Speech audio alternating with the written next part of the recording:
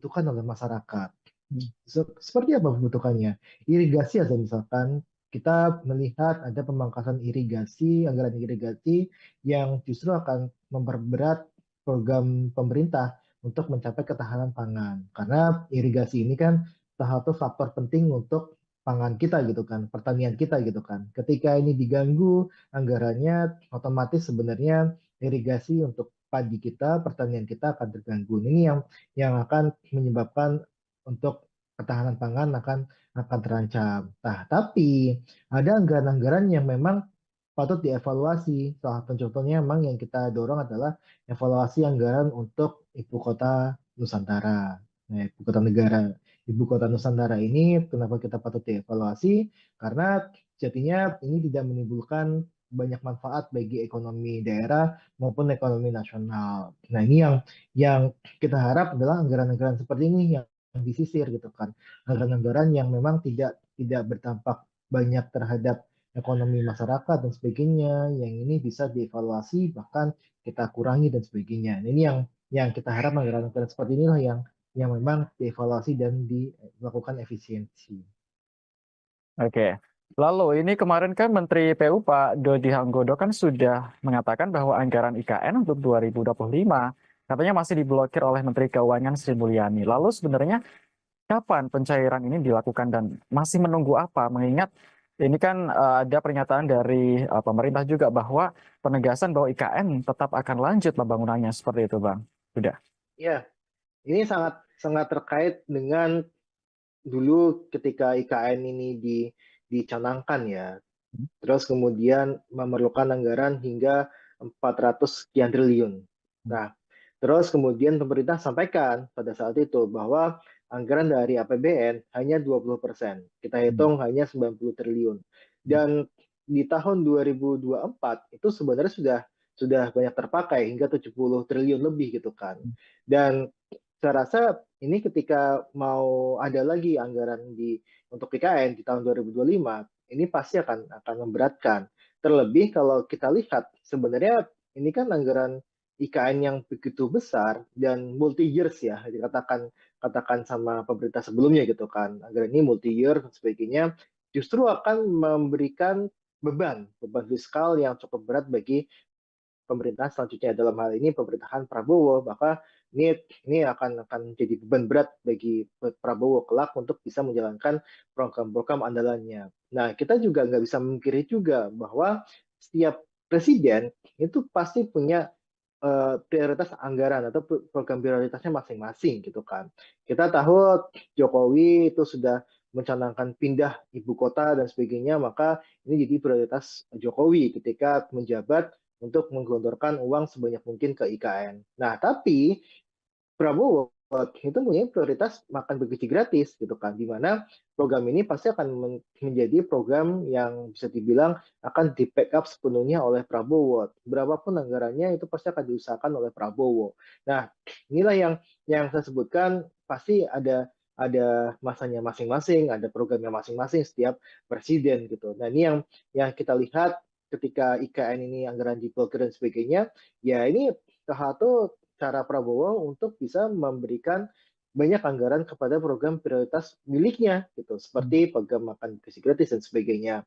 Nah, ini sudah kita sampaikan sebenarnya di awal ini ketika IKN ini dibangun harus ada pendekatan kepada investasi yang dilakukan oleh investor, terutama untuk investor tunggal dari luar negeri, yang hingga saat ini saya rasa masih cukup minim, bahkan hanya 3 gitu kan yang sudah masuk, satu dari China, satu dari Rusia, dan satu dari Australia. Walaupun ketiganya juga hanya saya dengar cuma groundbreaking saja gitu kan, tidak ada kelanjutan pembangunan di sana gitu. Jadi ini yang saya lihat harusnya ada pembagian beban kepada investor dan ini adalah salah satu dosa gitu ya, kesalahan yang cukup besar juga yang dilakukan oleh pemerintah sebelumnya yang mengatakan investor sudah mengantri dan sebagainya yang pada akhirnya hingga saat ini kita tidak melihat investor tersebut ada di IKN. Oke. Kalau menurut analisis dari Bang Huda, apa sebenarnya yang menyebabkan para investor asing ini kurang begitu melirik IKN, Bang? Apa sebenarnya ketakutan apa yang mungkin ada di pihak mereka sehingga menjadi untuk berinvestasi di IKN ini perlu pertimbangan yang sangat berat seperti itu. Apa analisis Anda? Ya, pasti ada hitungannya gitu kan, Hmm. bahwa investor ini kan dia tidak seperti yayasan gitu kan, yang Hmm. dia non profit gitu kan. Mereka pasti akan mengincar profit dan sebagainya. Mereka mengincar bagaimana cara mereka mencari keuntungan dengan melakukan investasi di IKN. Nah, kita lihat di IKN itu sudah ada pasarnya atau belum gitu kan. Hmm. Let's say contohnya investor untuk tempat hiburan. Tempat hiburan di IKN gimana, ada pangsa pasarnya apa tidak gitu kan. Sedangkan kita tahu bahwa pemerintah lagi-lagi menunda untuk pemindahan ASN ke IKN. Kita dengar dari tahun lalu misalkan ataupun tahun 2023 itu sudah ada rencana untuk pemindahan IKN, ASN ke IKN gitu kan. Terus kemudian diundur lagi ke Februari tahun 2024, kemudian diundur lagi Juni 2024, mundur lagi September gitu kan. Hingga sekarang ditekankan tidak ada rencana untuk pemindahan IKN dalam jangka waktu tertentu gitu. Jadi tidak ada rencana lagi nih IKN akan pindah, ASN ini akan pindah ke IKN kapan gitu. Karena dari pemerintah memang dirasa belum siap infrastruktur di sana untuk ASN ini tempat tinggal, kemudian kalau kita lihat untuk pendidikan anak-anaknya, kesehatan anak-anaknya dan sebagainya, itu tidak ada yang mencukupi di situ. Karena itu masih sangat seperti hutan gitu kan. Dia ada bangunan megah di tengah hutan yang dia tidak ada penghuninya gitu. Nah, kita juga lihat sebenarnya Mas, bahwa ini sangat-sangat, karena kontrak politik pasti sudah ada lah, karena ada undang-undang untuk pemindahan ibu kota Nusantara gitu kan, ibu kota negara dipindahkan ke IKN gitu kan. Dari sisi kontrak politik sudah ada, tapi dari sisi kontrak anggaran itu masih tanda tanya gitu kan. Makanya investor ini tidak mau nih untuk melakukan investasi di IKN karena tidak ada jaminan anggaran ke depan seperti apa untuk IKN ini, dan 20% dari total anggaran IKN yang sebesar 400 sekian triliun itu sudah hampir semuanya digunakan, dan ketika itu melebihi sudah pasti akan ada penolakan dari masyarakat. Ini yang saya rasa akhirnya menimbulkan keraguan investor untuk masuk ke IKN gitu kan. Dan juga kalau kita Mas Agung lihat ya, ini Jokowi sering sekali ya mengadakan rapat di IKN, terus kemudian 3 hari berkantor di IKN, terus kemudian malam-malam mengadakan inaugurasi di IKN dan sebagainya. Tapi kita tidak pernah nih melihat Prabowo berkantor ke IKN. Hmm. Ini kan kontrak-kontrak politik yang memang pasti akan dijadikan acuan bagi investor untuk masuk ke IKN atau tidak gitu. Ketika tidak ada jaminan yang pasti dari pemerintah dari sisi anggaran, kontrak politik secara dengan eksekutifnya juga juga kita lihat ogah-ogahan untuk pindah ke IKN dan sebagainya, saya rasa ini akan semakin memundurkan niat investor itu untuk masuk ke IKN.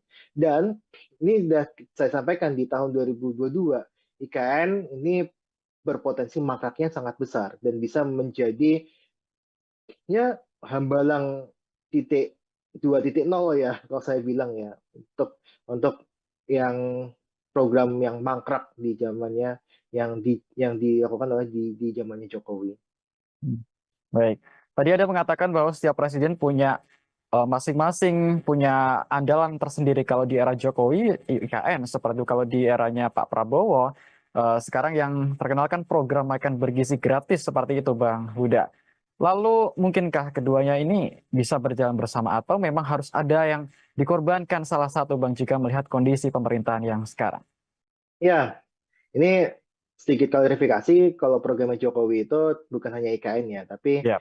ada dari sisi infrastruktur gitu kan. Karena kalau Hmm. kita lihat anggaran infrastruktur itu sangat besar, termasuk untuk infrastruktur di IKN. Nah, kita lihat berapa sih anggaran yang dibutuhkan oleh IKN gitu kan. Ada 400 sekian triliun.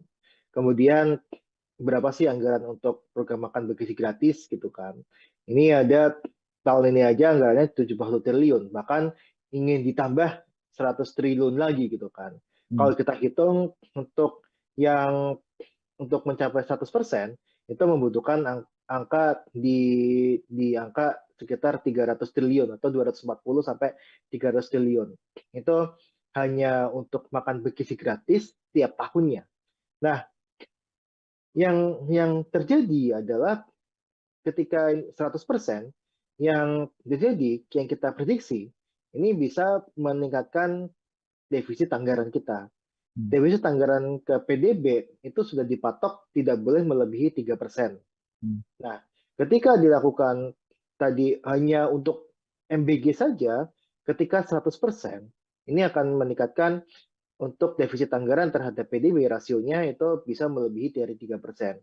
Yang pada akhirnya bisa memunculkan potensi untuk dilakukan impeachment terhadap pemerintah, terhadap Prabowo gitu. Nah, makanya ini sangat-sangat tidak mungkin sebenarnya ketika ada program makan bergizi gratis yang butuh uang sangat besar ditambah dengan adanya IKN, pembangunan IKN di era Prabowo ini. Sedangkan satu sisi penerimaan negara kita tengah seret, apalagi ada masalah Cortex gitu kan, yang ini bisa berpotensi untuk melambatkan penerimaan negara. Nah, artinya apa? Artinya ini tidak mungkin kalau misalkan ketika penerimaan sedang seret, kemudian ada program MBG, Prabowo sangat sangat ambisius dengan program ini, terus ditugasi untuk melanjutkan IKN untuk selesai di 4 tahun pemerintahan Prabowo.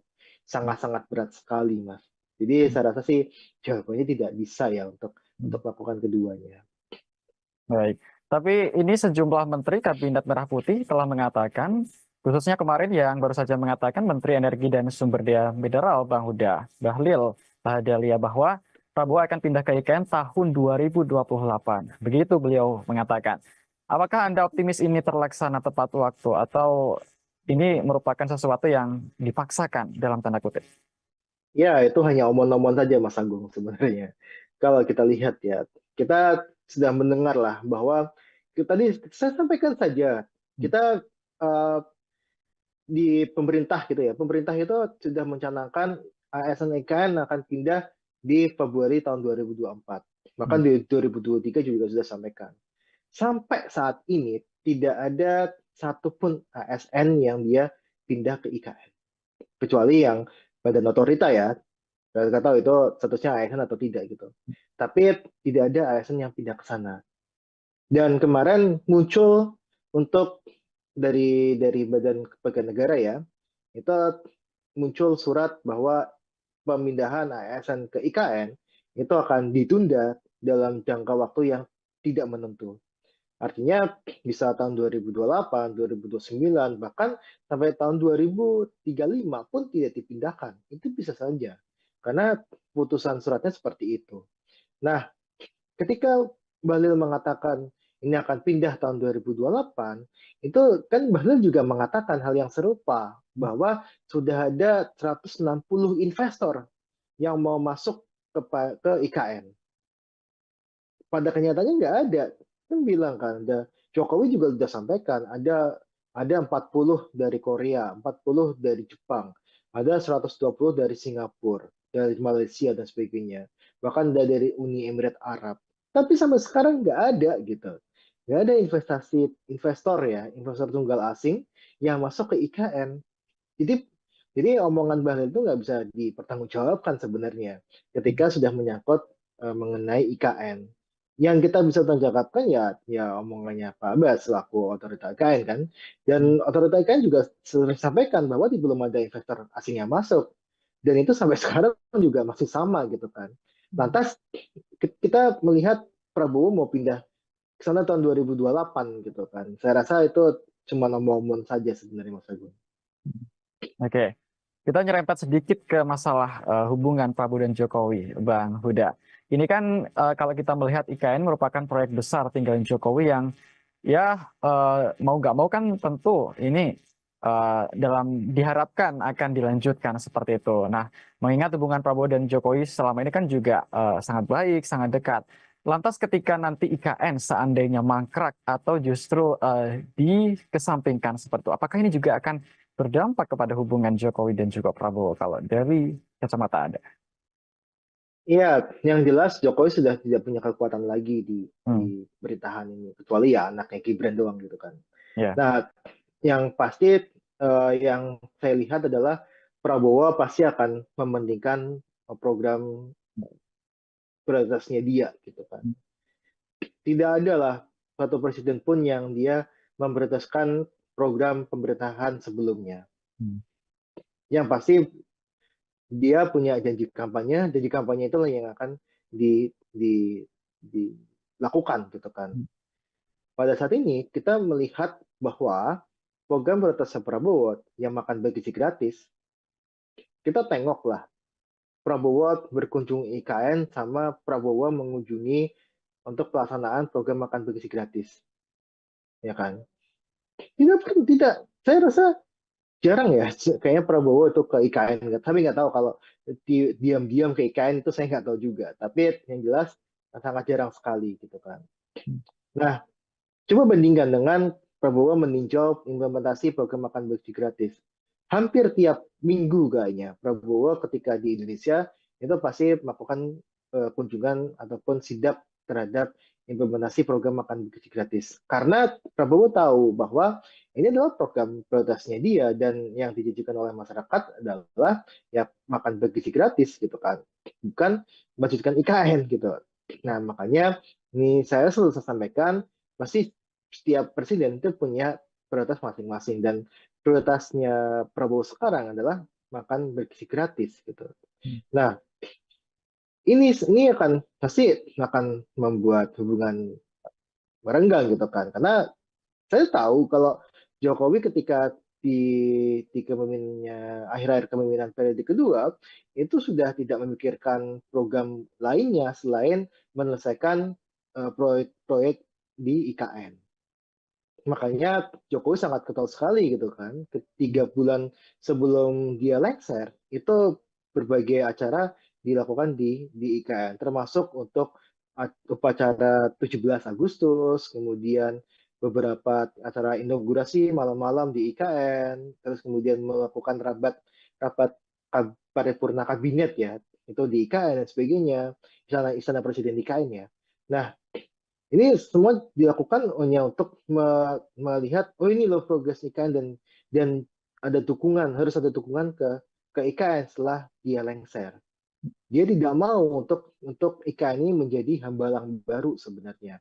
Tapi lagi-lagi pasti prioritas presiden itu beda-beda gitu. Tadi saya sampaikan di awal dan kita tidak boleh punya dua matahari ya. Tidak boleh punya matahari kembar yang sekarang presidennya adalah Prabowo bukan Jokowi lagi. Oke. Lalu terkait ini Bang Huda, ini kan juga masalah di KN kan menjadi perhatian semua masyarakat Indonesia seperti itu. Dan berita hari ini ada pejabat otorita IKN yang mundur baru saja Bang Muhammad Ali Iya. Braw. Ini apa komentar Anda tentang pengunduran diri di momen yang sangat genting ini Bang Huda? Iya, pengunduran diri pejabat IKN ini kan bukan yang pertama kali ya. Kita Betul. eh, kepala otorita pun sudah mengundurkan diri walaupun masuk kembali sebagai ya tadi ya untuk staf sus apa gitu saya lupa untuk jabatannya Pak Bambang gitu kan. Nah, yang jelas adalah ada sesuatu bermasalah di IKN bahwa IKN ini pertama tadi yang jelas belum ada investor tunggal asing yang masuk. Beban terhadap APBN itu terlampau berat gitu kan. Kemudian belum ada kejelasan apakah pemerintahan sekarang dan pemerintahan selanjutnya itu memajukan IKN atau tidak. Karena banyak yang sampaikan gitu kan bahwa IKN itu akan jadi ibu kota politik saja gitu kan. Bukan sebagai ibu kota negara. Ibu kota negara tetap di Jakarta gitu. Nah, inilah yang memang menjadi dasar kenapa sih pejabat-pejabat IKN itu dia mengundurkan diri. Nah, ini sangat-sangat terkait juga dengan anggaran yang di otorita IKN gitu kan. Bahwa ya anggaran pembayaran gaji dan sebagainya belum dibayarkan ataupun pembayaran tidak tepat waktu dan sebagainya, itu juga jadi pemicu juga gitu kan. Dan yang jelas adalah ketika pejabat IKN ini dia masuk, yang jelas rencana IKN ini sudah ada gitu, sudah jadi gitu. Dan memang ketika kita tidak ataupun sungkan untuk melakukan apa yang jadi pertentangan batin itu pasti akan mengundurkan diri kan. Nah ini yang saya lihat motif-motifnya seperti itu, terutama motif bahwa ini tidak tidak tidak ada investor yang masuk, ini yang saya rasa menjadi problem utama. Karena tadi 80% adalah uang non APBN. Dan yang paling banyak diandalkan adalah selain dari BUMN, adalah dari investor asing. Nah, ketika investor asing ini tidak masuk, ya jelas tidak ada pembangunan lagi di IKN. Maka tidak ada pejabat yang siap menjadi sejarah kelam sebenarnya. Makanya dia mengundurkan diri dari IKN. Itu aja sebenarnya, Mas. Oke, jadi kesimpulannya Anda yakin bahwa IKN ini seperti yang Anda bilang tadi akan mangkrak dan menjadi hambalang jilid 2 seperti itu? Sudah saya sampaikan di tahun 2022, ketika tidak ada investor asing masuk di IKN, sampai Jokowi lengser, ini akan mangkrak. Sampai Jokowi lengser pun hanya 3 yang groundbreaking, kita nggak tahu sampai mana perkembangannya. Tidak ada investor kakap yang masuk, yang ada mengundurkan diri, ada SoftBank, sebagainya yang dia mengundurkan diri, ada beberapa yang masuk investor swasta domestik pun juga banyak yang mengundurkan diri dan sebagainya. Yang pada akhirnya ini akan membebankan APBN. Nah, ketika APBN itu terasa berat dan pemerintah sudah berganti prioritasnya, saya rasa potensi mangkrak untuk IKN membesar. Dan ini sudah saya sampaikan di tahun 2022, IKN akan bisa menjadi hambalang jilid baru. Oke, terakhir Bang Huda, ini kan bicara soal pemangkasan anggaran nggak hanya dari Kementerian PU saja, tapi beberapa dan banyak lembaga lain seperti itu ya Bang Huda ya. Oke, kalau menurut Anda ini sahkah atau wajar-wajar saja jika pemangkasan dilakukan mungkin secara besar-besaran demi program makan bergizi gratis yang menjadi program andalan Presiden kita saat ini, Presiden Prabowo Subianto?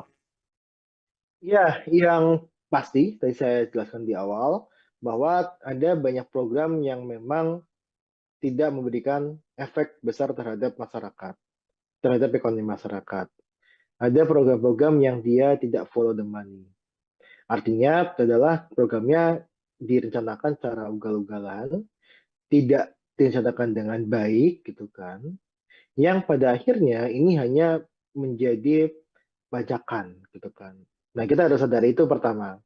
Nah, yang kedua, ada juga program-program yang memang bermanfaat bagi masyarakat luas, bagi masyarakat, ekonomi masyarakat secara luas. Contohnya, program untuk yang dalam negeri, misalkan perjalanan dinas dalam negeri. Ini kan sesuatu yang dapat membantu dari sisi sektor hotel. Sektor hotel itu mempunyai multiplier efek kepada sektor-sektor lainnya. Misalkan sektor hotel, dia kan butuh untuk Telkom kan pasti kan ada telepon. Kemudian dia juga menyerap tenaga kerja. Kemudian belum kita hitung untuk bisnis penatu ya, bisnis binatu sorry, yang bisnis laundry ya, bisnis laundry yang memang yang itu pasti akan terdampak juga. Belum lagi penyediaan amenities seperti sandal hotel dan sebagainya, itu yang pasti akan terdampak dan sebagainya lah ya. Jadi multiplier-nya cukup besar. Nah, ini yang harus dilihat sama Prabowo dan tim adalah bagaimana mengklasifikasikan untuk program-program yang dia berdampak ke masyarakat luas dan mana program yang tidak berdampak kepada masyarakat luas. Dan ketika mereka atau program itu tidak berdampak pada masyarakat secara luas, ya itu patut dievaluasi, patut diefisiensikan, patut dihapuskan. Tapi untuk yang program-program yang dia berdampak luas, patut kita keep atau patut kita tetap laksanakan, tidak dilakukan pemangkasan anggaran. Makanya ini yang kita sampaikan gitu kan. Nah, apakah ini bisa untuk makan bergizi gratis gitu kan? Ya sudah pasti akan mengarahnya ke sana. Ada dua sebenarnya hipotesa saya. Untuk makan bergizi gratis atau memang pemerintah tidak punya uang gitu. Jadi ya ya udah makan bergizi gratis tetap 71 triliun penghematannya karena memang tidak punya uang gitu. Tidak punya uang, pemerintah ini penerimaan negara cukup berat gitu kan. Ini yang saya lihat dari sisi dua hipotesa itu. Dan ketika itu dilakukan untuk program makan gratis, ya wajar, itu kan programnya Prabowo gitu kan. Ya, itu hak prerogatif presiden gitu. Nah, ini yang tapi saya dengar kan di DPR juga tengah dibahas gitu kan. Ada beberapa anggaran yang memang harus dilakukan efisiensi, ada yang harus ditahan. Kalau dari kemudian PU gitu kan, itu ada irigasi yang memang ditentang sama beberapa anggota DPR untuk dihilangkan karena ini akan menyangkut kepada petani kita, kepada ketahanan pangan kita. Jadi ada beberapa anggaran yang nampaknya harus harus diteliti lebih lanjut, Mas Agung. Oke, kita berharap bersama-sama ya Bang ya, semoga pemerintah bijak dalam mengambil keputusan apapun itu baik Amin. terkait IKN maupun program-program lainnya. Dan terkait dengan mangkrak atau tidaknya IKN, kita lihat bersama ya Bang ya, nanti biar waktu yang akan menguji apakah benar Iya, proyek tinggalan Presiden Jokowi ini akan menjadi hambalang jilid 2 atau akan iya, berlanjut. Kita nggak iya. akan tahu. Apakah ini bisa untuk makan bergizi gratis gitu kan? Ya sudah pasti akan mengarahnya ke sana. Ada dua sebenarnya hipotesa saya. Untuk makan bergizi gratis atau memang pemerintah tidak punya uang. Defisit anggaran ke PDB itu sudah dipatok tidak boleh melebihi 3%. Nah, ketika dilakukan tadi hanya untuk MBG saja, ketika 100%, ini akan meningkatkan untuk defisit anggaran terhadap PDB rasionya itu bisa melebihi dari 3%.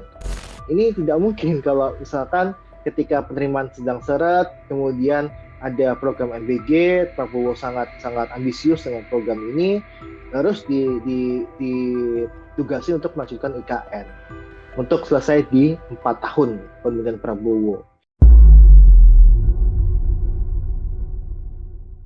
Selamat malam, saudara. Anda menyaksikan Tribun News on Focus bersama saya, Agung Laksono. Pembangunan Ibu Kota Nusantara atau IKN kembali menjadi sorotan di tengah kebijakan efisiensi anggaran Presiden Prabowo Subianto. Pasalnya, Kementerian Pekerjaan Umum yang bertanggung jawab atas proyek IKN mengalami pemangkasan anggaran sebesar 81 triliun rupiah pada tahun 2025. Akankah proyek tinggalan Presiden Jokowi ini tetap berlanjut atau justru mangkrak seperti yang dikhawatirkan banyak pihak? Kita akan bahas bersama Direktur Ekonomi Selios Nailul Huda. Kita sapa terlebih dahulu. Halo, apa kabar Bang Huda?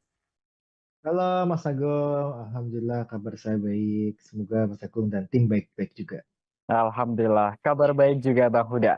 Oke, sebagai pengantar, apa komentar Anda soal pemangkasan anggaran 81 triliun rupiah di Kementerian PU Bang Huda? Ini jumlah yang wajarkah atau justru tidak masuk akal menurut Anda?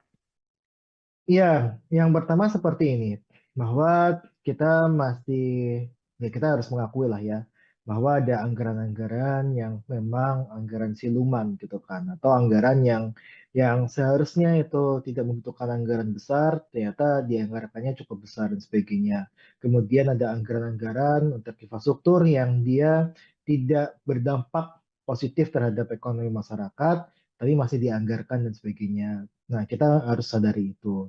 Nah, maka ini langkah pemangkasan anggaran itu langkah yang bijak ketika yang dipangkas itu benar-benar anggaran yang memang tadi anggaran Suleman dan sebagainya. Tapi ada juga anggaran-anggaran yang memang masih dibutuhkan oleh masyarakat banyak gitu kan. Seperti contohnya kalau kita bedah di paparannya Kemen PU ya, yang banyak beredar di media sosial bahwa ada pemangkasan anggaran di irigasi, pemeliharaan jalan dan sebagainya yang justru itu dibutuhkan oleh masyarakat. Seperti apa pembutuhannya? Irigasi aja misalkan kita melihat ada pemangkasan irigasi, anggaran irigasi yang justru akan memperberat program pemerintah untuk mencapai ketahanan pangan. Karena irigasi ini kan salah satu faktor penting untuk pangan kita gitu kan, pertanian kita gitu kan. Ketika ini diganggu anggarannya, otomatis sebenarnya irigasi untuk padi kita, pertanian kita akan terganggu. Ini yang akan menyebabkan untuk ketahanan pangan akan terancam. Nah, tapi ada anggaran-anggaran yang memang patut dievaluasi. Salah satu contohnya memang yang kita dorong adalah evaluasi anggaran untuk ibu kota Nusantara, ibu kota negara. ibu kota Nusantara ini kenapa kita patut dievaluasi? Karena sejatinya ini tidak menimbulkan banyak manfaat bagi ekonomi daerah maupun ekonomi nasional. Nah, ini yang kita harap adalah anggaran-anggaran seperti ini yang disisir gitu kan. Anggaran-anggaran yang memang tidak berdampak banyak terhadap ekonomi masyarakat dan sebagainya, yang ini bisa dievaluasi bahkan kita kurangi dan sebagainya. Nah, ini yang kita harap anggaran-anggaran seperti inilah yang memang dievaluasi dan dilakukan efisiensi. Oke. Lalu ini kemarin kan Menteri PU Pak Dodi Hanggodo kan sudah mengatakan bahwa anggaran IKN untuk 2025 katanya masih diblokir oleh Menteri Keuangan Sri Mulyani. Lalu sebenarnya kapan pencairan ini dilakukan dan masih menunggu apa? Mengingat ini kan ada pernyataan dari pemerintah juga bahwa penegasan bahwa IKN tetap akan lanjut pembangunannya seperti itu, Bang. Sudah. Ya, ini sangat sangat terkait dengan dulu ketika IKN ini dicanangkan ya. Terus kemudian memerlukan anggaran hingga 400 sekian triliun. Nah, terus kemudian pemerintah sampaikan pada saat itu bahwa anggaran dari APBN hanya 20%. Kita hitung hanya 90 triliun. Dan di tahun 2024 itu sebenarnya sudah banyak terpakai hingga 70 triliun lebih gitu kan. Dan saya rasa ini ketika mau ada lagi anggaran untuk PKN di tahun 2025, ini pasti akan memberatkan. Terlebih kalau kita lihat sebenarnya ini kan anggaran IKN yang begitu besar dan multi years ya, katakan sama pemerintah sebelumnya gitu kan. Anggaran ini multi year dan sebagainya justru akan memberikan beban fiskal yang cukup berat bagi pemerintahan selanjutnya, dalam hal ini pemerintahan Prabowo, maka ini akan jadi beban berat bagi Prabowo kelak untuk bisa menjalankan program-program andalannya. Nah, kita juga nggak bisa memungkiri juga bahwa setiap presiden itu pasti punya prioritas anggaran atau program prioritasnya masing-masing gitu kan. Kita tahu Jokowi itu sudah mencanangkan pindah ibu kota dan sebagainya, maka ini jadi prioritas Jokowi ketika menjabat untuk menggelontorkan uang sebanyak mungkin ke IKN. Nah, tapi Prabowo itu punya prioritas makan bergizi gratis gitu kan, di mana program ini pasti akan menjadi program yang bisa dibilang akan di backup sepenuhnya oleh Prabowo. Berapapun anggarannya itu pasti akan diusahakan oleh Prabowo. Nah, inilah yang saya sebutkan, pasti ada masanya masing-masing, ada programnya masing-masing setiap presiden gitu. Nah, ini yang kita lihat ketika IKN ini anggaran diblokir dan sebagainya, ya ini salah satu cara Prabowo untuk bisa memberikan banyak anggaran kepada program prioritas miliknya gitu, seperti program makan gizi gratis dan sebagainya. Nah, ini sudah kita sampaikan sebenarnya di awal, ini ketika IKN ini dibangun harus ada pendekatan kepada investasi yang dilakukan oleh investor, terutama untuk investor tunggal dari luar negeri, yang hingga saat ini saya rasa masih cukup minim, bahkan hanya 3 gitu kan yang sudah masuk, satu dari China, satu dari Rusia, dan satu dari Australia. Walaupun ketiganya juga hanya saya dengar cuma groundbreaking saja gitu kan, tidak ada kelanjutan pembangunan di sana gitu. Jadi ini yang saya lihat harusnya ada pembagian beban kepada investor, dan ini adalah salah satu dosa gitu ya, kesalahan yang cukup besar juga yang dilakukan oleh pemerintah sebelumnya, yang mengatakan investor sudah mengantri dan sebagainya, yang pada akhirnya hingga saat ini kita tidak melihat investor tersebut ada di IKN. Oke. Kalau menurut analisis dari Bang Huda, apa sebenarnya yang menyebabkan para investor asing ini kurang begitu melirik IKN, Bang? Apa sebenarnya ketakutan apa yang mungkin ada di pihak mereka sehingga menjadi untuk berinvestasi di IKN ini perlu pertimbangan yang sangat berat seperti itu? Apa analisis Anda? Ya, pasti ada hitungannya gitu kan, bahwa investor ini kan dia tidak seperti yayasan gitu kan, yang dia non profit gitu kan. Mereka pasti akan mengincar profit dan sebagainya. Mereka mengincar bagaimana cara mereka mencari keuntungan dengan melakukan investasi di IKN. Nah, kita lihat di IKN itu sudah ada pasarnya atau belum gitu kan. Let's say contohnya investor untuk tempat hiburan. Tempat hiburan di IKN gimana, ada pangsa pasarnya apa tidak gitu kan. Sedangkan kita tahu bahwa pemerintah lagi-lagi menunda untuk pemindahan ASN ke IKN. Kita dengar dari tahun lalu misalkan ataupun tahun 2023 itu sudah ada rencana untuk pemindahan IKN, ASN ke IKN gitu kan. Terus kemudian diundur lagi ke Februari tahun 2024, kemudian diundur lagi Juni 2024, mundur lagi September gitu kan. Hingga hingga sekarang ditekankan tidak ada rencana untuk pemindahan IKN dalam jangka waktu tertentu gitu. Jadi tidak ada rencana lagi nih IKN akan pindah, ASN ini akan pindah ke IKN kapan gitu. Karena dari pemerintah memang dirasa belum siap infrastruktur di sana untuk ASN ini tempat tinggal, kemudian kalau kita lihat untuk pendidikan anak-anaknya, kesehatan anak-anaknya dan sebagainya, itu tidak ada yang mencukupi di situ. Karena itu masih sangat seperti hutan gitu kan. Dia ada bangunan megah di tengah hutan yang dia tidak ada penghuninya gitu. Nah, kita juga lihat sebenarnya Mas, bahwa ini sangat-sangat karena kontrak politik pasti sudah ada lah, karena ada undang-undang untuk pemindahan ibu kota Nusantara gitu kan, ibu kota negara dipindahkan ke IKN gitu kan. Dari sisi kontrak politik sudah ada, tapi dari sisi kontrak anggaran itu masih tanda tanya gitu kan. Makanya investor ini tidak mau nih untuk melakukan investasi di IKN karena tidak ada jaminan anggaran ke depan seperti apa untuk IKN ini dan 20% dari total anggaran IKN yang sebesar 400 sekian triliun itu sudah hampir semuanya digunakan dan ketika itu melebihi sudah pasti akan ada penolakan dari masyarakat. Ini yang saya rasa akhirnya menimbulkan keraguan investor untuk masuk ke IKN gitu kan. Dan juga kalau kita Mas Agung lihat ya, ini Jokowi sering sekali ya mengadakan rapat di IKN, terus kemudian 3 hari berkantor di IKN, terus kemudian malam-malam mengadakan inaugurasi di IKN dan sebagainya. Tapi kita tidak pernah nih melihat Prabowo berkantor ke IKN. Ini kan kontrak-kontrak politik yang memang pasti akan dijadikan acuan bagi investor untuk masuk ke IKN atau tidak gitu.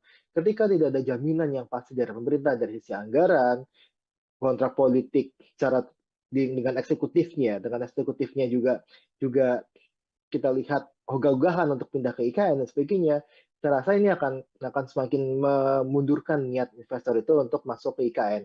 Dan ini sudah saya sampaikan di tahun 2022, IKN ini berpotensi mangkraknya sangat besar dan bisa menjadi ya hambalang titik 2.0 ya kalau saya bilang ya untuk yang program yang mangkrak di zamannya yang dilakukan oleh di zamannya Jokowi. Baik. Tadi ada mengatakan bahwa setiap presiden punya masing-masing punya andalan tersendiri. Kalau di era Jokowi, IKN. Seperti itu kalau di eranya Pak Prabowo, sekarang yang terkenal kan program makan bergizi gratis seperti itu, Bang Huda. Lalu mungkinkah keduanya ini bisa berjalan bersama atau memang harus ada yang dikorbankan salah satu, Bang, jika melihat kondisi pemerintahan yang sekarang? Ya, ini sedikit klarifikasi kalau programnya Jokowi itu bukan hanya IKN ya, tapi Ya. ada dari sisi infrastruktur gitu kan. Karena kalau Hmm. kita lihat anggaran infrastruktur itu sangat besar, termasuk untuk infrastruktur di IKN.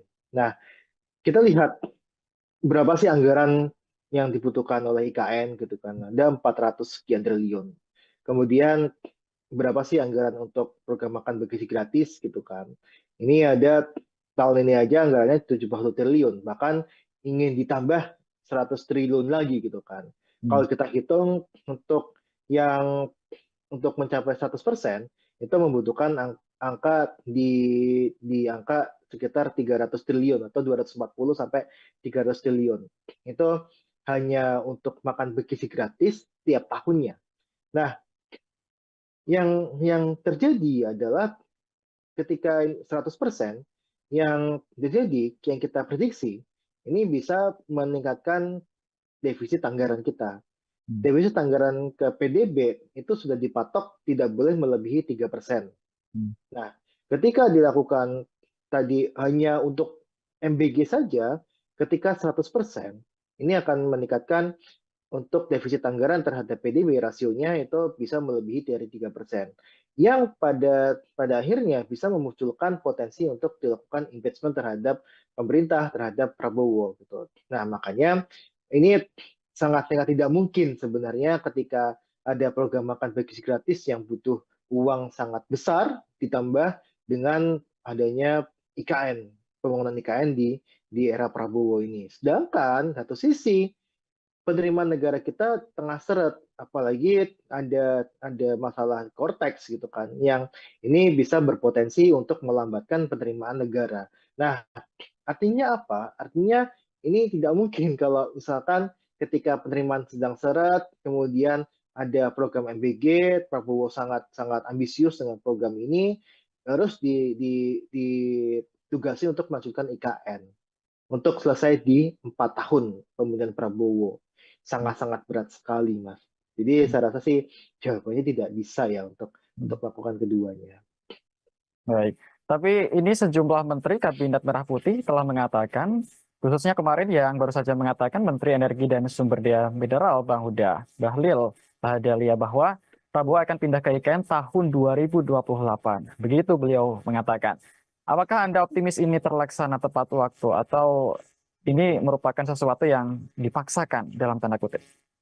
Ya, itu hanya omong-omong saja, Mas Agung, sebenarnya. Kalau kita lihat ya, kita sudah mendengar lah bahwa tadi saya sampaikan saja, kita uh, di pemerintah gitu ya, pemerintah itu sudah mencanangkan ASN IKN akan pindah di Februari tahun 2024. Bahkan di 2023 juga sudah sampaikan. Sampai saat ini tidak ada satupun ASN yang dia pindah ke IKN. Kecuali yang badan otorita ya, nggak tahu itu statusnya ASN atau tidak gitu. Tapi tidak ada ASN yang pindah ke sana. Dan kemarin muncul untuk dari Badan Kepegawaian Negara ya, itu muncul surat bahwa pemindahan ASN ke IKN itu akan ditunda dalam jangka waktu yang tidak menentu. Artinya bisa tahun 2028, 2029, bahkan sampai tahun 2035 pun tidak dipindahkan. Itu bisa saja. Karena putusan suratnya seperti itu. Nah, ketika Bahlil mengatakan ini akan pindah tahun 2028, itu kan Bahlil juga mengatakan hal yang serupa, bahwa sudah ada 160 investor yang mau masuk ke IKN. Pada kenyataannya nggak ada. Kan bilang kan, Jokowi juga sudah sampaikan, ada 40 dari Korea, 40 dari Jepang, ada 120 dari Singapura, dari Malaysia dan sebagainya. Bahkan dari Uni Emirat Arab. Tapi sampai sekarang nggak ada gitu. Nggak ada investor ya, investor tunggal asing yang masuk ke IKN. Jadi omongan Bahlil itu nggak bisa dipertanggungjawabkan sebenarnya ketika sudah menyangkut mengenai IKN. Yang kita bisa tanggapan ya omongannya Pak Abbas selaku otorita IKN kan. Dan otorita IKN juga sering sampaikan bahwa belum ada investor asing yang masuk. Dan itu sampai sekarang juga masih sama gitu kan. Lantas kita melihat Prabowo mau pindah ke sana tahun 2028 gitu kan. Saya rasa itu cuma omong-omong saja sebenarnya Mas Agung. Oke. Kita nyerempet sedikit ke masalah hubungan Prabowo dan Jokowi, Bang Huda. Ini kan kalau kita melihat IKN merupakan proyek besar tinggalin Jokowi yang ya mau nggak mau kan tentu ini dalam diharapkan akan dilanjutkan seperti itu. Nah, mengingat hubungan Prabowo dan Jokowi selama ini kan juga sangat baik, sangat dekat. Lantas ketika nanti IKN seandainya mangkrak atau justru dikesampingkan seperti itu, apakah ini juga akan berdampak kepada hubungan Jokowi dan juga Prabowo kalau dari kacamata Anda? Iya, yang jelas Jokowi sudah tidak punya kekuatan lagi Hmm, di pemerintahan ini, kecuali ya anaknya Gibran doang gitu kan. ya. Nah, yang pasti yang saya lihat adalah Prabowo pasti akan mementingkan program prioritasnya dia gitu kan. Tidak ada lah satu presiden pun yang dia memprioritaskan program pemerintahan sebelumnya. Hmm, Yang pasti dia punya janji kampanye itulah yang akan dilakukan gitu kan. Pada saat ini kita melihat bahwa program prioritas Prabowo yang makan gaji gratis, kita tengoklah Prabowo berkunjung IKN sama Prabowo mengunjungi untuk pelaksanaan program makan gaji gratis, ya kan? Tidak, tidak. Saya rasa jarang ya, kayaknya Prabowo itu ke IKN, tapi nggak tahu kalau diam-diam ke IKN itu saya nggak tahu juga. Tapi yang jelas sangat jarang sekali gitu kan. Nah, coba bandingkan dengan Prabowo meninjau implementasi program makan bersih gratis. Hampir tiap minggu kayaknya Prabowo ketika di Indonesia itu pasti melakukan kunjungan ataupun sidak terhadap implementasi program makan bersih gratis. Karena Prabowo tahu bahwa ini adalah program prioritasnya dia dan yang dijanjikan oleh masyarakat adalah ya makan bersih gratis gitu kan, bukan melanjutkan IKN gitu. Nah makanya ini saya selalu sampaikan pasti setiap presiden itu punya prioritas masing-masing dan prioritasnya Prabowo sekarang adalah makan bergizi gratis gitu. Nah, ini akan pasti akan membuat hubungan merenggang gitu kan. Karena saya tahu kalau Jokowi ketika di kepemimpinannya akhir-akhir kepemimpinan periode kedua itu sudah tidak memikirkan program lainnya selain menyelesaikan proyek-proyek di IKN. Makanya Jokowi sangat ketol sekali gitu kan. Ketiga bulan sebelum dia lengser, itu berbagai acara dilakukan di IKN, termasuk untuk upacara 17 Agustus, kemudian beberapa acara inaugurasi malam-malam di IKN, terus kemudian melakukan rapat rapat paripurna kabinet ya, itu di IKN dan sebagainya, istana presiden di IKN ya. Nah, ini semua dilakukan hanya untuk melihat, oh ini loh progres IKN dan ada dukungan, harus ada dukungan ke IKN setelah dia lengser. Dia tidak mau untuk IKN ini menjadi hambalang baru sebenarnya. Tapi lagi-lagi pasti prioritas presiden itu beda-beda gitu. Jadi saya sampaikan di awal dan kita tidak boleh punya dua matahari ya. Tidak boleh punya matahari kembar. Yang sekarang presidennya adalah Prabowo bukan Jokowi lagi. Oke. Lalu terkait ini Bang Huda, em, ini kan juga masalah di KN kan menjadi perhatian semua masyarakat Indonesia seperti itu. Dan berita hari ini ada pejabat otorita IKN yang mundur baru saja Bang Muhammad Ali Iya. Berau. Ini apa komentar Anda tentang pengunduran diri di momen yang sangat genting ini Bang Huda? Iya, pengunduran diri pejabat di KN ini kan bukan yang pertama kali ya. Kita Betul. eh, kepala otorita pun sudah mengundurkan diri walaupun masuk kembali sebagai ya tadi ya untuk staf sus apa gitu saya lupa untuk jabatannya Pak Bambang gitu kan. Nah, yang jelas adalah ada sesuatu bermasalah di IKN bahwa IKN ini pertama tadi yang jelas belum ada investor tunggal asing yang masuk. Beban terhadap APBN itu terlampau berat gitu kan. Kemudian belum ada kejelasan apakah pemerintahan sekarang dan pemerintahan selanjutnya itu mengajukan IKN atau tidak. Karena banyak yang sampaikan gitu kan bahwa IKN itu akan jadi ibu kota politik saja gitu kan. Bukan sebagai ibu kota negara. Ibu kota negara tetap di Jakarta gitu. Nah, inilah yang memang menjadi dasar kenapa sih pejabat-pejabat IKN itu dia mengundurkan diri. Nah, ini sangat-sangat terkait juga dengan anggaran yang di otorita IKN gitu kan. Bahwa ya anggaran pembayaran gaji dan sebagainya belum dibayarkan ataupun pembayaran tidak tepat waktu dan sebagainya, itu juga jadi pemicu juga gitu kan. Dan yang jelas adalah ketika pejabat IKN ini dia masuk, yang jelas rencana IKN ini sudah ada gitu, sudah jadi gitu. Dan memang ketika kita tidak ataupun sungkan untuk melakukan apa yang jadi pertentangan batin, itu pasti akan mengundurkan diri kan. Nah ini yang saya lihat motif-motifnya seperti itu, terutama motif bahwa ini tidak tidak tidak ada investor yang masuk ini yang saya rasa menjadi problem utama. Karena tadi 80% adalah uang non APBN. Dan yang paling banyak diandalkan adalah selain dari BUMN adalah dari investor asing. Nah, ketika investor asing ini tidak masuk, ya jelas tidak ada pembangunan lagi di IKN. Maka tidak ada pejabat yang siap menjadi secara kelam sebenarnya. Makanya dia mengundurkan diri dari IKN. Itu aja sebenarnya, Mas. Oke, jadi kesimpulannya Anda yakin bahwa IKN ini seperti yang Anda bilang tadi akan mangkrak dan jadi hambalang jilid 2 seperti itu? Sudah saya sampaikan di tahun 2022, ketika tidak ada investor asing masuk di IKN, sampai Jokowi Jokowi lengser, itu akan mangkrak. Sampai Jokowi lengser pun hanya 3 yang groundbreaking, kita nggak tahu sampai mana perkembangannya.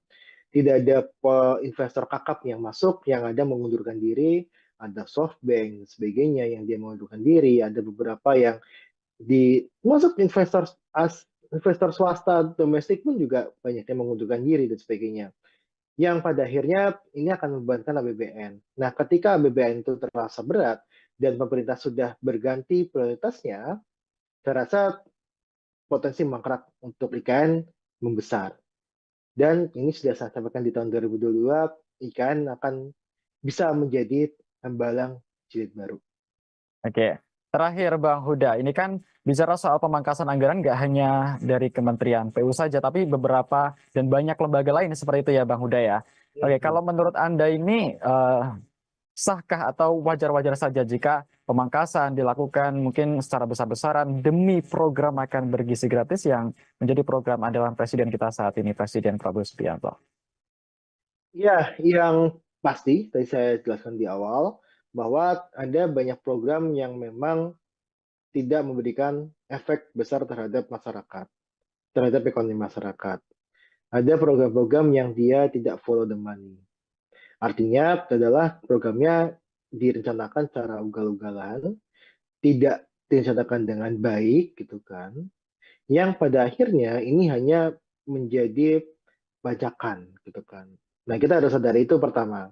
Nah, yang kedua, ada juga program-program yang memang bermanfaat bagi masyarakat luas, bagi masyarakat, ekonomi masyarakat secara luas. Contohnya, program untuk yang dalam negeri, misalkan perjalanan dinas dalam negeri. Ini kan sesuatu yang dapat membantu dari sisi sektor hotel. Sektor hotel itu mempunyai multiplier efek kepada sektor-sektor lainnya. Misalkan sektor hotel, dia kan butuh untuk Telkom kan pasti kan ada telepon. Kemudian dia juga menyerap tenaga kerja.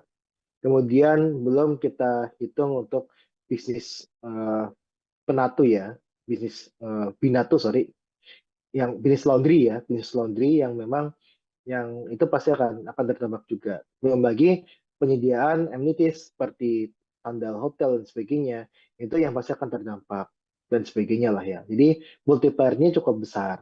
Nah, ini yang harus dilihat sama Prabowo dan tim adalah bagaimana mengklasifikasikan untuk program-program yang dia berdampak ke masyarakat luas dan mana program yang tidak berdampak kepada masyarakat luas.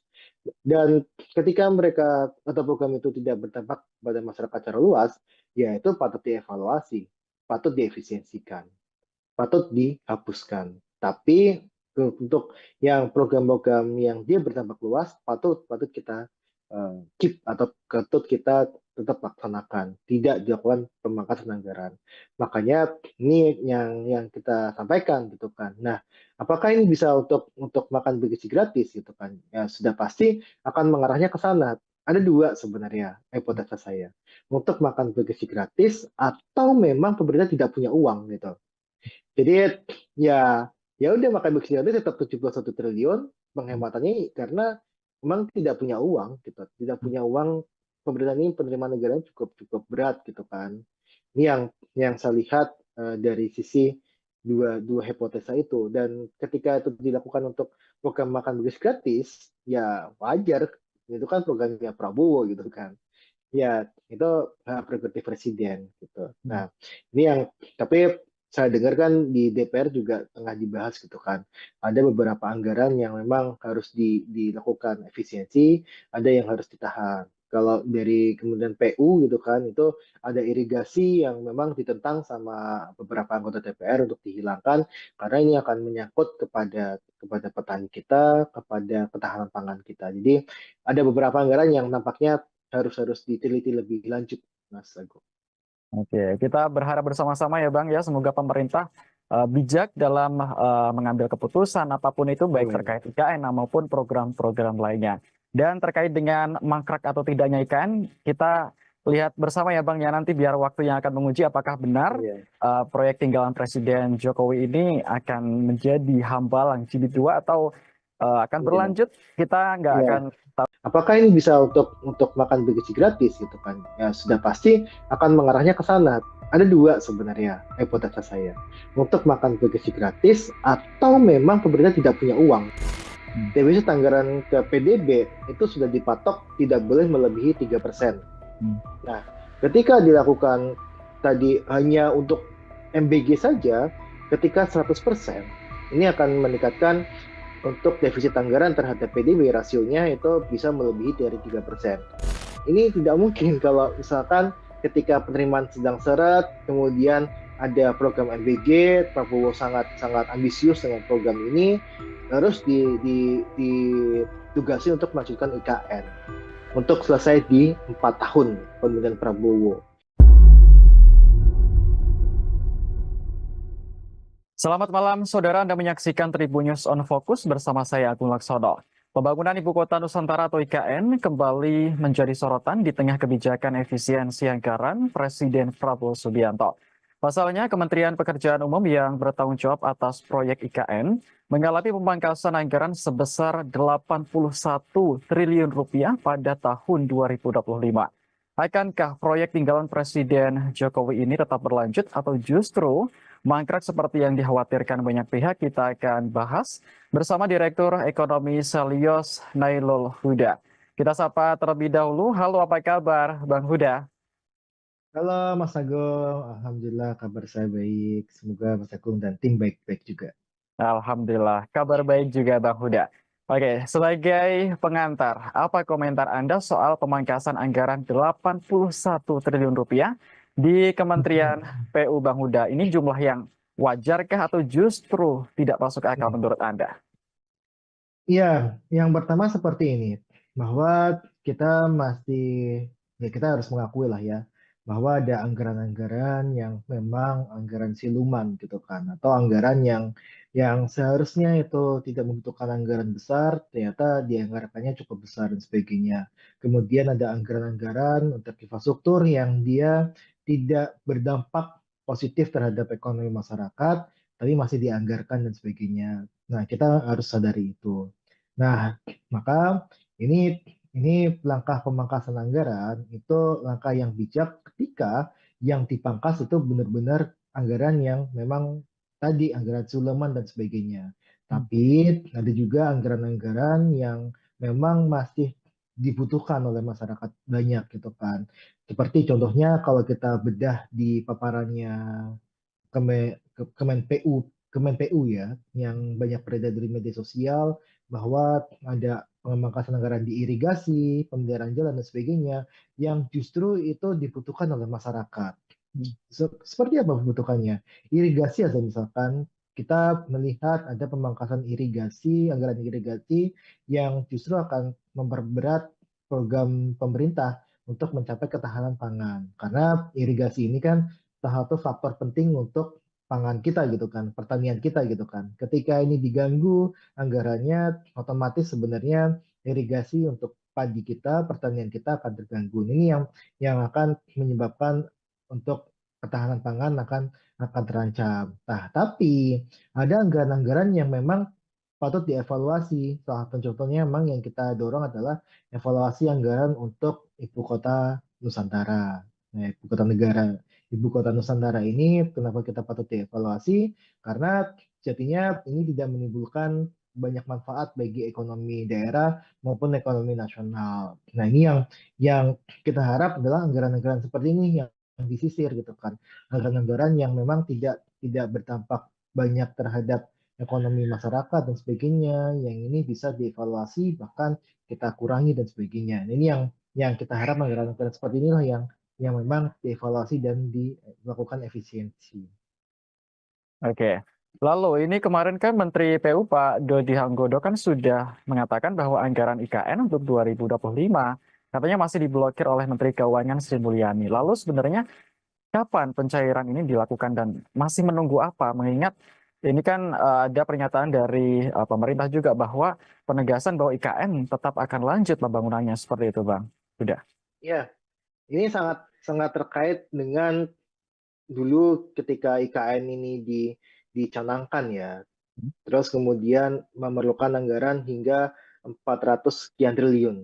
Nah, terus kemudian pemerintah sampaikan pada saat itu bahwa anggaran dari APBN hanya 20%. Kita hitung hanya 90 triliun. Dan di tahun 2024 itu sebenarnya sudah banyak terpakai hingga 70 triliun lebih gitu kan. Dan saya rasa ini ketika mau ada lagi anggaran untuk PKN di tahun 2025, ini pasti akan memberatkan. Terlebih kalau kita lihat sebenarnya ini kan anggaran IKN yang begitu besar dan multi years ya, katakan sama pemerintah sebelumnya gitu kan. Anggaran ini multi year dan sebagainya justru akan memberikan beban fiskal yang cukup berat bagi pemerintah selanjutnya, dalam hal ini pemerintahan Prabowo, maka ini akan jadi beban berat bagi Prabowo kelak untuk bisa menjalankan program-program andalannya. Nah, kita juga nggak bisa memungkiri juga bahwa setiap presiden itu pasti punya prioritas anggaran atau program prioritasnya masing-masing gitu kan. Kita tahu Jokowi itu sudah mencanangkan pindah ibu kota dan sebagainya, maka ini jadi prioritas Jokowi ketika menjabat untuk menggelontorkan uang sebanyak mungkin ke IKN. Nah, tapi Prabowo itu punya prioritas makan bergizi gratis gitu kan, di mana program ini pasti akan menjadi program yang bisa dibilang akan di backup sepenuhnya oleh Prabowo. Berapapun anggarannya itu pasti akan diusahakan oleh Prabowo. Nah, inilah yang saya sebutkan, pasti ada masanya masing-masing, ada programnya masing-masing setiap presiden gitu. Nah, ini yang kita lihat ketika IKN ini anggaran diblokir dan sebagainya, ya ini salah satu cara Prabowo untuk bisa memberikan banyak anggaran kepada program prioritas miliknya gitu, seperti program makan gizi gratis dan sebagainya.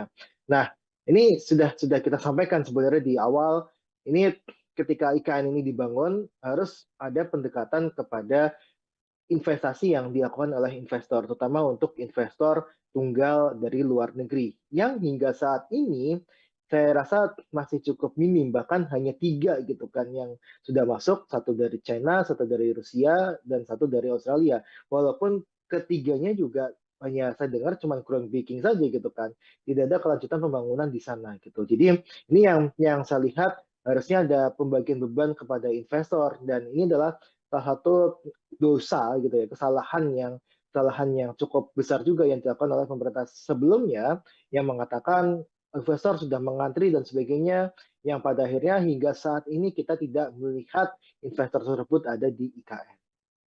Oke. Kalau menurut analisis dari Bang Huda, apa sebenarnya yang menyebabkan para investor asing ini kurang begitu melirik IKN, Bang? Apa sebenarnya ketakutan apa yang mungkin ada di pihak mereka sehingga menjadi untuk berinvestasi di IKN ini perlu pertimbangan yang sangat berat seperti itu? Apa analisis Anda? Ya, pasti ada hitungannya gitu kan, bahwa investor ini kan dia tidak seperti yayasan gitu kan, yang dia non profit gitu kan. Mereka pasti akan mengincar profit dan sebagainya. Mereka mengincar bagaimana cara mereka mencari keuntungan dengan melakukan investasi di IKN. Nah, kita lihat di IKN itu sudah ada pasarnya atau belum gitu kan. Let's say contohnya investor untuk tempat hiburan. Tempat hiburan di IKN gimana, ada pangsa pasarnya apa tidak gitu kan. Sedangkan kita tahu bahwa pemerintah lagi-lagi menunda untuk pemindahan ASN ke IKN. Kita dengar dari tahun lalu misalkan ataupun tahun 2023 itu sudah ada rencana untuk pemindahan IKN, ASN ke IKN gitu kan. Terus kemudian diundur lagi ke Februari tahun 2024, kemudian diundur lagi Juni 2024, mundur lagi September gitu kan. Hingga sekarang ditekankan tidak ada rencana untuk pemindahan IKN dalam jangka waktu tertentu gitu. Jadi tidak ada rencana lagi nih IKN akan pindah, ASN ini akan pindah ke IKN kapan gitu. Karena dari pemerintah memang dirasa belum siap infrastruktur di sana untuk ASN ini tempat tinggal, kemudian kalau kita lihat untuk pendidikan anak-anaknya, kesehatan anak-anaknya dan sebagainya, itu tidak ada yang mencukupi di situ. Karena itu masih sangat seperti hutan gitu kan. Dia ada bangunan megah di tengah hutan yang dia tidak ada penghuninya gitu. Nah, kita juga lihat sebenarnya Mas, bahwa ini sangat-sangat karena kontrak politik pasti sudah ada lah, karena ada undang-undang untuk pemindahan ibu kota Nusantara gitu kan, ibu kota negara dipindahkan ke IKN gitu kan. Dari sisi kontrak politik sudah ada, tapi dari sisi kontrak anggaran itu masih tanda tanya gitu kan. Makanya investor ini tidak mau nih untuk melakukan investasi di IKN karena tidak ada jaminan anggaran ke depan seperti apa untuk IKN ini, dan 20% dari total anggaran IKN yang sebesar 400 sekian triliun itu sudah hampir semuanya digunakan, dan ketika itu melebihi sudah pasti akan ada penolakan dari masyarakat. Ini yang saya rasa akhirnya menimbulkan keraguan investor untuk masuk ke IKN gitu kan. Dan juga kalau kita Mas Agung lihat ya, ini Jokowi sering sekali ya mengadakan rapat di IKN, terus kemudian 3 hari berkantor di IKN, terus kemudian malam-malam mengadakan inaugurasi di IKN dan sebagainya. Tapi kita tidak pernah nih melihat Prabowo berkantor ke IKN. Ini kan kontrak-kontrak politik yang memang pasti akan dijadikan acuan bagi investor untuk masuk ke IKN atau tidak gitu. Ketika tidak ada jaminan yang pasti dari pemerintah dari sisi anggaran, kontrak politik secara dengan eksekutifnya juga juga kita lihat ogah-ogahan untuk pindah ke IKN dan sebagainya, saya rasa ini akan semakin memundurkan niat investor itu untuk masuk ke IKN. Dan ini sudah saya sampaikan di tahun 2022, IKN ini berpotensi mangkraknya sangat besar dan bisa menjadi ya hambalang titik 2.0 ya kalau saya bilang ya, untuk yang program yang mangkrak di zamannya yang dilakukan oleh di zamannya Jokowi. Baik. Tadi ada mengatakan bahwa setiap presiden punya masing-masing punya andalan tersendiri. Kalau di era Jokowi, IKN. Seperti itu kalau di eranya Pak Prabowo, sekarang yang terkenal kan program makan bergizi gratis seperti itu, Bang Huda. Lalu mungkinkah keduanya ini bisa berjalan bersama atau memang harus ada yang dikorbankan salah satu, Bang, jika melihat kondisi pemerintahan yang sekarang? Ya, ini sedikit klarifikasi, kalau programnya Jokowi itu bukan hanya IKN ya, tapi Ya. ada dari sisi infrastruktur gitu kan. Karena kalau Hmm. kita lihat anggaran infrastruktur itu sangat besar, termasuk untuk infrastruktur di IKN. Nah, kita lihat berapa sih anggaran yang dibutuhkan oleh IKN gitu kan. Ada 400 sekian triliun. Kemudian berapa sih anggaran untuk program makan bergizi gratis gitu kan. Ini ada tahun ini aja anggarannya 70 triliun, bahkan ingin ditambah 100 triliun lagi gitu kan. Hmm. Kalau kita hitung yang untuk mencapai 100% itu membutuhkan angka di angka sekitar 300 triliun atau 240 sampai 300 triliun. Itu hanya untuk makan bergizi gratis tiap tahunnya. Nah, yang terjadi adalah ketika 100% yang terjadi, yang kita prediksi, ini bisa meningkatkan defisit anggaran kita. Hmm. Defisit anggaran ke PDB itu sudah dipatok tidak boleh melebihi 3%. Hmm. Nah, ketika dilakukan tadi hanya untuk MBG saja, ketika 100%, ini akan meningkatkan untuk defisit anggaran terhadap PDB rasionya itu bisa melebihi dari 3%.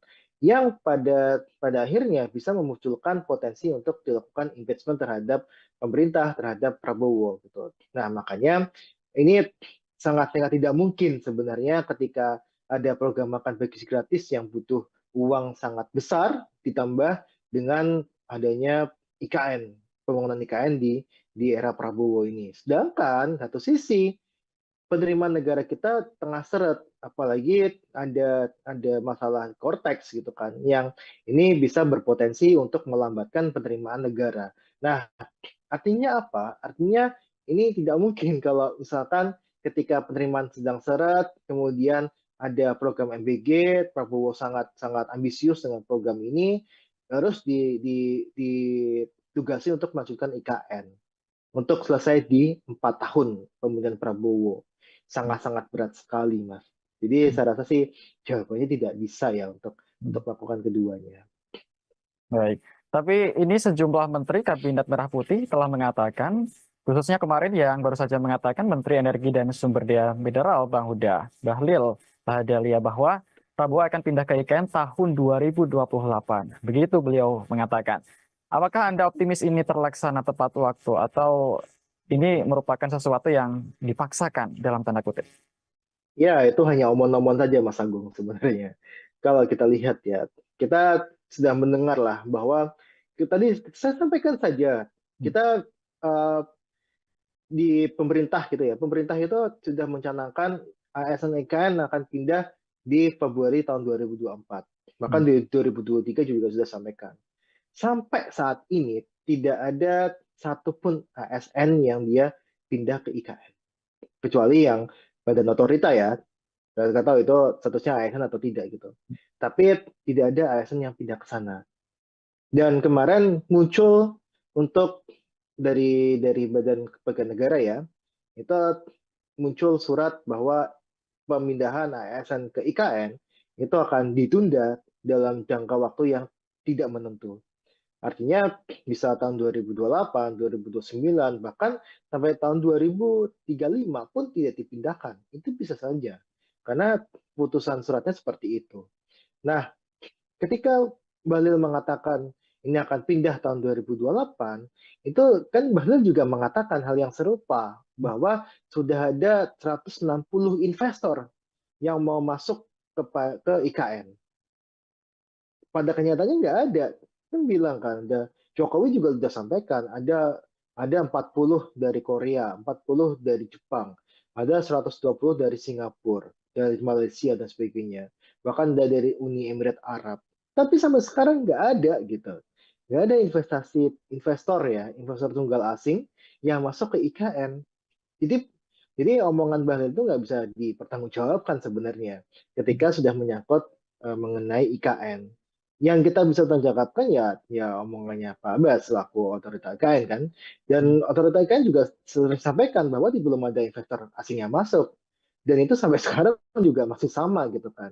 Lantas kita melihat Prabowo mau pindah ke sana tahun 2028 gitu kan. Saya rasa itu cuma omong-omong saja sebenarnya Mas Agung. Oke. Kita nyerempet sedikit ke masalah hubungan Prabowo dan Jokowi, Bang Huda. Ini kan kalau kita melihat IKN merupakan proyek besar tinggalin Jokowi yang ya mau nggak mau kan tentu ini dalam diharapkan akan dilanjutkan seperti itu. Nah, mengingat hubungan Prabowo dan Jokowi selama ini kan juga sangat baik, sangat dekat. Lantas ketika nanti IKN seandainya mangkrak atau justru dikesampingkan seperti itu, apakah ini juga akan berdampak kepada hubungan Jokowi dan juga Prabowo kalau dari kacamata Anda? Iya, yang jelas Jokowi sudah tidak punya kekuatan lagi di Hmm, pemerintahan ini, kecuali ya anaknya Gibran doang gitu kan. ya. Nah, yang pasti yang saya lihat adalah Prabowo pasti akan mementingkan program prioritasnya dia gitu kan. Tidak ada lah satu presiden pun yang dia memprioritaskan program pemerintahan sebelumnya. Hmm, Yang pasti dia punya janji kampanye itulah yang akan dilakukan gitu kan. Pada saat ini kita melihat bahwa program prioritas Prabowo yang makan bagi gratis, kita tengoklah Prabowo berkunjung IKN sama Prabowo mengunjungi untuk pelaksanaan program makan bagi gratis, ya kan? Tidak. Saya rasa jarang ya, kayaknya Prabowo itu ke IKN. Tapi nggak tahu kalau diam-diam ke IKN itu saya nggak tahu juga. Tapi yang jelas sangat jarang sekali gitu kan. Nah, coba bandingkan dengan Prabowo meninjau implementasi program makan bersih gratis. Hampir tiap minggu kayaknya Prabowo ketika di Indonesia itu pasti melakukan kunjungan ataupun sidak terhadap implementasi program makan bersih gratis. Karena Prabowo tahu bahwa ini adalah program prioritasnya dia dan yang dijanjikan oleh masyarakat adalah ya makan bersih gratis gitu kan. Bukan melanjutkan IKN gitu. Nah, makanya ini saya selalu sampaikan pasti setiap presiden itu punya prioritas masing-masing, dan prioritasnya Prabowo sekarang adalah makan bergizi gratis gitu. Nah, ini akan pasti akan membuat hubungan merenggang gitu kan, karena saya tahu kalau Jokowi ketika di kepemimpinannya, akhir-akhir kepemimpinan periode kedua itu sudah tidak memikirkan program lainnya selain menyelesaikan proyek-proyek di IKN. Makanya Jokowi sangat ketol sekali gitu kan.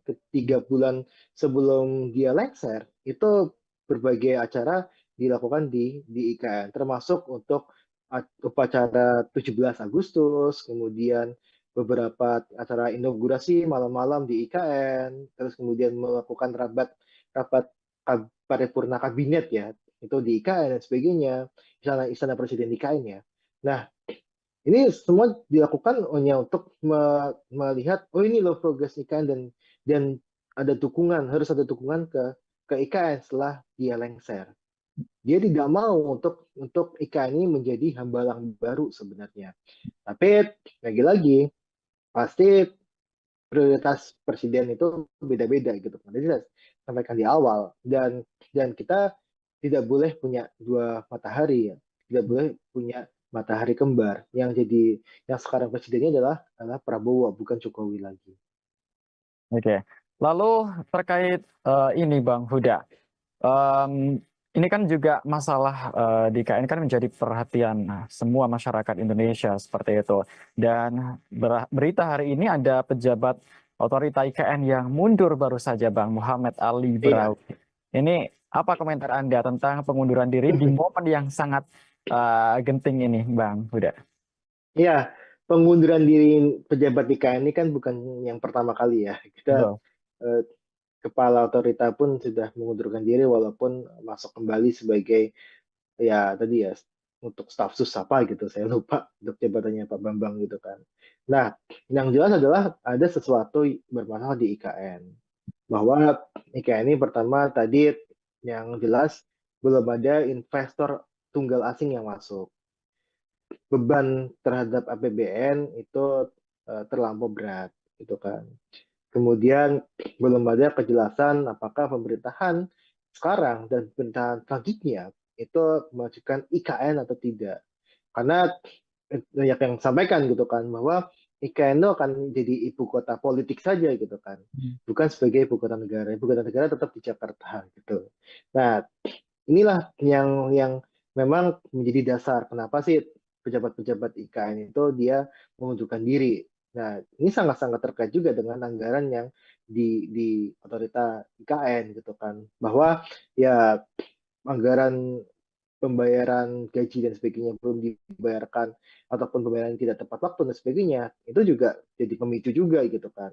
Dan yang jelas adalah ketika pejabat IKN ini dia masuk, yang jelas rencana IKN ini sudah ada gitu, sudah jadi gitu. Dan memang ketika kita tidak ataupun sungkan untuk melakukan apa yang jadi pertentangan batin, itu pasti akan mengundurkan diri kan. Nah, ini yang saya lihat motif-motifnya seperti itu, terutama motif bahwa ini tidak tidak tidak ada investor yang masuk, ini yang saya rasa menjadi problem utama. Karena tadi 80% adalah uang non APBN. Dan yang paling banyak diandalkan adalah selain dari BUMN, adalah dari investor asing. Nah, ketika investor asing ini tidak masuk, ya jelas tidak ada pembangunan lagi di IKN. Maka tidak ada pejabat yang siap menjadi sejarah kelam sebenarnya. Makanya dia mengundurkan diri dari IKN. Itu aja sebenarnya, Mas. Oke, jadi kesimpulannya Anda yakin bahwa IKN ini seperti yang Anda bilang tadi akan mangkrak dan menjadi hambalang jilid dua seperti itu? Sudah saya sampaikan di tahun 2022, ketika tidak ada investor asing masuk di IKN, sampai Jokowi Jokowi lengser, ini akan mangkrak. Sampai Jokowi lengser pun hanya 3 yang groundbreaking, kita nggak tahu sampai mana perkembangannya. Tidak ada investor kakap yang masuk, yang ada mengundurkan diri, ada SoftBank, sebagainya yang dia mengundurkan diri, ada beberapa yang masuk investor swasta domestik pun juga banyak yang mengundurkan diri dan sebagainya. Yang pada akhirnya ini akan membebankan APBN. Nah, ketika APBN itu terasa berat dan pemerintah sudah berganti prioritasnya, saya rasa potensi mangkrak untuk IKN membesar. Dan ini sudah saya sampaikan di tahun 2022, IKN akan bisa menjadi hambalang jilid baru. Oke, terakhir Bang Huda, ini kan bicara soal pemangkasan anggaran nggak hanya dari Kementerian PU saja, tapi beberapa dan banyak lembaga lain seperti itu ya Bang Huda ya. Oke, kalau menurut Anda ini sahkah atau wajar-wajar saja jika pemangkasan dilakukan mungkin secara besar-besaran demi program makan bergizi gratis yang menjadi program andalan Presiden kita saat ini, Presiden Prabowo Subianto? Ya, yang pasti tadi saya jelaskan di awal bahwa ada banyak program yang memang tidak memberikan efek besar terhadap masyarakat, terhadap ekonomi masyarakat. Ada program-program yang dia tidak follow the money. Artinya adalah programnya direncanakan secara ugal-ugalan, tidak direncanakan dengan baik gitu kan. Yang pada akhirnya ini hanya menjadi bajakan gitu kan. Nah, kita harus sadari itu pertama. Nah, yang kedua, ada juga program-program yang memang bermanfaat bagi masyarakat luas, bagi masyarakat, ekonomi masyarakat secara luas. Contohnya, program untuk yang dalam negeri, misalkan perjalanan dinas dalam negeri. Ini kan sesuatu yang dapat membantu dari sisi sektor hotel. Sektor hotel itu mempunyai multiplier efek kepada sektor-sektor lainnya. Misalkan sektor hotel, dia kan butuh untuk Telkom kan pasti kan ada telepon. Kemudian dia juga menyerap tenaga kerja. Kemudian belum kita hitung untuk bisnis penatu ya, bisnis binatu sorry, yang bisnis laundry yang memang yang itu pasti akan terdampak juga. Belum lagi penyediaan amenities seperti sandal hotel dan sebagainya, itu yang pasti akan terdampak dan sebagainya lah ya. Jadi multiplier-nya cukup besar. Nah, ini yang harus dilihat sama Prabowo dan tim adalah bagaimana mengklasifikasikan untuk program-program yang dia berdampak ke masyarakat luas dan mana program yang tidak berdampak kepada masyarakat luas. Dan ketika mereka atau program itu tidak berdampak pada masyarakat secara luas, ya itu patut dievaluasi, patut diefisiensikan, patut dihapuskan. Tapi untuk yang program-program yang dia berdampak luas, patut kita keep atau patut kita tetap laksanakan, tidak dilakukan pemangkasan anggaran. Makanya ini yang kita sampaikan gitu kan. Nah, apakah ini bisa untuk makan bergizi gratis gitu kan? Ya sudah pasti akan mengarahnya ke sana. Ada dua sebenarnya hipotesa saya. Untuk makan bergizi gratis atau memang pemerintah tidak punya uang gitu. Jadi ya udah makan bergizi gratis tetap 71 triliun penghematannya karena memang tidak punya uang gitu. Tidak punya uang, pemerintah ini penerimaan negara cukup berat gitu kan. Ini yang saya lihat dari sisi dua hipotesa itu. Dan ketika itu dilakukan untuk program makan bergizi gratis, ya wajar, itu kan programnya Prabowo gitu kan. Ya itu hak prerogatif presiden gitu. Nah, ini yang tapi saya dengar kan di DPR juga tengah dibahas gitu kan. Ada beberapa anggaran yang memang harus dilakukan efisiensi, ada yang harus ditahan. Kalau dari kemudian PU gitu kan, itu ada irigasi yang memang ditentang sama beberapa anggota DPR untuk dihilangkan karena ini akan menyangkut kepada petani kita, kepada ketahanan pangan kita. Jadi ada beberapa anggaran yang nampaknya harus diteliti lebih lanjut, Mas Agung. Oke, kita berharap bersama-sama ya Bang ya, semoga pemerintah bijak dalam mengambil keputusan apapun itu baik Amin. terkait IKN maupun program-program lainnya. Dan terkait dengan mangkrak atau tidaknya IKN, kita lihat bersama ya Bang ya nanti biar waktu yang akan menguji apakah benar Iya. proyek tinggalan Presiden Jokowi ini akan menjadi hambalang jilid 2 atau akan Iya. berlanjut, kita nggak Iya. akan tahu. Apakah ini bisa untuk makan bergizi gratis gitu kan? Ya sudah pasti akan mengarahnya ke sana. Ada dua sebenarnya hipotesa saya.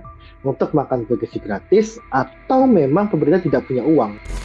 Defisit anggaran ke PDB itu sudah dipatok tidak boleh melebihi 3%. Nah, ketika dilakukan tadi hanya untuk MBG saja ketika 100% ini akan meningkatkan untuk defisit anggaran terhadap PDB rasionya itu bisa melebihi dari 3%.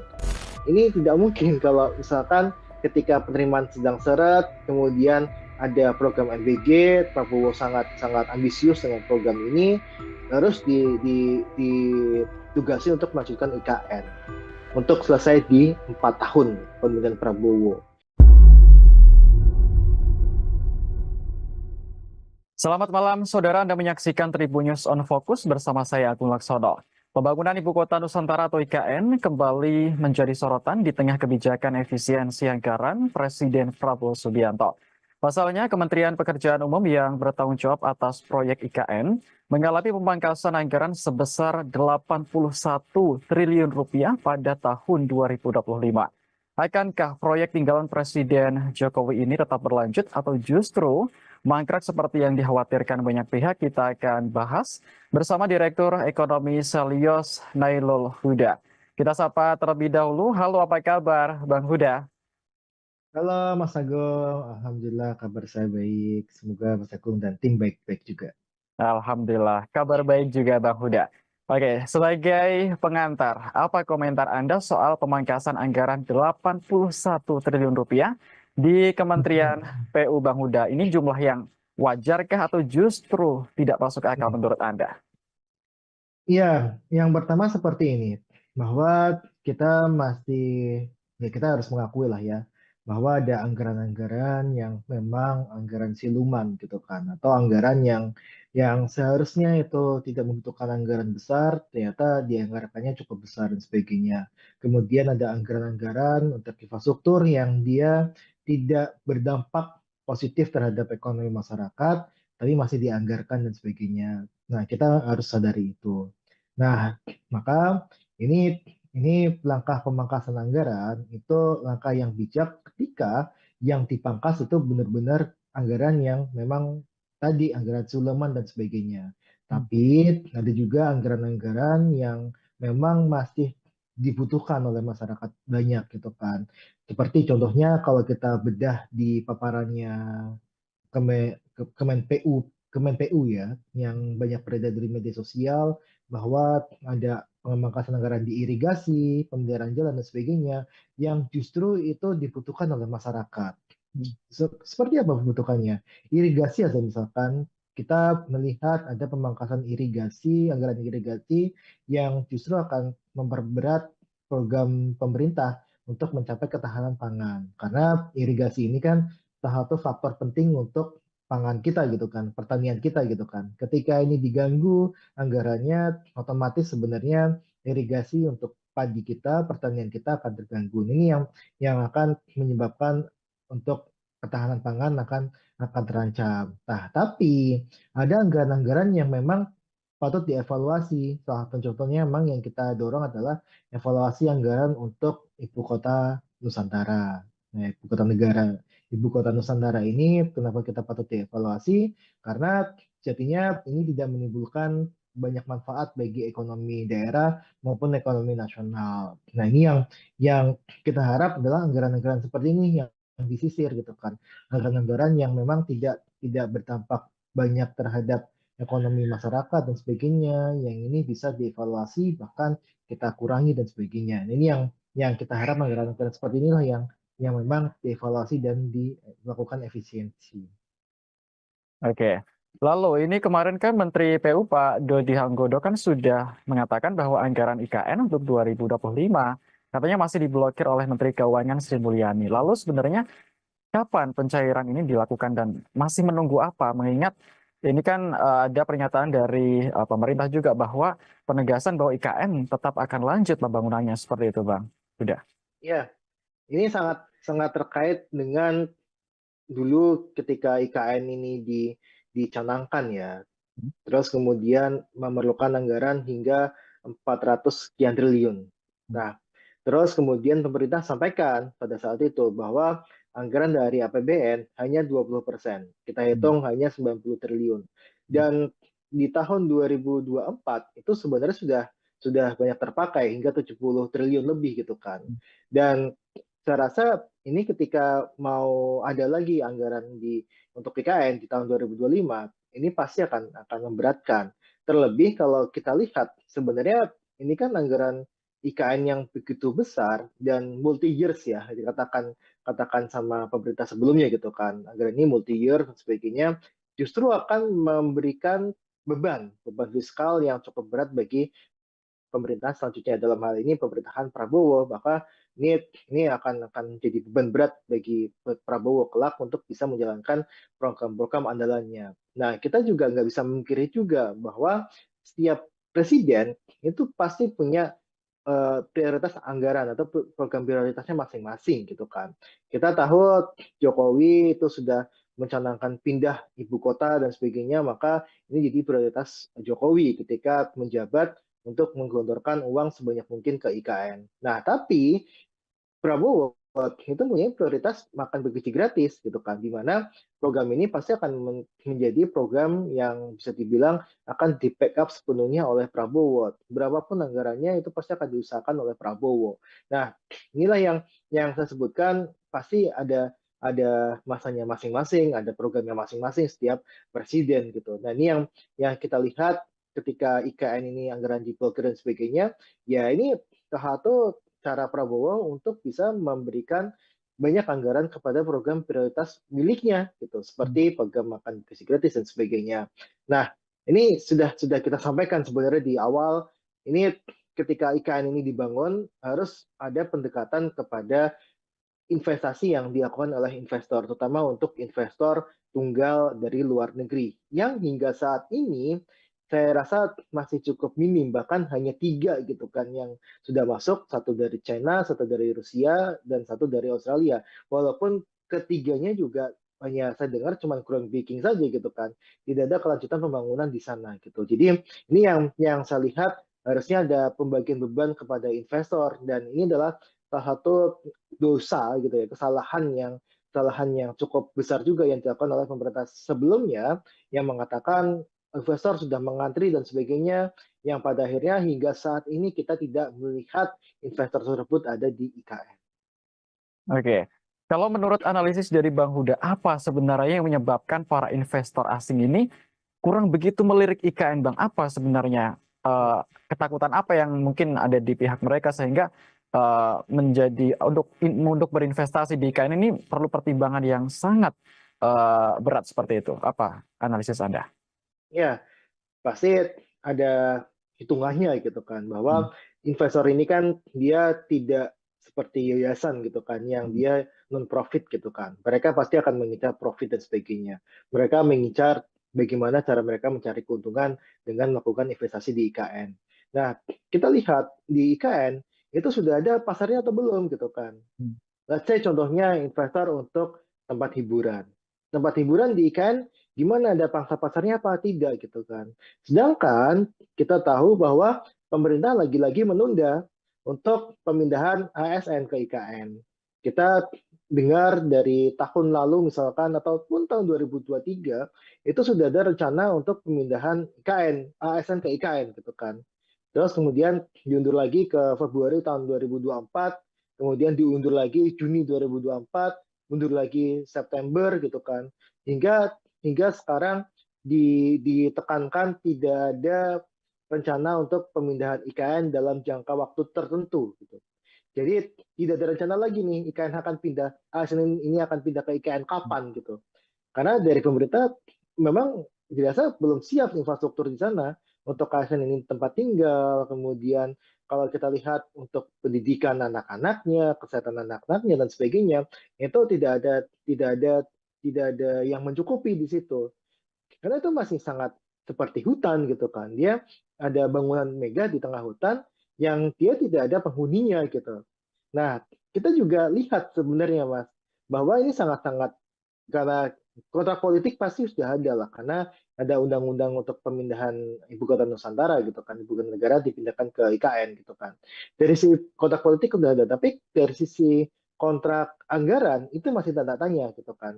Makanya investor ini tidak mau nih untuk melakukan investasi di IKN karena tidak ada jaminan anggaran ke depan seperti apa untuk IKN ini. Dan 20% dari total anggaran IKN yang sebesar 400 sekian triliun itu sudah hampir semuanya digunakan, dan ketika itu melebihi sudah pasti akan ada penolakan dari masyarakat. Ini yang saya rasa akhirnya menimbulkan keraguan investor untuk masuk ke IKN gitu kan. Dan juga kalau kita Mas Agung lihat ya, ini Jokowi sering sekali ya mengadakan rapat di IKN, terus kemudian 3 hari berkantor di IKN, terus kemudian malam-malam mengadakan inaugurasi di IKN dan sebagainya.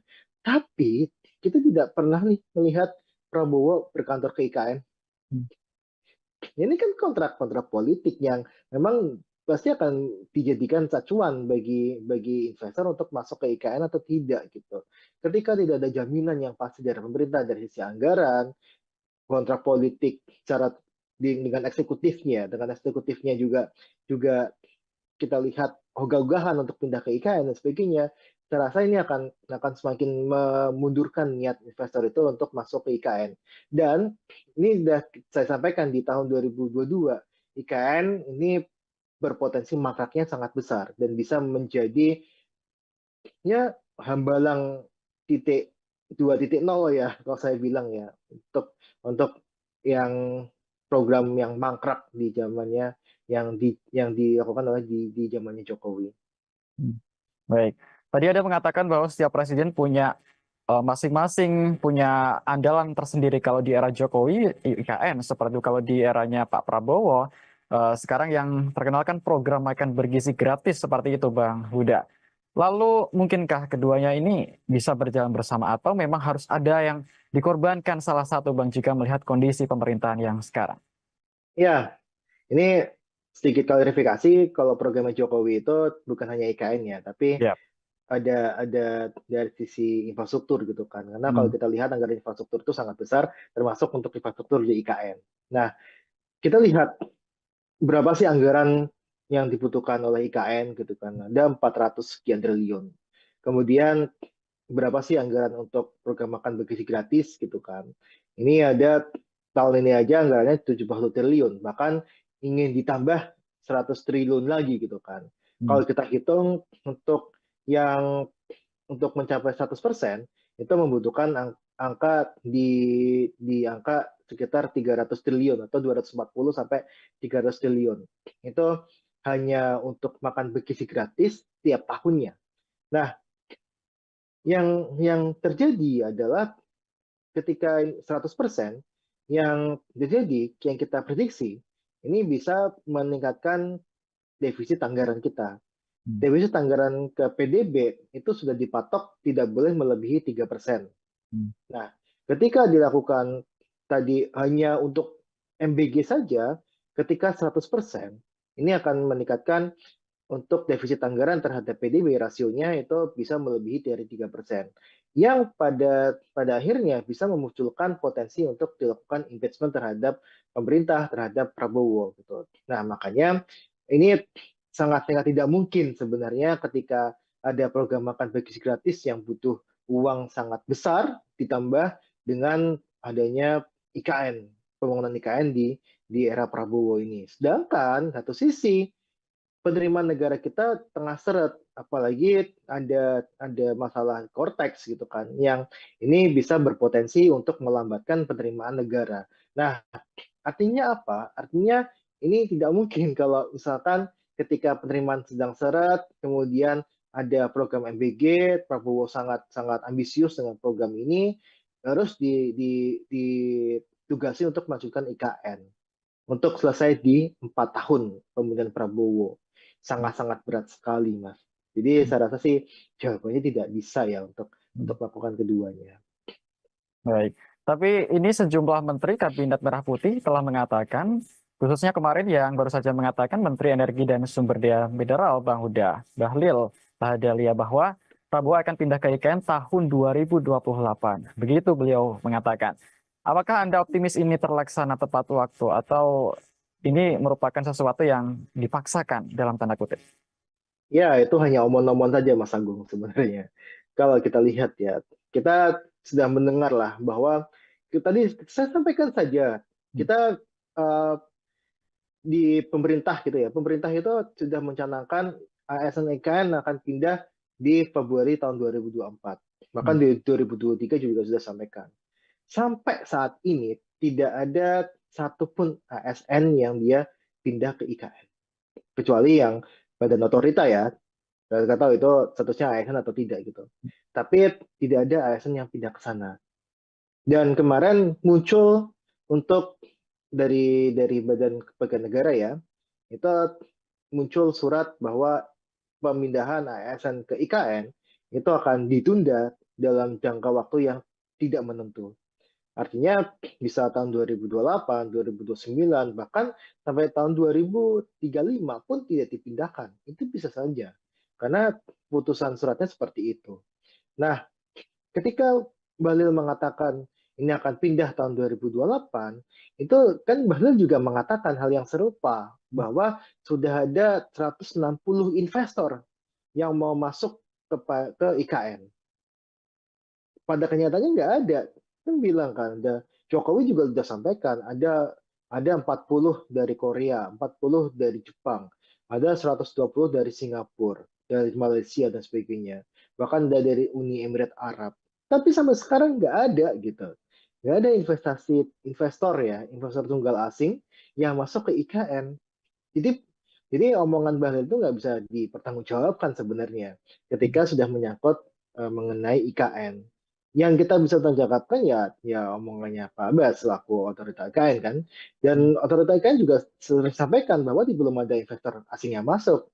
Dan itu sampai sekarang juga masih sama gitu kan. Lantas kita melihat Prabowo mau pindah ke sana tahun 2028 gitu kan. Saya rasa itu cuma omong-omong saja sebenarnya Mas Agung.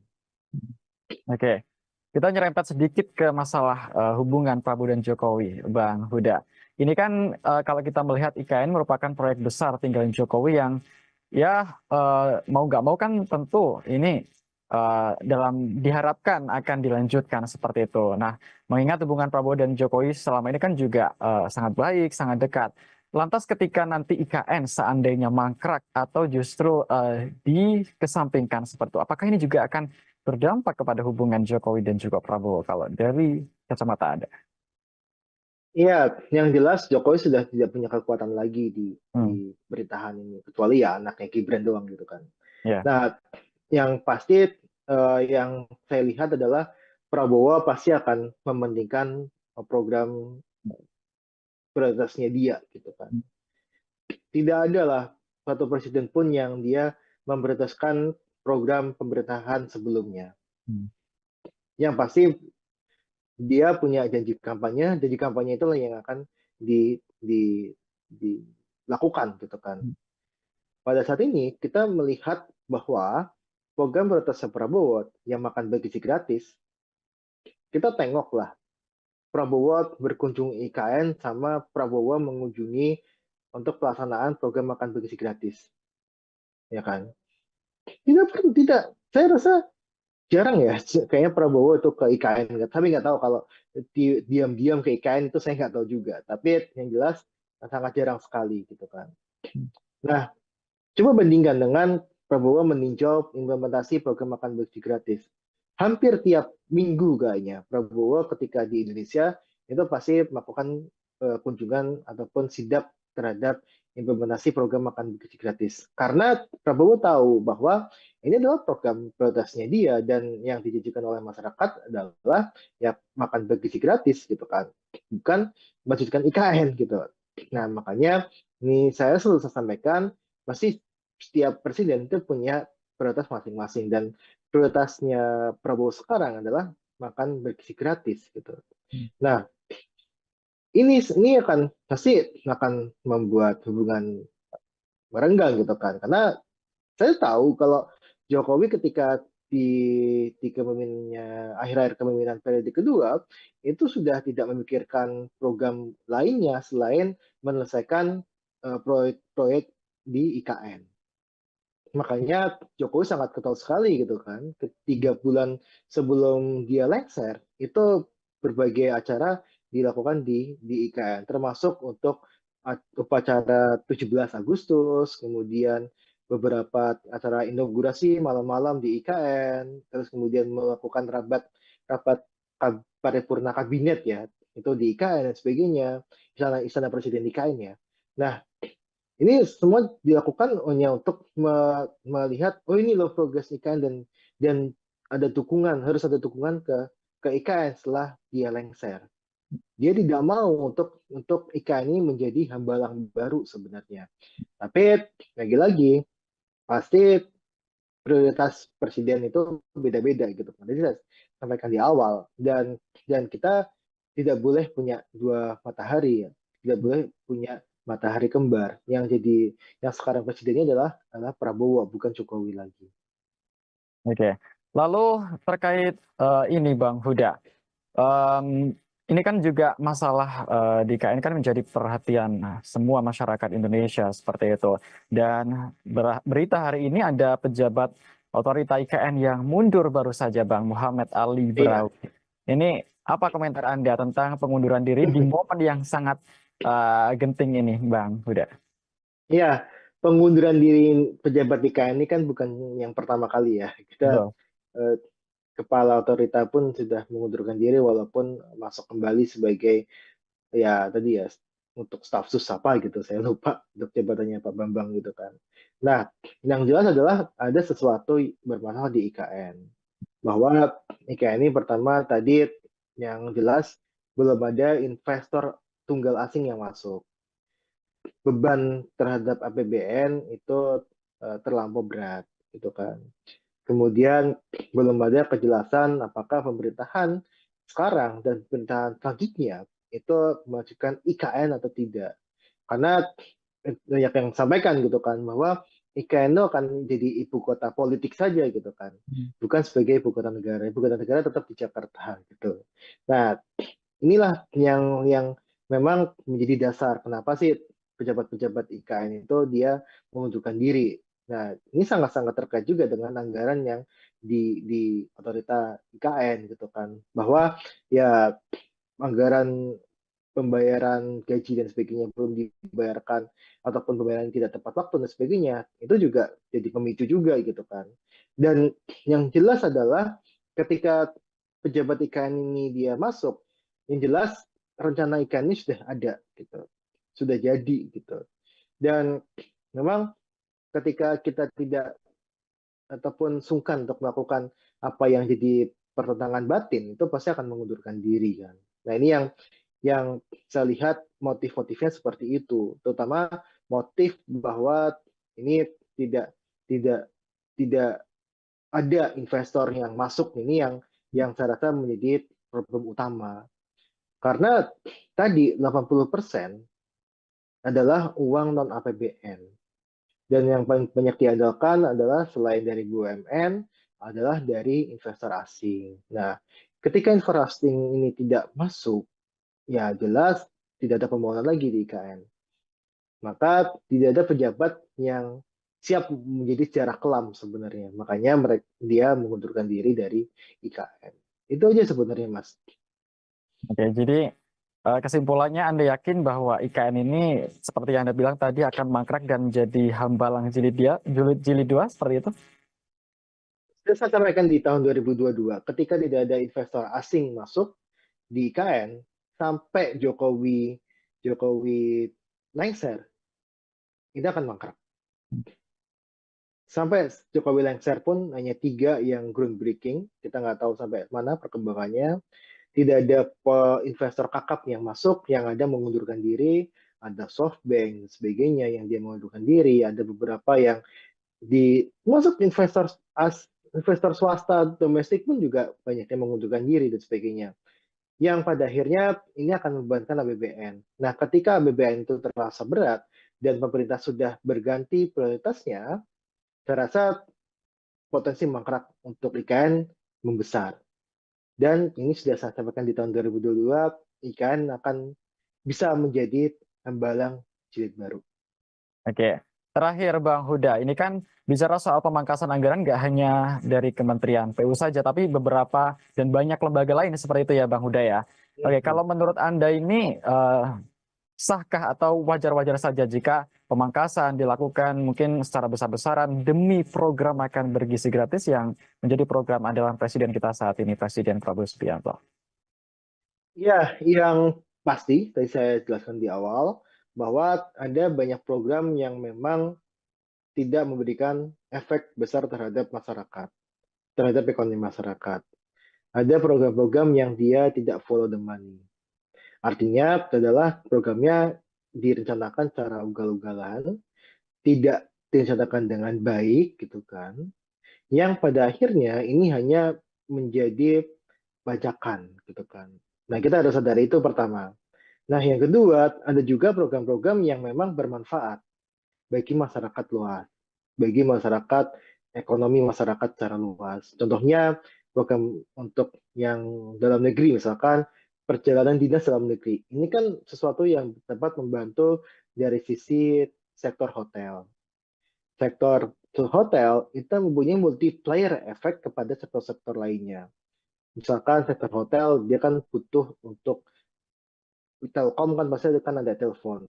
Kemudian dia juga menyerap tenaga kerja.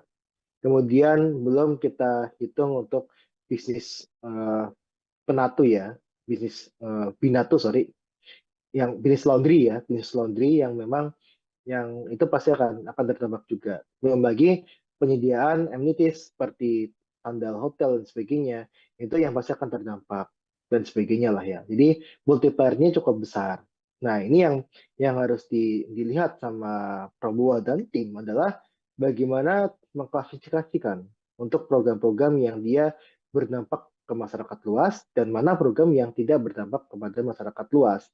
Dan ketika mereka atau program itu tidak berdampak pada masyarakat secara luas, ya itu patut dievaluasi, patut diefisiensikan, patut dihapuskan. Tapi untuk yang program-program yang dia berdampak luas, patut kita keep atau patut kita tetap laksanakan, tidak dilakukan pemangkasan anggaran. Makanya ini yang kita sampaikan gitu kan. Nah, apakah ini bisa untuk makan bergizi gratis gitu kan? Ya sudah pasti akan mengarahnya ke sana. Ada dua sebenarnya hipotesa saya. Untuk makan bergizi gratis atau memang pemerintah tidak punya uang gitu. Jadi ya ya udah makan bergizi gratis tetap 71 triliun penghematannya karena memang tidak punya uang gitu. Tidak punya uang, pemerintah ini penerimaan negara cukup cukup berat gitu kan. Ini yang saya lihat dari sisi dua hipotesa itu. Dan ketika itu dilakukan untuk program makan bergizi gratis, ya wajar. Itu kan programnya Prabowo gitu kan. Ya, itu hak prerogatif presiden gitu. Nah, ini yang tapi saya dengar kan di DPR juga tengah dibahas gitu kan. Ada beberapa anggaran yang memang harus dilakukan efisiensi, ada yang harus ditahan. Kalau dari kemudian PU gitu kan, itu ada irigasi yang memang ditentang sama beberapa anggota DPR untuk dihilangkan karena ini akan menyangkut kepada petani kita, kepada ketahanan pangan kita. Jadi ada beberapa anggaran yang nampaknya harus diteliti lebih lanjut, Mas Agung. Oke, kita berharap bersama-sama ya Bang ya, semoga pemerintah bijak dalam mengambil keputusan apapun itu baik Amin. terkait IKN maupun program-program lainnya. Dan terkait dengan mangkrak atau tidaknya IKN, kita lihat bersama ya Bang ya, nanti biar waktu yang akan menguji apakah benar Iya, proyek tinggalan Presiden Jokowi ini akan menjadi hambalang jilid 2 atau akan iya, berlanjut, kita nggak iya. akan tahu. Apakah ini bisa untuk makan bergizi gratis gitu kan? Ya sudah pasti akan mengarahnya ke sana. Ada dua sebenarnya hipotesa saya. Untuk makan bergizi gratis atau memang pemerintah tidak punya uang. Defisit anggaran ke PDB itu sudah dipatok tidak boleh melebihi 3%.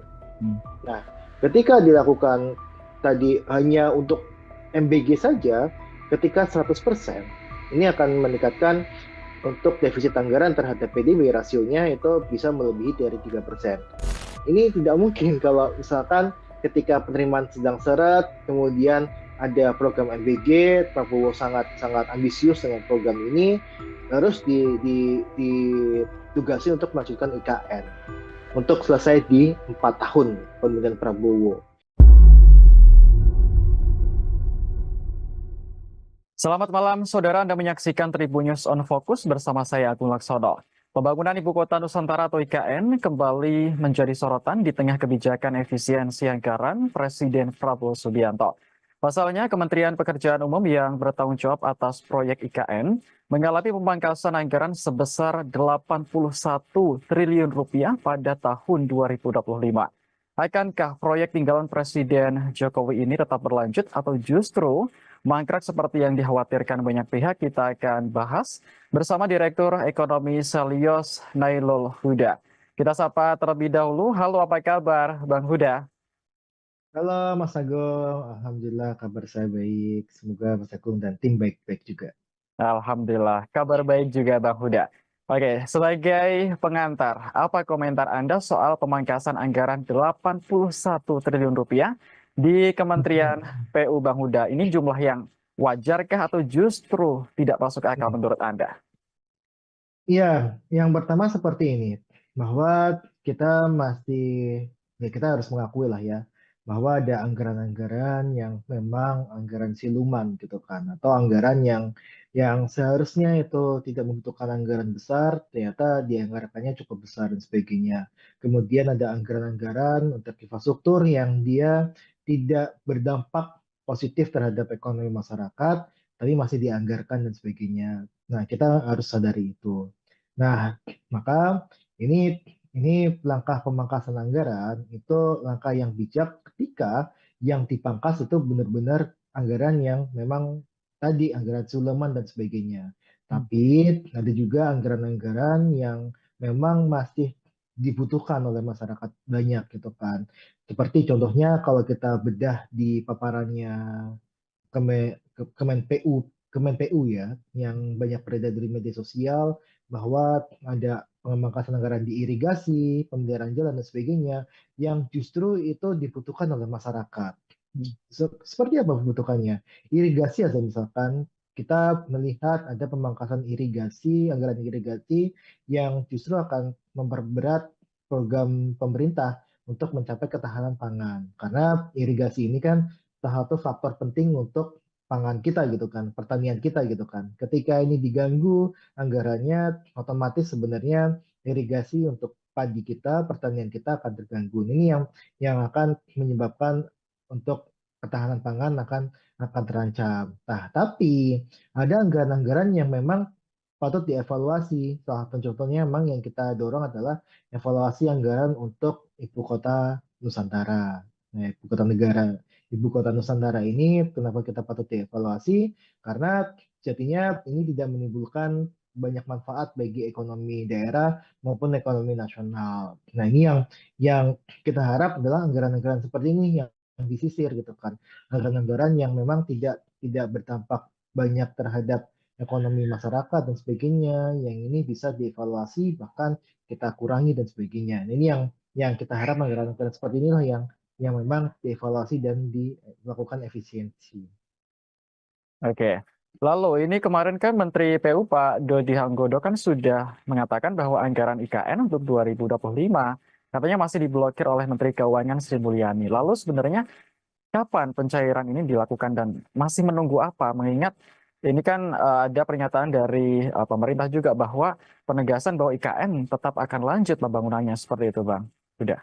Ya, ini sangat sangat terkait dengan dulu ketika IKN ini dicanangkan ya. Terus kemudian memerlukan anggaran hingga 400 sekian triliun.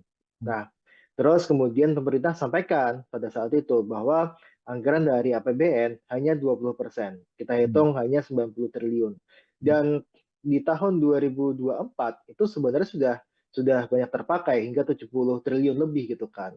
Dan saya rasa ini ketika mau ada lagi anggaran untuk PKN di tahun 2025, ini pasti akan memberatkan. Terlebih kalau kita lihat sebenarnya ini kan anggaran IKN yang begitu besar dan multi years ya katakan sama pemerintah sebelumnya gitu kan. Anggaran ini multi year dan sebagainya justru akan memberikan beban fiskal yang cukup berat bagi pemerintah selanjutnya dalam hal ini pemerintahan Prabowo, maka ini akan jadi beban berat bagi Prabowo kelak untuk bisa menjalankan program-program andalannya. Nah, kita juga nggak bisa memungkiri juga bahwa setiap presiden itu pasti punya prioritas anggaran atau program prioritasnya masing-masing gitu kan. Kita tahu Jokowi itu sudah mencanangkan pindah ibu kota dan sebagainya, maka ini jadi prioritas Jokowi ketika menjabat untuk menggelontorkan uang sebanyak mungkin ke IKN. Nah, tapi Prabowo itu punya prioritas makan bergizi gratis gitu kan, di mana program ini pasti akan menjadi program yang bisa dibilang akan di backup sepenuhnya oleh Prabowo. Berapapun anggarannya itu pasti akan diusahakan oleh Prabowo. Nah, inilah yang saya sebutkan, pasti ada masanya masing-masing, ada programnya masing-masing setiap presiden gitu. Nah, ini yang kita lihat ketika IKN ini anggaran diblokir dan sebagainya, ya ini salah satu cara Prabowo untuk bisa memberikan banyak anggaran kepada program prioritas miliknya gitu, seperti program makan gizi gratis dan sebagainya. Nah, ini sudah kita sampaikan sebenarnya di awal, ini ketika IKN ini dibangun harus ada pendekatan kepada investasi yang dilakukan oleh investor, terutama untuk investor tunggal dari luar negeri, yang hingga saat ini saya rasa masih cukup minim, bahkan hanya 3 gitu kan yang sudah masuk, satu dari China, satu dari Rusia, dan satu dari Australia. Walaupun ketiganya juga hanya saya dengar cuma groundbreaking saja gitu kan, tidak ada kelanjutan pembangunan di sana gitu. Jadi ini yang saya lihat harusnya ada pembagian beban kepada investor, dan ini adalah salah satu dosa gitu ya, kesalahan yang cukup besar juga yang dilakukan oleh pemerintah sebelumnya, yang mengatakan investor sudah mengantri dan sebagainya, yang pada akhirnya hingga saat ini kita tidak melihat investor tersebut ada di IKN. Oke. Kalau menurut analisis dari Bang Huda, apa sebenarnya yang menyebabkan para investor asing ini kurang begitu melirik IKN, Bang? Apa sebenarnya ketakutan apa yang mungkin ada di pihak mereka sehingga menjadi untuk berinvestasi di IKN ini perlu pertimbangan yang sangat berat seperti itu? Apa analisis Anda? Ya, pasti ada hitungannya gitu kan, Hmm. bahwa investor ini kan dia tidak seperti yayasan gitu kan, yang Hmm. dia non profit gitu kan. Mereka pasti akan mengincar profit dan sebagainya. Mereka mengincar bagaimana cara mereka mencari keuntungan dengan melakukan investasi di IKN. Nah, kita lihat di IKN itu sudah ada pasarnya atau belum gitu kan. Hmm. Let's say contohnya investor untuk tempat hiburan. Tempat hiburan di IKN gimana, ada pangsa pasarnya apa tidak gitu kan. Sedangkan kita tahu bahwa pemerintah lagi-lagi menunda untuk pemindahan ASN ke IKN. Kita dengar dari tahun lalu misalkan ataupun tahun 2023 itu sudah ada rencana untuk pemindahan IKN, ASN ke IKN gitu kan. Terus kemudian diundur lagi ke Februari tahun 2024, kemudian diundur lagi Juni 2024, mundur lagi September gitu kan. Hingga sekarang ditekankan tidak ada rencana untuk pemindahan IKN dalam jangka waktu tertentu gitu. Jadi tidak ada rencana lagi nih IKN akan pindah, ASN ini akan pindah ke IKN kapan gitu. Karena dari pemerintah memang dirasa belum siap infrastruktur di sana untuk ASN ini tempat tinggal, kemudian kalau kita lihat untuk pendidikan anak-anaknya, kesehatan anak-anaknya dan sebagainya, itu tidak ada yang mencukupi di situ. Karena itu masih sangat seperti hutan gitu kan. Dia ada bangunan megah di tengah hutan yang dia tidak ada penghuninya gitu. Nah, kita juga lihat sebenarnya Mas, bahwa ini sangat-sangat, karena kontrak politik pasti sudah ada lah, karena ada undang-undang untuk pemindahan ibu kota Nusantara gitu kan, ibu kota negara dipindahkan ke IKN gitu kan. Dari sisi kontrak politik sudah ada, tapi dari sisi kontrak anggaran itu masih tanda tanya gitu kan.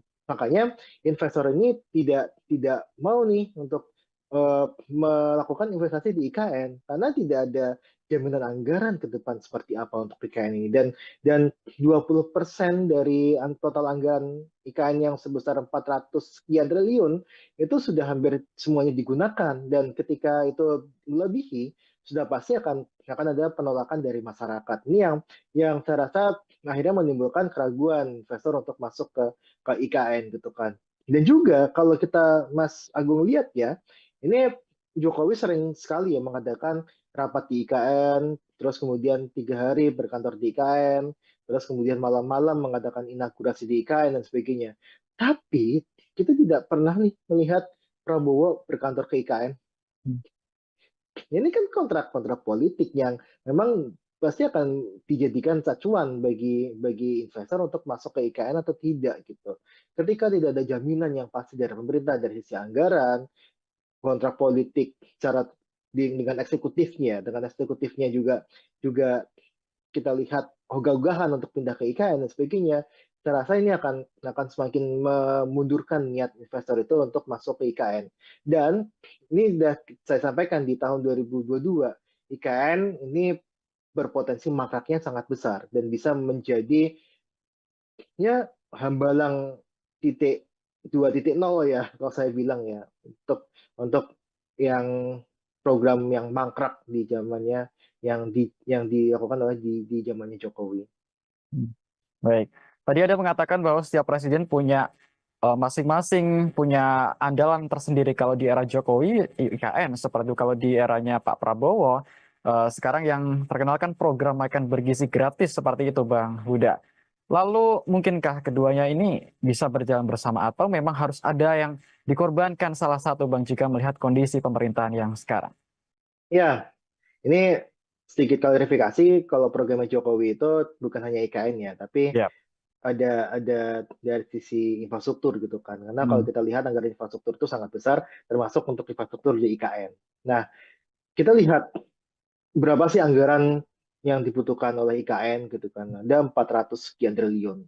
Kemudian berapa sih anggaran untuk program makan bergizi gratis gitu kan.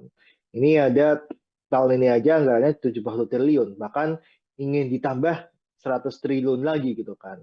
Hmm. Kalau kita hitung yang untuk mencapai 100% itu membutuhkan angka di angka sekitar 300 triliun atau 240 sampai 300 triliun. Itu hanya untuk makan bergizi gratis tiap tahunnya. Nah, yang terjadi adalah ketika 100% yang terjadi, yang kita prediksi, ini bisa meningkatkan defisit anggaran kita. Hmm. Defisit anggaran ke PDB itu sudah dipatok tidak boleh melebihi 3%. Hmm. Nah, ketika dilakukan tadi hanya untuk MBG saja, ketika 100%, ini akan meningkatkan untuk defisit anggaran terhadap PDB rasionya itu bisa melebihi dari 3%. Yang pada akhirnya bisa memunculkan potensi untuk dilakukan impeachment terhadap pemerintah, terhadap Prabowo gitu. Nah, makanya ini sangat tidak mungkin sebenarnya ketika ada program makan bagi gratis yang butuh uang sangat besar ditambah dengan adanya IKN, pembangunan IKN di era Prabowo ini. Sedangkan satu sisi penerimaan negara kita tengah seret, apalagi ada masalah korteks gitu kan, yang ini bisa berpotensi untuk melambatkan penerimaan negara. Nah, artinya apa? Artinya ini tidak mungkin kalau misalkan ketika penerimaan sedang seret, kemudian ada program MBG, Prabowo sangat sangat ambisius dengan program ini, harus ditugasi untuk melanjutkan IKN untuk selesai di 4 tahun pemerintahan Prabowo. Sangat-sangat berat sekali, Mas. Jadi saya rasa sih jawabannya tidak bisa ya Hmm. untuk melakukan keduanya. Baik, tapi ini sejumlah menteri Kabinet Merah Putih telah mengatakan, khususnya kemarin yang baru saja mengatakan Menteri Energi dan Sumber Daya Mineral Bang Huda Bahlil Lahadalia bahwa Prabowo akan pindah ke IKN tahun 2028. Begitu beliau mengatakan. Apakah Anda optimis ini terlaksana tepat waktu atau ini merupakan sesuatu yang dipaksakan dalam tanda kutip? Ya, itu hanya omong-omong saja, Mas Agung, sebenarnya. Kalau kita lihat ya, kita sudah mendengar lah bahwa tadi saya sampaikan saja, Hmm. kita di pemerintah gitu ya, pemerintah itu sudah mencanangkan ASN IKN akan pindah di Februari tahun 2024. Bahkan Hmm. di 2023 juga sudah sampaikan. Sampai saat ini tidak ada satupun ASN yang dia pindah ke IKN. Kecuali yang badan otorita ya. Saya nggak tahu itu statusnya ASN atau tidak gitu. Tapi tidak ada ASN yang pindah ke sana. Dan kemarin muncul untuk dari Badan Kepegawaian Negara ya, itu muncul surat bahwa pemindahan ASN ke IKN itu akan ditunda dalam jangka waktu yang tidak menentu. Artinya bisa tahun 2028, 2029, bahkan sampai tahun 2035 pun tidak dipindahkan. Itu bisa saja. Karena putusan suratnya seperti itu. Nah, ketika Bahlil mengatakan ini akan pindah tahun 2028, itu kan Bahlil juga mengatakan hal yang serupa, bahwa sudah ada 160 investor yang mau masuk ke IKN. Pada kenyataannya nggak ada. Kan bilang kan, Jokowi juga sudah sampaikan, ada 40 dari Korea, 40 dari Jepang, ada 120 dari Singapura, dari Malaysia dan sebagainya. Bahkan dari Uni Emirat Arab. Tapi sampai sekarang nggak ada gitu. Nggak ada investor ya, investor tunggal asing yang masuk ke IKN. Jadi jadi omongan Bahlil itu nggak bisa dipertanggungjawabkan sebenarnya ketika sudah menyangkut mengenai IKN. Yang kita bisa tanggapan ya omongannya Pak Abbas selaku otorita IKN kan. Dan otorita IKN juga sering sampaikan bahwa belum ada investor asing yang masuk. Dan itu sampai sekarang juga masih sama gitu kan. Lantas kita melihat Prabowo mau pindah ke sana tahun 2028 gitu kan. Saya rasa itu cuma omong-omong saja sebenarnya Mas Agung. Oke, kita nyerempet sedikit ke masalah hubungan Prabowo dan Jokowi, Bang Huda. Program prioritasnya dia gitu kan. Tidak ada lah satu presiden pun yang dia memprioritaskan program pemerintahan sebelumnya. Yang pasti dia punya janji kampanye itulah yang akan dilakukan gitu kan. Pada saat ini kita melihat bahwa program prioritasnya Prabowo yang makan gaji gratis, kita tengoklah Prabowo berkunjung IKN sama Prabowo mengunjungi untuk pelaksanaan program makan bergizi gratis, ya kan? Tidak. Saya rasa jarang ya, kayaknya Prabowo itu ke IKN. Tapi nggak tahu kalau diam-diam ke IKN itu saya nggak tahu juga. Tapi yang jelas sangat jarang sekali gitu kan. Nah, coba bandingkan dengan Prabowo meninjau implementasi program makan bergizi gratis. Hampir tiap minggu kayaknya Prabowo ketika di Indonesia itu pasti melakukan kunjungan ataupun sidak terhadap implementasi program makan bergizi gratis. Karena Prabowo tahu bahwa ini adalah program prioritasnya dia dan yang dijanjikan oleh masyarakat adalah ya makan bergizi gratis gitu kan. Bukan melanjutkan IKN gitu. Nah, makanya ini saya selalu sampaikan pasti setiap presiden itu punya prioritas masing-masing dan prioritasnya Prabowo sekarang adalah makan bergizi gratis gitu. Nah, ini akan pasti akan membuat hubungan merenggang gitu kan. Karena saya tahu kalau Jokowi ketika di kepemimpinannya akhir-akhir kepemimpinan periode kedua itu sudah tidak memikirkan program lainnya selain menyelesaikan proyek-proyek di IKN. Makanya Jokowi sangat ketol sekali gitu kan. 3 bulan sebelum dia lengser, itu berbagai acara dilakukan di IKN, termasuk untuk upacara 17 Agustus, kemudian beberapa acara inaugurasi malam-malam di IKN, terus kemudian melakukan rapat rapat paripurna kabinet ya, itu di IKN dan sebagainya, istana presiden di IKN ya. Nah, ini semua dilakukan hanya untuk melihat, oh ini loh progres IKN dan ada dukungan, harus ada dukungan ke IKN setelah dia lengser. Dia tidak mau untuk IKN ini menjadi hambalang baru sebenarnya. Tapi lagi-lagi pasti prioritas presiden itu beda-beda gitu. Jadi saya sampaikan di awal dan kita tidak boleh punya dua matahari ya. Tidak boleh punya matahari kembar yang sekarang presidennya adalah Prabowo bukan Jokowi lagi. Oke, lalu terkait ini Bang Huda, Em, ini kan juga masalah di KN kan menjadi perhatian semua masyarakat Indonesia seperti itu. Dan berita hari ini ada pejabat otorita IKN yang mundur baru saja, Bang Muhammad Ali Iya, Braw. Ini apa komentar Anda tentang pengunduran diri di momen yang sangat genting ini, Bang Huda? iya. Pengunduran diri pejabat di KN ini kan bukan yang pertama kali ya. Kita Betul.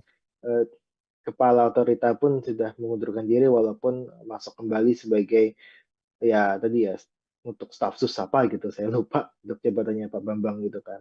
Nah, yang jelas adalah ada sesuatu bermasalah di IKN. Bahwa IKN ini pertama tadi yang jelas belum ada investor tunggal asing yang masuk. Beban terhadap APBN itu terlampau berat gitu kan. Kemudian belum ada kejelasan apakah pemerintahan sekarang dan pemerintahan selanjutnya itu memajukan IKN atau tidak. Karena banyak yang sampaikan gitu kan bahwa IKN itu akan jadi ibu kota politik saja gitu kan, bukan sebagai ibu kota negara. Ibu kota negara tetap di Jakarta gitu. Nah, inilah yang memang menjadi dasar kenapa sih pejabat-pejabat IKN itu dia mengundurkan diri. Nah, ini sangat-sangat terkait juga dengan anggaran yang di otorita IKN gitu kan, bahwa ya anggaran pembayaran gaji dan sebagainya belum dibayarkan ataupun pembayaran tidak tepat waktu dan sebagainya, itu juga jadi pemicu juga gitu kan. Dan yang jelas adalah ketika pejabat IKN ini dia masuk, yang jelas rencana IKN ini sudah ada gitu, sudah jadi gitu. Dan memang ketika kita tidak ataupun sungkan untuk melakukan apa yang jadi pertentangan batin, itu pasti akan mengundurkan diri kan. Nah, ini yang saya lihat motif-motifnya seperti itu, terutama motif bahwa ini tidak tidak tidak ada investor yang masuk, ini yang saya rasa menjadi problem utama.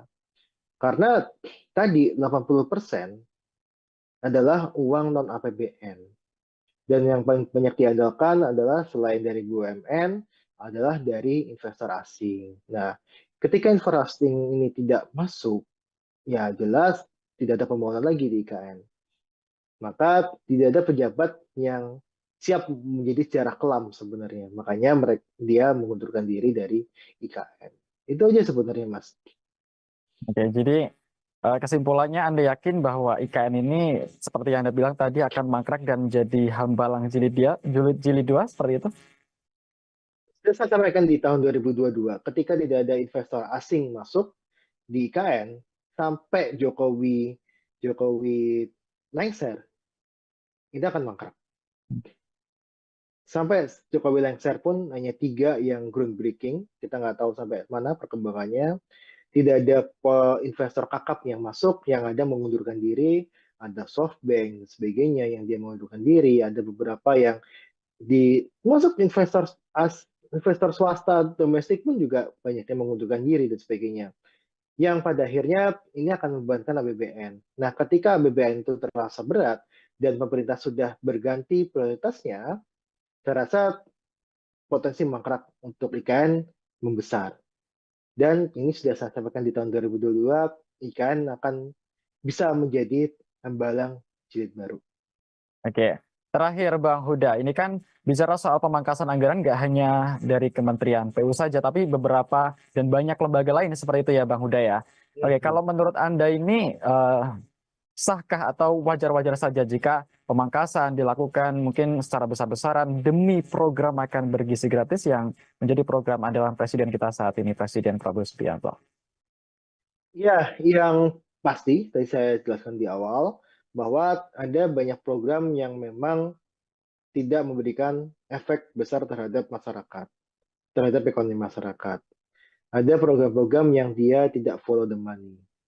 Artinya adalah programnya direncanakan secara ugal-ugalan, tidak direncanakan dengan baik gitu kan, yang pada akhirnya ini hanya menjadi bajakan gitu kan.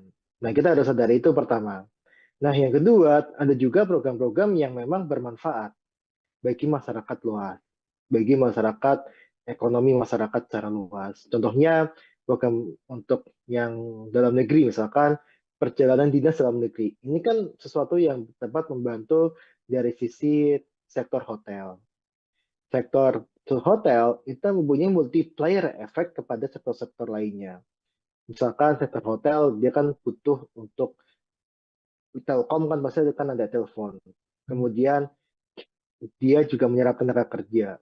Kemudian belum kita hitung untuk bisnis penatu ya, bisnis binatu sorry, yang bisnis laundry yang memang yang itu pasti akan terdampak juga. Belum lagi penyediaan amenities seperti sandal hotel dan sebagainya, itu yang pasti akan terdampak dan sebagainya lah ya. Jadi multiplier-nya cukup besar.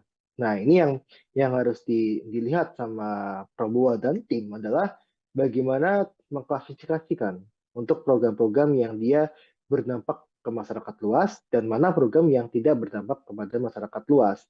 Dan ketika mereka atau program itu tidak berdampak pada masyarakat secara luas, ya itu patut dievaluasi, patut diefisiensikan, patut dihapuskan. Tapi untuk yang program-program yang dia berdampak luas, patut patut kita keep atau patut kita tetap laksanakan, tidak dilakukan pemangkasan anggaran.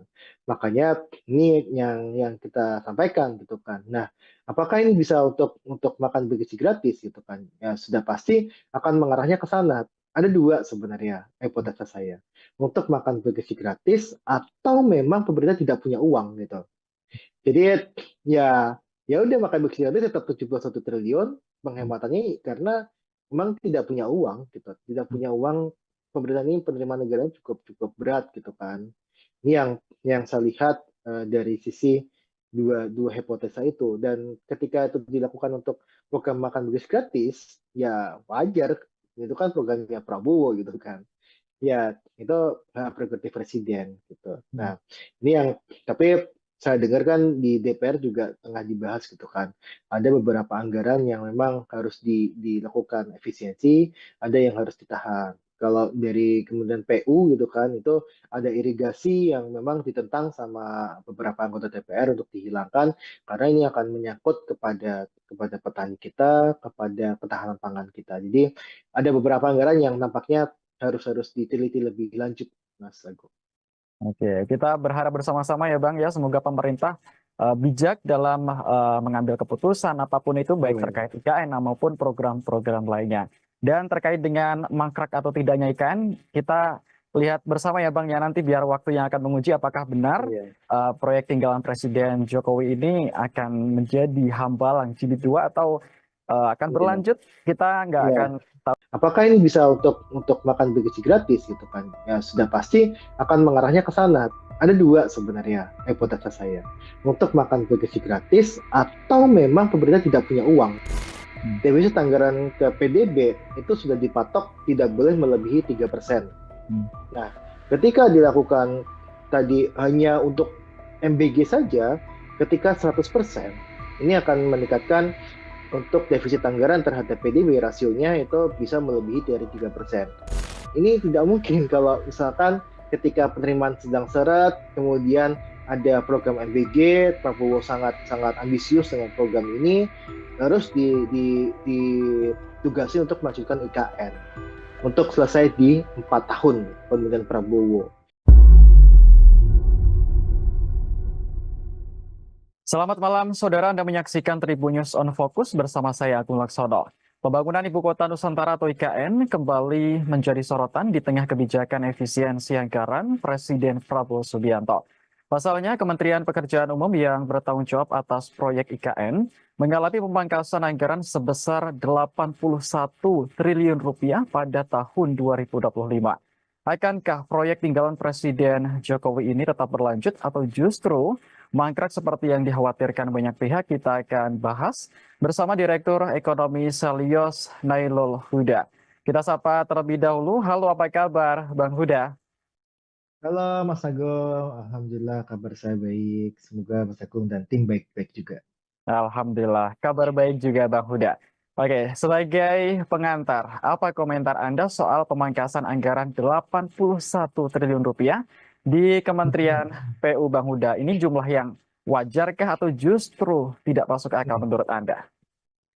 Iya, yang pertama seperti ini, bahwa kita masih, ya kita harus mengakui lah ya, bahwa ada anggaran-anggaran yang memang anggaran siluman gitu kan, atau anggaran yang seharusnya itu tidak membutuhkan anggaran besar, ternyata dianggarkannya cukup besar dan sebagainya. Kemudian ada anggaran-anggaran untuk infrastruktur yang dia tidak berdampak positif terhadap ekonomi masyarakat, tapi masih dianggarkan dan sebagainya. Nah, kita harus sadari itu.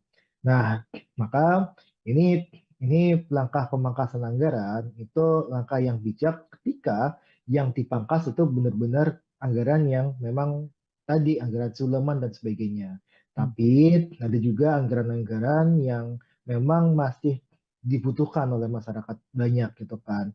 Seperti contohnya kalau kita bedah di paparannya Kemen PU ya, yang banyak beredar di media sosial bahwa ada pemangkasan anggaran di irigasi, pemeliharaan jalan dan sebagainya yang justru itu dibutuhkan oleh masyarakat. Seperti apa pembentukannya? Irigasi aja misalkan kita melihat ada pemangkasan irigasi, anggaran irigasi yang justru akan memperberat program pemerintah untuk mencapai ketahanan pangan. Karena irigasi ini kan salah satu faktor penting untuk pangan kita gitu kan, pertanian kita gitu kan. Ketika ini diganggu anggarannya, otomatis sebenarnya irigasi untuk padi kita, pertanian kita akan terganggu. Ini yang akan menyebabkan untuk ketahanan pangan akan terancam. Nah, tapi ada anggaran-anggaran yang memang patut dievaluasi. Salah satu contohnya memang yang kita dorong adalah evaluasi anggaran untuk ibu kota Nusantara. Nah, ibu kota negara. Ibu kota Nusantara ini kenapa kita patut dievaluasi? Karena jadinya ini tidak menimbulkan banyak manfaat bagi ekonomi daerah maupun ekonomi nasional. Nah, ini yang kita harap adalah anggaran-anggaran seperti ini yang disisir gitu kan, anggaran-anggaran yang memang tidak berdampak banyak terhadap ekonomi masyarakat dan sebagainya, yang ini bisa dievaluasi bahkan kita kurangi dan sebagainya. Nah, ini yang kita harap anggaran-anggaran seperti inilah yang memang dievaluasi dan dilakukan efisiensi. Oke.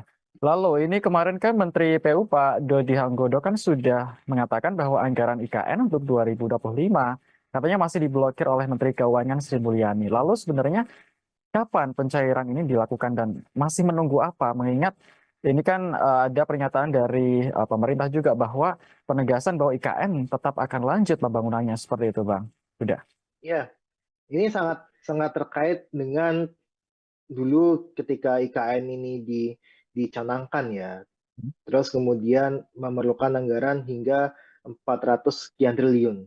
Nah, terus kemudian pemerintah sampaikan pada saat itu bahwa anggaran dari APBN hanya 20%. Kita hitung hanya 90 triliun. Dan di tahun 2024 itu sebenarnya sudah banyak terpakai hingga 70 triliun lebih gitu kan. Dan saya rasa ini ketika mau ada lagi anggaran untuk PKN di tahun 2025, ini pasti akan memberatkan. Terlebih kalau kita lihat sebenarnya ini kan anggaran IKN yang begitu besar dan multi years ya, katakan sama pemerintah sebelumnya gitu kan. Anggaran ini multi year dan sebagainya justru akan memberikan beban fiskal yang cukup berat bagi pemerintahan selanjutnya, dalam hal ini pemerintahan Prabowo, maka ini akan jadi beban berat bagi Prabowo kelak untuk bisa menjalankan program-program andalannya. Nah, kita juga nggak bisa memungkiri juga bahwa setiap presiden itu pasti punya prioritas anggaran atau program prioritasnya masing-masing gitu kan. Kita tahu Jokowi itu sudah mencanangkan pindah ibu kota dan sebagainya, maka ini jadi prioritas Jokowi ketika menjabat untuk menggelontorkan uang sebanyak mungkin ke IKN. Nah, tapi Prabowo itu punya prioritas makan bergizi gratis gitu kan, di mana program ini pasti akan menjadi program yang bisa dibilang akan di backup sepenuhnya oleh Prabowo. Berapapun anggarannya itu pasti akan diusahakan oleh Prabowo. Nah, inilah yang saya sebutkan, pasti ada masanya masing-masing, ada programnya masing-masing setiap presiden gitu. Nah, ini yang kita lihat ketika IKN ini anggaran diblokir dan sebagainya, ya ini salah satu cara Prabowo untuk bisa memberikan banyak anggaran kepada program prioritas miliknya gitu, seperti program makan gizi gratis dan sebagainya. Nah, ini sudah kita sampaikan sebenarnya di awal, ini ketika IKN ini dibangun harus ada pendekatan kepada investasi yang dilakukan oleh investor, terutama untuk investor tunggal dari luar negeri, yang hingga saat ini saya rasa masih cukup minim, bahkan hanya 3 gitu kan yang sudah masuk, satu dari China, satu dari Rusia, dan satu dari Australia. Walaupun ketiganya juga hanya saya dengar cuma groundbreaking saja gitu kan, tidak ada kelanjutan pembangunan di sana gitu. Jadi ini yang saya lihat harusnya ada pembagian beban kepada investor, dan ini adalah salah satu dosa gitu ya, kesalahan yang cukup besar juga yang dilakukan oleh pemerintah sebelumnya, yang mengatakan investor sudah mengantri dan sebagainya, yang pada akhirnya hingga saat ini kita tidak melihat investor tersebut ada di IKN. Oke. Kalau menurut analisis dari Bang Huda, apa sebenarnya yang menyebabkan para investor asing ini kurang begitu melirik IKN, Bang? Apa sebenarnya ketakutan apa yang mungkin ada di pihak mereka sehingga menjadi untuk berinvestasi di IKN ini perlu pertimbangan yang sangat berat seperti itu? Apa analisis Anda? Ya, pasti ada hitungannya gitu kan, Hmm. bahwa investor ini kan dia tidak seperti yayasan gitu kan yang Hmm. dia non profit gitu kan, mereka pasti akan mengincar profit dan sebagainya, mereka mengincar bagaimana cara mereka mencari keuntungan dengan melakukan investasi di IKN. Nah, kita lihat di IKN itu sudah ada pasarnya atau belum gitu kan. Hmm. Let's say contohnya investor untuk tempat hiburan. Tempat hiburan di IKN gimana, ada pangsa pasarnya apa tidak gitu kan. Sedangkan kita tahu bahwa pemerintah lagi-lagi menunda untuk pemindahan ASN ke IKN. Kita dengar dari tahun lalu misalkan ataupun tahun 2023 itu sudah ada rencana untuk pemindahan IKN, ASN ke IKN gitu kan. Terus kemudian diundur lagi ke Februari tahun 2024, kemudian diundur lagi Juni 2024, mundur lagi September gitu kan. Hingga sekarang ditekankan tidak ada rencana untuk pemindahan IKN dalam jangka waktu tertentu gitu. Jadi tidak ada rencana lagi nih IKN akan pindah, ASN ini akan pindah ke IKN kapan gitu. Karena dari pemerintah memang dirasa belum siap infrastruktur di sana untuk ASN ini tempat tinggal, kemudian kalau kita lihat untuk pendidikan anak-anaknya, kesehatan anak-anaknya dan sebagainya, itu tidak ada yang mencukupi di situ. Karena itu masih sangat seperti hutan gitu kan. Dia ada bangunan megah di tengah hutan yang dia tidak ada penghuninya gitu. Nah, kita juga lihat sebenarnya Mas, bahwa ini sangat-sangat, karena kontrak politik pasti sudah ada lah, karena ada undang-undang untuk pemindahan ibu kota Nusantara gitu kan, ibu kota negara dipindahkan ke IKN gitu kan. Dari sisi kontrak politik sudah ada, tapi dari sisi kontrak anggaran itu masih tanda tanya gitu kan. Makanya investor ini tidak mau nih untuk melakukan investasi di IKN karena tidak ada jaminan anggaran ke depan seperti apa untuk IKN ini, dan 20% dari total anggaran IKN yang sebesar 400 sekian triliun itu sudah hampir semuanya digunakan, dan ketika itu melebihi sudah pasti akan ada penolakan dari masyarakat. Ini yang saya rasa akhirnya menimbulkan keraguan investor untuk masuk ke IKN gitu kan. Dan juga kalau kita Mas Agung lihat ya, ini Jokowi sering sekali ya mengadakan rapat di IKN, terus kemudian 3 hari berkantor di IKN, terus kemudian malam-malam mengadakan inaugurasi di IKN dan sebagainya. Tapi kita tidak pernah nih melihat Prabowo berkantor ke IKN. Ini kan kontrak-kontrak politik yang memang pasti akan dijadikan acuan bagi investor untuk masuk ke IKN atau tidak gitu. Ketika tidak ada jaminan yang pasti dari pemerintah dari sisi anggaran, kontrak politik secara dengan eksekutifnya juga juga kita lihat ogah-ogahan untuk pindah ke IKN dan sebagainya, saya rasa ini akan semakin memundurkan niat investor itu untuk masuk ke IKN. Dan ini sudah saya sampaikan di tahun 2022, IKN ini berpotensi mangkraknya sangat besar dan bisa menjadi ya hambalang titik 2.0 ya kalau saya bilang ya, untuk yang program yang mangkrak di zamannya, yang dilakukan oleh di zamannya Jokowi. Baik. Tadi ada mengatakan bahwa setiap presiden punya masing-masing punya andalan tersendiri. Kalau di era Jokowi, IKN. Seperti itu kalau di eranya Pak Prabowo, sekarang yang terkenal kan program makan bergizi gratis seperti itu, Bang Huda. Lalu mungkinkah keduanya ini bisa berjalan bersama atau memang harus ada yang dikorbankan salah satu, Bang, jika melihat kondisi pemerintahan yang sekarang? Ya, ini sedikit klarifikasi, kalau programnya Jokowi itu bukan hanya IKN ya, tapi Ya. ada dari sisi infrastruktur gitu kan. Karena kalau Hmm. kita lihat anggaran infrastruktur itu sangat besar, termasuk untuk infrastruktur di IKN. Nah, kita lihat berapa sih anggaran yang dibutuhkan oleh IKN gitu kan? Ada 400 sekian triliun. Kemudian berapa sih anggaran untuk program makan bergizi gratis gitu kan? Ini ada tahun ini aja anggarannya 70 triliun, bahkan ingin ditambah 100 triliun lagi gitu kan. Kalau Hmm. kita hitung untuk yang untuk mencapai 100% itu membutuhkan angka di angka sekitar 300 triliun atau 240 sampai 300 triliun. Itu hanya untuk makan bergizi gratis tiap tahunnya. Nah, yang terjadi adalah ketika 100% yang terjadi, yang kita prediksi, ini bisa meningkatkan defisit anggaran kita. Hmm. Defisit anggaran ke PDB itu sudah dipatok tidak boleh melebihi 3%.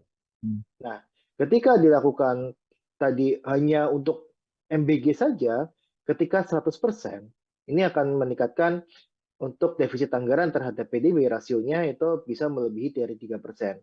Yang pada akhirnya bisa memunculkan potensi untuk dilakukan impeachment terhadap pemerintah, terhadap Prabowo gitu. Nah, makanya ini sangat tidak mungkin sebenarnya ketika ada program makan bergizi gratis yang butuh uang sangat besar ditambah dengan adanya IKN, pembangunan IKN di era Prabowo ini. Sedangkan satu sisi penerimaan negara kita tengah seret, apalagi ada masalah Cortex gitu kan, yang ini bisa berpotensi untuk melambatkan penerimaan negara. Nah, artinya apa? Artinya ini tidak mungkin kalau misalkan ketika penerimaan sedang seret, kemudian ada program MBG, Prabowo sangat sangat ambisius dengan program ini, harus ditugasi untuk melanjutkan IKN untuk selesai di 4 tahun pemerintahan Prabowo.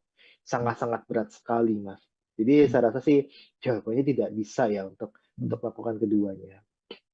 Baik, tapi ini sejumlah menteri Kabinet Merah Putih telah mengatakan, khususnya kemarin yang baru saja mengatakan Menteri Energi dan Sumber Daya Mineral Bang Huda Bahlil Lahadalia bahwa Prabowo akan pindah ke IKN tahun 2028. Begitu beliau mengatakan. Apakah Anda optimis ini terlaksana tepat waktu atau ini merupakan sesuatu yang dipaksakan dalam tanda kutip? Ya, itu hanya omong-omong saja, Mas Agung, sebenarnya. Kalau kita lihat ya, kita sudah mendengar lah bahwa tadi saya sampaikan saja, kita uh, di pemerintah gitu ya, pemerintah itu sudah mencanangkan ASN IKN akan pindah di Februari tahun 2024. Bahkan Hmm. di 2023 juga sudah sampaikan. Sampai saat ini tidak ada satupun ASN yang dia pindah ke IKN. Kecuali yang badan otorita ya, kita tahu itu statusnya ASN atau tidak gitu. Tapi tidak ada ASN yang pindah ke sana. Dan kemarin muncul untuk dari Badan Kepegawaian Negara ya, itu muncul surat bahwa pemindahan ASN ke IKN itu akan ditunda dalam jangka waktu yang tidak menentu. Artinya bisa tahun 2028, 2029, bahkan sampai tahun 2035 pun tidak dipindahkan. Itu bisa saja. Karena putusan suratnya seperti itu. Nah, ketika Bahlil mengatakan ini akan pindah tahun 2028, itu kan Bahlil juga mengatakan hal yang serupa, bahwa sudah ada 160 investor yang mau masuk ke IKN. Pada kenyataannya nggak ada. Kan bilang kan, Jokowi juga sudah sampaikan, ada 40 dari Korea, 40 dari Jepang, ada 120 dari Singapura, dari Malaysia dan sebagainya. Bahkan dari Uni Emirat Arab. Tapi sampai sekarang nggak ada gitu. Nggak ada investor ya, investor tunggal asing yang masuk ke IKN. Jadi jadi omongan Bahlil itu nggak bisa dipertanggungjawabkan sebenarnya ketika sudah menyangkut mengenai IKN. Yang kita bisa tanggapan ya omongannya Pak Abbas selaku otorita IKN kan. Dan otorita IKN juga sering sampaikan bahwa belum ada investor asing yang masuk. Dan itu sampai sekarang juga masih sama gitu kan. Lantas kita melihat Prabowo mau pindah ke sana tahun 2028 gitu kan. Saya rasa itu cuma omong-omong saja sebenarnya Mas Agung. Oke, kita nyerempet sedikit ke masalah hubungan Prabowo dan Jokowi, Bang Huda. Ini kan kalau kita melihat IKN merupakan proyek besar tinggal Jokowi yang ya mau nggak mau kan tentu ini diharapkan akan dilanjutkan seperti itu. Nah, mengingat hubungan Prabowo dan Jokowi selama ini kan juga sangat baik, sangat dekat. Lantas ketika nanti IKN seandainya mangkrak atau justru dikesampingkan seperti itu, apakah ini juga akan berdampak kepada hubungan Jokowi dan juga Prabowo kalau dari kacamata Anda? Iya, yang jelas Jokowi sudah tidak punya kekuatan lagi Hmm, di pemerintahan ini, kecuali ya anaknya Gibran doang gitu kan.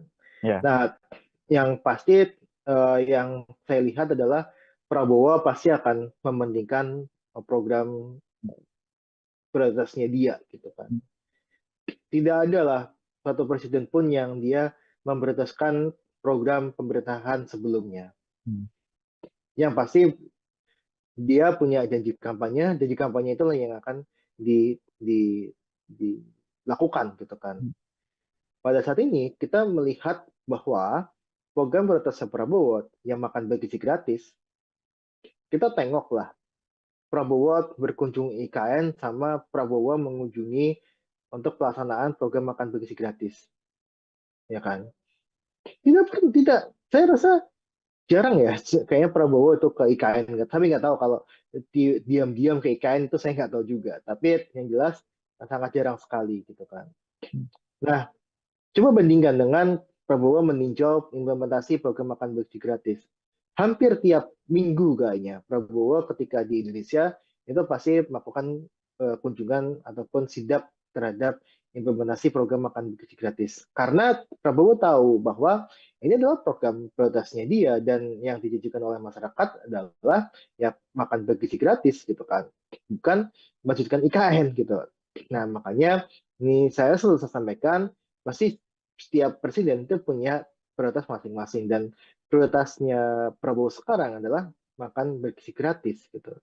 Nah, ini akan pasti akan membuat hubungan merenggang gitu kan. Karena saya tahu kalau Jokowi ketika di kepemimpinannya akhir-akhir kepemimpinan periode kedua itu sudah tidak memikirkan program lainnya selain menyelesaikan proyek-proyek di IKN. Makanya Jokowi sangat ketol sekali gitu kan. Ketiga bulan sebelum dia lengser, itu berbagai acara dilakukan di IKN, termasuk untuk upacara 17 Agustus, kemudian beberapa acara inaugurasi malam-malam di IKN, terus kemudian melakukan rapat rapat paripurna kabinet ya, itu di IKN dan sebagainya, istana presiden di IKN ya. Nah, ini semua dilakukan hanya untuk melihat, oh ini loh progres IKN dan ada dukungan, harus ada dukungan ke IKN setelah dia lengser. Dia tidak mau untuk IKN ini menjadi hambalang baru sebenarnya. Tapi lagi-lagi pasti prioritas presiden itu beda-beda gitu. Tadi saya sampaikan di awal dan kita tidak boleh punya dua matahari ya. Tidak boleh punya matahari kembar. Yang sekarang presidennya adalah Prabowo bukan Jokowi lagi. Oke. Lalu terkait ini Bang Huda, Em, ini kan juga masalah di IKN kan menjadi perhatian semua masyarakat Indonesia seperti itu. Dan berita hari ini ada pejabat otorita IKN yang mundur baru saja, Bang Muhammad Ali Iya. Brawi. Ini apa komentar Anda tentang pengunduran diri di momen yang sangat genting ini, Bang Huda? Iya, pengunduran diri pejabat IKN ini kan bukan yang pertama kali ya. Kita Betul. eh, kepala otorita pun sudah mengundurkan diri walaupun masuk kembali sebagai ya tadi ya untuk staf sus apa gitu saya lupa untuk jabatannya Pak Bambang gitu kan. Nah, yang jelas adalah ada sesuatu bermasalah di IKN bahwa IKN ini pertama tadi yang jelas belum ada investor tunggal asing yang masuk. Beban terhadap APBN itu terlampau berat gitu kan. Kemudian belum ada kejelasan apakah pemerintahan sekarang dan pemerintahan selanjutnya itu memajukan IKN atau tidak. Karena banyak yang sampaikan gitu kan bahwa IKN itu akan jadi ibu kota politik saja gitu kan. Bukan sebagai ibu kota negara. Ibu kota negara tetap di Jakarta gitu.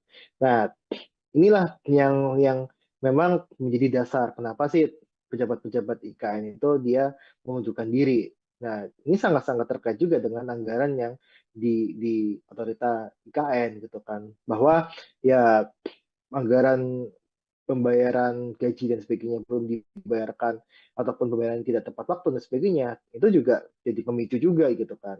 Dan yang jelas adalah ketika pejabat IKN ini dia masuk, yang jelas rencana IKN ini sudah ada gitu, sudah jadi gitu. Dan memang ketika kita tidak ataupun sungkan untuk melakukan apa yang jadi pertentangan batin, itu pasti akan mengundurkan diri kan.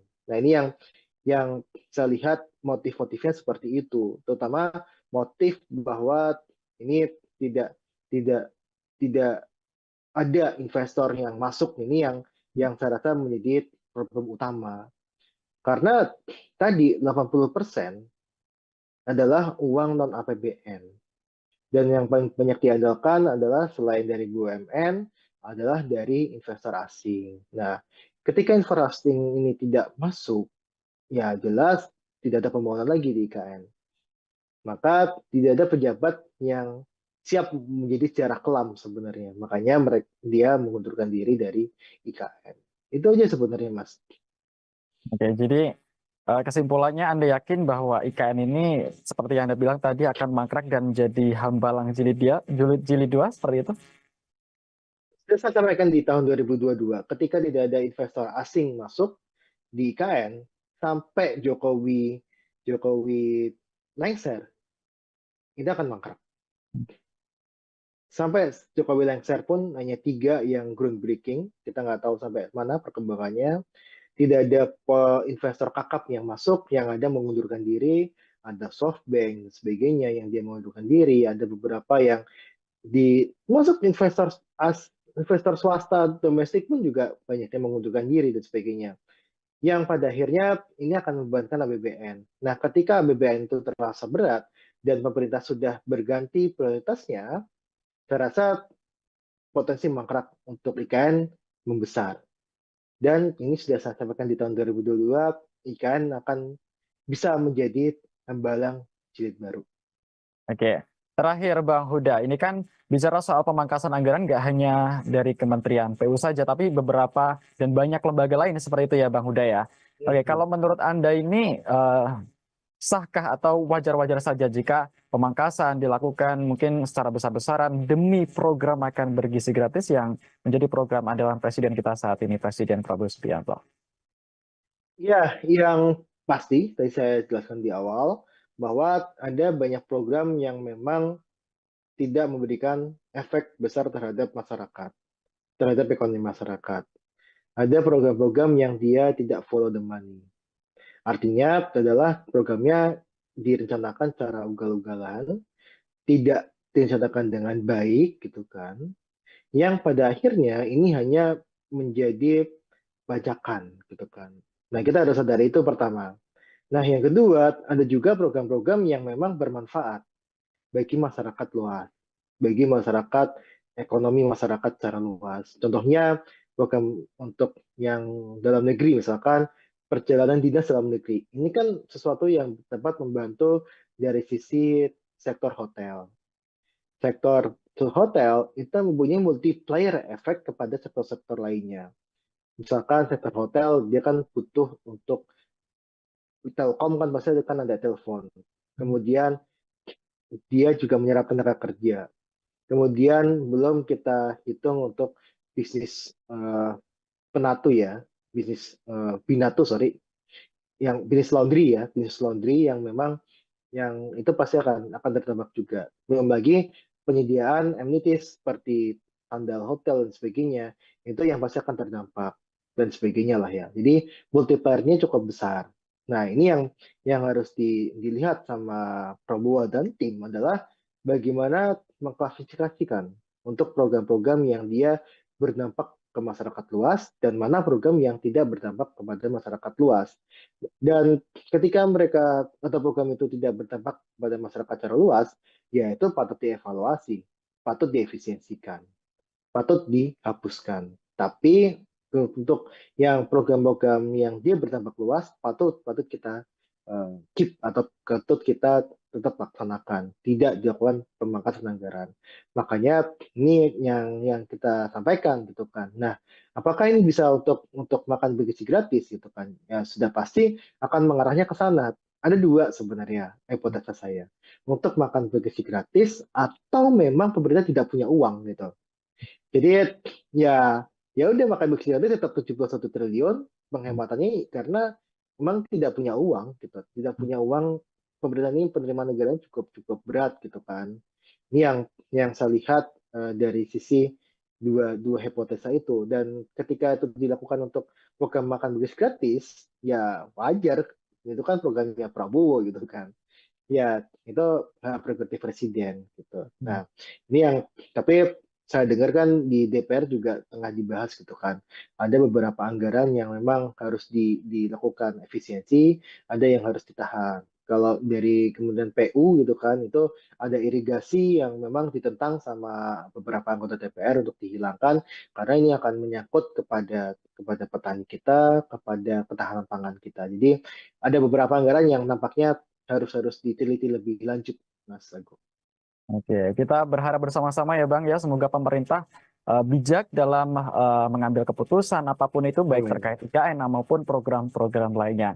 Dan terkait dengan mangkrak atau tidaknya IKN, kita lihat bersama ya Bang ya, nanti biar waktu yang akan menguji apakah benar Iya, proyek tinggalan Presiden Jokowi ini akan menjadi hambalang jilid 2 atau akan iya, berlanjut, kita nggak iya. akan. Apakah ini bisa untuk makan bergizi gratis gitu kan? Ya sudah pasti akan mengarahnya ke sana. Ada dua sebenarnya hipotesa saya, untuk makan bergizi gratis atau memang pemerintah tidak punya uang. Defisit anggaran ke PDB itu sudah dipatok tidak boleh melebihi 3%. Nah, ketika dilakukan tadi hanya untuk MBG saja, ketika 100%, ini akan meningkatkan untuk defisit anggaran terhadap PDB, rasionya itu bisa melebihi dari 3%. Ini tidak mungkin kalau misalkan ketika penerimaan sedang seret, kemudian ada program MBG, Prabowo sangat sangat ambisius dengan program ini, terus ditugasi untuk melanjutkan IKN untuk selesai di 4 tahun pemerintahan Prabowo. Selamat malam, saudara. Anda menyaksikan Tribun News on Focus bersama saya, Agung Laksono. Pembangunan Ibu Kota Nusantara atau IKN kembali menjadi sorotan di tengah kebijakan efisiensi anggaran Presiden Prabowo Subianto. Pasalnya, Kementerian Pekerjaan Umum yang bertanggung jawab atas proyek IKN mengalami pemangkasan anggaran sebesar 81 triliun rupiah pada tahun 2025.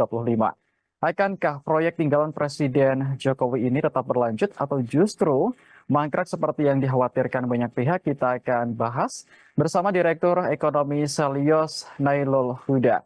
Kita sapa terlebih dahulu. Halo, apa kabar Bang Huda?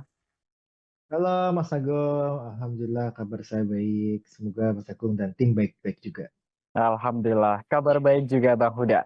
Oke, sebagai pengantar, apa komentar Anda soal pemangkasan anggaran 81 triliun rupiah di Kementerian PU Bang Huda? Ini jumlah yang wajarkah atau justru tidak masuk akal menurut Anda?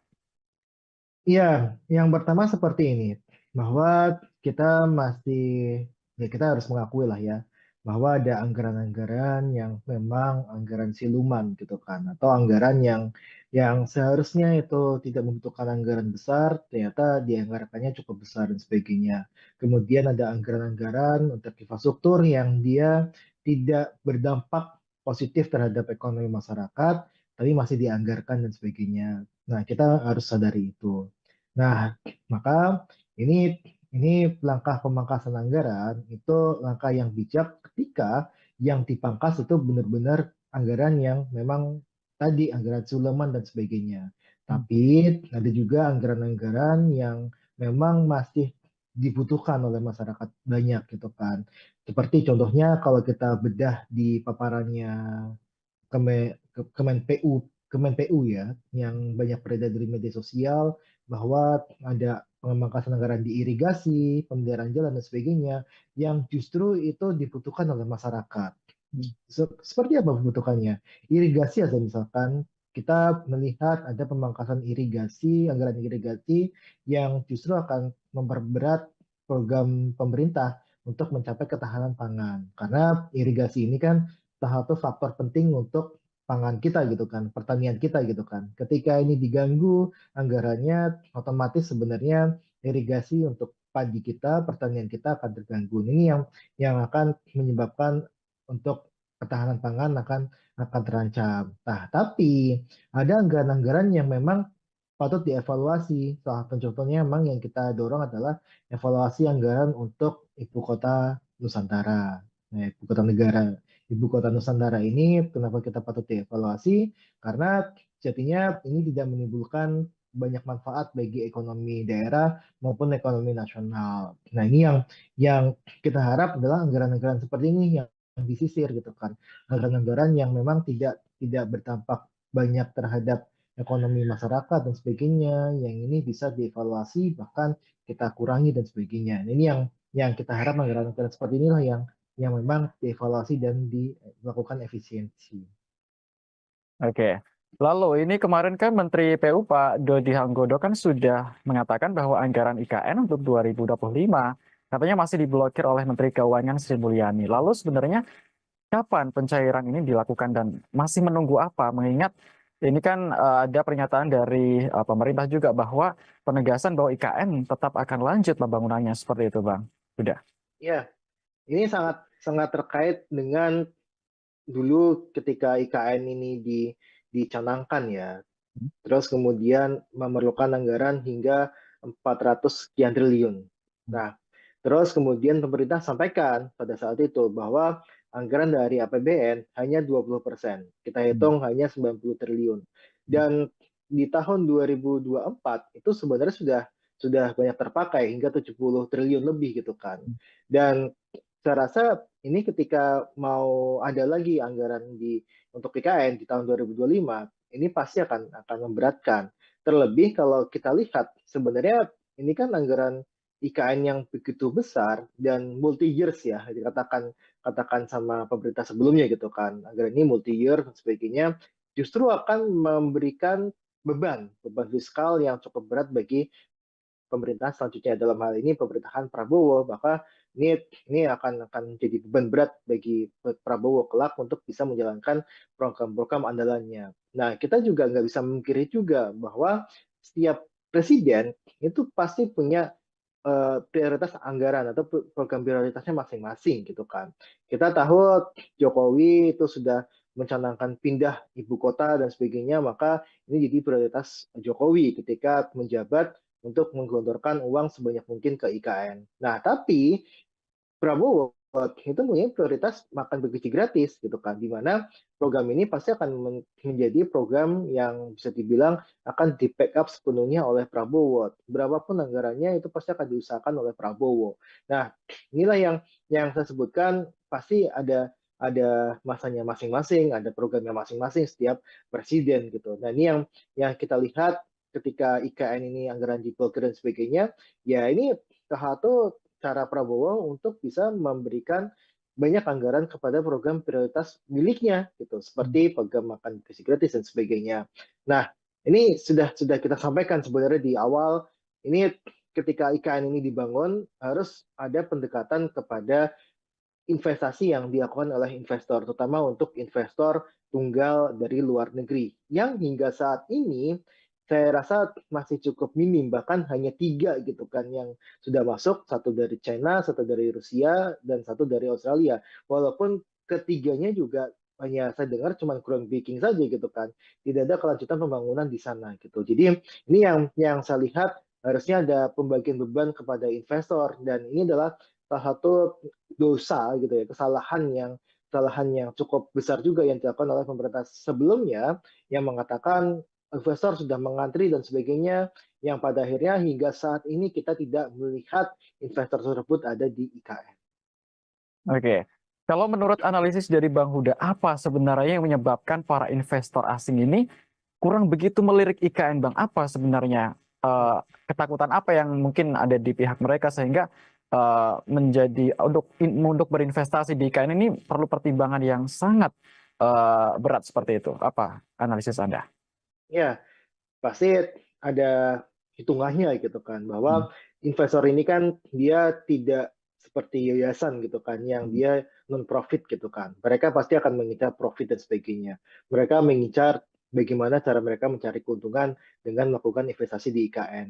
Nah, kita lihat di IKN itu sudah ada pasarnya atau belum gitu kan. Let's say contohnya investor untuk tempat hiburan. Tempat hiburan di IKN gimana, ada pangsa pasarnya apa tidak gitu kan. Sedangkan kita tahu bahwa pemerintah lagi-lagi menunda untuk pemindahan ASN ke IKN. Kita dengar dari tahun lalu misalkan ataupun tahun 2023 itu sudah ada rencana untuk pemindahan IKN, ASN ke IKN gitu kan. Terus kemudian diundur lagi ke Februari tahun 2024, kemudian diundur lagi Juni 2024, mundur lagi September gitu kan. Hingga sekarang ditekankan tidak ada rencana untuk pemindahan IKN dalam jangka waktu tertentu gitu. Jadi tidak ada rencana lagi nih IKN akan pindah, ASN ini akan pindah ke IKN kapan gitu. Karena dari pemerintah memang dirasa belum siap infrastruktur di sana untuk ASN ini tempat tinggal, kemudian kalau kita lihat untuk pendidikan anak-anaknya, kesehatan anak-anaknya dan sebagainya, itu tidak ada yang mencukupi di situ. Karena itu masih sangat seperti hutan gitu kan. Dia ada bangunan megah di tengah hutan yang dia tidak ada penghuninya gitu. Nah, kita juga lihat sebenarnya Mas, bahwa ini sangat-sangat, karena kontrak politik pasti sudah ada lah, karena ada undang-undang untuk pemindahan ibu kota Nusantara gitu kan, ibu kota negara dipindahkan ke IKN gitu kan. Dari sisi kontrak politik sudah ada, tapi dari sisi kontrak anggaran itu masih tanda tanya gitu kan.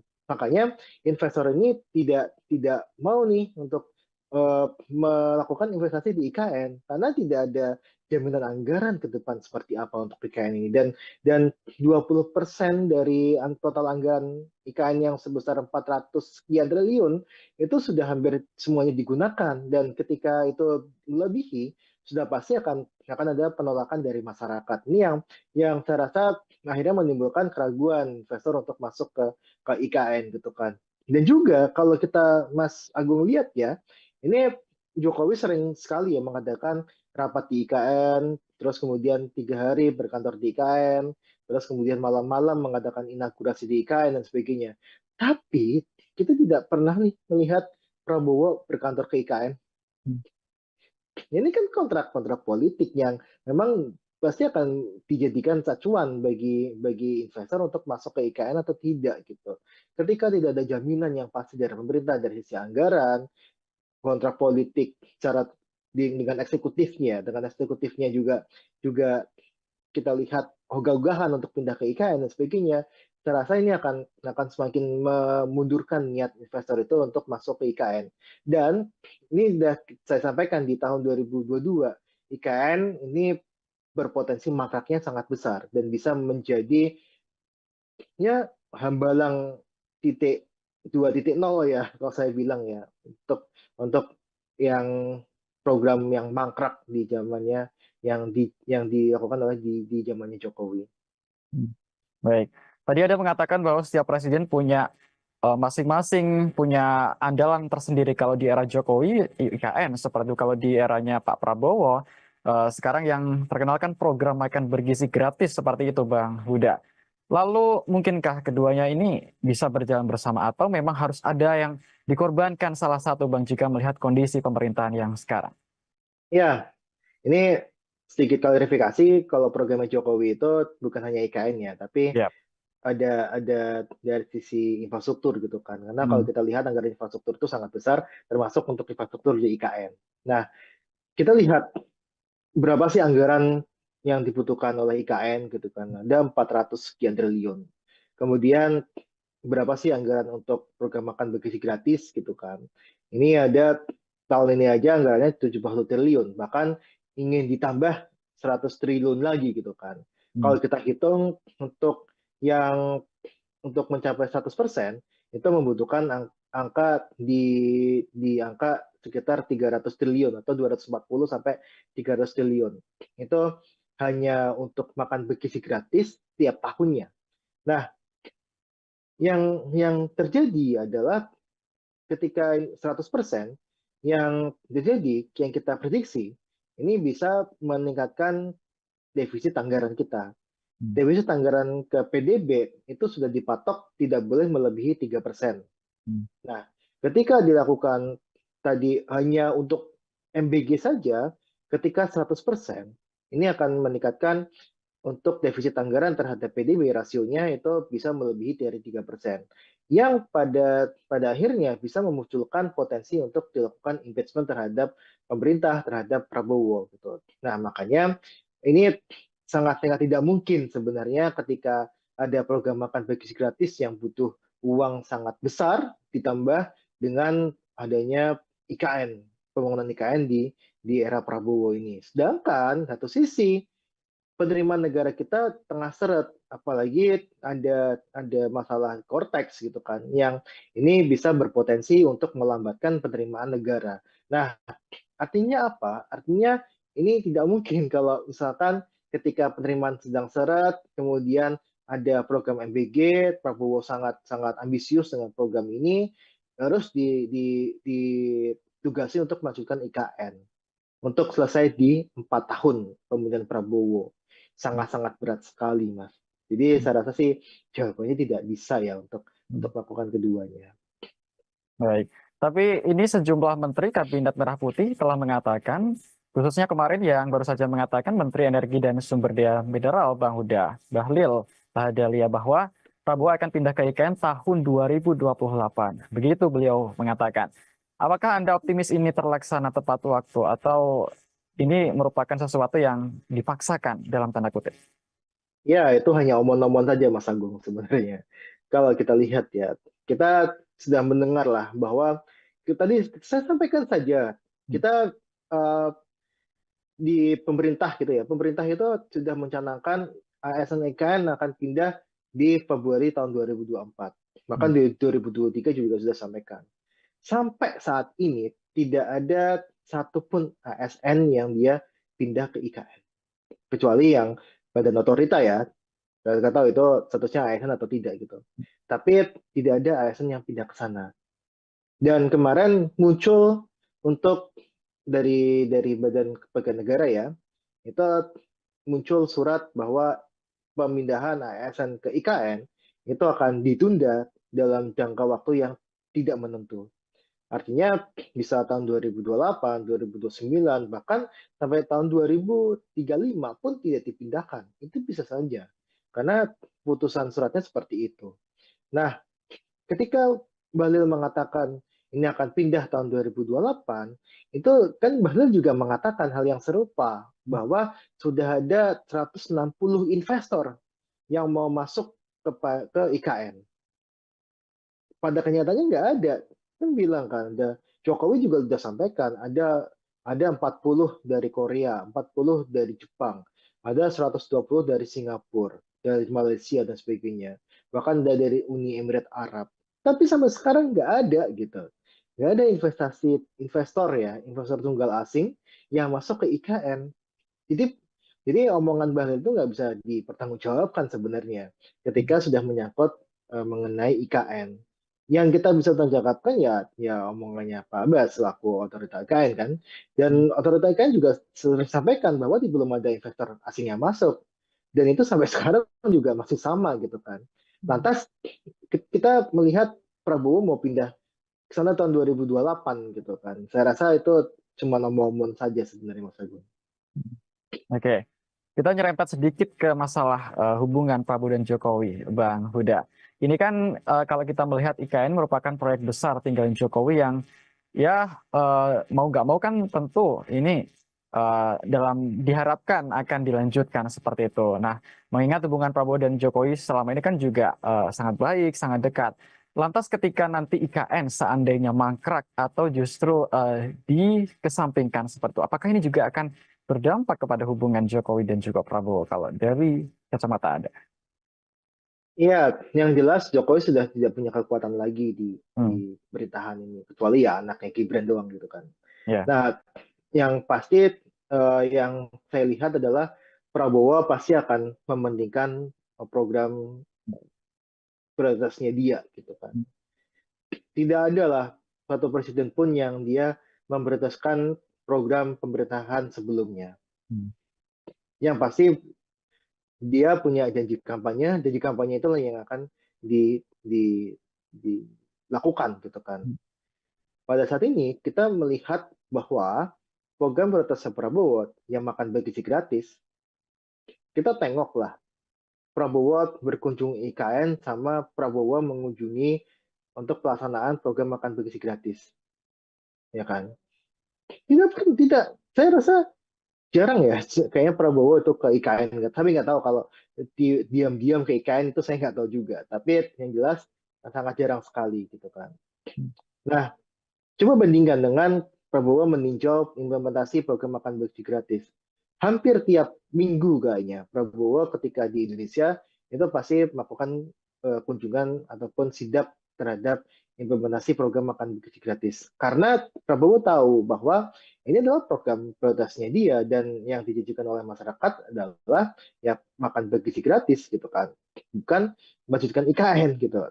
Nah makanya ini saya selalu sampaikan pasti setiap presiden itu punya prioritas masing-masing dan prioritasnya Prabowo sekarang adalah makan bergizi gratis gitu. Nah, ini akan pasti akan membuat hubungan merenggang gitu kan. Karena saya tahu kalau Jokowi ketika di kepemimpinannya akhir-akhir kepemimpinan periode kedua itu sudah tidak memikirkan program lainnya selain menyelesaikan proyek-proyek di IKN. Makanya Jokowi sangat ketol sekali gitu kan. Ketiga bulan sebelum dia lengser, itu berbagai acara dilakukan di IKN, termasuk untuk upacara 17 Agustus, kemudian beberapa acara inaugurasi malam-malam di IKN, terus kemudian melakukan rapat rapat paripurna kabinet ya, itu di IKN dan sebagainya, istana presiden di IKN ya. Nah, ini semua dilakukan hanya untuk melihat, oh ini loh progres IKN dan ada dukungan, harus ada dukungan ke IKN setelah dia lengser. Dia tidak mau untuk IKN ini menjadi hambalang baru sebenarnya. Tapi lagi-lagi pasti prioritas presiden itu beda-beda gitu. Tadi saya sampaikan di awal dan kita tidak boleh punya dua matahari ya.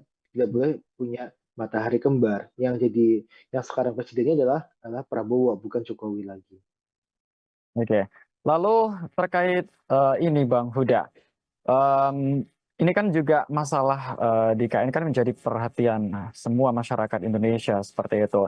Dan berita hari ini ada pejabat otorita IKN yang mundur baru saja Bang Muhammad Ali Iya. Braw. Ini apa komentar Anda tentang pengunduran diri di momen yang sangat genting ini Bang Huda? Iya, pengunduran diri pejabat IKN ini kan bukan yang pertama kali ya. Kita Betul. eh, kepala otorita pun sudah mengundurkan diri walaupun masuk kembali sebagai ya tadi ya untuk staf sus apa gitu saya lupa untuk jabatannya Pak Bambang gitu kan. Nah, yang jelas adalah ada sesuatu bermasalah di IKN bahwa IKN ini pertama tadi yang jelas belum ada investor tunggal asing yang masuk. Beban terhadap APBN itu terlampau berat gitu kan. Kemudian belum ada kejelasan apakah pemerintahan sekarang dan pemerintahan selanjutnya itu memajukan IKN atau tidak. Karena banyak yang sampaikan gitu kan bahwa IKN itu akan jadi ibu kota politik saja gitu kan, bukan sebagai ibu kota negara. Ibu kota negara tetap di Jakarta gitu.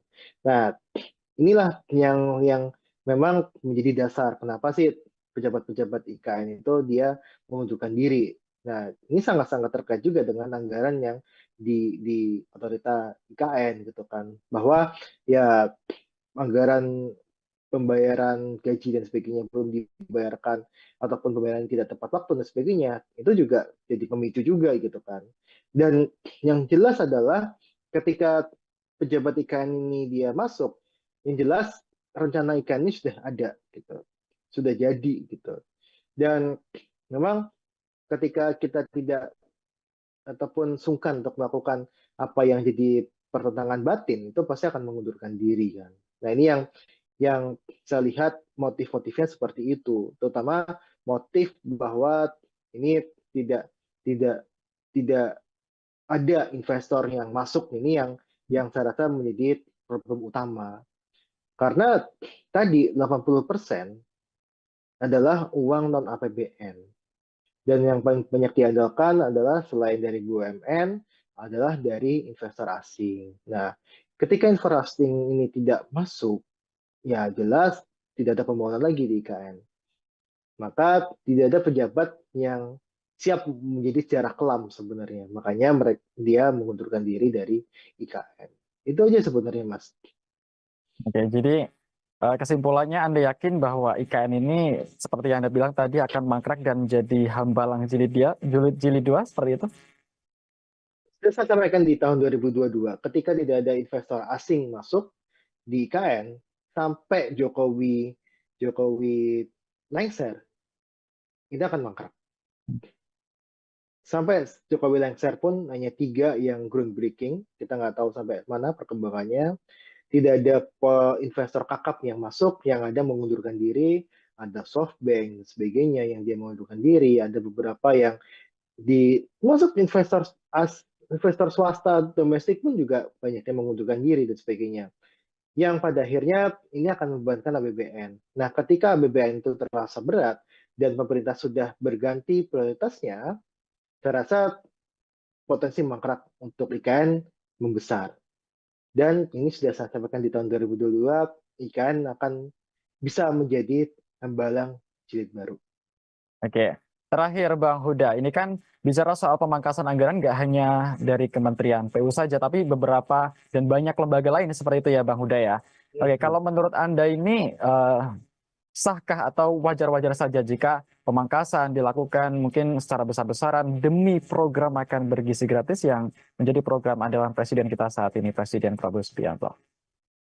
Ya, yang pasti, tadi saya jelaskan di awal, bahwa ada banyak program yang memang tidak memberikan efek besar terhadap masyarakat, terhadap ekonomi masyarakat.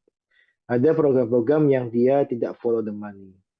Artinya adalah programnya direncanakan secara ugal-ugalan, tidak direncanakan dengan baik gitu kan, yang pada akhirnya ini hanya menjadi bajakan gitu kan. Nah, kita harus sadari itu pertama.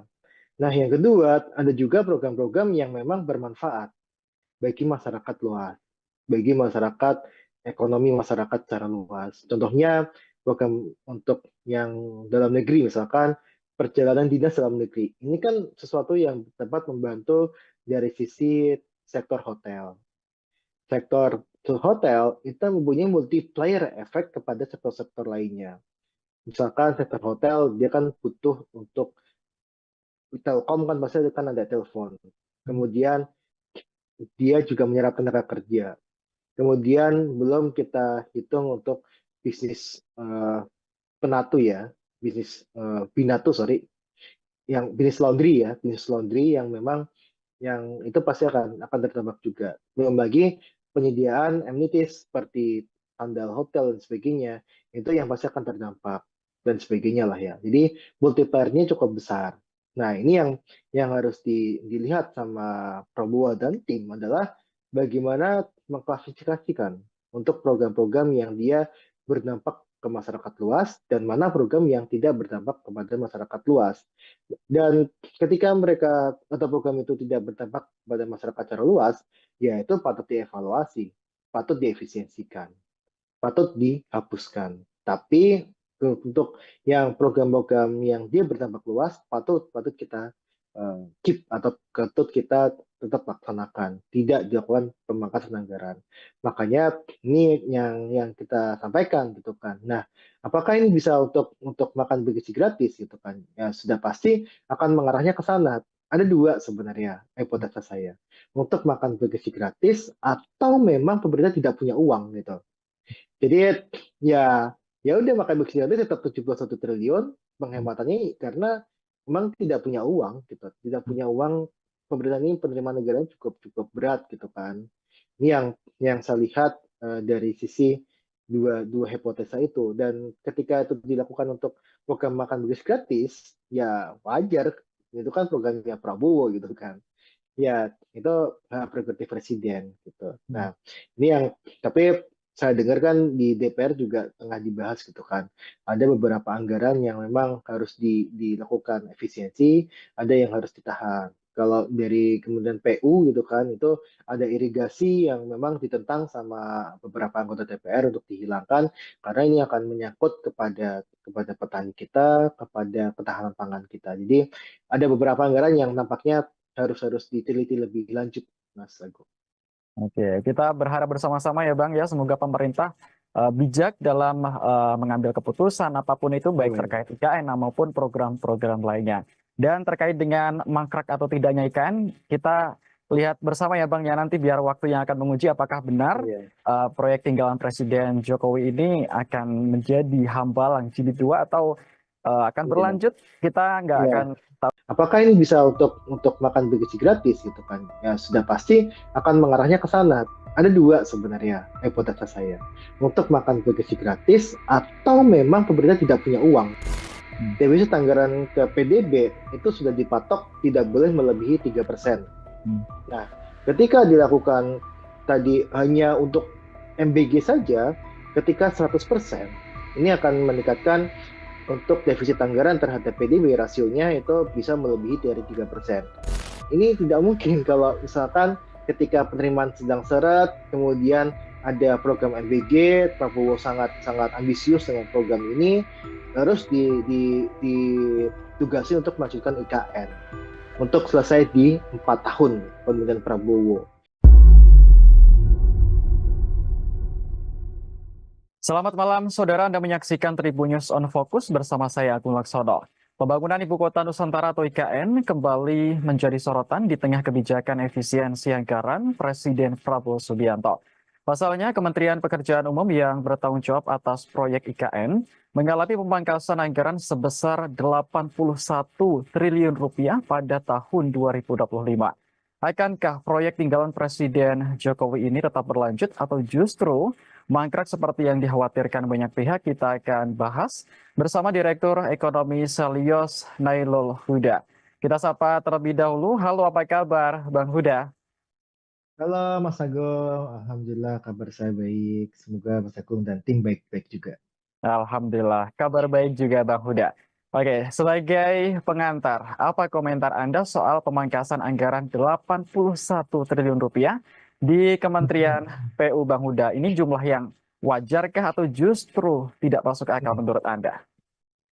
Iya, yang pertama seperti ini, bahwa kita masih, ya kita harus mengakui lah ya, bahwa ada anggaran-anggaran yang memang anggaran siluman gitu kan, atau anggaran yang seharusnya itu tidak membutuhkan anggaran besar, ternyata dianggarkannya cukup besar dan sebagainya. Kemudian ada anggaran-anggaran untuk infrastruktur yang dia tidak berdampak positif terhadap ekonomi masyarakat, tapi masih dianggarkan dan sebagainya. Nah, kita harus sadari itu. Nah, maka ini langkah pemangkasan anggaran itu langkah yang bijak ketika yang dipangkas itu benar-benar anggaran yang memang tadi anggaran Suleman dan sebagainya. Tapi ada juga anggaran-anggaran yang memang masih dibutuhkan oleh masyarakat banyak gitu kan. Seperti contohnya kalau kita bedah di paparannya Kemen PU ya, yang banyak beredar di media sosial bahwa ada pemangkasan anggaran di irigasi, pemeliharaan jalan dan sebagainya, yang justru itu dibutuhkan oleh masyarakat.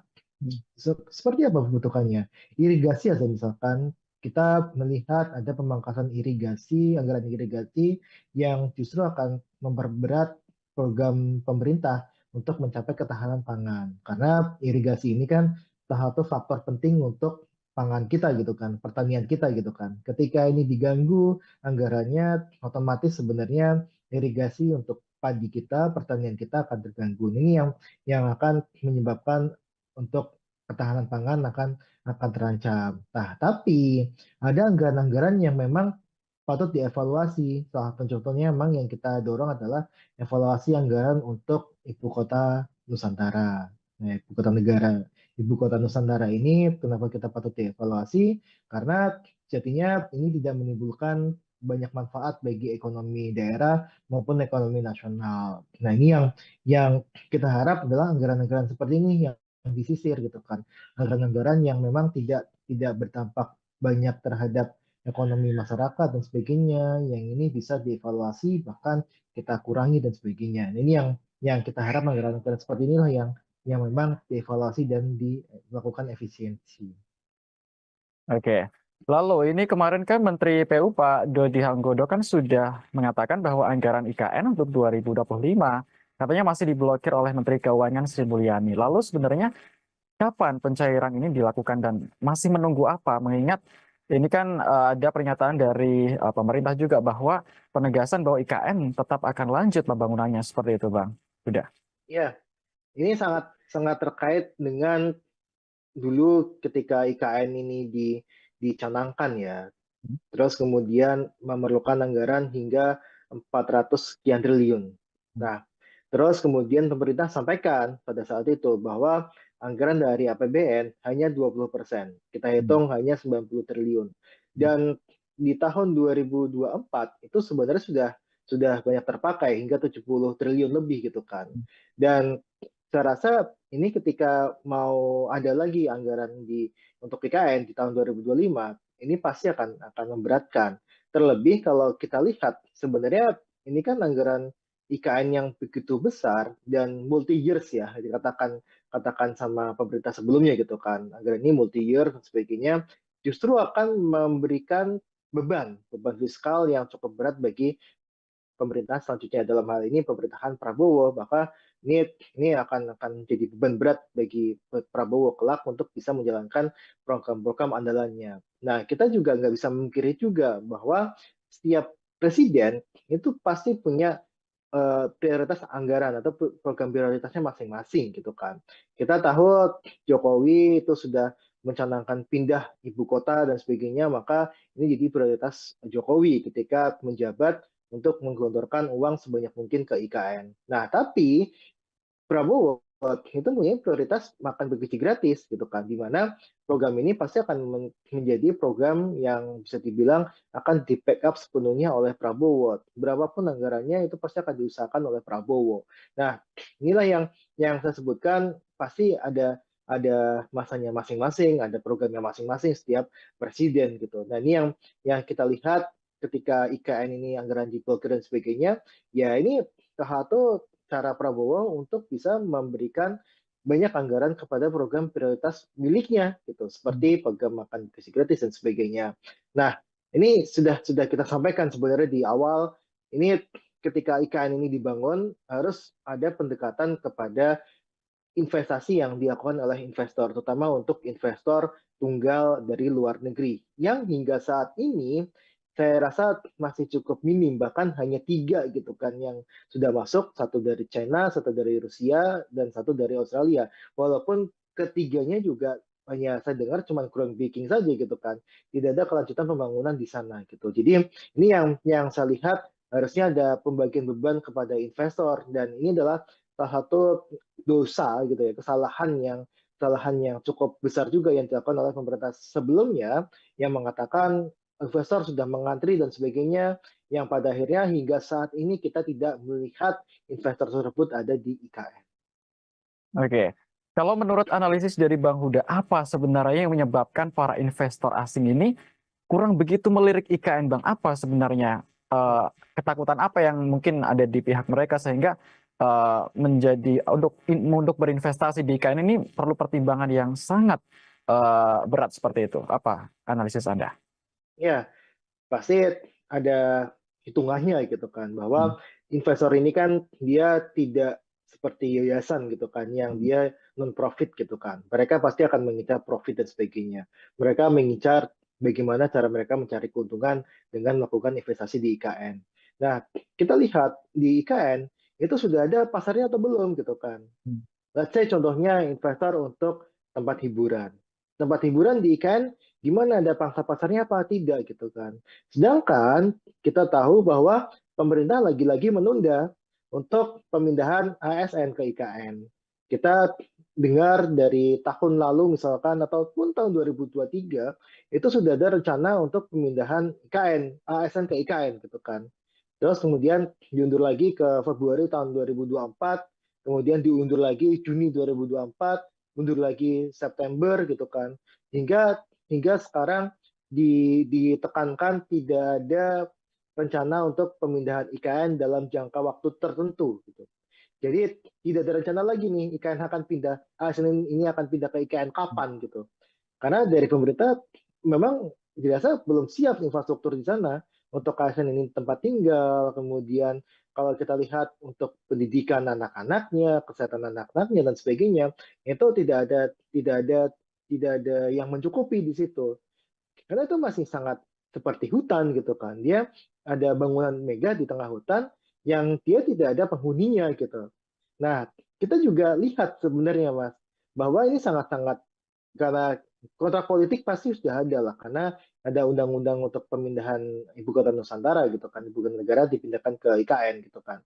Dari sisi kontrak politik sudah ada, tapi dari sisi kontrak anggaran itu masih tanda tanya gitu kan. Makanya investor ini tidak mau nih untuk melakukan investasi di IKN karena tidak ada jaminan anggaran ke depan seperti apa untuk IKN ini, dan 20% dari total anggaran IKN yang sebesar 400 sekian triliun itu sudah hampir semuanya digunakan, dan ketika itu melebihi sudah pasti akan ada penolakan dari masyarakat. Ini yang saya rasa akhirnya menimbulkan keraguan investor untuk masuk ke IKN gitu kan.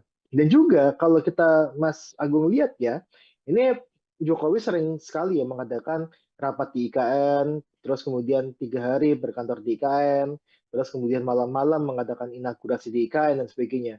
Tapi kita tidak pernah nih melihat Prabowo berkantor ke IKN.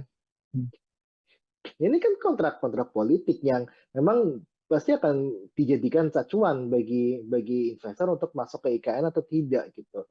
Ketika tidak ada jaminan yang pasti dari pemerintah dari sisi anggaran, kontrak politik secara dengan eksekutifnya juga juga kita lihat ogah-ogahan untuk pindah ke IKN dan sebagainya, saya rasa ini akan semakin memundurkan niat investor itu untuk masuk ke IKN.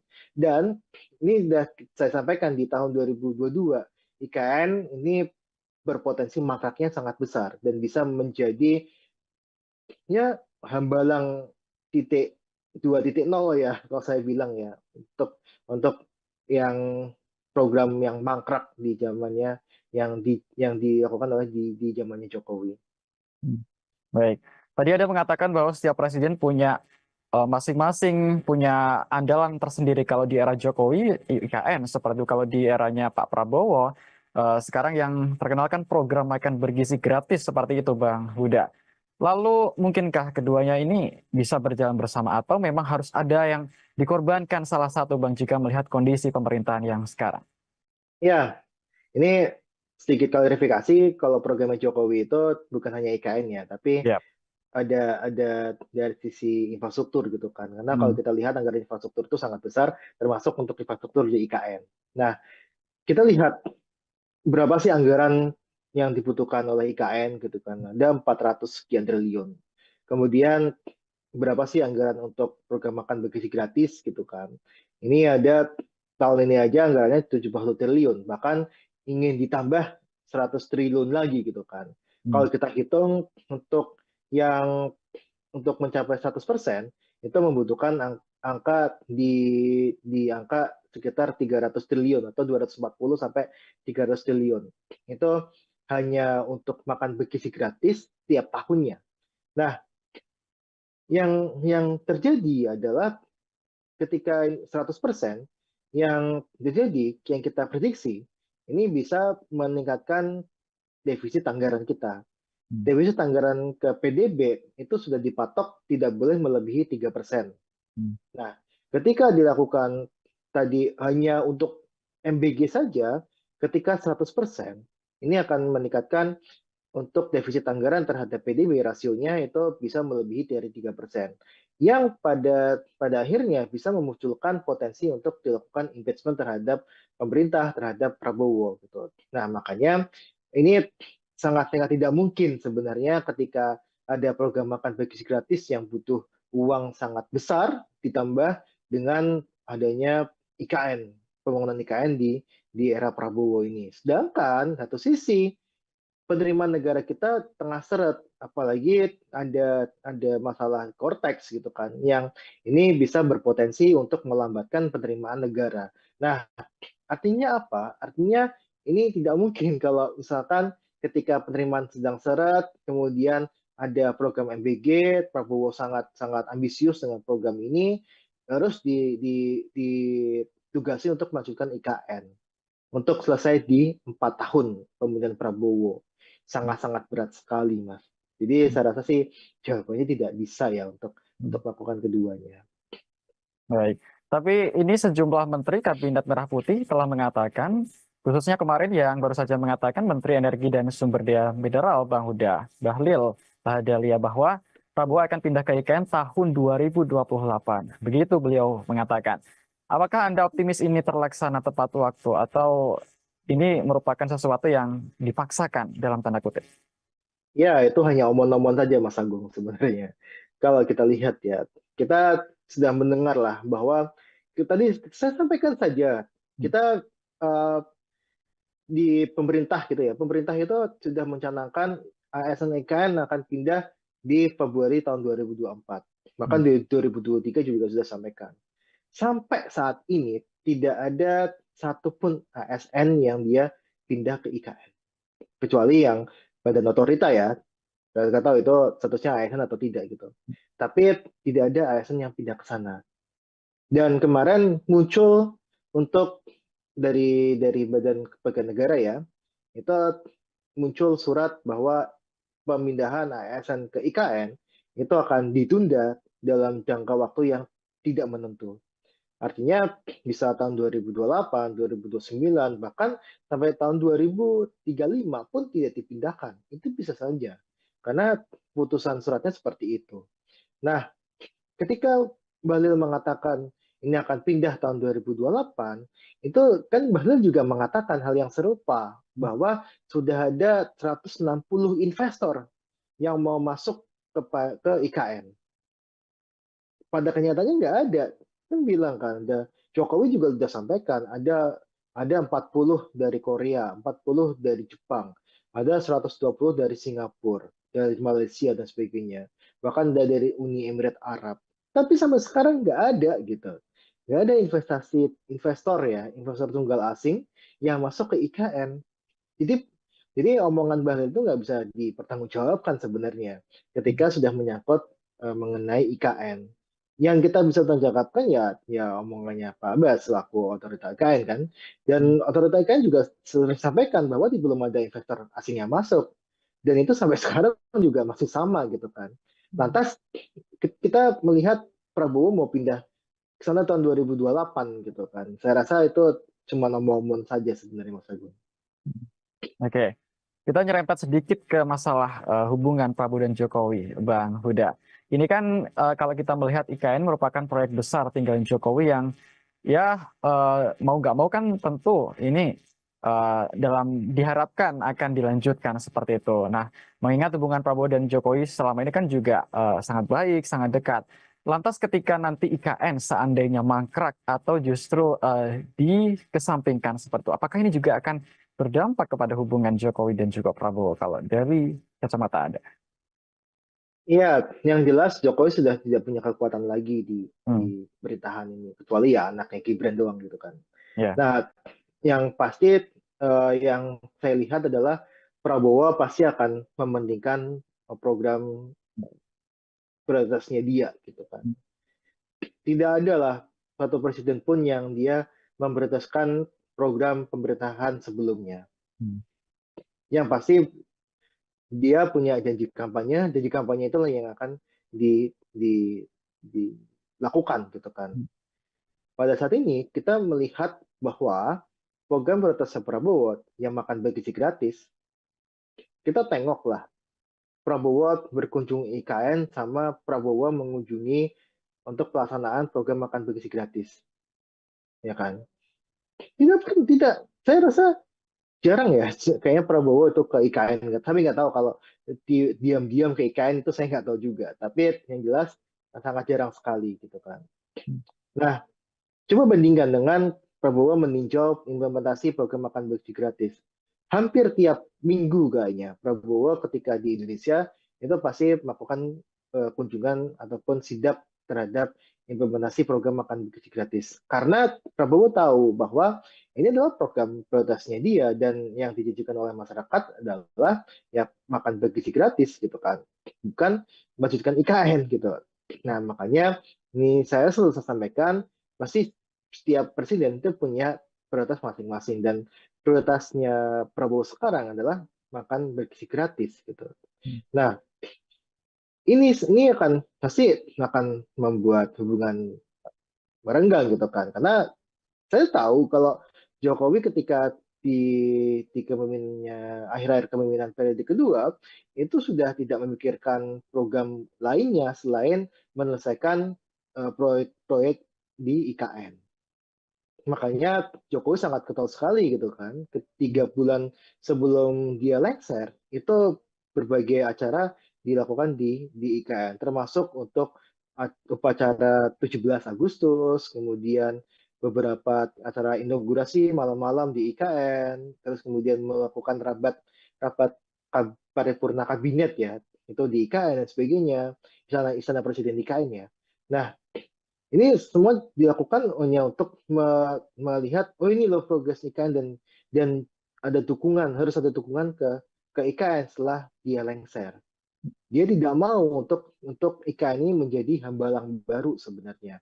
Tapi lagi-lagi pasti prioritas presiden itu beda-beda gitu. Tadi saya sampaikan di awal dan kita tidak boleh punya dua matahari ya. Tidak boleh punya matahari kembar yang sekarang presidennya adalah Prabowo bukan Jokowi lagi. Oke. Lalu terkait ini Bang Huda, ini kan juga masalah di IKN kan menjadi perhatian semua masyarakat Indonesia seperti itu. Dan berita hari ini ada pejabat otorita IKN yang mundur baru saja Bang Muhammad Ali Iya. Braw. Ini apa komentar Anda tentang pengunduran diri di momen yang sangat genting ini Bang Huda? Iya, pengunduran diri pejabat IKN ini kan bukan yang pertama kali ya. Kita Betul. eh, kepala otorita pun sudah mengundurkan diri walaupun masuk kembali sebagai ya tadi ya untuk staf sus apa gitu saya lupa untuk jabatannya Pak Bambang gitu kan. Nah, yang jelas adalah ada sesuatu bermasalah di IKN bahwa IKN ini pertama tadi yang jelas belum ada investor tunggal asing yang masuk. Beban terhadap APBN itu terlampau berat gitu kan. Kemudian belum ada kejelasan apakah pemerintahan sekarang dan pemerintahan selanjutnya itu memajukan IKN atau tidak. Karena banyak yang sampaikan gitu kan bahwa IKN itu akan jadi ibu kota politik saja gitu kan. Bukan sebagai ibu kota negara. Ibu kota negara tetap di Jakarta gitu. Nah, inilah yang memang menjadi dasar kenapa sih pejabat-pejabat IKN itu dia mengundurkan diri.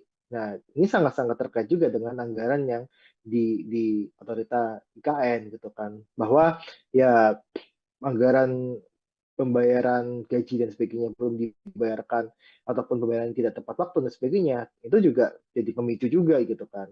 Dan yang jelas adalah ketika pejabat IKN ini dia masuk, yang jelas rencana IKN ini sudah ada gitu, sudah jadi gitu. Dan memang ketika kita tidak ataupun sungkan untuk melakukan apa yang jadi pertentangan batin itu pasti akan mengundurkan diri kan. Nah ini yang saya lihat motif-motifnya seperti itu, terutama motif bahwa ini tidak tidak tidak ada investor yang masuk ini yang saya rasa menjadi problem utama. Karena tadi 80% adalah uang non APBN. Dan yang paling banyak diandalkan adalah selain dari BUMN adalah dari investor asing. Nah, ketika investor asing ini tidak masuk, ya jelas tidak ada pembangunan lagi di IKN. Maka tidak ada pejabat yang siap menjadi sejarah kelam sebenarnya. Makanya dia mengundurkan diri dari IKN. Itu aja sebenarnya, Mas. Oke, jadi kesimpulannya Anda yakin bahwa IKN ini seperti yang Anda bilang tadi akan mangkrak dan menjadi hambalang jilid 2 seperti itu? Saya sampaikan di tahun 2022, ketika tidak ada investor asing masuk di IKN, sampai Jokowi lengser, ini akan mangkrak. Sampai Jokowi lengser pun hanya 3 yang groundbreaking, kita nggak tahu sampai mana perkembangannya. Tidak ada investor kakap yang masuk, yang ada mengundurkan diri, ada SoftBank dan sebagainya yang dia mengundurkan diri, ada beberapa yang masuk investor swasta domestik pun juga banyak yang mengundurkan diri dan sebagainya. Yang pada akhirnya ini akan membebankan APBN. Nah, ketika APBN itu terasa berat dan pemerintah sudah berganti prioritasnya, saya rasa potensi mangkrak untuk IKN membesar. Dan ini sudah saya sampaikan di tahun 2022, IKN akan bisa menjadi hambalang jilid baru.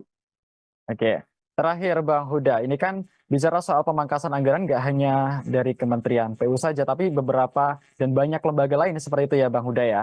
Oke, kalau menurut Anda ini sahkah atau wajar-wajar saja jika pemangkasan dilakukan mungkin secara besar-besaran demi program makan bergizi gratis yang menjadi program andalan Presiden kita saat ini, Presiden Prabowo Subianto? Ya, yang pasti, tadi saya jelaskan di awal, bahwa ada banyak program yang memang tidak memberikan efek besar terhadap masyarakat, terhadap ekonomi masyarakat. Ada program-program yang dia tidak follow the money. Artinya adalah programnya direncanakan secara ugal-ugalan, tidak direncanakan dengan baik gitu kan. Yang pada akhirnya ini hanya menjadi bajakan gitu kan.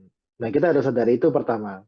Nah, yang kedua, ada juga program-program yang memang bermanfaat bagi masyarakat luas, bagi masyarakat, ekonomi masyarakat secara luas. Contohnya, program untuk yang dalam negeri, misalkan perjalanan dinas dalam negeri. Ini kan sesuatu yang dapat membantu dari sisi sektor hotel. Sektor hotel itu mempunyai multiplier efek kepada sektor-sektor lainnya. Misalkan sektor hotel, dia kan butuh untuk Telkom kan pasti kan ada telepon. Kemudian dia juga menyerap tenaga kerja. Kemudian belum kita hitung untuk bisnis penatu ya, bisnis binatu sorry, yang bisnis laundry yang memang yang itu pasti akan terdampak juga. Belum lagi penyediaan amenities seperti sandal hotel dan sebagainya, itu yang pasti akan terdampak dan sebagainya lah ya. Jadi multiplier-nya cukup besar. Nah, ini yang harus dilihat sama Prabowo dan tim adalah bagaimana mengklasifikasikan untuk program-program yang dia berdampak ke masyarakat luas dan mana program yang tidak berdampak kepada masyarakat luas. Dan ketika mereka atau program itu tidak berdampak pada masyarakat secara luas, ya itu patut dievaluasi, patut diefisiensikan, patut dihapuskan. Tapi untuk yang program-program yang dia berdampak luas, patut kita keep atau patut kita tetap laksanakan, tidak dilakukan pemangkasan anggaran. Makanya ini yang kita sampaikan gitu kan. Nah, apakah ini bisa untuk makan bergizi gratis gitu kan? Ya sudah pasti akan mengarahnya ke sana. Ada dua sebenarnya hipotesa saya. Untuk makan bergizi gratis atau memang pemerintah tidak punya uang gitu. Jadi ya udah makan bergizi gratis tetap 71 triliun penghematannya karena memang tidak punya uang gitu. Tidak punya uang, pemerintah ini penerimaan negara cukup berat gitu kan. Ini yang saya lihat dari sisi dua hipotesa itu. Dan ketika itu dilakukan untuk program makan bergizi gratis, ya wajar. Itu kan programnya Prabowo gitu kan. Ya, itu hak prerogatif presiden gitu. Nah, ini yang tapi saya dengar kan di DPR juga tengah dibahas gitu kan. Ada beberapa anggaran yang memang harus dilakukan efisiensi, ada yang harus ditahan. Kalau dari kemudian PU gitu kan, itu ada irigasi yang memang ditentang sama beberapa anggota DPR untuk dihilangkan karena ini akan menyangkut kepada petani kita, kepada ketahanan pangan kita. Jadi ada beberapa anggaran yang nampaknya harus diteliti lebih lanjut, Mas Agung. Oke, kita berharap bersama-sama ya Bang ya, semoga pemerintah bijak dalam mengambil keputusan apapun itu baik Amin. terkait IKN maupun program-program lainnya. Dan terkait dengan mangkrak atau tidaknya IKN, kita lihat bersama ya Bang ya, nanti biar waktu yang akan menguji apakah benar Iya, proyek tinggalan Presiden Jokowi ini akan menjadi hambalang jilid 2 atau akan iya, berlanjut. Kita nggak iya. akan tahu. Apakah ini bisa untuk makan bergizi gratis gitu kan? Ya sudah pasti akan mengarahnya ke sana. Ada dua sebenarnya hipotesa saya. Untuk makan bergizi gratis atau memang pemerintah tidak punya uang. Defisit anggaran ke PDB itu sudah dipatok tidak boleh melebihi 3%. Nah, ketika dilakukan tadi hanya untuk MBG saja, ketika 100%, ini akan meningkatkan untuk defisit anggaran terhadap PDB rasionya itu bisa melebihi dari 3%. Ini tidak mungkin kalau misalkan ketika penerimaan sedang seret, kemudian ada program MBG, Prabowo sangat ambisius dengan program ini, terus ditugasi untuk melanjutkan IKN untuk selesai di 4 tahun pemerintahan Prabowo. Selamat malam, saudara. Anda menyaksikan Tribun News on Focus bersama saya, Agung Laksono. Pembangunan Ibu Kota Nusantara atau IKN kembali menjadi sorotan di tengah kebijakan efisiensi anggaran Presiden Prabowo Subianto. Pasalnya, Kementerian Pekerjaan Umum yang bertanggung jawab atas proyek IKN mengalami pemangkasan anggaran sebesar 81 triliun rupiah pada tahun 2025. Akankah proyek tinggalan Presiden Jokowi ini tetap berlanjut atau justru mangkrak seperti yang dikhawatirkan banyak pihak? Kita akan bahas bersama Direktur Ekonomi Selios Nailul Huda. Kita sapa terlebih dahulu. Halo, apa kabar Bang Huda? Halo Mas Agung, Alhamdulillah kabar saya baik. Semoga Mas Agung dan tim baik-baik juga. Alhamdulillah, kabar baik juga Bang Huda. Oke, sebagai pengantar, apa komentar Anda soal pemangkasan anggaran 81 triliun rupiah di Kementerian PU Bang Huda? Ini jumlah yang wajarkah atau justru tidak masuk akal menurut Anda? Iya, yang pertama seperti ini, bahwa kita masih, ya kita harus mengakui lah ya, bahwa ada anggaran-anggaran yang memang anggaran siluman gitu kan, atau anggaran yang seharusnya itu tidak membutuhkan anggaran besar, ternyata dianggarkannya cukup besar dan sebagainya.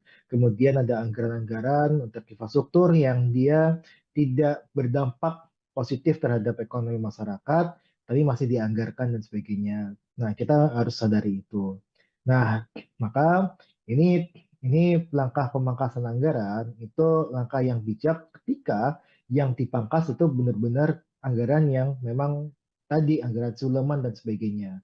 Tapi ada juga anggaran-anggaran yang memang masih dibutuhkan oleh masyarakat banyak gitu kan. Seperti contohnya kalau kita bedah di paparannya Kemen PU ya, yang banyak beredar di media sosial bahwa ada pemangkasan anggaran di irigasi, pemeliharaan jalan dan sebagainya yang justru itu dibutuhkan oleh masyarakat. Seperti apa kebutuhannya?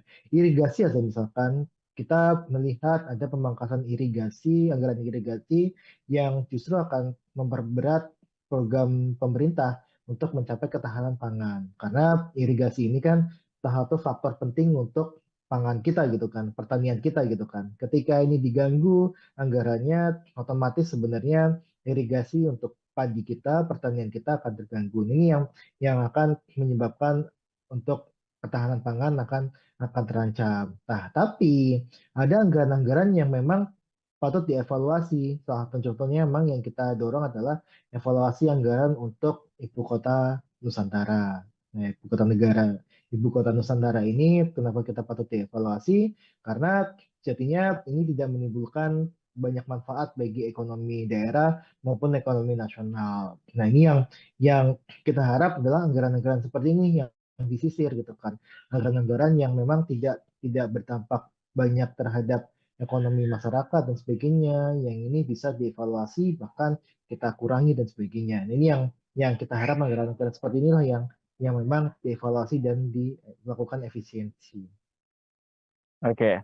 Lalu ini kemarin kan Menteri PU Pak Dodi Hanggodo kan sudah mengatakan bahwa anggaran IKN untuk 2025 katanya masih diblokir oleh Menteri Keuangan Sri Mulyani. Lalu sebenarnya kapan pencairan ini dilakukan dan masih menunggu apa? Mengingat ini kan ada pernyataan dari pemerintah juga bahwa penegasan bahwa IKN tetap akan lanjut pembangunannya seperti itu, Bang. Sudah. Ya, Ini sangat sangat terkait dengan dulu ketika IKN ini dicanangkan ya. Terus kemudian memerlukan anggaran hingga 400 sekian triliun. Nah, terus kemudian pemerintah sampaikan pada saat itu bahwa anggaran dari APBN hanya 20%. Kita hitung hanya 90 triliun.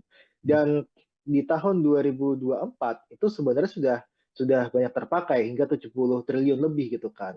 Dan saya rasa ini ketika mau ada lagi anggaran untuk IKN di tahun 2025, ini pasti akan memberatkan. Terlebih kalau kita lihat sebenarnya ini kan anggaran IKN yang begitu besar dan multi years ya, katakan sama pemerintah sebelumnya gitu kan. Anggaran ini multi year dan sebagainya justru akan memberikan beban fiskal yang cukup berat bagi pemerintahan selanjutnya, dalam hal ini pemerintahan Prabowo, maka ini akan jadi beban berat bagi Prabowo kelak untuk bisa menjalankan program-program andalannya. Nah, kita juga nggak bisa memungkiri juga bahwa setiap presiden itu pasti punya prioritas anggaran atau program prioritasnya masing-masing gitu kan. Kita tahu Jokowi itu sudah mencanangkan pindah ibu kota dan sebagainya, maka ini jadi prioritas Jokowi ketika menjabat untuk menggelontorkan uang sebanyak mungkin ke IKN. Nah, tapi Prabowo itu punya prioritas makan bergizi gratis gitu kan, di mana program ini pasti akan menjadi program yang bisa dibilang akan di backup sepenuhnya oleh Prabowo. Berapapun anggarannya itu pasti akan diusahakan oleh Prabowo.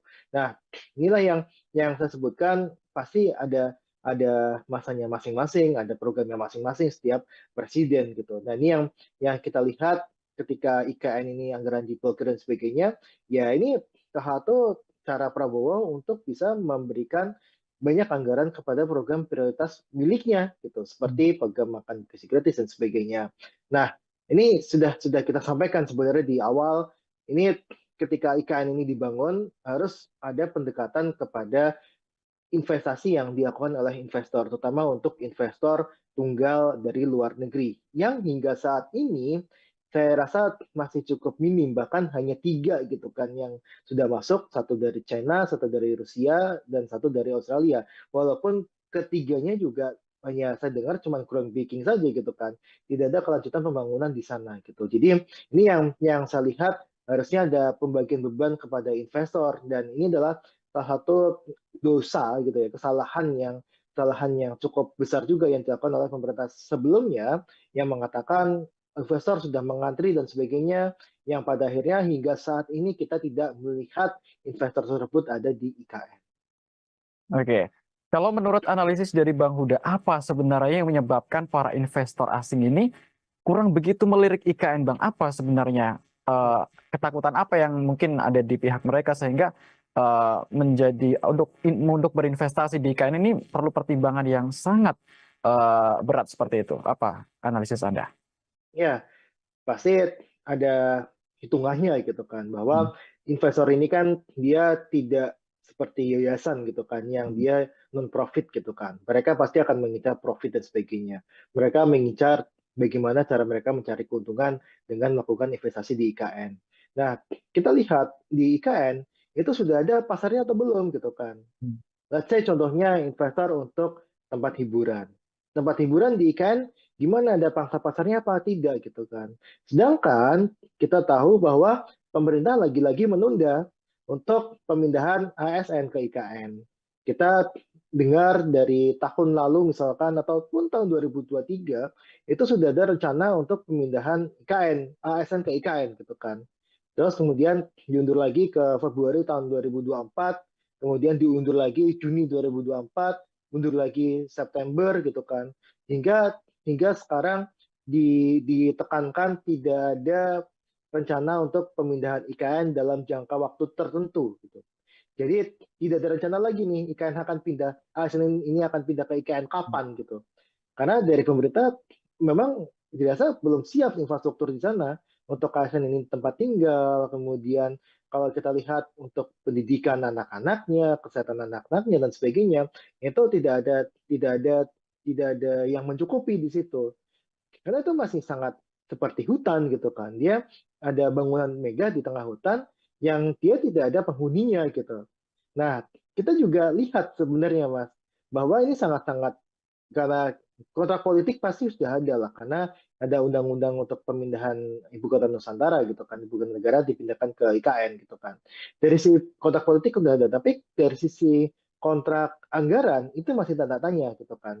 Makanya investor ini tidak mau nih untuk melakukan investasi di IKN karena tidak ada jaminan anggaran ke depan seperti apa untuk IKN ini, dan 20% dari total anggaran IKN yang sebesar 400 sekian triliun itu sudah hampir semuanya digunakan, dan ketika itu melebihi sudah pasti akan ada penolakan dari masyarakat. Ini yang saya rasa akhirnya menimbulkan keraguan investor untuk masuk ke IKN gitu kan. Dan juga kalau kita Mas Agung lihat ya, ini Jokowi sering sekali ya mengadakan rapat di IKN, terus kemudian 3 hari berkantor di IKN, terus kemudian malam-malam mengadakan inaugurasi di IKN dan sebagainya. Tapi kita tidak pernah nih melihat Prabowo berkantor ke IKN. Ini kan kontrak-kontrak politik yang memang pasti akan dijadikan acuan bagi investor untuk masuk ke IKN atau tidak gitu. Ketika tidak ada jaminan yang pasti dari pemerintah dari sisi anggaran, kontrak politik secara dengan eksekutifnya juga juga kita lihat ogah-ogahan untuk pindah ke IKN dan sebagainya, saya rasa ini akan semakin memundurkan niat investor itu untuk masuk ke IKN. Dan ini sudah saya sampaikan di tahun 2022, IKN ini berpotensi mangkraknya sangat besar dan bisa menjadi ya hambalang titik 2.0 ya kalau saya bilang ya, untuk yang program yang mangkrak di zamannya yang dilakukan oleh di zamannya Jokowi. Baik. Tadi ada mengatakan bahwa setiap presiden punya masing-masing punya andalan tersendiri. Kalau di era Jokowi, IKN. Seperti itu kalau di eranya Pak Prabowo, sekarang yang terkenal kan program makan bergizi gratis seperti itu, Bang Huda. Lalu mungkinkah keduanya ini bisa berjalan bersama atau memang harus ada yang dikorbankan salah satu, Bang, jika melihat kondisi pemerintahan yang sekarang? Ya, ini sedikit klarifikasi, kalau programnya Jokowi itu bukan hanya IKN ya, tapi Ya. ada dari sisi infrastruktur gitu kan. Karena kalau kita lihat anggaran infrastruktur itu sangat besar, termasuk untuk infrastruktur di IKN. Nah, kita lihat berapa sih anggaran yang dibutuhkan oleh IKN gitu kan. Ada 400 sekian triliun. Kemudian berapa sih anggaran untuk program makan bergizi gratis gitu kan. Ini ada tahun ini aja anggarannya 70 triliun, bahkan ingin ditambah 100 triliun lagi gitu kan. Kalau kita hitung yang untuk mencapai 100% itu membutuhkan angka di angka sekitar 300 triliun atau 240 sampai 300 triliun.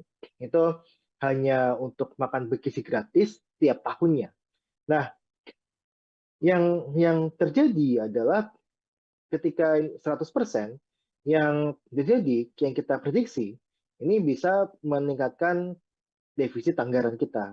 Defisit anggaran ke PDB itu sudah dipatok tidak boleh melebihi 3%. Nah, ketika dilakukan tadi hanya untuk MBG saja, ketika 100%, ini akan meningkatkan untuk defisit anggaran terhadap PDB rasionya itu bisa melebihi dari 3%. Yang pada akhirnya bisa memunculkan potensi untuk dilakukan impeachment terhadap pemerintah, terhadap Prabowo gitu. Nah, makanya ini sangat tidak mungkin sebenarnya ketika ada program makan bergizi gratis yang butuh uang sangat besar ditambah dengan adanya IKN, pembangunan IKN di era Prabowo ini. Sedangkan satu sisi penerimaan negara kita tengah seret, apalagi ada masalah Cortex gitu kan, yang ini bisa berpotensi untuk melambatkan penerimaan negara. Nah, artinya apa? Artinya ini tidak mungkin kalau misalkan ketika penerimaan sedang seret, kemudian ada program MBG, Prabowo sangat ambisius dengan program ini, terus ditugasi untuk melanjutkan IKN untuk selesai di 4 tahun pemerintahan Prabowo. Sangat berat sekali, Mas. Jadi saya rasa sih jawabannya tidak bisa ya untuk melakukan keduanya. Baik, tapi ini sejumlah menteri Kabinet Merah Putih telah mengatakan Khususnya kemarin yang baru saja mengatakan Menteri Energi dan Sumber Daya Mineral Bang Huda Bahlil Lahadalia bahwa Prabowo akan pindah ke IKN tahun 2028. Begitu beliau mengatakan. Apakah Anda optimis ini terlaksana tepat waktu atau ini merupakan sesuatu yang dipaksakan dalam tanda kutip? Ya, itu hanya omong-omong saja Mas Agung sebenarnya. Kalau kita lihat ya, kita sudah mendengar lah bahwa tadi saya sampaikan saja, kita eh, di pemerintah gitu ya, pemerintah itu sudah mencanangkan ASN IKN akan pindah di Februari tahun 2024. Bahkan di 2023 juga sudah sampaikan. Sampai saat ini tidak ada satupun ASN yang dia pindah ke IKN. Kecuali yang badan otorita ya, saya nggak tahu itu statusnya ASN atau tidak gitu. Tapi tidak ada ASN yang pindah ke sana. Dan kemarin muncul untuk dari Badan Kepegawaian Negara ya, itu muncul surat bahwa pemindahan ASN ke IKN itu akan ditunda dalam jangka waktu yang tidak menentu. Artinya bisa tahun 2028, 2029, bahkan sampai tahun 2035 pun tidak dipindahkan. Itu bisa saja. Karena putusan suratnya seperti itu. Nah, ketika Bahlil mengatakan ini akan pindah tahun 2028, itu kan Bahlil juga mengatakan hal yang serupa, bahwa sudah ada 160 investor yang mau masuk ke IKN. Pada kenyataannya nggak ada. Kan bilang kan, Jokowi juga sudah sampaikan, ada 40 dari Korea, 40 dari Jepang, ada 120 dari Singapura, dari Malaysia dan sebagainya. Bahkan dari Uni Emirat Arab. Tapi sampai sekarang nggak ada gitu. Nggak ada investor ya, investor tunggal asing yang masuk ke IKN. Jadi jadi omongan Bahlil itu nggak bisa dipertanggungjawabkan sebenarnya ketika sudah menyangkut mengenai IKN. Yang kita bisa tanggapan ya omongannya Pak Abbas selaku otorita IKN kan. Dan otorita IKN juga sudah sampaikan bahwa belum ada investor asing yang masuk. Dan itu sampai sekarang juga masih sama gitu kan. Lantas kita melihat Prabowo mau pindah ke sana tahun 2028 gitu kan. Saya rasa itu cuma omong-omong saja sebenarnya Mas Agung. Oke, kita nyerempet sedikit ke masalah hubungan Prabowo dan Jokowi, Bang Huda. Ini kan kalau kita melihat IKN merupakan proyek besar tinggalin Jokowi yang ya mau nggak mau kan tentu ini dalam diharapkan akan dilanjutkan seperti itu. Nah, mengingat hubungan Prabowo dan Jokowi selama ini kan juga sangat baik, sangat dekat. Lantas ketika nanti IKN seandainya mangkrak atau justru dikesampingkan seperti itu, apakah ini juga akan berdampak kepada hubungan Jokowi dan juga Prabowo kalau dari kacamata Anda? Iya, yang jelas Jokowi sudah tidak punya kekuatan lagi Hmm, di pemerintahan ini, kecuali ya anaknya Gibran doang gitu kan. ya, Nah, yang pasti yang saya lihat adalah Prabowo pasti akan mementingkan program prioritasnya dia gitu kan. Tidak ada lah satu presiden pun yang dia memprioritaskan program pemerintahan sebelumnya. hmm, Yang pasti dia punya janji kampanye itulah yang akan dilakukan gitu kan. Pada saat ini kita melihat bahwa program prioritas Prabowo yang makan bergizi gratis, kita tengoklah Prabowo berkunjung IKN sama Prabowo mengunjungi untuk pelaksanaan program makan bergizi gratis, ya kan? Tidak, saya rasa jarang ya, kayaknya Prabowo itu ke IKN, tapi nggak tahu kalau diam-diam ke IKN itu saya nggak tahu juga. Tapi yang jelas sangat jarang sekali gitu kan. Nah, coba bandingkan dengan Prabowo meninjau implementasi program makan bersih gratis. Hampir tiap minggu kayaknya Prabowo ketika di Indonesia itu pasti melakukan kunjungan ataupun sidak terhadap implementasi program makan bersih gratis. Karena Prabowo tahu bahwa ini adalah program prioritasnya dia dan yang ditujukan oleh masyarakat adalah ya makan bergizi gratis gitu kan, bukan melanjutkan IKN gitu. Nah makanya ini saya selalu sampaikan pasti setiap presiden itu punya prioritas masing-masing dan prioritasnya Prabowo sekarang adalah makan bergizi gratis gitu. Nah, ini akan pasti akan membuat hubungan merenggang gitu kan. Karena saya tahu kalau Jokowi ketika di kepemimpinannya akhir-akhir kepemimpinan periode kedua itu sudah tidak memikirkan program lainnya selain menyelesaikan proyek-proyek di IKN. Makanya Jokowi sangat getol sekali gitu kan. 3 bulan sebelum dia lengser itu berbagai acara dilakukan di IKN, termasuk untuk upacara 17 Agustus, kemudian beberapa acara inaugurasi malam-malam di IKN, terus kemudian melakukan rapat rapat paripurna kabinet ya, itu di IKN dan sebagainya, istana presiden di IKN ya. Nah, ini semua dilakukan hanya untuk melihat, oh ini loh progres IKN dan ada dukungan, harus ada dukungan ke IKN setelah dia lengser. Dia tidak mau untuk IKN ini menjadi hambalang baru sebenarnya. Tapi lagi-lagi pasti prioritas presiden itu beda-beda gitu. Tadi saya sampaikan di awal dan kita tidak boleh punya dua matahari ya. Tidak boleh punya matahari kembar. Yang sekarang presidennya adalah Prabowo bukan Jokowi lagi. Oke. Lalu terkait ini Bang Huda, ini kan juga masalah di IKN kan menjadi perhatian semua masyarakat Indonesia seperti itu. Dan berita hari ini ada pejabat otorita IKN yang mundur baru saja Bang Muhammad Ali Iya. Braw. Ini apa komentar Anda tentang pengunduran diri di momen yang sangat genting ini Bang Huda? Iya, pengunduran diri pejabat IKN ini kan bukan yang pertama kali ya. Kita Betul. eh, kepala otorita pun sudah mengundurkan diri walaupun masuk kembali sebagai ya tadi ya untuk staf sus apa gitu saya lupa untuk jabatannya Pak Bambang gitu kan. Nah, yang jelas adalah ada sesuatu bermasalah di IKN bahwa IKN ini pertama tadi yang jelas belum ada investor tunggal asing yang masuk. Beban terhadap APBN itu terlampau berat gitu kan. Kemudian belum ada kejelasan apakah pemerintahan sekarang dan pemerintahan selanjutnya itu memajukan IKN atau tidak. Karena banyak yang sampaikan gitu kan bahwa IKN itu akan jadi ibu kota politik saja gitu kan. Bukan sebagai ibu kota negara. Ibu kota negara tetap di Jakarta gitu. Nah, inilah yang memang menjadi dasar kenapa sih pejabat-pejabat IKN itu dia mengundurkan diri. Nah, ini sangat-sangat terkait juga dengan anggaran yang di otorita IKN gitu kan. Bahwa ya anggaran pembayaran gaji dan sebagainya belum dibayarkan ataupun pembayaran tidak tepat waktu dan sebagainya, itu juga jadi pemicu juga gitu kan. Dan yang jelas adalah ketika pejabat IKN ini dia masuk, yang jelas rencana IKN ini sudah ada gitu. Sudah jadi gitu.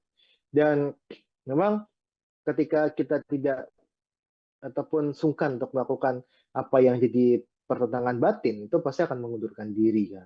Nah, ini yang saya lihat motif-motifnya seperti itu, terutama motif bahwa ini tidak tidak tidak ada investor yang masuk, ini yang saya rasa menjadi problem utama.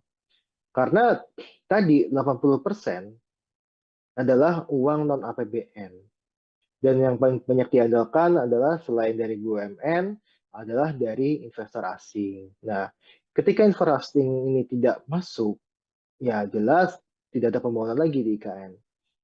Maka tidak ada pejabat yang siap menjadi secara kelam sebenarnya. Makanya dia mengundurkan diri dari IKN. Itu aja sebenarnya, Mas. Oke, jadi kesimpulannya Anda yakin bahwa IKN ini seperti yang Anda bilang tadi akan mangkrak dan jadi hambalang jilid dua seperti itu? Sudah saya sampaikan di tahun 2022, ketika tidak ada investor asing masuk di IKN, sampai Jokowi Jokowi lengser, ini akan mangkrak. Sampai Jokowi lengser pun hanya 3 yang groundbreaking, kita nggak tahu sampai mana perkembangannya. Tidak ada investor kakap yang masuk, yang ada mengundurkan diri, ada SoftBank dan sebagainya yang dia mengundurkan diri, ada beberapa yang masuk investor swasta domestik pun juga banyak yang mengundurkan diri dan sebagainya. Yang pada akhirnya ini akan membebankan APBN. Nah, ketika APBN itu terasa berat dan pemerintah sudah berganti prioritasnya, saya rasa potensi mangkrak untuk IKN membesar. Dan ini sudah saya sampaikan di tahun 2022, IKN akan bisa menjadi hambalang jilid baru. Oke, terakhir Bang Huda, ini kan bicara soal pemangkasan anggaran nggak hanya dari Kementerian PU saja, tapi beberapa dan banyak lembaga lain seperti itu ya Bang Huda ya. Oke, kalau menurut Anda ini sahkah atau wajar-wajar saja jika pemangkasan dilakukan mungkin secara besar-besaran demi program makan bergizi gratis yang menjadi program andalan Presiden kita saat ini, Presiden Prabowo Subianto? Ya, yang pasti tadi saya jelaskan di awal bahwa ada banyak program yang memang tidak memberikan efek besar terhadap masyarakat, terhadap ekonomi masyarakat. Ada program-program yang dia tidak follow the money. Artinya adalah programnya direncanakan secara ugal-ugalan, tidak direncanakan dengan baik gitu kan. Yang pada akhirnya ini hanya menjadi bajakan gitu kan. Nah, kita harus sadari itu pertama. Nah, yang kedua, ada juga program-program yang memang bermanfaat bagi masyarakat luas, bagi masyarakat, ekonomi masyarakat secara luas. Contohnya, program untuk yang dalam negeri, misalkan perjalanan dinas dalam negeri. Ini kan sesuatu yang dapat membantu dari sisi sektor hotel. Sektor hotel itu mempunyai multiplier efek kepada sektor-sektor lainnya. Misalkan sektor hotel, dia kan butuh untuk Telkom kan pasti kan ada telepon. Kemudian dia juga menyerap tenaga kerja. Kemudian belum kita hitung untuk bisnis penatu ya, bisnis binatu sorry, yang bisnis laundry ya, bisnis laundry yang memang yang itu pasti akan terdampak juga. Belum lagi penyediaan amenities seperti sandal hotel dan sebagainya, itu yang pasti akan terdampak dan sebagainya lah ya. Jadi multiplier-nya cukup besar. Nah, ini yang harus dilihat sama Prabowo dan tim adalah bagaimana mengklasifikasikan untuk program-program yang dia berdampak ke masyarakat luas dan mana program yang tidak berdampak kepada masyarakat luas.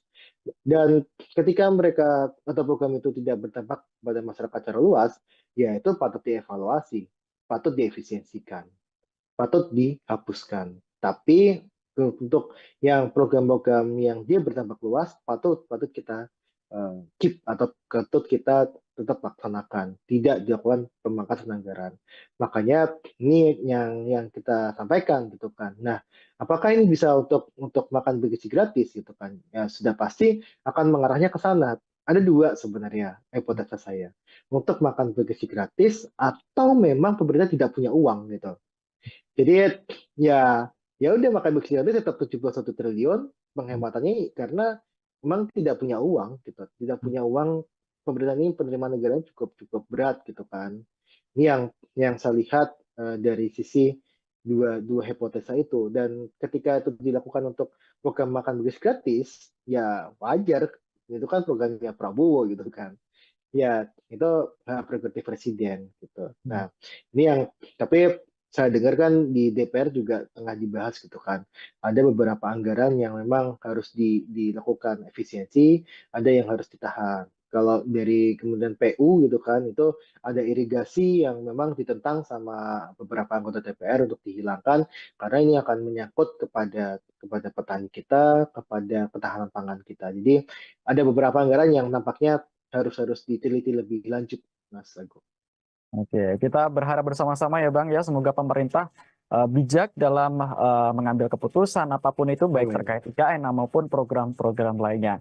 Dan terkait dengan mangkrak atau tidaknya IKN, kita lihat bersama ya Bang ya, nanti biar waktu yang akan menguji apakah benar proyek tinggalan Presiden Jokowi ini akan menjadi hambalang jilid 2 atau akan berlanjut, kita nggak akan tahu. Apakah ini bisa untuk makan bergizi gratis gitu kan? Ya sudah pasti akan mengarahnya ke sana. Ada dua sebenarnya hipotesa saya.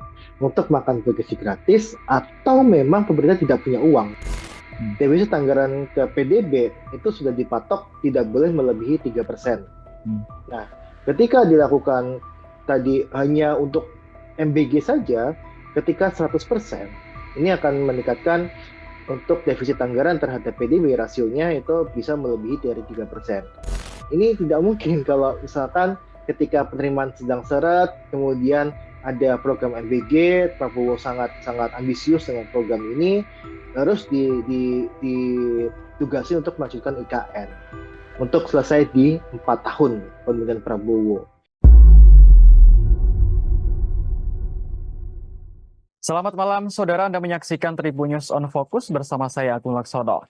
Pembangunan Ibu Kota Nusantara atau IKN kembali menjadi sorotan di tengah kebijakan efisiensi anggaran Presiden Prabowo Subianto.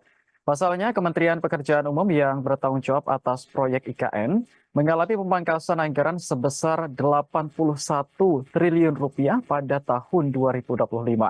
Akankah proyek tinggalan Presiden Jokowi ini tetap berlanjut atau justru mangkrak seperti yang dikhawatirkan banyak pihak? Kita akan bahas bersama Direktur Ekonomi Selyos Nailul Huda.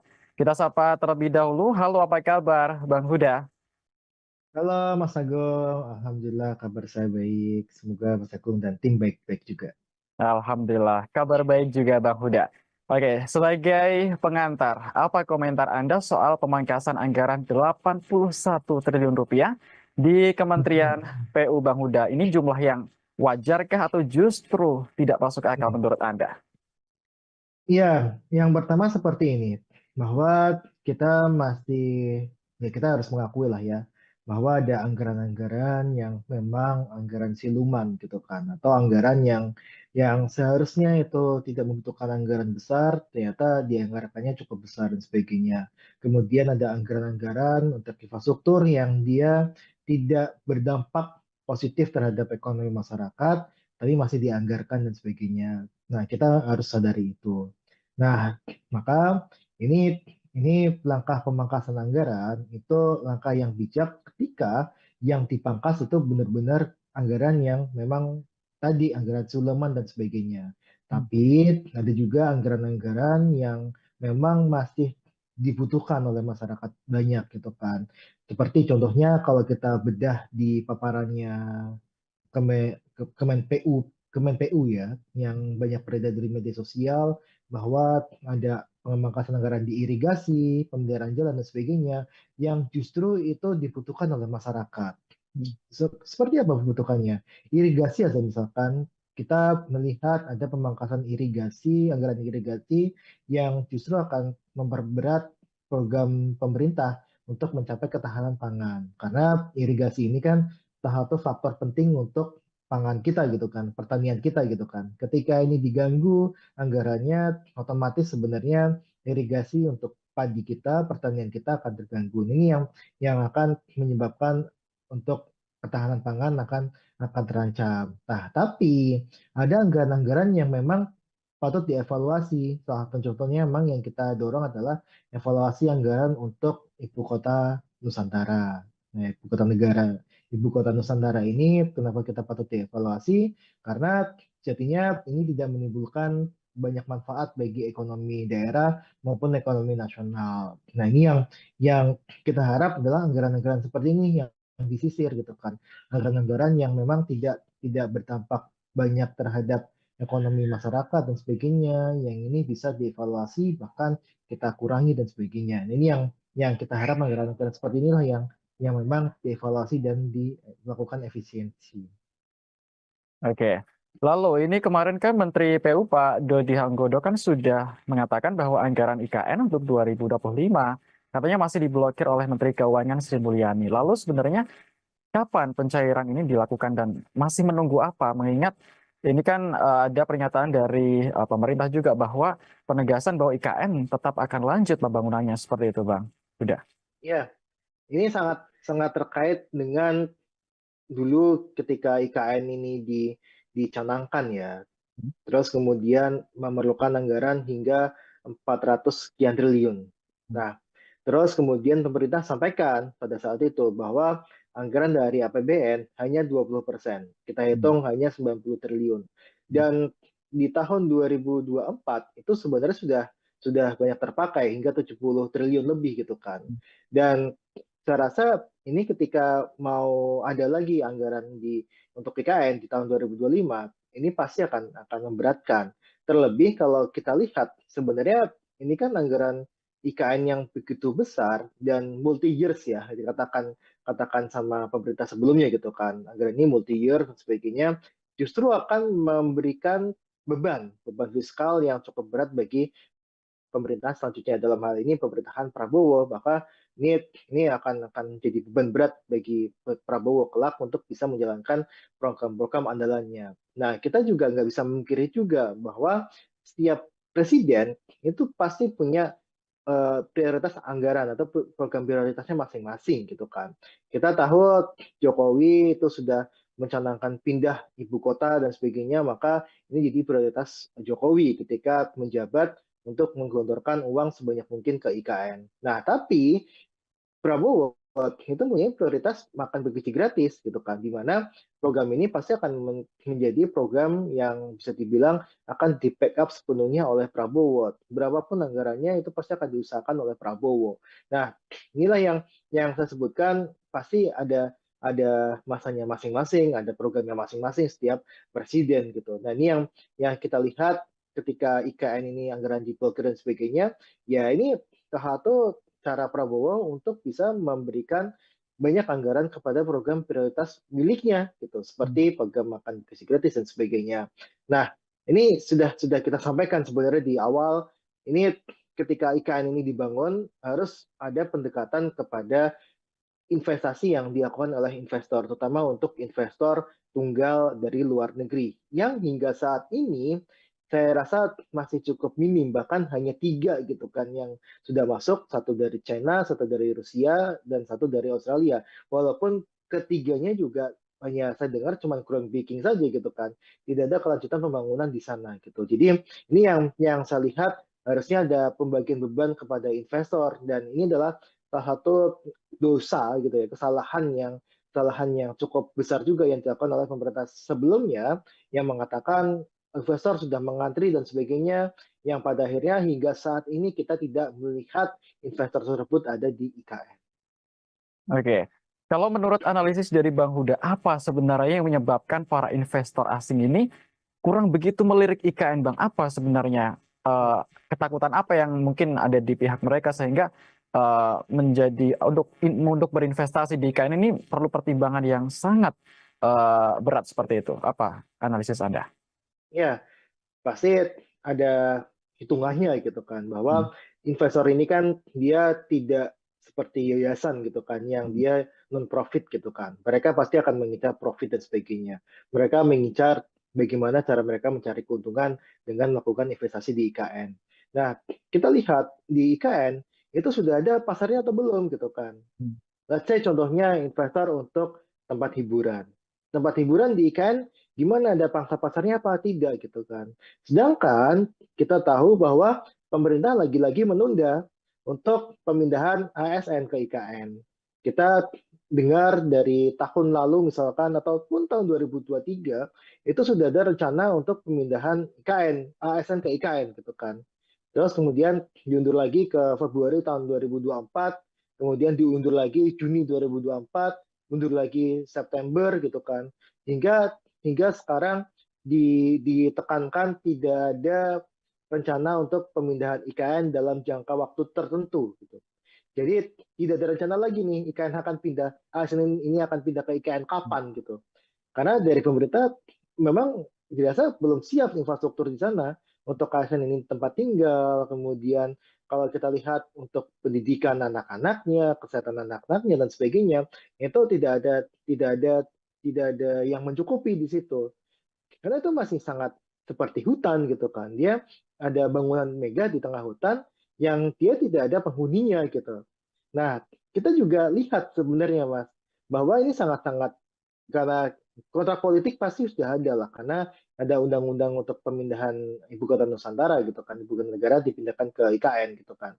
Dari sisi kontrak politik sudah ada, tapi dari sisi kontrak anggaran itu masih tanda tanya gitu kan. Makanya investor ini tidak mau nih untuk melakukan investasi di IKN karena tidak ada jaminan anggaran ke depan seperti apa untuk IKN ini, dan 20% dari total anggaran IKN yang sebesar 400 sekian triliun itu sudah hampir semuanya digunakan, dan ketika itu melebihi sudah pasti akan ada penolakan dari masyarakat. Ini yang saya rasa akhirnya menimbulkan keraguan investor untuk masuk ke IKN gitu kan. Dan juga kalau kita Mas Agung lihat ya, ini Jokowi sering sekali ya mengadakan rapat di IKN, terus kemudian 3 hari berkantor di IKN, terus kemudian malam-malam mengadakan inaugurasi di IKN dan sebagainya. Tapi kita tidak pernah nih melihat Prabowo berkantor ke IKN. Ini kan kontrak-kontrak politik yang memang pasti akan dijadikan acuan bagi investor untuk masuk ke IKN atau tidak gitu. Ketika tidak ada jaminan yang pasti dari pemerintah dari sisi anggaran, kontrak politik secara dengan eksekutifnya juga juga kita lihat ogah-ogahan untuk pindah ke IKN dan sebagainya, saya rasa ini akan semakin memundurkan niat investor itu untuk masuk ke IKN. Dan ini sudah saya sampaikan di tahun 2022, IKN ini berpotensi mangkraknya sangat besar dan bisa menjadi ya hambalang titik 2.0 ya kalau saya bilang ya untuk yang program yang mangkrak di zamannya yang dilakukan oleh di zamannya Jokowi. Baik. Tadi ada mengatakan bahwa setiap presiden punya masing-masing punya andalan tersendiri. Kalau di era Jokowi IKN, seperti itu. Kalau di eranya Pak Prabowo sekarang yang terkenal kan program makan bergizi gratis seperti itu, Bang Huda. Lalu mungkinkah keduanya ini bisa berjalan bersama atau memang harus ada yang dikorbankan salah satu, Bang, jika melihat kondisi pemerintahan yang sekarang? Ya, ini sedikit klarifikasi, kalau programnya Jokowi itu bukan hanya IKN ya, tapi Ya. ada dari sisi infrastruktur gitu kan. Karena kalau kita lihat anggaran infrastruktur itu sangat besar, termasuk untuk infrastruktur di IKN. Nah, kita lihat berapa sih anggaran yang dibutuhkan oleh IKN gitu kan. Ada 400 sekian triliun. Kemudian berapa sih anggaran untuk program makan bergizi gratis gitu kan. Ini ada tahun ini aja anggarannya 70 triliun, bahkan ingin ditambah 100 triliun lagi gitu kan. Kalau kita hitung yang untuk mencapai 100% itu membutuhkan angka di angka sekitar 300 triliun atau 240 sampai 300 triliun. Itu hanya untuk makan bergizi gratis tiap tahunnya. Nah, yang terjadi adalah ketika 100% yang terjadi, yang kita prediksi, ini bisa meningkatkan defisit anggaran kita. Defisit anggaran ke PDB itu sudah dipatok tidak boleh melebihi 3%. Nah, ketika dilakukan tadi hanya untuk MBG saja, ketika 100%, ini akan meningkatkan untuk defisit anggaran terhadap PDB rasionya itu bisa melebihi dari 3%. Yang pada akhirnya bisa memunculkan potensi untuk dilakukan impeachment terhadap pemerintah, terhadap Prabowo gitu. Nah, makanya ini sangat tidak mungkin sebenarnya ketika ada program makan bergizi gratis yang butuh uang sangat besar ditambah dengan adanya IKN, pembangunan IKN di era Prabowo ini. Sedangkan satu sisi penerimaan negara kita tengah seret, apalagi ada masalah Cortex gitu kan, yang ini bisa berpotensi untuk melambatkan penerimaan negara. Nah, artinya apa? Artinya ini tidak mungkin kalau misalkan ketika penerimaan sedang seret, kemudian ada program MBG, Prabowo sangat ambisius dengan program ini, harus ditugasi untuk melanjutkan IKN untuk selesai di 4 tahun pemerintahan Prabowo. Sangat-sangat berat sekali, Mas. Jadi saya rasa sih jawabannya tidak bisa ya untuk melakukan keduanya. Baik, tapi ini sejumlah menteri Kabinet Merah Putih telah mengatakan, khususnya kemarin yang baru saja mengatakan Menteri Energi dan Sumber Daya Mineral Bang Huda Bahlil Lahadalia bahwa Prabowo akan pindah ke IKN tahun 2028. Begitu beliau mengatakan. Apakah Anda optimis ini terlaksana tepat waktu atau ini merupakan sesuatu yang dipaksakan dalam tanda kutip? Ya, itu hanya omong-omong saja, Mas Agung, sebenarnya. Kalau kita lihat ya, kita sudah mendengar lah bahwa tadi saya sampaikan saja, kita di pemerintah gitu ya, pemerintah itu sudah mencanangkan ASN IKN akan pindah di Februari tahun 2024. Bahkan di 2023 juga sudah sampaikan. Sampai saat ini tidak ada satupun ASN yang dia pindah ke IKN. Kecuali yang badan otorita ya, nggak tahu itu statusnya ASN atau tidak gitu. Tapi tidak ada ASN yang pindah ke sana. Dan kemarin muncul untuk dari Badan Kepegawaian Negara ya, itu muncul surat bahwa pemindahan ASN ke IKN itu akan ditunda dalam jangka waktu yang tidak menentu. Artinya bisa tahun 2028, 2029, bahkan sampai tahun 2035 pun tidak dipindahkan. Itu bisa saja. Karena putusan suratnya seperti itu. Nah, ketika Bahlil mengatakan ini akan pindah tahun 2028, itu kan Bahlil juga mengatakan hal yang serupa, bahwa sudah ada 160 investor yang mau masuk ke IKN. Pada kenyataannya nggak ada. Kan bilang kan, Jokowi juga sudah sampaikan, ada 40 dari Korea, 40 dari Jepang, ada 120 dari Singapura, dari Malaysia dan sebagainya. Bahkan dari Uni Emirat Arab. Tapi sampai sekarang nggak ada gitu. Nggak ada investor ya, investor tunggal asing yang masuk ke IKN. Jadi omongan Bahlil itu nggak bisa dipertanggungjawabkan sebenarnya ketika sudah menyangkut mengenai IKN. Yang kita bisa tanggapan ya omongannya Pak Abbas selaku otorita IKN kan. Dan otorita IKN juga sering sampaikan bahwa belum ada investor asing yang masuk. Dan itu sampai sekarang juga masih sama gitu kan. Lantas kita melihat Prabowo mau pindah ke sana tahun 2028 gitu kan. Saya rasa itu cuma omong-omong saja sebenarnya Mas Agung. Oke, kita nyerempet sedikit ke masalah hubungan Prabowo dan Jokowi, Bang Huda.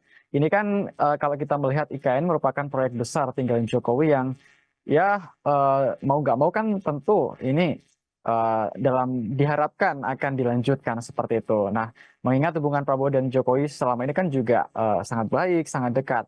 Lantas ketika nanti IKN seandainya mangkrak atau justru dikesampingkan seperti itu, apakah ini juga akan berdampak kepada hubungan Jokowi dan juga Prabowo kalau dari kacamata Anda? Iya, yang jelas Jokowi sudah tidak punya kekuatan lagi Hmm, di pemerintahan ini, kecuali ya anaknya Gibran doang gitu kan. ya. Nah, yang pasti yang saya lihat adalah Prabowo pasti akan mementingkan program prioritasnya dia gitu kan. Tidak ada lah satu presiden pun yang dia memprioritaskan program pemerintahan sebelumnya. Hmm, Yang pasti dia punya janji kampanye itulah yang akan dilakukan gitu kan. Pada saat ini kita melihat bahwa program prioritasnya Prabowo yang makan bergizi gratis, kita tengoklah Prabowo berkunjung IKN sama Prabowo mengunjungi untuk pelaksanaan program makan bergizi gratis, ya kan? Tidak. Saya rasa jarang ya, kayaknya Prabowo itu ke IKN. Tapi nggak tahu kalau diam-diam ke IKN itu saya nggak tahu juga. Tapi yang jelas sangat jarang sekali gitu kan. Nah, coba bandingkan dengan Prabowo meninjau implementasi program makan bergizi gratis. Hampir tiap minggu kayaknya Prabowo ketika di Indonesia itu pasti melakukan kunjungan ataupun sidak terhadap implementasi program makan bergizi gratis. Karena Prabowo tahu bahwa ini adalah program prioritasnya dia dan yang dijanjikan oleh masyarakat adalah ya makan bergizi gratis gitu kan. Bukan melanjutkan IKN gitu. Nah, makanya ini saya selalu sampaikan pasti setiap presiden itu punya prioritas masing-masing dan prioritasnya Prabowo sekarang adalah makan bergizi gratis gitu. Nah, ini akan pasti akan membuat hubungan merenggang gitu kan. Karena saya tahu kalau Jokowi ketika di kepemimpinannya akhir-akhir kepemimpinan periode kedua itu sudah tidak memikirkan program lainnya selain menyelesaikan proyek-proyek di IKN. Makanya Jokowi sangat ketol sekali gitu kan. Ketiga bulan sebelum dia lengser, itu berbagai acara dilakukan di IKN, termasuk untuk upacara 17 Agustus, kemudian beberapa acara inaugurasi malam-malam di IKN, terus kemudian melakukan rapat rapat paripurna kabinet ya, itu di IKN dan sebagainya, istana presiden di IKN ya. Nah, ini semua dilakukan hanya untuk melihat, oh ini loh progres IKN dan ada dukungan, harus ada dukungan ke IKN setelah dia lengser. Dia tidak mau untuk IKN ini menjadi hambalang baru sebenarnya. Tapi lagi-lagi pasti prioritas presiden itu beda-beda gitu. Jadi saya sampaikan di awal dan kita tidak boleh punya dua matahari ya. Tidak boleh punya matahari kembar. Yang sekarang presidennya adalah Prabowo bukan Jokowi lagi. Oke. Lalu terkait ini Bang Huda, Em, ini kan juga masalah di IKN kan menjadi perhatian semua masyarakat Indonesia seperti itu. Dan berita hari ini ada pejabat otorita IKN yang mundur baru saja, Bang Muhammad Ali Iya. Braw. Ini apa komentar Anda tentang pengunduran diri di momen yang sangat genting ini, Bang Huda? Iya, pengunduran diri pejabat IKN ini kan bukan yang pertama kali ya. Kita Betul. eh, kepala otorita pun sudah mengundurkan diri walaupun masuk kembali sebagai ya tadi ya untuk staf sus apa gitu saya lupa untuk jabatannya Pak Bambang gitu kan. Nah, yang jelas adalah ada sesuatu bermasalah di IKN bahwa IKN ini pertama tadi yang jelas belum ada investor tunggal asing yang masuk. Beban terhadap APBN itu terlampau berat gitu kan.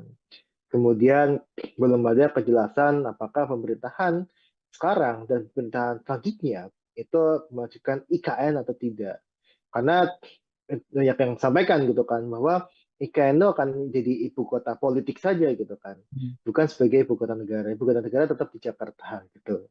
Nah, inilah yang memang menjadi dasar kenapa sih pejabat-pejabat IKN itu dia mengundurkan diri. Nah, ini sangat-sangat terkait juga dengan anggaran yang di otorita IKN gitu kan. Bahwa ya anggaran pembayaran gaji dan sebagainya belum dibayarkan ataupun pembayaran tidak tepat waktu dan sebagainya itu juga jadi pemicu juga gitu kan.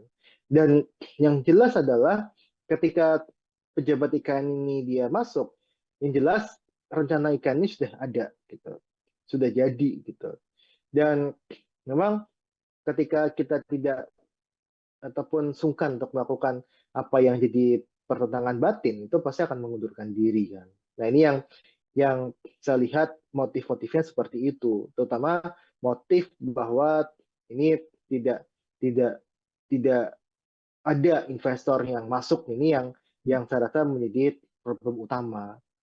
Karena tadi 80% adalah uang non APBN. Dan yang paling banyak diandalkan adalah selain dari BUMN adalah dari investor asing. Nah, ketika investor asing ini tidak masuk, ya jelas tidak ada pembangunan lagi di IKN. Maka tidak ada pejabat yang siap menjadi sejarah kelam sebenarnya. Makanya dia mengundurkan diri dari IKN. Itu aja sebenarnya, Mas. Oke, jadi kesimpulannya Anda yakin bahwa IKN ini seperti yang Anda bilang tadi akan mangkrak dan menjadi hambalang jilid dua seperti itu? Sudah saya sampaikan di tahun 2022, ketika tidak ada investor asing masuk di IKN, sampai Jokowi Jokowi lengser, itu akan mangkrak. Sampai Jokowi lengser pun hanya 3 yang groundbreaking, kita nggak tahu sampai mana perkembangannya. Tidak ada investor kakap yang masuk, yang ada mengundurkan diri, ada SoftBank dan sebagainya yang dia mengundurkan diri, ada beberapa yang masuk investor swasta domestik pun juga banyak yang mengundurkan diri dan sebagainya. Yang pada akhirnya ini akan membebankan APBN. Nah, ketika APBN itu terasa berat dan pemerintah sudah berganti prioritasnya, saya rasa potensi mangkrak untuk IKN membesar. Dan ini sudah saya sampaikan di tahun 2022, IKN akan bisa menjadi hambalang jilid baru. Oke, terakhir Bang Huda, ini kan bicara soal pemangkasan anggaran nggak hanya dari Kementerian PU saja, tapi beberapa dan banyak lembaga lain seperti itu ya Bang Huda ya. Oke, kalau menurut Anda ini sahkah atau wajar-wajar saja jika pemangkasan dilakukan mungkin secara besar-besaran demi program makan bergizi gratis yang menjadi program andalan Presiden kita saat ini, Presiden Prabowo Subianto? Ya, yang pasti tadi saya jelaskan di awal bahwa ada banyak program yang memang tidak memberikan efek besar terhadap masyarakat. terhadap ekonomi masyarakat. Ada program-program yang dia tidak follow the money. Artinya adalah programnya direncanakan secara ugal-ugalan, tidak direncanakan dengan baik gitu kan. Yang pada akhirnya ini hanya menjadi bajakan gitu kan. Nah, kita harus sadari itu pertama.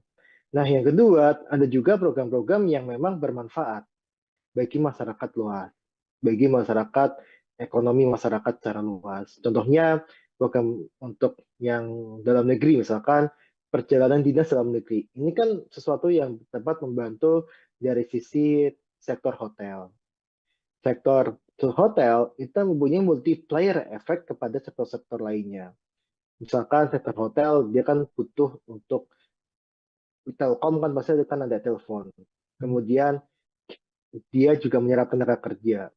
Kemudian belum kita hitung untuk bisnis penatu ya, bisnis binatu sorry, yang bisnis laundry ya, bisnis laundry yang memang yang itu pasti akan terdampak juga. Belum lagi penyediaan amenities seperti sandal hotel dan sebagainya, itu yang pasti akan terdampak dan sebagainya lah ya. Jadi multiplier-nya cukup besar. Nah, ini yang harus dilihat sama Prabowo dan tim adalah bagaimana mengklasifikasikan untuk program-program yang dia berdampak ke masyarakat luas dan mana program yang tidak berdampak kepada masyarakat luas. Dan ketika mereka atau program itu tidak berdampak pada masyarakat secara luas, ya itu patut dievaluasi, patut diefisiensikan, patut dihapuskan. Tapi untuk yang program-program yang dia berdampak luas, patut kita keep atau patut kita tetap laksanakan, tidak dilakukan pemangkasan anggaran. Makanya ini yang kita sampaikan gitu kan. Nah, apakah ini bisa untuk makan bergizi gratis gitu kan? Ya sudah pasti akan mengarahnya ke sana. Ada dua sebenarnya hipotesa saya. Untuk makan bergizi gratis atau memang pemerintah tidak punya uang gitu. Jadi ya ya udah makan bergizi gratis tetap 71 triliun penghematannya karena memang tidak punya uang gitu. Tidak punya uang, pemerintah ini penerimaan negara cukup berat gitu kan. Ini yang saya lihat dari sisi dua hipotesa itu, dan ketika itu dilakukan untuk program makan bergizi gratis ya wajar, itu kan programnya Prabowo gitu kan. Ya itu hak prerogatif presiden gitu. Nah, ini yang tapi saya dengar kan di DPR juga tengah dibahas gitu kan. Ada beberapa anggaran yang memang harus dilakukan efisiensi, ada yang harus ditahan. Kalau dari kemudian PU gitu kan, itu ada irigasi yang memang ditentang sama beberapa anggota DPR untuk dihilangkan karena ini akan menyangkut kepada petani kita, kepada ketahanan pangan kita. Jadi ada beberapa anggaran yang nampaknya harus diteliti lebih lanjut, Mas Agung. Oke, kita berharap bersama-sama ya Bang ya, semoga pemerintah bijak dalam mengambil keputusan apapun itu, baik Amin. terkait IKN maupun program-program lainnya. Dan terkait dengan mangkrak atau tidaknya IKN, kita lihat bersama ya Bang ya, nanti biar waktu yang akan menguji apakah benar Iya. proyek tinggalan Presiden Jokowi ini akan menjadi hambalang jilid 2 atau akan Iya. berlanjut, kita nggak Iya. akan tahu. Apakah ini bisa untuk makan bergizi gratis gitu kan? Ya sudah pasti akan mengarahnya ke sana. Ada dua sebenarnya hipotesa saya. Untuk makan bergizi gratis atau memang pemerintah tidak punya uang.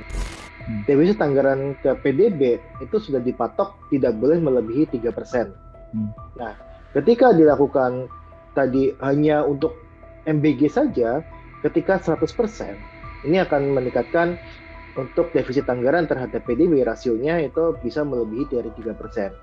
Ini tidak mungkin kalau misalkan ketika penerimaan sedang seret, kemudian ada program MBG, Prabowo sangat ambisius dengan program ini, terus ditugasi untuk melanjutkan IKN untuk selesai di 4 tahun pemerintahan Prabowo.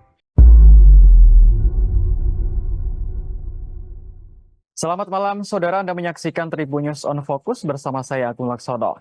Pembangunan Ibu Kota Nusantara atau IKN kembali menjadi sorotan di tengah kebijakan efisiensi anggaran Presiden Prabowo Subianto. Pasalnya, Kementerian Pekerjaan Umum yang bertanggung jawab atas proyek IKN mengalami pemangkasan anggaran sebesar 81 triliun rupiah pada tahun 2025. Akankah proyek tinggalan Presiden Jokowi ini tetap berlanjut atau justru mangkrak seperti yang dikhawatirkan banyak pihak? Kita akan bahas bersama Direktur Ekonomi Selios Nailul Huda. Kita sapa terlebih dahulu. Halo, apa kabar, Bang Huda? Halo Mas Agung, Alhamdulillah kabar saya baik. Semoga Mas Agung dan tim baik-baik juga. Alhamdulillah, kabar baik juga Bang Huda. Oke, sebagai pengantar, apa komentar Anda soal pemangkasan anggaran 81 triliun rupiah di Kementerian PU Bang Huda? Ini jumlah yang wajarkah atau justru tidak masuk akal menurut Anda? Iya, yang pertama seperti ini, bahwa kita masih, ya kita harus mengakui lah ya, bahwa ada anggaran-anggaran yang memang anggaran siluman gitu kan, atau anggaran yang seharusnya itu tidak membutuhkan anggaran besar, ternyata dianggarkannya cukup besar dan sebagainya. Kemudian ada anggaran-anggaran untuk infrastruktur yang dia tidak berdampak positif terhadap ekonomi masyarakat, tapi masih dianggarkan dan sebagainya. Nah, kita harus sadari itu. Nah, maka ini langkah pemangkasan anggaran itu langkah yang bijak ketika yang dipangkas itu benar-benar anggaran yang memang tadi anggaran Suleman dan sebagainya. Tapi ada juga anggaran-anggaran yang memang masih dibutuhkan oleh masyarakat banyak gitu kan. Seperti contohnya kalau kita bedah di paparannya Kemen PU ya, yang banyak beredar di media sosial bahwa ada pemangkasan anggaran di irigasi, pemeliharaan jalan dan sebagainya yang justru itu dibutuhkan oleh masyarakat. Seperti apa pembentukannya? Irigasi aja misalkan kita melihat ada pemangkasan irigasi, anggaran irigasi yang justru akan memperberat program pemerintah untuk mencapai ketahanan pangan. Karena irigasi ini kan salah satu faktor penting untuk pangan kita gitu kan, pertanian kita gitu kan. Ketika ini diganggu anggarannya, otomatis sebenarnya irigasi untuk padi kita, pertanian kita akan terganggu. Ini yang akan menyebabkan untuk ketahanan pangan akan terancam. Nah, tapi ada anggaran-anggaran yang memang patut dievaluasi. Salah satu contohnya memang yang kita dorong adalah evaluasi anggaran untuk ibu kota Nusantara, ibu kota negara. Ibu kota Nusantara ini kenapa kita patut dievaluasi? Karena sejatinya ini tidak menimbulkan banyak manfaat bagi ekonomi daerah maupun ekonomi nasional. Nah, ini yang kita harap adalah anggaran-anggaran seperti ini yang disisir gitu kan. Anggaran-anggaran yang memang tidak berdampak banyak terhadap ekonomi masyarakat dan sebagainya, yang ini bisa dievaluasi bahkan kita kurangi dan sebagainya. Nah, ini yang kita harap anggaran-anggaran seperti inilah yang memang dievaluasi dan dilakukan efisiensi. Oke. Lalu ini kemarin kan Menteri PU Pak Dodi Hanggodo kan sudah mengatakan bahwa anggaran IKN untuk 2025 katanya masih diblokir oleh Menteri Keuangan Sri Mulyani. Lalu sebenarnya kapan pencairan ini dilakukan dan masih menunggu apa? Mengingat ini kan ada pernyataan dari pemerintah juga bahwa penegasan bahwa IKN tetap akan lanjut pembangunannya seperti itu, Bang. Sudah. Ya, ini sangat sangat terkait dengan dulu ketika IKN ini dicanangkan ya. Terus kemudian memerlukan anggaran hingga 400 sekian triliun.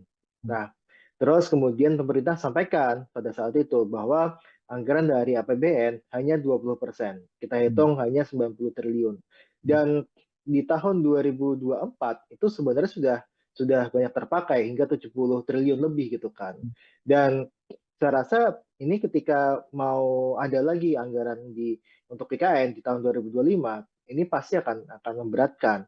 Terlebih kalau kita lihat sebenarnya ini kan anggaran IKN yang begitu besar dan multi years ya, katakan sama pemerintah sebelumnya gitu kan. Anggaran ini multi year dan sebagainya justru akan memberikan beban fiskal yang cukup berat bagi pemerintahan selanjutnya, dalam hal ini pemerintahan Prabowo, maka ini akan jadi beban berat bagi Prabowo kelak untuk bisa menjalankan program-program andalannya. Nah, kita juga nggak bisa memungkiri juga bahwa setiap presiden itu pasti punya prioritas anggaran atau program prioritasnya masing-masing gitu kan.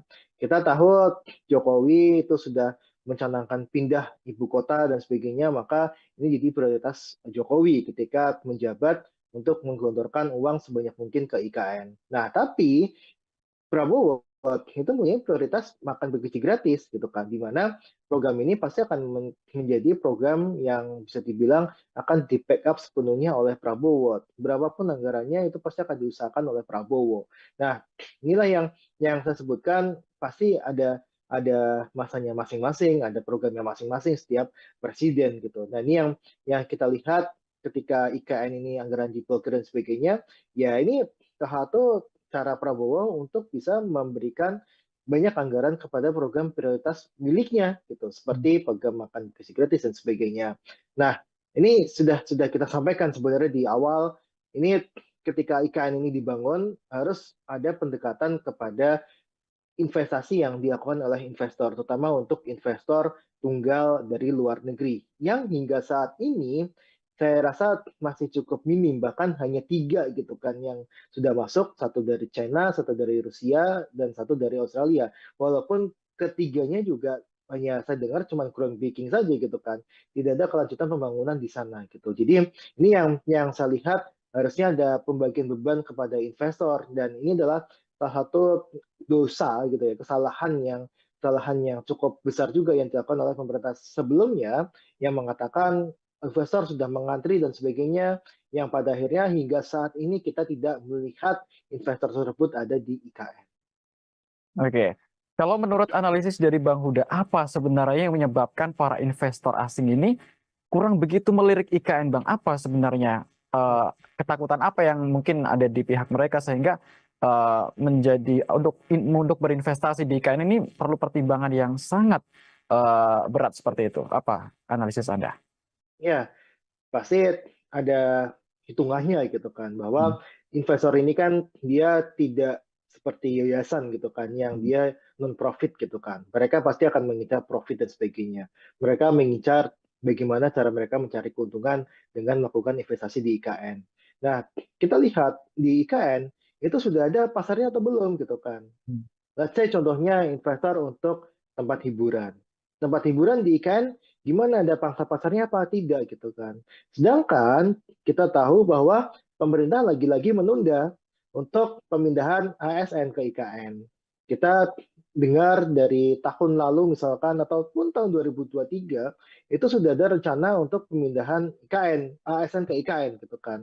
Terus kemudian diundur lagi ke Februari tahun 2024, kemudian diundur lagi Juni 2024, mundur lagi September gitu kan. Hingga sekarang ditekankan tidak ada rencana untuk pemindahan IKN dalam jangka waktu tertentu gitu. Jadi tidak ada rencana lagi nih IKN akan pindah, ASN ini akan pindah ke IKN kapan gitu.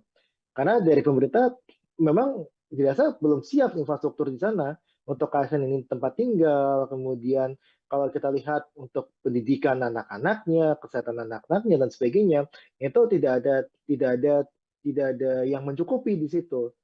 Karena itu masih sangat seperti hutan gitu kan. Dia ada bangunan megah di tengah hutan yang dia tidak ada penghuninya gitu. Nah, kita juga lihat sebenarnya Mas, bahwa ini sangat-sangat, karena kontrak politik pasti sudah ada lah, karena ada undang-undang untuk pemindahan ibu kota Nusantara gitu kan, ibu kota negara dipindahkan ke IKN gitu kan. Dari sisi kontrak politik sudah ada, tapi dari sisi kontrak anggaran itu masih tanda tanya gitu kan. Makanya investor ini tidak mau nih untuk melakukan investasi di IKN karena tidak ada jaminan anggaran ke depan seperti apa untuk IKN ini, dan 20% dari total anggaran IKN yang sebesar 400 sekian triliun itu sudah hampir semuanya digunakan, dan ketika itu melebihi sudah pasti akan ada penolakan dari masyarakat. Ini yang saya rasa akhirnya menimbulkan keraguan investor untuk masuk ke IKN gitu kan. Dan juga kalau kita Mas Agung lihat ya, ini Jokowi sering sekali ya mengadakan rapat di IKN, terus kemudian 3 hari berkantor di IKN, terus kemudian malam-malam mengadakan inaugurasi di IKN dan sebagainya. Tapi kita tidak pernah nih melihat Prabowo berkantor ke IKN. Ini kan kontrak-kontrak politik yang memang pasti akan dijadikan acuan bagi investor untuk masuk ke IKN atau tidak gitu. Ketika tidak ada jaminan yang pasti dari pemerintah dari sisi anggaran, kontrak politik secara dengan eksekutifnya juga juga kita lihat ogah-ogahan untuk pindah ke IKN dan sebagainya, saya rasa ini akan semakin memundurkan niat investor itu untuk masuk ke IKN. Dan ini sudah saya sampaikan di tahun 2022, IKN ini berpotensi mangkraknya sangat besar dan bisa menjadi ya hambalang titik 2.0 ya kalau saya bilang ya untuk yang program yang mangkrak di zamannya yang dilakukan oleh di zamannya Jokowi. Baik. Tadi ada mengatakan bahwa setiap presiden punya masing-masing punya andalan tersendiri. Kalau di era Jokowi, IKN. Seperti itu kalau di eranya Pak Prabowo, sekarang yang terkenal kan program makan bergizi gratis seperti itu, Bang Huda. Lalu mungkinkah keduanya ini bisa berjalan bersama atau memang harus ada yang dikorbankan salah satu, Bang, jika melihat kondisi pemerintahan yang sekarang? Ya, ini sedikit klarifikasi, kalau programnya Jokowi itu bukan hanya IKN ya, tapi Ya. ada dari sisi infrastruktur gitu kan. Karena kalau kita lihat anggaran infrastruktur itu sangat besar, termasuk untuk infrastruktur di IKN. Nah, kita lihat berapa sih anggaran yang dibutuhkan oleh IKN gitu kan. Ada 400 sekian triliun. Kemudian berapa sih anggaran untuk program makan bergizi gratis gitu kan. Ini ada tahun ini aja anggarannya 70 triliun, bahkan ingin ditambah 100 triliun lagi gitu kan. Kalau kita hitung yang untuk mencapai 100% itu membutuhkan angka di angka sekitar 300 triliun atau 240 sampai 300 triliun. Itu hanya untuk makan bergizi gratis tiap tahunnya. Nah, yang terjadi adalah ketika 100% yang terjadi, yang kita prediksi, ini bisa meningkatkan defisit anggaran kita. Defisit anggaran ke PDB itu sudah dipatok tidak boleh melebihi 3%. Nah, ketika dilakukan tadi hanya untuk MBG saja, ketika 100%, ini akan meningkatkan untuk defisit anggaran terhadap PDB rasionya itu bisa melebihi dari 3%.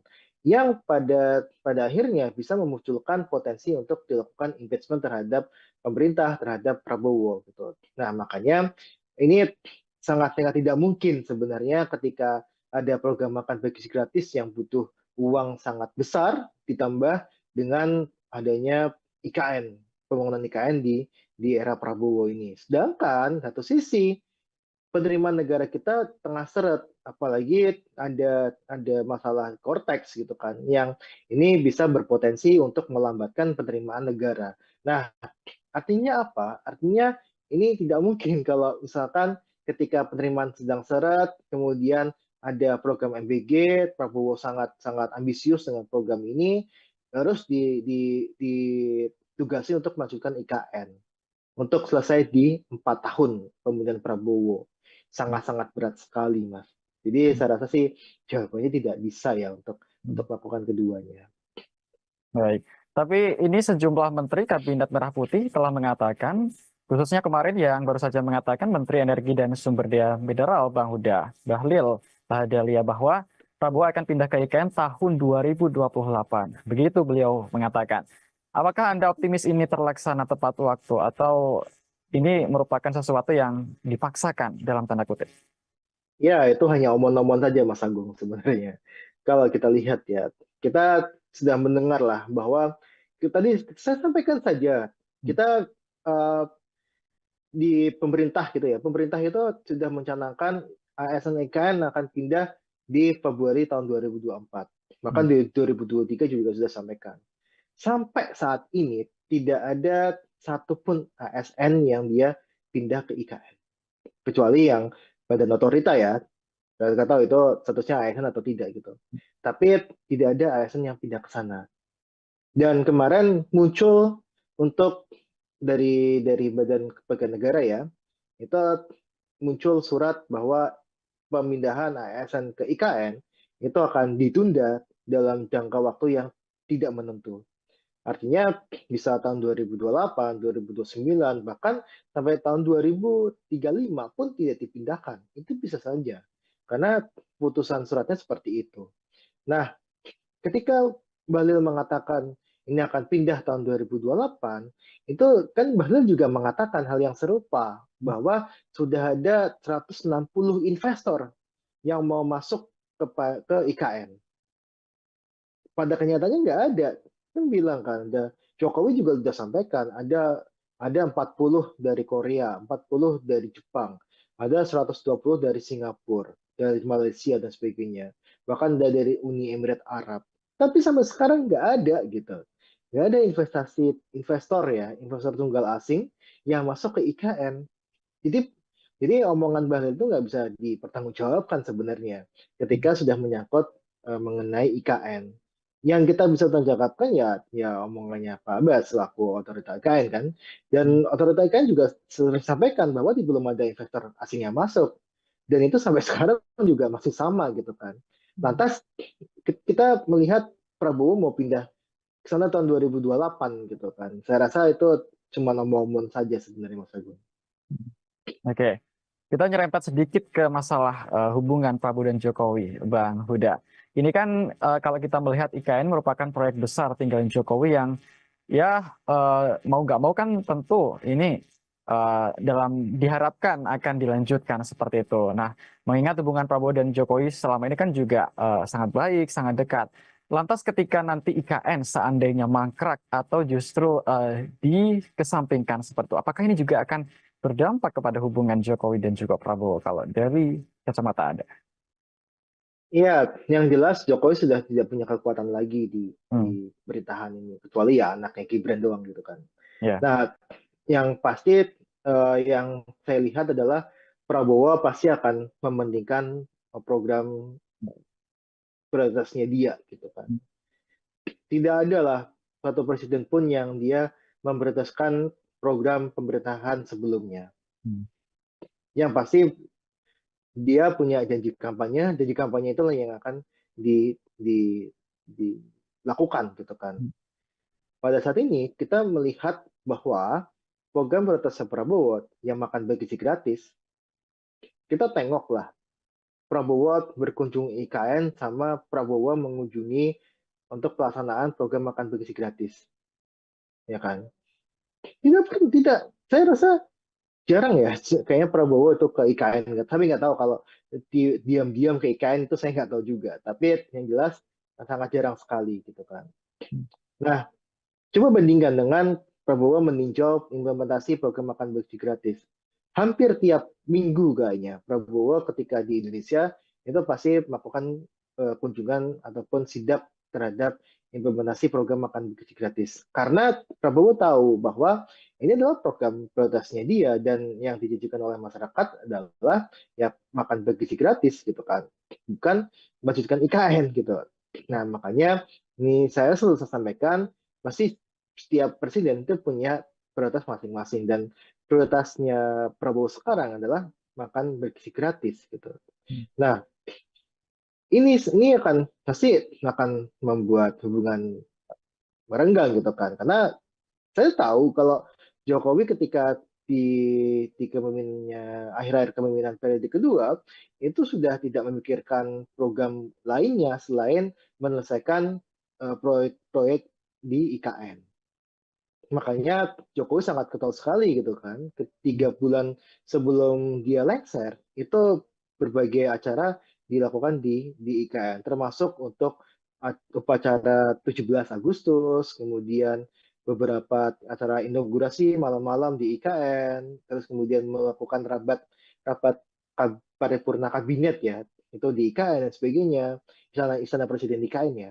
Nah, ini semua dilakukan hanya untuk melihat, oh ini loh progres IKN dan ada dukungan, harus ada dukungan ke IKN setelah dia lengser. Dia tidak mau untuk IKN ini menjadi hambalang baru sebenarnya. Tapi lagi-lagi pasti prioritas presiden itu beda-beda gitu. Jadi saya sampaikan di awal dan kita tidak boleh punya dua matahari ya. Tidak boleh punya matahari kembar. Yang sekarang presidennya adalah Prabowo bukan Jokowi lagi. Oke. Lalu terkait ini Bang Huda, Em, ini kan juga masalah di IKN kan menjadi perhatian semua masyarakat Indonesia seperti itu. Dan berita hari ini ada pejabat otorita IKN yang mundur baru saja, Bang Muhammad Ali Iya. Brawi. Ini apa komentar Anda tentang pengunduran diri di momen yang sangat genting ini, Bang Huda? Iya, pengunduran diri pejabat IKN ini kan bukan yang pertama kali ya. Kita Betul. eh, kepala otorita pun sudah mengundurkan diri walaupun masuk kembali sebagai ya tadi ya untuk staf sus apa gitu, saya lupa untuk jabatannya Pak Bambang gitu kan. Nah, yang jelas adalah ada sesuatu bermasalah di IKN, bahwa IKN ini pertama tadi yang jelas belum ada investor tunggal asing yang masuk. Beban terhadap APBN itu terlampau berat gitu kan. Kemudian belum ada kejelasan apakah pemerintahan sekarang dan pemerintahan selanjutnya itu memajukan IKN atau tidak. Karena banyak yang sampaikan gitu kan bahwa IKN itu akan jadi ibu kota politik saja gitu kan, bukan sebagai ibu kota negara. Ibu kota negara tetap di Jakarta gitu. Nah, inilah yang memang menjadi dasar kenapa sih pejabat-pejabat IKN itu dia mengundurkan diri. Nah, ini sangat-sangat terkait juga dengan anggaran yang di otorita IKN gitu kan, bahwa ya anggaran pembayaran gaji dan sebagainya belum dibayarkan ataupun pembayaran tidak tepat waktu dan sebagainya, itu juga jadi pemicu juga gitu kan.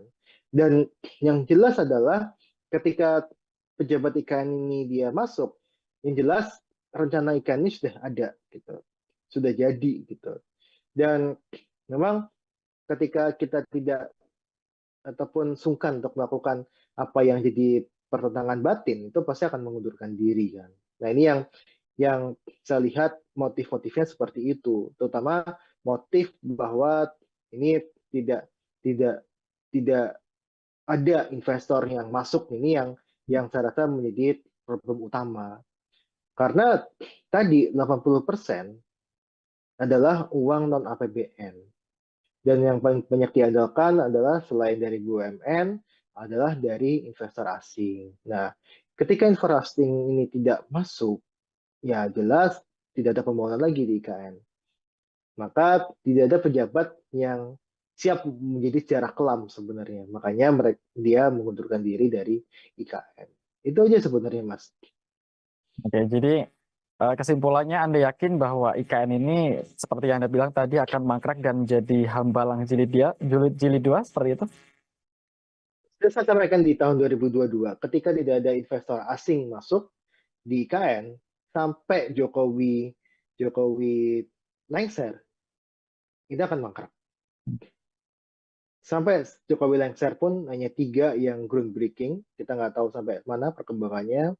Tidak ada investor kakap yang masuk, yang ada mengundurkan diri, ada SoftBank, sebagainya yang dia mengundurkan diri, ada beberapa yang masuk investor swasta domestik pun juga banyak yang mengundurkan diri dan sebagainya.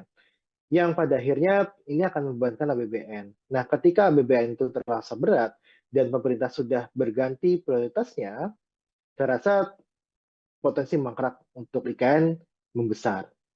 Dan ini sudah saya sampaikan di tahun 2022, IKN akan bisa menjadi hambalang jilid baru. Oke, terakhir Bang Huda, ini kan bicara soal pemangkasan anggaran nggak hanya dari Kementerian PU saja, tapi beberapa dan banyak lembaga lain seperti itu ya Bang Huda ya. Oke, kalau menurut Anda ini sahkah atau wajar-wajar saja jika pemangkasan dilakukan mungkin secara besar-besaran demi program makan bergizi gratis yang menjadi program andalan Presiden kita saat ini, Presiden Prabowo Subianto? Ya, yang pasti, tadi saya jelaskan di awal, bahwa ada banyak program yang memang tidak memberikan efek besar terhadap masyarakat, terhadap ekonomi masyarakat. Ada program-program yang dia tidak follow the money. Artinya adalah programnya direncanakan secara ugal-ugalan, tidak direncanakan dengan baik gitu kan, yang pada akhirnya ini hanya menjadi bajakan gitu kan. Nah, kita harus sadari itu pertama. Nah, yang kedua, ada juga program-program yang memang bermanfaat bagi masyarakat luas, bagi masyarakat, ekonomi masyarakat secara luas. Contohnya, program untuk yang dalam negeri, misalkan perjalanan dinas dalam negeri. Ini kan sesuatu yang dapat membantu dari sisi sektor hotel. Sektor hotel itu mempunyai multiplier efek kepada sektor-sektor lainnya. Misalkan sektor hotel, dia kan butuh untuk Telkom kan pasti kan ada telepon. Kemudian dia juga menyerap tenaga kerja. Kemudian belum kita hitung untuk bisnis penatu ya, bisnis binatu sorry, yang bisnis laundry yang memang yang itu pasti akan terdampak juga. Belum lagi penyediaan amenities seperti sandal hotel dan sebagainya, itu yang pasti akan terdampak dan sebagainya lah ya. Jadi multiplier-nya cukup besar. Nah, ini yang harus dilihat sama Prabowo dan tim adalah bagaimana mengklasifikasikan untuk program-program yang dia berdampak ke masyarakat luas dan mana program yang tidak berdampak kepada masyarakat luas. Dan ketika mereka atau program itu tidak berdampak pada masyarakat secara luas, ya itu patut dievaluasi, patut diefisiensikan, patut dihapuskan. Tapi untuk yang program-program yang dia berdampak luas, patut kita keep atau patut kita tetap laksanakan, tidak dilakukan pemangkasan anggaran. Makanya ini yang kita sampaikan gitu kan. Nah, apakah ini bisa untuk makan bergizi gratis gitu kan? Ya sudah pasti akan mengarahnya ke sana. Ada dua sebenarnya hipotesa saya. Untuk makan bergizi gratis atau memang pemerintah tidak punya uang gitu. Jadi ya ya udah makan bergizi gratis tetap 71 triliun penghematannya karena memang tidak punya uang gitu. Tidak punya uang, pemerintah ini penerimaan negara cukup berat gitu kan. Ini yang saya lihat dari sisi dua hipotesa itu, dan ketika itu dilakukan untuk program makan bergizi gratis ya wajar, itu kan programnya Prabowo gitu kan. Ya itu hak prerogatif presiden gitu. Nah ini yang tapi saya dengar kan di DPR juga tengah dibahas gitu kan. Ada beberapa anggaran yang memang harus dilakukan efisiensi, ada yang harus ditahan. Kalau dari kemudian PU gitu kan, itu ada irigasi yang memang ditentang sama beberapa anggota DPR untuk dihilangkan karena ini akan menyangkut kepada petani kita, kepada ketahanan pangan kita. Jadi ada beberapa anggaran yang nampaknya harus diteliti lebih lanjut, Mas Agung. Oke, kita berharap bersama-sama ya Bang ya, semoga pemerintah bijak dalam mengambil keputusan apapun itu, baik Amin. terkait IKN maupun program-program lainnya. Dan terkait dengan mangkrak atau tidaknya IKN, kita lihat bersama ya Bang ya, nanti biar waktu yang akan menguji apakah benar Iya. proyek tinggalan Presiden Jokowi ini akan menjadi hambalang jilid 2 atau akan Iya. berlanjut, kita nggak Iya. akan tahu. Apakah ini bisa untuk makan bergizi gratis gitu kan? Ya sudah pasti akan mengarahnya ke sana. Ada dua sebenarnya hipotesa saya. Untuk makan bergizi gratis atau memang pemerintah tidak punya uang. Defisit anggaran ke PDB itu sudah dipatok tidak boleh melebihi 3%. Nah, ketika dilakukan tadi hanya untuk MBG saja, ketika 100%, ini akan meningkatkan untuk defisit anggaran terhadap PDB rasionya itu bisa melebihi dari 3%. Ini tidak mungkin kalau misalkan ketika penerimaan sedang seret, kemudian ada program MBG, Prabowo sangat ambisius dengan program ini, terus ditugasi untuk melanjutkan IKN untuk selesai di 4 tahun pemerintahan Prabowo. Selamat malam, saudara. Anda menyaksikan Tribun News on Focus bersama saya, Agung Laksono. Pembangunan Ibu Kota Nusantara atau IKN kembali menjadi sorotan di tengah kebijakan efisiensi anggaran Presiden Prabowo Subianto. Pasalnya, Kementerian Pekerjaan Umum yang bertanggung jawab atas proyek IKN mengalami pemangkasan anggaran sebesar 81 triliun rupiah pada tahun 2025. Akankah proyek tinggalan Presiden Jokowi ini tetap berlanjut atau justru mangkrak seperti yang dikhawatirkan banyak pihak? Kita akan bahas bersama Direktur Ekonomi Selyos Nailul Huda. Kita sapa terlebih dahulu. Halo, apa kabar Bang Huda? Halo Mas Agung, Alhamdulillah kabar saya baik. Semoga Mas Agung dan tim baik-baik juga.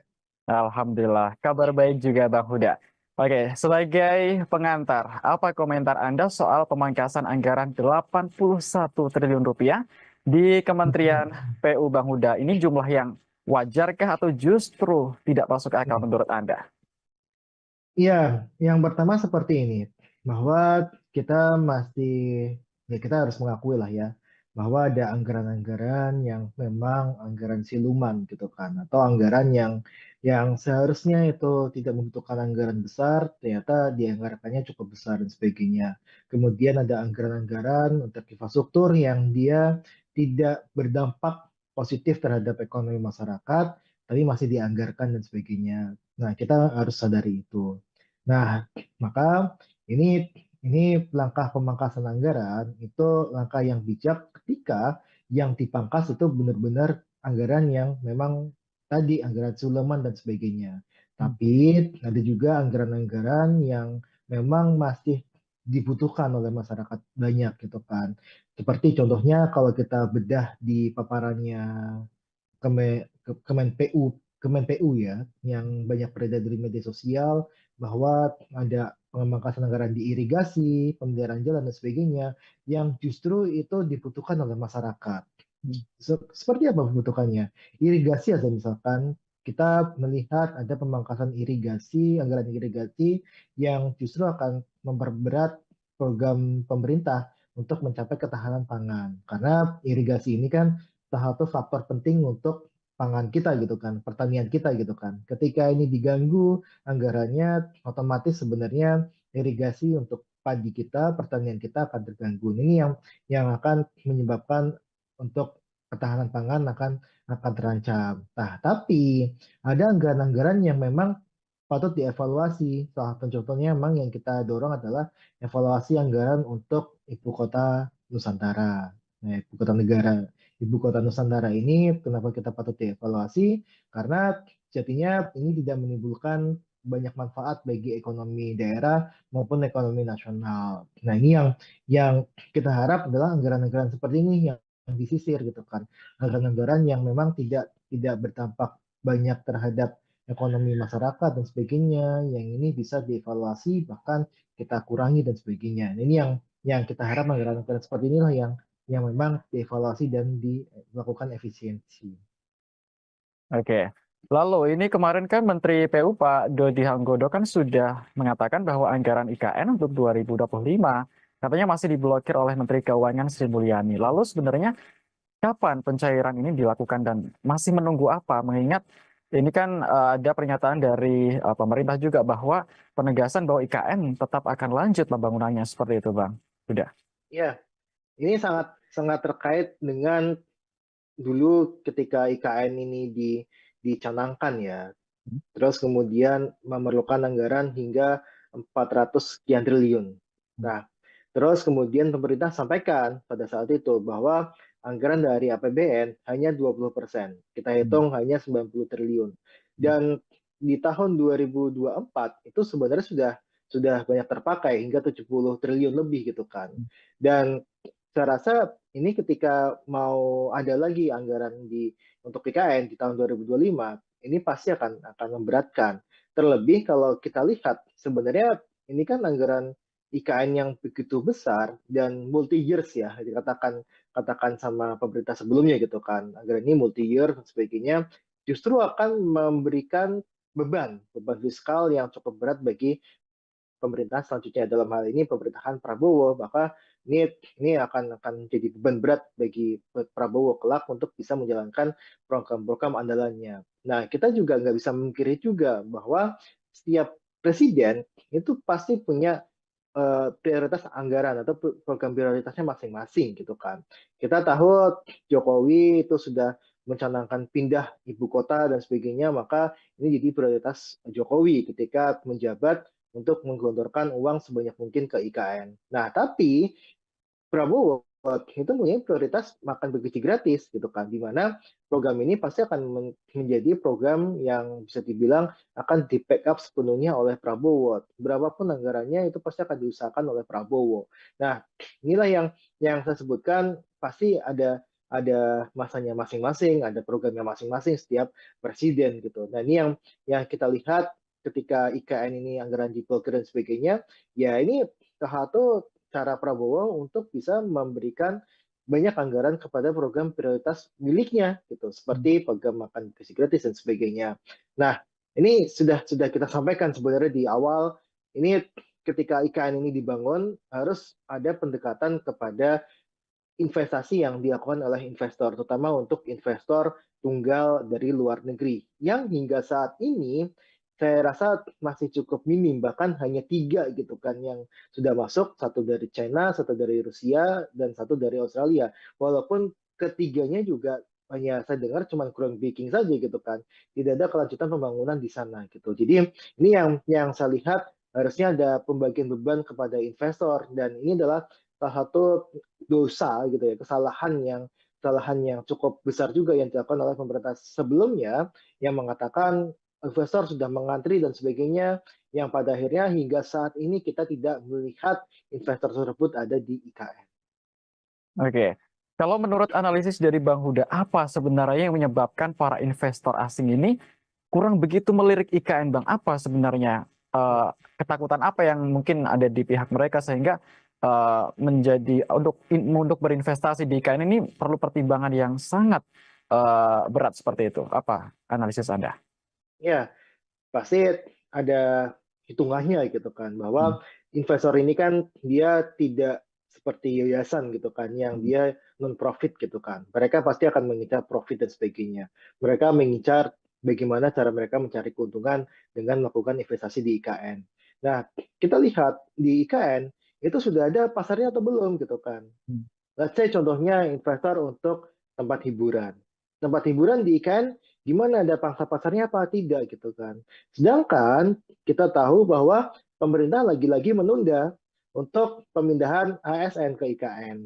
Kita dengar dari tahun lalu misalkan ataupun tahun 2023 itu sudah ada rencana untuk pemindahan IKN, ASN ke IKN gitu kan. Terus kemudian diundur lagi ke Februari tahun 2024, kemudian diundur lagi Juni 2024, mundur lagi September gitu kan. Hingga sekarang ditekankan tidak ada rencana untuk pemindahan IKN dalam jangka waktu tertentu gitu. Jadi tidak ada rencana lagi nih IKN akan pindah, ASN ini akan pindah ke IKN kapan gitu. Karena dari pemerintah memang dirasa belum siap infrastruktur di sana untuk ASN ini tempat tinggal, kemudian kalau kita lihat untuk pendidikan anak-anaknya, kesehatan anak-anaknya dan sebagainya, itu tidak ada yang mencukupi di situ. Karena itu masih sangat seperti hutan gitu kan. Dia ada bangunan megah di tengah hutan yang dia tidak ada penghuninya gitu. Nah, kita juga lihat sebenarnya Mas, bahwa ini sangat-sangat, karena kontrak politik pasti sudah ada lah, karena ada undang-undang untuk pemindahan ibu kota Nusantara gitu kan, ibu kota negara dipindahkan ke IKN gitu kan. Dari sisi kontrak politik sudah ada, tapi dari sisi kontrak anggaran itu masih tanda tanya gitu kan. Makanya investor ini tidak mau nih untuk melakukan investasi di IKN karena tidak ada jaminan anggaran ke depan seperti apa untuk IKN ini, dan 20% dari total anggaran IKN yang sebesar 400 sekian triliun itu sudah hampir semuanya digunakan, dan ketika itu melebihi sudah pasti akan ada penolakan dari masyarakat. Ini yang saya rasa akhirnya menimbulkan keraguan investor untuk masuk ke IKN gitu kan. Dan juga kalau kita Mas Agung lihat ya, ini Jokowi sering sekali ya mengadakan rapat di IKN, terus kemudian 3 hari berkantor di IKN, terus kemudian malam-malam mengadakan inaugurasi di IKN dan sebagainya. Tapi kita tidak pernah nih melihat Prabowo berkantor ke IKN. Ini kan kontrak-kontrak politik yang memang pasti akan dijadikan acuan bagi investor untuk masuk ke IKN atau tidak gitu. Ketika tidak ada jaminan yang pasti dari pemerintah dari sisi anggaran, kontrak politik secara dengan eksekutifnya juga juga kita lihat ogah-ogahan untuk pindah ke IKN dan sebagainya, saya rasa ini akan semakin memundurkan niat investor itu untuk masuk ke IKN. Dan ini sudah saya sampaikan di tahun 2022, IKN ini berpotensi mangkraknya sangat besar dan bisa menjadi ya hambalang titik 2.0 ya kalau saya bilang ya, untuk yang program yang mangkrak di zamannya, yang dilakukan oleh di zamannya Jokowi. Baik. Tadi ada mengatakan bahwa setiap presiden punya masing-masing punya andalan tersendiri. Kalau di era Jokowi, IKN, seperti itu. Kalau di eranya Pak Prabowo, sekarang yang terkenal kan program makan bergizi gratis seperti itu, Bang Huda. Lalu mungkinkah keduanya ini bisa berjalan bersama atau memang harus ada yang dikorbankan salah satu, Bang, jika melihat kondisi pemerintahan yang sekarang? Ya, ini sedikit klarifikasi, kalau programnya Jokowi itu bukan hanya IKN ya, tapi Ya. ada dari sisi infrastruktur gitu kan. Karena kalau Hmm. kita lihat anggaran infrastruktur itu sangat besar, termasuk untuk infrastruktur di IKN. Nah, kita lihat berapa sih anggaran yang dibutuhkan oleh IKN gitu kan. Ada 400 sekian triliun. Kemudian berapa sih anggaran untuk program makan bergizi gratis gitu kan. Ini ada tahun ini aja anggarannya 70 triliun, bahkan ingin ditambah 100 triliun lagi gitu kan. Hmm. Kalau kita hitung untuk yang untuk mencapai 100% itu membutuhkan angka di angka sekitar 300 triliun atau 240 sampai 300 triliun. Itu hanya untuk makan bergizi gratis tiap tahunnya. Nah, yang terjadi adalah ketika 100% yang terjadi, yang kita prediksi, ini bisa meningkatkan defisit anggaran kita. Hmm. Defisit anggaran ke PDB itu sudah dipatok tidak boleh melebihi 3%. Hmm. Nah, ketika dilakukan tadi hanya untuk MBG saja, ketika 100%, ini akan meningkatkan untuk defisit anggaran terhadap PDB rasionya itu bisa melebihi dari 3%.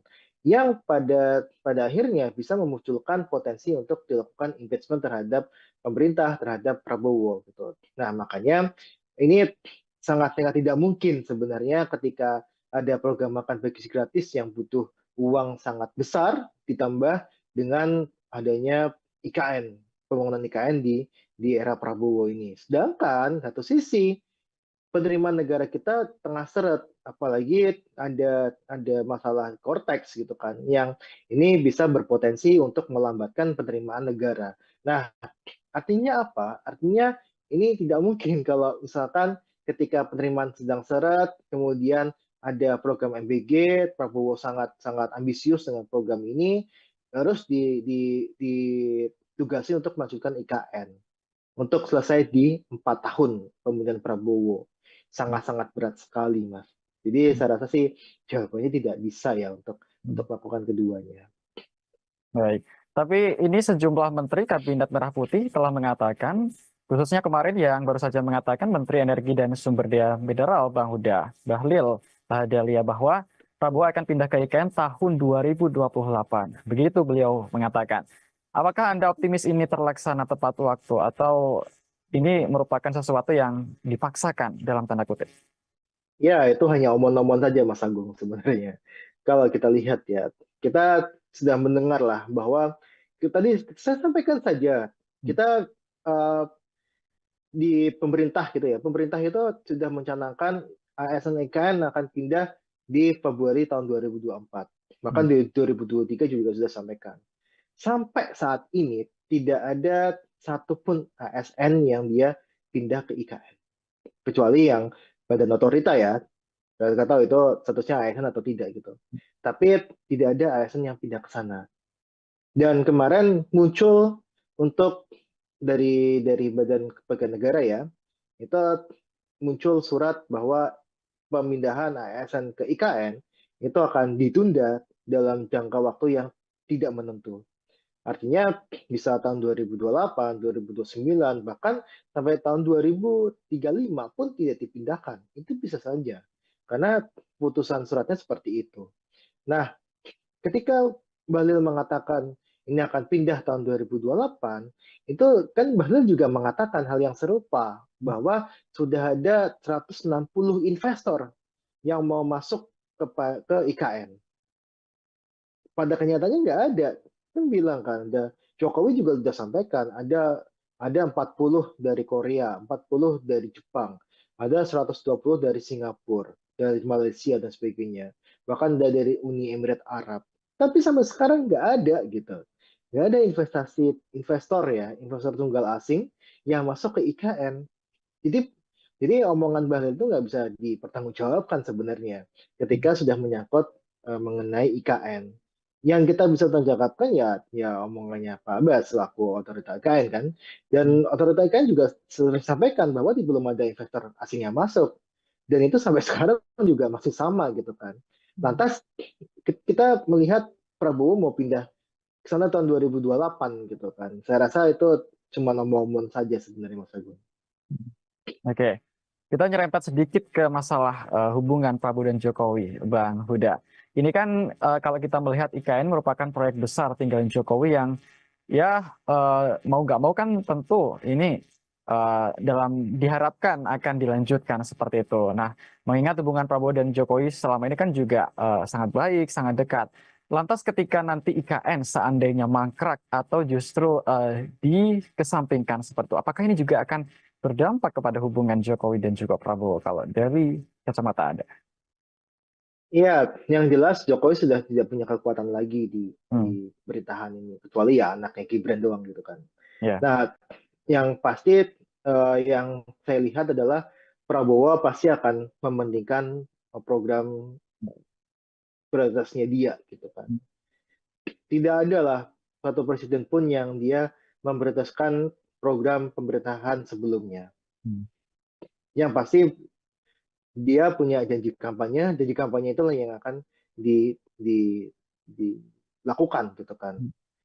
Pada saat ini kita melihat bahwa program prioritasnya Prabowo yang makan bergizi gratis, kita tengoklah Prabowo berkunjung IKN sama Prabowo mengunjungi untuk pelaksanaan program makan bergizi gratis, ya kan? Tidak. Saya rasa jarang ya, kayaknya Prabowo itu ke IKN. Tapi nggak tahu kalau diam-diam ke IKN itu saya nggak tahu juga. Tapi yang jelas sangat jarang sekali gitu kan. Nah, coba bandingkan dengan Prabowo meninjau implementasi program makan bersih gratis. Hampir tiap minggu kayaknya Prabowo ketika di Indonesia itu pasti melakukan kunjungan ataupun sidak terhadap implementasi program makan bersih gratis. Karena Prabowo tahu bahwa ini adalah program prioritasnya dia dan yang dijanjikan oleh masyarakat adalah ya makan bergizi gratis gitu kan, bukan melanjutkan IKN gitu. Nah makanya ini saya selalu sampaikan pasti setiap presiden itu punya prioritas masing-masing dan prioritasnya Prabowo sekarang adalah makan bergizi gratis gitu. Nah, ini akan pasti akan membuat hubungan merenggang gitu kan. Karena saya tahu kalau Jokowi ketika di kepemimpinannya akhir-akhir kepemimpinan periode kedua itu sudah tidak memikirkan program lainnya selain menyelesaikan proyek-proyek di IKN. Makanya Jokowi sangat ketol sekali gitu kan. Ketiga bulan sebelum dia lengser, itu berbagai acara dilakukan di IKN, termasuk untuk upacara 17 Agustus, kemudian beberapa acara inaugurasi malam-malam di IKN, terus kemudian melakukan rapat rapat paripurna kabinet ya, itu di IKN dan sebagainya, istana presiden di IKN ya. Nah, ini semua dilakukan hanya untuk melihat, oh ini loh progres IKN dan ada dukungan, harus ada dukungan ke IKN setelah dia lengser. Dia tidak mau untuk IKN ini menjadi hambalang baru sebenarnya. Tapi lagi-lagi pasti prioritas presiden itu beda-beda gitu. Jadi saya sampaikan di awal dan kita tidak boleh punya dua matahari ya. Tidak boleh punya matahari kembar yang sekarang presidennya adalah Prabowo bukan Jokowi lagi. oke. Lalu terkait ini Bang Huda, Em, ini kan juga masalah di IKN kan menjadi perhatian semua masyarakat Indonesia seperti itu. Dan berita hari ini ada pejabat otorita IKN yang mundur baru saja, Bang Muhammad Ali Iya. Braw. Ini apa komentar Anda tentang pengunduran diri di momen yang sangat genting ini, Bang Huda? Iya, pengunduran diri pejabat IKN ini kan bukan yang pertama kali ya. Kita Betul. eh, kepala otorita pun sudah mengundurkan diri walaupun masuk kembali sebagai ya tadi ya untuk staf sus apa gitu saya lupa untuk jabatannya Pak Bambang gitu kan. Nah, yang jelas adalah ada sesuatu bermasalah di IKN bahwa IKN ini pertama tadi yang jelas belum ada investor tunggal asing yang masuk. beban terhadap APBN itu terlampau berat, gitu kan. Kemudian belum ada kejelasan apakah pemerintahan sekarang dan pemerintahan selanjutnya itu memajukan IKN atau tidak. Karena banyak yang sampaikan gitu kan bahwa IKN itu akan jadi ibu kota politik saja gitu kan, bukan sebagai ibu kota negara. Ibu kota negara tetap di Jakarta gitu.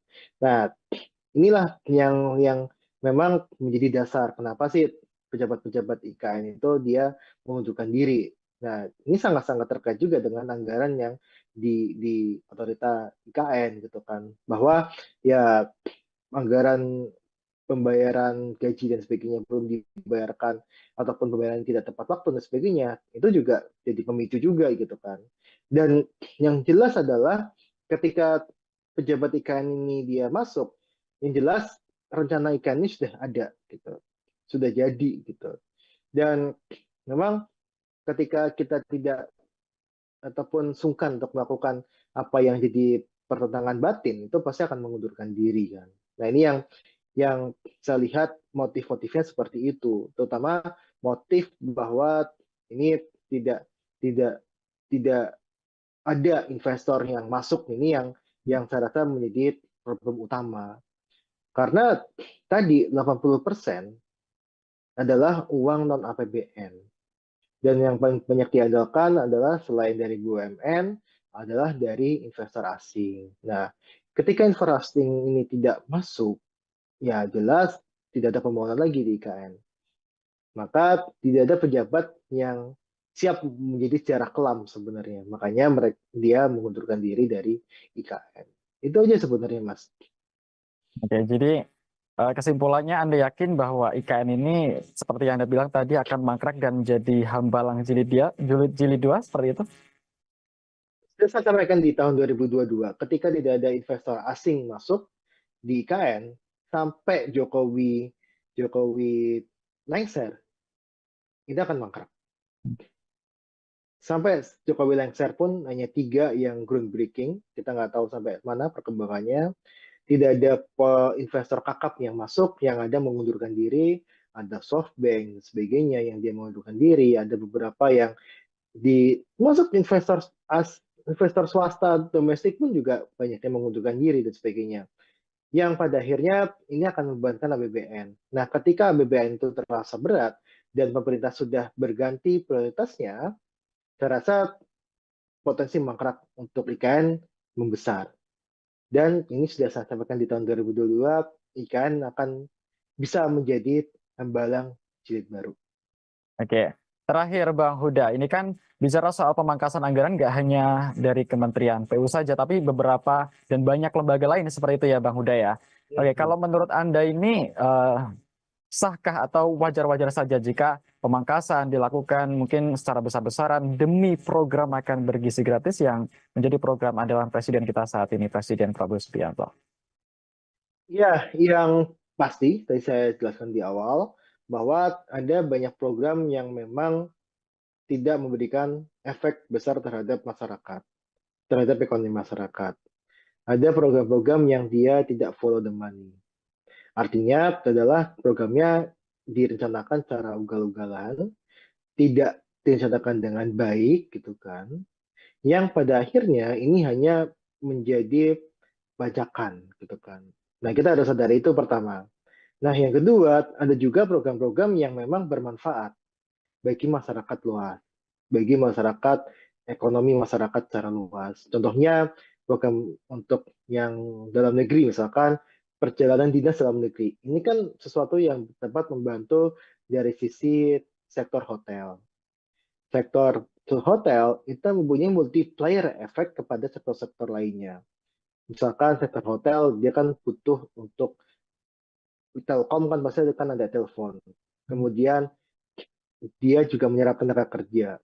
Kemudian belum kita hitung untuk bisnis penatu ya, bisnis binatu sorry, yang bisnis laundry ya, bisnis laundry yang memang yang itu pasti akan terdampak juga. Belum lagi penyediaan amenities seperti sandal hotel dan sebagainya, itu yang pasti akan terdampak dan sebagainya lah ya. Jadi multiplier-nya cukup besar.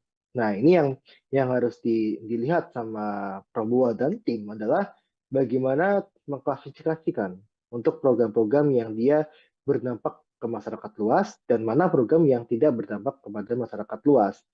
Dan ketika mereka atau program itu tidak berdampak kepada masyarakat secara luas, ya itu patut dievaluasi, patut diefisiensikan, patut dihapuskan. Tapi untuk yang program-program yang dia berdampak luas, patut patut kita keep atau patut kita tetap laksanakan, tidak dilakukan pemangkasan anggaran.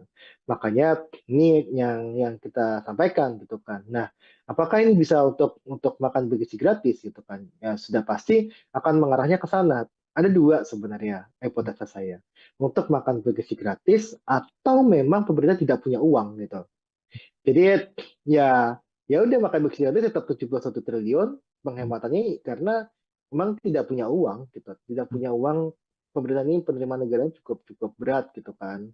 Ini yang saya lihat dari sisi dua dua hipotesa itu, dan ketika itu dilakukan untuk program makan bergizi gratis ya wajar, itu kan programnya Prabowo gitu kan. Ya, itu hak prerogatif presiden gitu. Nah, ini yang tapi saya dengar kan di DPR juga tengah dibahas gitu kan. Ada beberapa anggaran yang memang harus dilakukan efisiensi, ada yang harus ditahan. Kalau dari kemudian PU gitu kan, itu ada irigasi yang memang ditentang sama beberapa anggota DPR untuk dihilangkan karena ini akan menyangkut kepada petani kita, kepada ketahanan pangan kita. Jadi ada beberapa anggaran yang nampaknya harus diteliti lebih lanjut, Mas Agung. Oke, kita berharap bersama-sama ya Bang ya, semoga pemerintah bijak dalam mengambil keputusan apapun itu baik Amin. terkait IKN maupun program-program lainnya. Dan terkait dengan mangkrak atau tidaknya IKN, kita lihat bersama ya Bang ya, nanti biar waktu yang akan menguji apakah benar Iya, proyek tinggalan Presiden Jokowi ini akan menjadi hambalang jilid 2 atau akan iya, berlanjut, kita nggak iya. akan. Apakah ini bisa untuk makan bergizi gratis gitu kan? Ya sudah pasti akan mengarahnya ke sana. Ada dua sebenarnya hipotesa saya. Untuk makan bergizi gratis atau memang pemerintah tidak punya uang. Defisit anggaran ke PDB itu sudah dipatok tidak boleh melebihi 3%. Nah, ketika dilakukan tadi hanya untuk MBG saja, ketika 100%, ini akan meningkatkan untuk defisit anggaran terhadap PDB rasionya itu bisa melebihi dari 3%. Ini tidak mungkin kalau misalkan ketika penerimaan sedang seret, kemudian ada program MBG, Prabowo sangat sangat ambisius dengan program ini, terus ditugasi untuk melanjutkan IKN untuk selesai di 4 tahun pemerintahan Prabowo. Selamat malam, saudara. Anda menyaksikan Tribun News on Focus bersama saya, Agung Laksono. Pembangunan Ibu Kota Nusantara atau IKN kembali menjadi sorotan di tengah kebijakan efisiensi anggaran Presiden Prabowo Subianto. Pasalnya, Kementerian Pekerjaan Umum yang bertanggung jawab atas proyek IKN mengalami pemangkasan anggaran sebesar 81 triliun rupiah pada tahun 2025. Akankah proyek tinggalan Presiden Jokowi ini tetap berlanjut atau justru mangkrak seperti yang dikhawatirkan banyak pihak? Kita akan bahas bersama Direktur Ekonomi Selios Nailul Huda. Kita sapa terlebih dahulu. Halo, apa kabar Bang Huda? Halo Mas Agung, Alhamdulillah kabar saya baik. Semoga Mas Agung dan tim baik-baik juga. Alhamdulillah, kabar baik juga Bang Huda. Oke, sebagai pengantar, apa komentar Anda soal pemangkasan anggaran 81 triliun rupiah di Kementerian PU Bang Huda? Ini jumlah yang wajarkah atau justru tidak masuk akal menurut Anda? Iya, yang pertama seperti ini, bahwa kita masih, ya kita harus mengakui lah ya, bahwa ada anggaran-anggaran yang memang anggaran siluman gitu kan, atau anggaran yang seharusnya itu tidak membutuhkan anggaran besar, ternyata dianggarkannya cukup besar dan sebagainya. Kemudian ada anggaran-anggaran untuk infrastruktur yang dia tidak berdampak positif terhadap ekonomi masyarakat, tapi masih dianggarkan dan sebagainya. Nah, kita harus sadari itu. Nah, maka ini langkah pemangkasan anggaran itu langkah yang bijak ketika yang dipangkas itu benar-benar anggaran yang memang tadi anggaran Suleman dan sebagainya. Tapi ada juga anggaran-anggaran yang memang masih dibutuhkan oleh masyarakat banyak gitu kan. Seperti contohnya kalau kita bedah di paparannya Kemen PU, Kemen PU ya, yang banyak beredar di media sosial bahwa ada pemangkasan anggaran di irigasi, pemeliharaan jalan dan sebagainya yang justru itu dibutuhkan oleh masyarakat.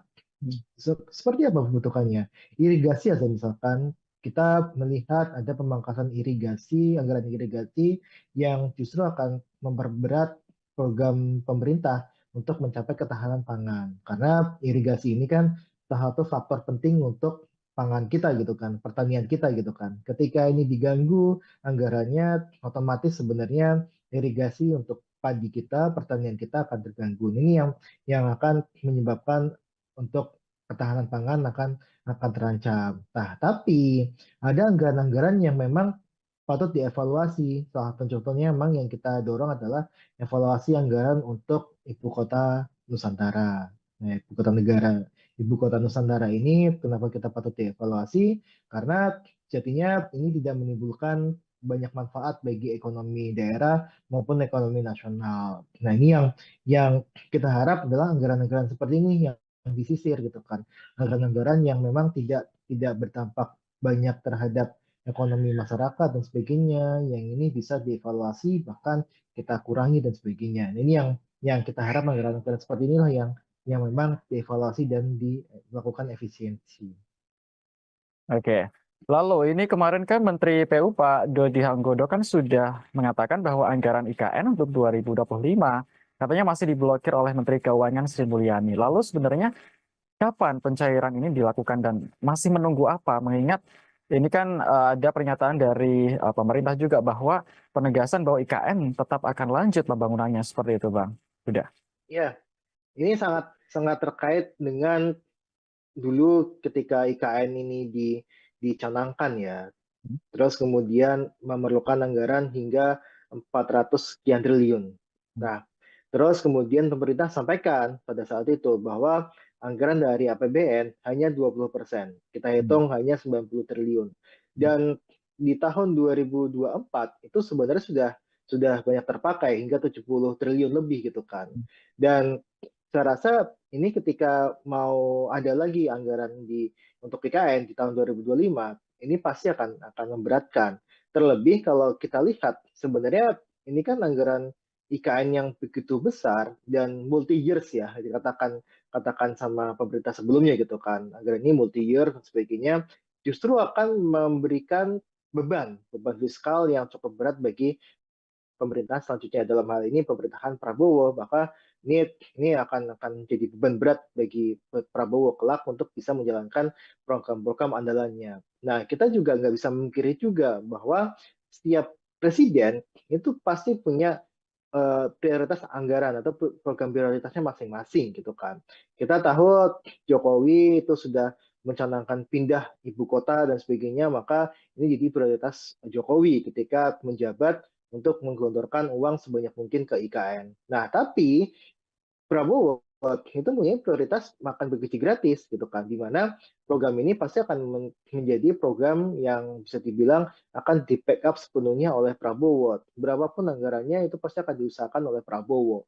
Nah, inilah yang saya sebutkan pasti ada masanya masing-masing, ada programnya masing-masing setiap presiden gitu. Nah, ini yang kita lihat ketika IKN ini anggaran diblokir dan sebagainya, ya ini salah satu cara Prabowo untuk bisa memberikan banyak anggaran kepada program prioritas miliknya gitu seperti program makan gizi gratis dan sebagainya. Nah, ini sudah kita sampaikan sebenarnya di awal ini ketika IKN ini dibangun harus ada pendekatan kepada investasi yang dilakukan oleh investor, terutama untuk investor tunggal dari luar negeri, yang hingga saat ini saya rasa masih cukup minim, bahkan hanya 3 gitu kan yang sudah masuk, satu dari China, satu dari Rusia, dan satu dari Australia. Walaupun ketiganya juga hanya saya dengar cuma groundbreaking saja gitu kan, tidak ada kelanjutan pembangunan di sana gitu. Jadi ini yang saya lihat harusnya ada pembagian beban kepada investor, dan ini adalah salah satu dosa gitu ya, kesalahan yang cukup besar juga yang dilakukan oleh pemerintah sebelumnya yang mengatakan investor sudah mengantri dan sebagainya. yang pada akhirnya hingga saat ini kita tidak melihat investor tersebut ada di IKN. Oke. Kalau menurut analisis dari Bang Huda, apa sebenarnya yang menyebabkan para investor asing ini kurang begitu melirik IKN, Bang? Apa sebenarnya ketakutan apa yang mungkin ada di pihak mereka sehingga menjadi untuk berinvestasi di IKN ini perlu pertimbangan yang sangat berat seperti itu? Apa analisis Anda? Ya, pasti ada hitungannya gitu kan, Hmm. bahwa investor ini kan dia tidak seperti yayasan gitu kan, yang Hmm. dia non profit gitu kan. Mereka pasti akan mengincar profit dan sebagainya. Mereka mengincar bagaimana cara mereka mencari keuntungan dengan melakukan investasi di IKN. Nah, kita lihat di IKN itu sudah ada pasarnya atau belum gitu kan. Hmm. Let's say contohnya investor untuk tempat hiburan. Tempat hiburan di IKN gimana, ada pangsa pasarnya apa tidak gitu kan. Sedangkan kita tahu bahwa pemerintah lagi-lagi menunda untuk pemindahan ASN ke IKN.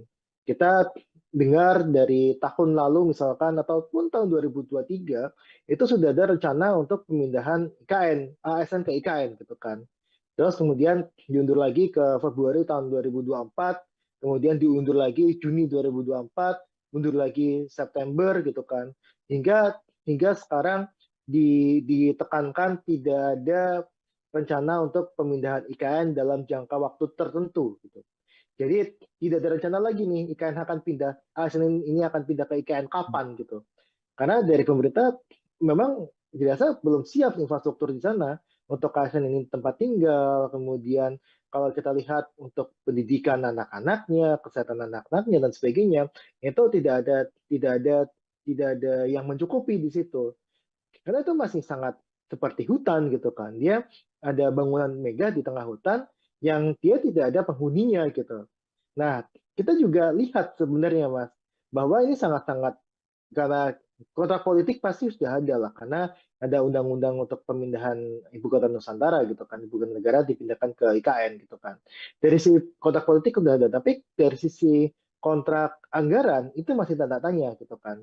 Makanya investor ini tidak mau nih untuk melakukan investasi di IKN karena tidak ada jaminan anggaran ke depan seperti apa untuk IKN ini, dan 20% dari total anggaran IKN yang sebesar 400 sekian triliun itu sudah hampir semuanya digunakan, dan ketika itu melebihi sudah pasti akan ada penolakan dari masyarakat. Ini yang saya rasa akhirnya menimbulkan keraguan investor untuk masuk ke IKN gitu kan.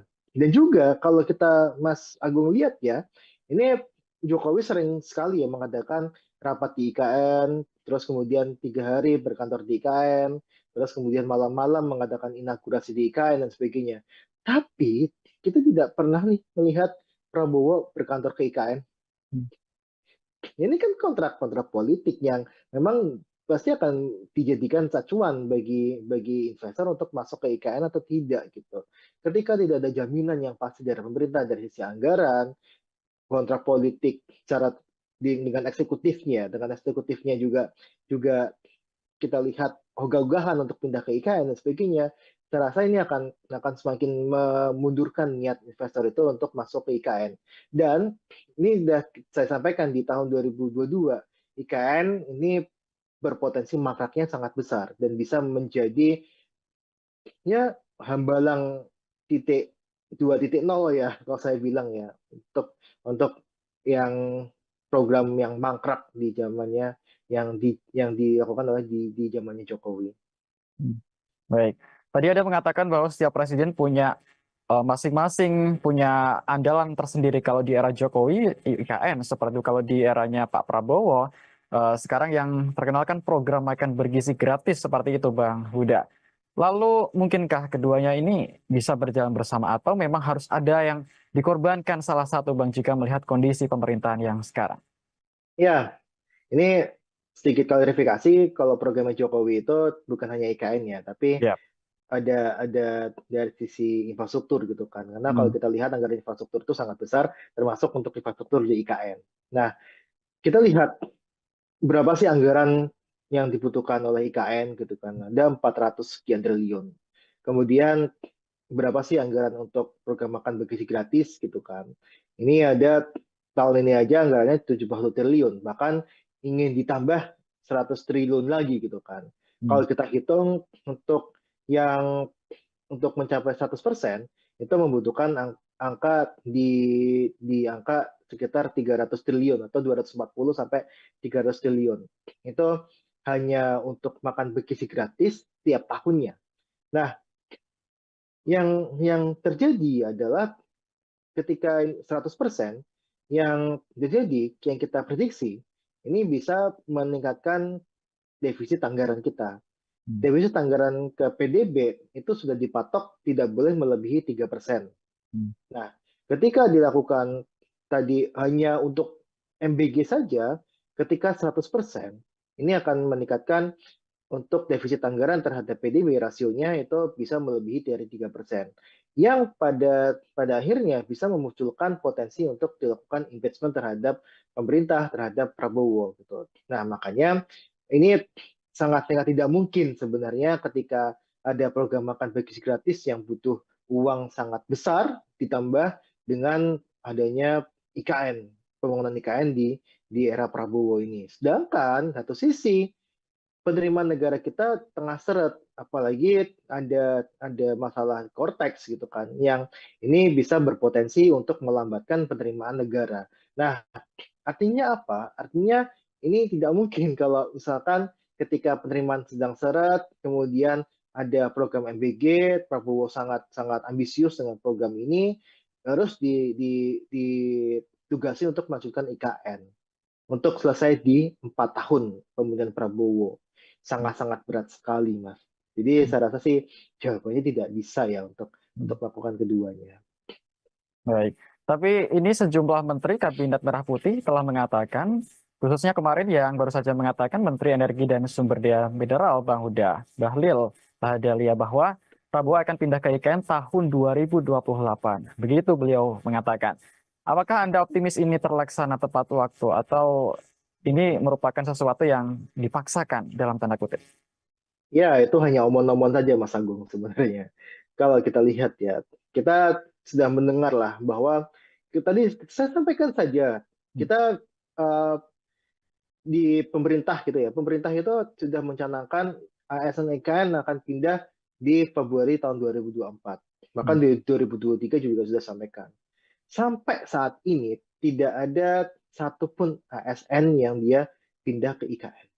Kecuali yang badan otorita ya, nggak tahu itu statusnya ASN atau tidak gitu. Tapi tidak ada ASN yang pindah ke sana.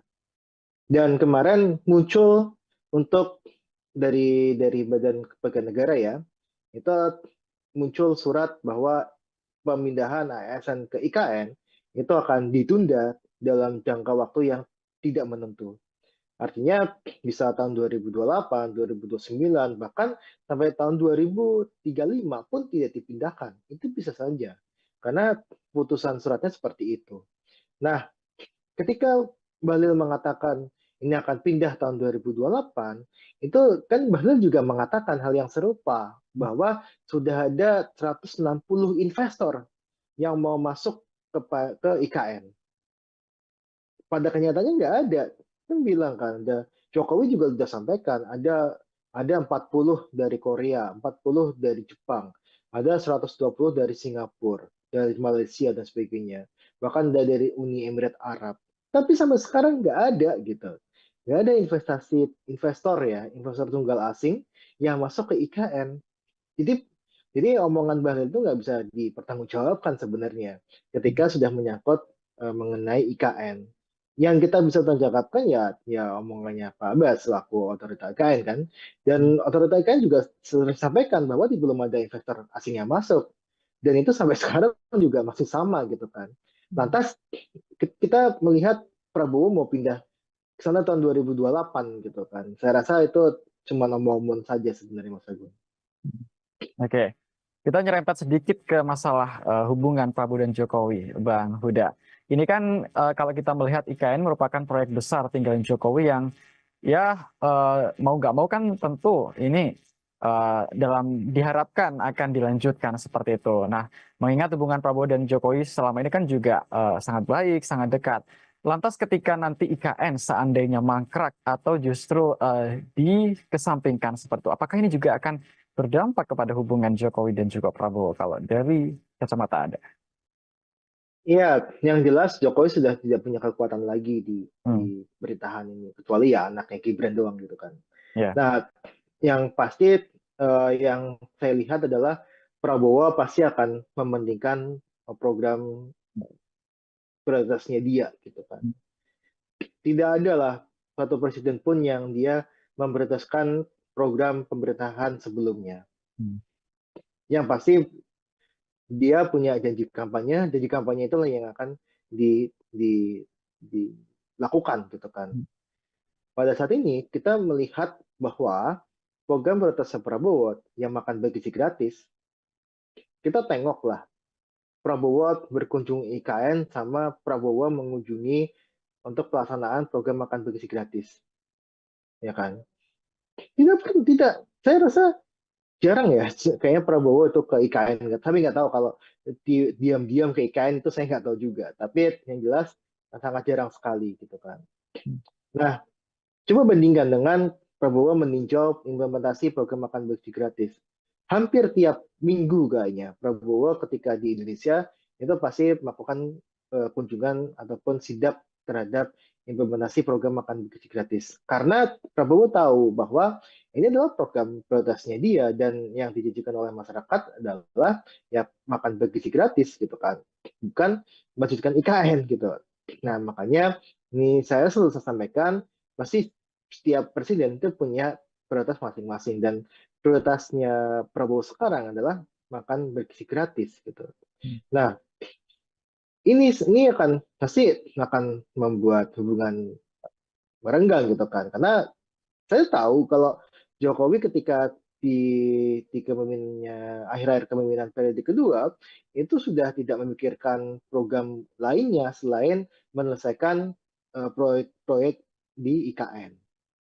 Makanya Jokowi sangat ketol sekali gitu kan. Ketiga bulan sebelum dia lengser, itu berbagai acara dilakukan di IKN, termasuk untuk upacara 17 Agustus, kemudian beberapa acara inaugurasi malam-malam di IKN, terus kemudian melakukan rapat rapat paripurna kabinet ya, itu di IKN dan sebagainya, istana presiden di IKN ya. Nah, ini semua dilakukan hanya untuk melihat, oh ini loh progres IKN dan ada dukungan, harus ada dukungan ke IKN setelah dia lengser. Dia tidak mau untuk IKN ini menjadi hambalang baru sebenarnya. Tapi lagi-lagi pasti prioritas presiden itu beda-beda gitu. Jadi saya sampaikan di awal dan kita tidak boleh punya dua matahari ya. Tidak boleh punya matahari kembar. Yang sekarang presidennya adalah Prabowo bukan Jokowi lagi. Oke. Lalu terkait ini Bang Huda, em, ini kan juga masalah di KN kan menjadi perhatian semua masyarakat Indonesia seperti itu. Dan berita hari ini ada pejabat otorita IKN yang mundur baru saja Bang Muhammad Ali Iya. Braw. Ini apa komentar Anda tentang pengunduran diri di momen yang sangat genting ini Bang Huda? Iya, pengunduran diri pejabat di KN ini kan bukan yang pertama kali ya. Kita Betul. eh, kepala otorita pun sudah mengundurkan diri walaupun masuk kembali sebagai ya tadi ya untuk staf sus apa gitu saya lupa untuk jabatannya Pak Bambang gitu kan. Nah, yang jelas adalah ada sesuatu bermasalah di IKN bahwa IKN ini pertama tadi yang jelas belum ada investor tunggal asing yang masuk. Beban terhadap APBN itu terlampau berat gitu kan. Kemudian belum ada kejelasan apakah pemerintahan sekarang dan pemerintahan selanjutnya itu mengajukan IKN atau tidak. Karena banyak yang sampaikan gitu kan bahwa IKN itu akan jadi ibu kota politik saja gitu kan. Bukan sebagai ibu kota negara. Ibu kota negara tetap di Jakarta gitu. Nah, inilah yang memang menjadi dasar kenapa sih pejabat-pejabat IKN itu dia mengundurkan diri. Nah, ini sangat-sangat terkait juga dengan anggaran yang di otorita IKN gitu kan. Bahwa ya anggaran pembayaran gaji dan sebagainya belum dibayarkan ataupun pembayaran tidak tepat waktu dan sebagainya, itu juga jadi pemicu juga gitu kan. Dan yang jelas adalah ketika pejabat IKN ini dia masuk, yang jelas rencana IKN ini sudah ada gitu, sudah jadi gitu. Dan memang ketika kita tidak ataupun sungkan untuk melakukan apa yang jadi pertentangan batin, itu pasti akan mengundurkan diri kan. Nah ini yang saya lihat motif-motifnya seperti itu, terutama motif bahwa ini tidak tidak tidak ada investor yang masuk, ini yang saya rasa menjadi problem utama. Karena tadi 80% adalah uang non APBN. Dan yang paling banyak diandalkan adalah selain dari BUMN, adalah dari investor asing. Nah, ketika investor asing ini tidak masuk, ya jelas tidak ada pembangunan lagi di IKN. Maka tidak ada pejabat yang siap menjadi sejarah kelam sebenarnya. Makanya dia mengundurkan diri dari IKN. Itu aja sebenarnya, Mas. Oke, jadi kesimpulannya Anda yakin bahwa IKN ini seperti yang Anda bilang tadi akan mangkrak dan jadi hambalang jilid 2 seperti itu? Sudah saya sampaikan di tahun 2022, ketika tidak ada investor asing masuk di IKN, sampai Jokowi lengser, ini akan mangkrak. Sampai Jokowi lengser pun hanya 3 yang groundbreaking, kita nggak tahu sampai mana perkembangannya. Tidak ada investor kakap yang masuk, yang ada mengundurkan diri, ada SoftBank, sebagainya yang dia mengundurkan diri, ada beberapa yang masuk investor swasta domestik pun juga banyak yang mengundurkan diri dan sebagainya. Yang pada akhirnya ini akan membebankan APBN. Nah, ketika APBN itu terasa berat dan pemerintah sudah berganti prioritasnya, saya rasa potensi mangkrak untuk IKN membesar. Dan ini sudah saya sampaikan di tahun 2022, IKN akan bisa menjadi hambalang jilid baru. Oke, terakhir Bang Huda, ini kan bicara soal pemangkasan anggaran nggak hanya dari Kementerian PU saja, tapi beberapa dan banyak lembaga lain seperti itu ya Bang Huda ya. Oke, kalau menurut Anda ini sahkah atau wajar-wajar saja jika pemangkasan dilakukan mungkin secara besar-besaran demi program makan bergizi gratis yang menjadi program andalan Presiden kita saat ini, Presiden Prabowo Subianto? Ya, yang pasti tadi saya jelaskan di awal bahwa ada banyak program yang memang tidak memberikan efek besar terhadap masyarakat, terhadap ekonomi masyarakat. Ada program-program yang dia tidak follow the money. Artinya adalah programnya direncanakan secara ugal-ugalan, tidak direncanakan dengan baik gitu kan. Yang pada akhirnya ini hanya menjadi bajakan gitu kan. Nah, kita harus sadari itu pertama. Nah, yang kedua, ada juga program-program yang memang bermanfaat bagi masyarakat luas, bagi masyarakat, ekonomi masyarakat secara luas. Contohnya, program untuk yang dalam negeri, misalkan perjalanan dinas dalam negeri. Ini kan sesuatu yang dapat membantu dari sisi sektor hotel. Sektor hotel itu mempunyai multiplier efek kepada sektor-sektor lainnya. Misalkan sektor hotel, dia kan butuh untuk Telkom kan pasti kan ada telepon. Kemudian dia juga menyerap tenaga kerja. Kemudian belum kita hitung untuk bisnis penatu ya, bisnis binatu sorry, yang bisnis laundry ya, bisnis laundry yang memang yang itu pasti akan terdampak juga. Belum lagi penyediaan amenities seperti sandal hotel dan sebagainya, itu yang pasti akan terdampak dan sebagainya lah ya. Jadi multiplier-nya cukup besar. Nah, ini yang harus dilihat sama Prabowo dan tim adalah bagaimana mengklasifikasikan untuk program-program yang dia berdampak ke masyarakat luas dan mana program yang tidak berdampak kepada masyarakat luas.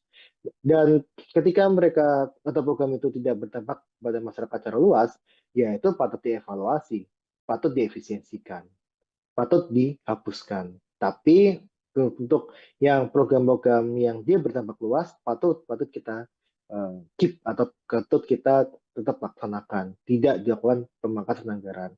Makanya ini yang kita sampaikan gitu kan. Nah, apakah ini bisa untuk makan bergizi gratis gitu kan? Ya sudah pasti akan mengarahnya ke sana. Ada dua sebenarnya hipotesa saya. Untuk makan bergizi gratis atau memang pemerintah tidak punya uang gitu. Jadi ya ya udah makan bergizi gratis tetap 71 triliun penghematannya karena memang tidak punya uang gitu. Tidak punya uang, pemerintah ini penerimaan negara cukup cukup berat gitu kan. Ini yang saya lihat dari sisi dua dua hipotesa itu, dan ketika itu dilakukan untuk program makan bergizi gratis ya wajar, itu kan programnya Prabowo gitu kan. Ya, itu hak prerogatif presiden gitu. Nah, ini yang tapi saya dengar kan di DPR juga tengah dibahas gitu kan. Ada beberapa anggaran yang memang harus dilakukan efisiensi, ada yang harus ditahan. Kalau dari kemudian PU gitu kan, itu ada irigasi yang memang ditentang sama beberapa anggota DPR untuk dihilangkan karena ini akan menyangkut kepada petani kita, kepada ketahanan pangan kita. Jadi ada beberapa anggaran yang nampaknya harus diteliti lebih lanjut, Mas Agung.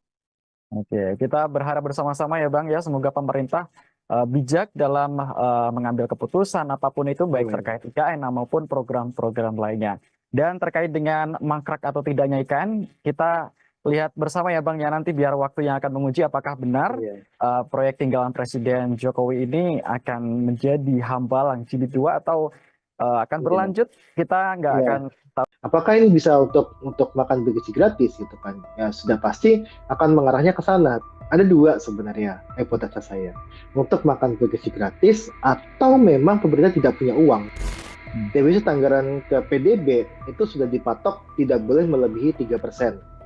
Nah, ketika dilakukan tadi hanya untuk MBG saja, ketika 100%, ini akan meningkatkan untuk defisit anggaran terhadap PDB, rasionya itu bisa melebihi dari 3%. Ini tidak mungkin kalau misalkan ketika penerimaan sedang seret, kemudian ada program MBG, Prabowo sangat sangat ambisius dengan program ini, terus ditugasi untuk melanjutkan IKN untuk selesai di 4 tahun pemerintahan Prabowo.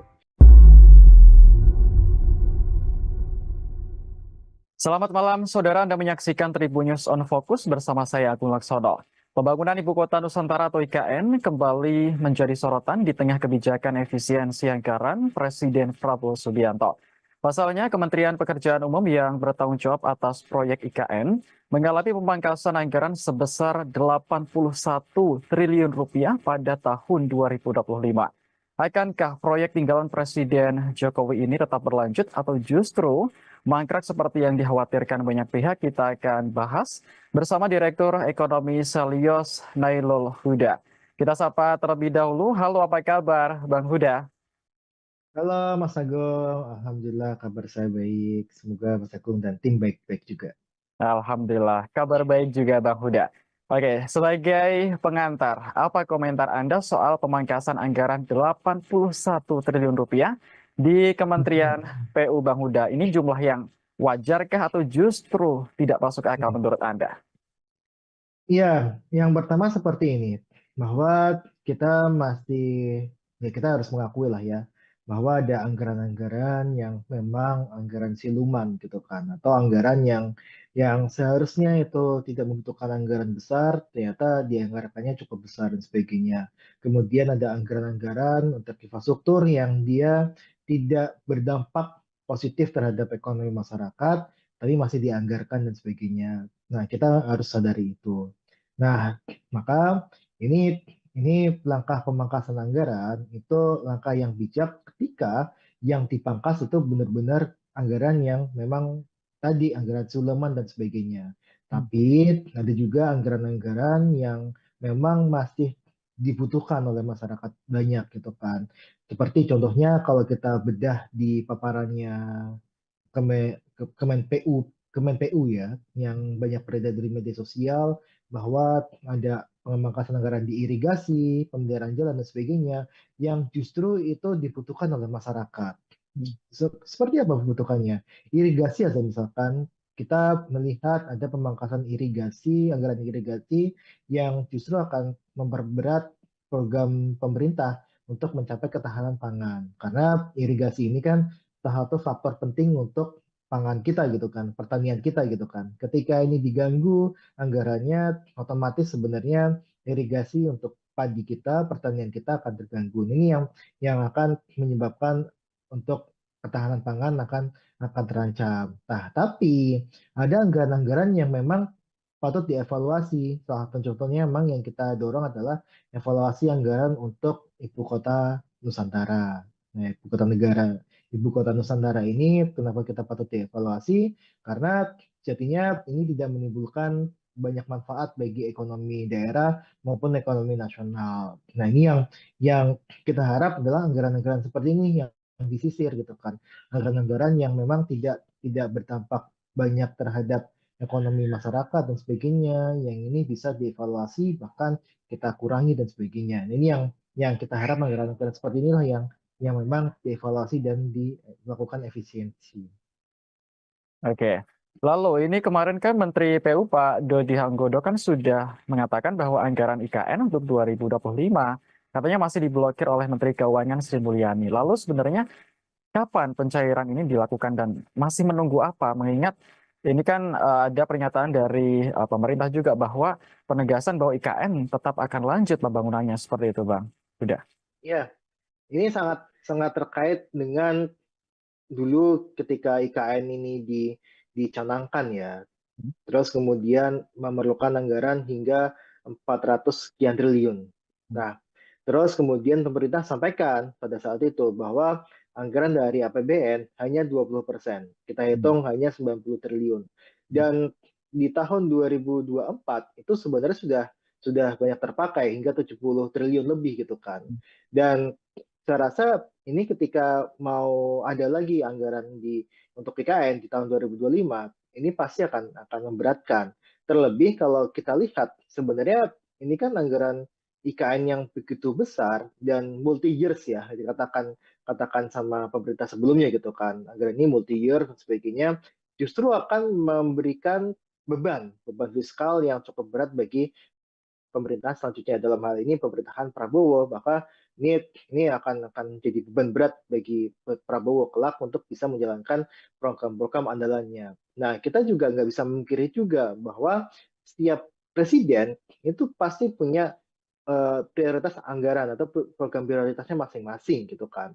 Kita tahu Jokowi itu sudah mencanangkan pindah ibu kota dan sebagainya, maka ini jadi prioritas Jokowi ketika menjabat untuk menggelontorkan uang sebanyak mungkin ke IKN. Nah, tapi Prabowo itu punya prioritas makan bergizi gratis gitu kan, di mana program ini pasti akan menjadi program yang bisa dibilang akan di backup sepenuhnya oleh Prabowo. Berapapun anggarannya itu pasti akan diusahakan oleh Prabowo. Nah, inilah yang saya sebutkan, pasti ada masanya masing-masing, ada programnya masing-masing setiap presiden gitu. Nah, ini yang kita lihat ketika IKN ini anggaran diblokir dan sebagainya, ya ini salah satu cara Prabowo untuk bisa memberikan banyak anggaran kepada program prioritas miliknya gitu, seperti program makan gizi gratis dan sebagainya.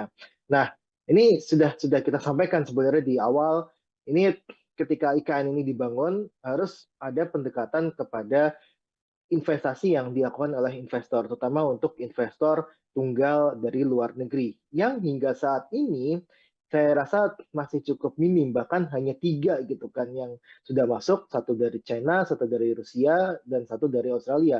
Walaupun ketiganya juga hanya saya dengar cuma groundbreaking saja gitu kan, tidak ada kelanjutan pembangunan di sana gitu. Jadi ini yang saya lihat harusnya ada pembagian beban kepada investor, dan ini adalah salah satu dosa gitu ya, kesalahan yang cukup besar juga yang dilakukan oleh pemerintah sebelumnya, yang mengatakan investor sudah mengantri dan sebagainya, yang pada akhirnya hingga saat ini kita tidak melihat investor tersebut ada di IKN. Oke. Kalau menurut analisis dari Bang Huda, apa sebenarnya yang menyebabkan para investor asing ini kurang begitu melirik IKN, Bang? Apa sebenarnya ketakutan apa yang mungkin ada di pihak mereka sehingga menjadi untuk berinvestasi di IKN ini perlu pertimbangan yang sangat berat seperti itu? Apa analisis Anda? Ya, pasti ada hitungannya gitu kan, bahwa investor ini kan dia tidak seperti yayasan gitu kan, yang dia non-profit gitu kan. Mereka pasti akan mengincar profit dan sebagainya. Mereka mengincar bagaimana cara mereka mencari keuntungan dengan melakukan investasi di IKN. Nah, kita lihat di IKN itu sudah ada pasarnya atau belum gitu kan. Let's say contohnya investor untuk tempat hiburan. Tempat hiburan di IKN gimana, ada pangsa pasarnya apa tidak gitu kan. Sedangkan kita tahu bahwa pemerintah lagi-lagi menunda untuk pemindahan ASN ke IKN. Kita dengar dari tahun lalu misalkan ataupun tahun 2023 itu sudah ada rencana untuk pemindahan IKN, ASN ke IKN gitu kan. Terus kemudian diundur lagi ke Februari tahun 2024, kemudian diundur lagi Juni 2024, mundur lagi September gitu kan. Hingga sekarang ditekankan tidak ada rencana untuk pemindahan IKN dalam jangka waktu tertentu gitu. Jadi tidak ada rencana lagi nih IKN akan pindah, ASN ini akan pindah ke IKN kapan gitu. Karena dari pemerintah memang dirasa belum siap infrastruktur di sana untuk ASN ini tempat tinggal, kemudian kalau kita lihat untuk pendidikan anak-anaknya, kesehatan anak-anaknya dan sebagainya, itu tidak ada yang mencukupi di situ. Karena itu masih sangat seperti hutan gitu kan. Dia ada bangunan megah di tengah hutan yang dia tidak ada penghuninya gitu. Nah, kita juga lihat sebenarnya Mas, bahwa ini sangat-sangat, karena kontrak politik pasti sudah ada lah, karena ada undang-undang untuk pemindahan ibu kota Nusantara gitu kan, ibu kota negara dipindahkan ke IKN gitu kan. Dari sisi kontrak politik sudah ada, tapi dari sisi kontrak anggaran itu masih tanda tanya gitu kan. Makanya investor ini tidak mau nih untuk melakukan investasi di IKN karena tidak ada jaminan anggaran ke depan seperti apa untuk IKN ini, dan 20% dari total anggaran IKN yang sebesar 400 sekian triliun itu sudah hampir semuanya digunakan, dan ketika itu melebihi sudah pasti akan ada penolakan dari masyarakat. Ini yang saya rasa akhirnya menimbulkan keraguan investor untuk masuk ke IKN gitu kan. Dan juga kalau kita Mas Agung lihat ya, ini Jokowi sering sekali ya mengadakan rapat di IKN, terus kemudian 3 hari berkantor di IKN, terus kemudian malam-malam mengadakan inaugurasi di IKN dan sebagainya. Tapi kita tidak pernah nih melihat Prabowo berkantor ke IKN. Ini kan kontrak-kontrak politik yang memang pasti akan dijadikan acuan bagi investor untuk masuk ke IKN atau tidak gitu. Ketika tidak ada jaminan yang pasti dari pemerintah dari sisi anggaran, kontrak politik secara dengan eksekutifnya juga kita lihat ogah-ogahan untuk pindah ke IKN dan sebagainya, saya rasa ini akan semakin memundurkan niat investor itu untuk masuk ke IKN. Dan ini sudah saya sampaikan di tahun 2022, IKN ini berpotensi mangkraknya sangat besar dan bisa menjadi ya hambalang titik 2.0 ya kalau saya bilang ya, untuk yang program yang mangkrak di zamannya, yang dilakukan oleh di zamannya Jokowi. Baik. Tadi ada mengatakan bahwa setiap presiden punya masing-masing punya andalan tersendiri. Kalau di era Jokowi, IKN. Seperti itu kalau di eranya Pak Prabowo, sekarang yang terkenal kan program makan bergizi gratis seperti itu, Bang Huda. Lalu mungkinkah keduanya ini bisa berjalan bersama atau memang harus ada yang dikorbankan salah satu, Bang, jika melihat kondisi pemerintahan yang sekarang? Ya, ini sedikit klarifikasi, kalau programnya Jokowi itu bukan hanya IKN ya, tapi Ya. ada dari sisi infrastruktur gitu kan. Karena kalau kita lihat anggaran infrastruktur itu sangat besar, termasuk untuk infrastruktur di IKN. Nah, kita lihat berapa sih anggaran yang dibutuhkan oleh IKN gitu kan. Ada 400 sekian triliun. Kemudian berapa sih anggaran untuk program makan bergizi gratis gitu kan. Ini ada tahun ini aja anggarannya 70 triliun, bahkan ingin ditambah 100 triliun lagi gitu kan. Kalau kita hitung yang untuk mencapai 100% itu membutuhkan angka di angka sekitar 300 triliun atau 240 sampai 300 triliun. Itu hanya untuk makan bergizi gratis tiap tahunnya. Nah, yang terjadi adalah ketika 100%, yang terjadi, yang kita prediksi, ini bisa meningkatkan defisit anggaran kita. Defisit anggaran ke PDB itu sudah dipatok tidak boleh melebihi 3%. Nah, ketika dilakukan tadi hanya untuk MBG saja, ketika 100%, ini akan meningkatkan untuk defisit anggaran terhadap PDB rasionya itu bisa melebihi dari 3%. Yang pada akhirnya bisa memunculkan potensi untuk dilakukan impeachment terhadap pemerintah, terhadap Prabowo gitu. Nah, makanya ini sangat tidak mungkin sebenarnya ketika ada program makan bagi gratis yang butuh uang sangat besar ditambah dengan adanya IKN, pembangunan IKN di era Prabowo ini. Sedangkan satu sisi penerimaan negara kita tengah seret, apalagi ada masalah Cortex gitu kan, yang ini bisa berpotensi untuk melambatkan penerimaan negara. Nah, artinya apa? Artinya ini tidak mungkin kalau misalkan ketika penerimaan sedang seret, kemudian ada program MBG, Prabowo sangat sangat ambisius dengan program ini, harus ditugasi untuk melanjutkan IKN untuk selesai di 4 tahun pemerintahan Prabowo. Sangat-sangat berat sekali, Mas. Jadi saya rasa sih jawabannya tidak bisa ya untuk melakukan keduanya. Baik, tapi ini sejumlah menteri Kabinet Merah Putih telah mengatakan, khususnya kemarin yang baru saja mengatakan Menteri Energi dan Sumber Daya Mineral Bang Huda Bahlil Lahadalia bahwa Prabowo akan pindah ke IKN tahun 2028. Begitu beliau mengatakan. Apakah Anda optimis ini terlaksana tepat waktu atau ini merupakan sesuatu yang dipaksakan dalam tanda kutip? Ya, itu hanya omong-omong saja, Mas Agung, sebenarnya.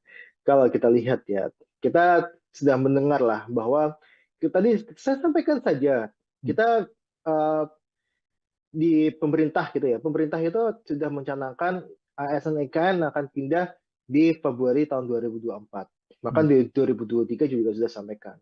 Sampai saat ini tidak ada satupun ASN yang dia pindah ke IKN. Kecuali yang badan otorita ya, kita tahu itu statusnya ASN atau tidak gitu.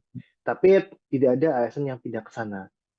Dan kemarin muncul untuk dari Badan Kepegawaian Negara ya, itu muncul surat bahwa pemindahan ASN ke IKN itu akan ditunda dalam jangka waktu yang tidak menentu.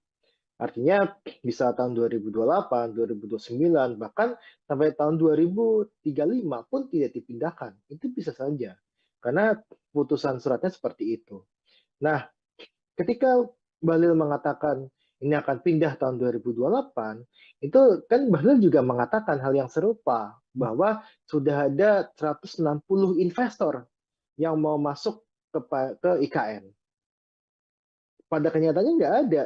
Kan bilang kan, Jokowi juga sudah sampaikan, ada 40 dari Korea, 40 dari Jepang, ada 120 dari Singapura, dari Malaysia dan sebagainya. Bahkan dari Uni Emirat Arab. Tapi sampai sekarang nggak ada gitu. Nggak ada investor ya, investor tunggal asing yang masuk ke IKN.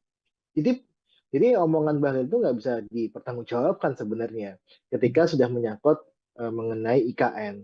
Yang kita bisa tanggapan ya omongannya Pak Abbas selaku otorita IKN kan. Dan otorita IKN juga sering sampaikan bahwa belum ada investor asing yang masuk. Dan itu sampai sekarang juga masih sama gitu kan. Lantas kita melihat Prabowo mau pindah ke sana tahun 2028 gitu kan. Saya rasa itu cuma omong-omong saja sebenarnya Mas Agung. Oke, kita nyerempet sedikit ke masalah hubungan Prabowo dan Jokowi, Bang Huda. Ini kan kalau kita melihat IKN merupakan proyek besar tinggalin Jokowi yang ya mau nggak mau kan tentu ini dalam diharapkan akan dilanjutkan seperti itu. Nah, mengingat hubungan Prabowo dan Jokowi selama ini kan juga sangat baik, sangat dekat. Lantas ketika nanti IKN seandainya mangkrak atau justru dikesampingkan seperti itu, apakah ini juga akan berdampak kepada hubungan Jokowi dan juga Prabowo kalau dari kacamata Anda? Iya, yang jelas Jokowi sudah tidak punya kekuatan lagi di Hmm, pemerintahan ini, kecuali ya anaknya Gibran doang gitu kan. ya. Nah, yang pasti yang saya lihat adalah Prabowo pasti akan mementingkan program prioritasnya dia gitu kan. Tidak ada lah satu presiden pun yang dia memprioritaskan program pemerintahan sebelumnya. Hmm, Yang pasti dia punya janji kampanye itulah yang akan dilakukan gitu kan.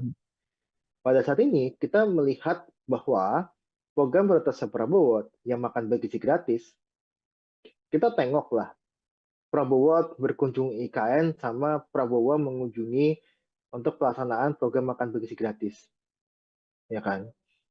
Tidak, saya rasa jarang ya, kayaknya Prabowo itu ke IKN, tapi nggak tahu kalau diam-diam ke IKN itu saya nggak tahu juga. Tapi yang jelas sangat jarang sekali gitu kan. Nah, coba bandingkan dengan Prabowo meninjau implementasi program makan bergizi gratis. Hampir tiap minggu kayaknya Prabowo ketika di Indonesia itu pasti melakukan kunjungan ataupun sidak terhadap implementasi program makan bergizi gratis. Karena Prabowo tahu bahwa ini adalah program prioritasnya dia dan yang dijanjikan oleh masyarakat adalah ya makan bergizi gratis gitu kan, bukan melanjutkan IKN gitu.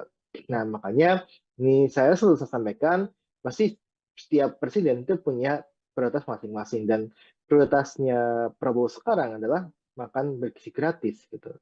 Nah, ini akan pasti akan membuat hubungan merenggang gitu kan. Karena saya tahu kalau Jokowi ketika di kepemimpinannya akhir-akhir kepemimpinan periode kedua itu sudah tidak memikirkan program lainnya selain menyelesaikan proyek-proyek di IKN.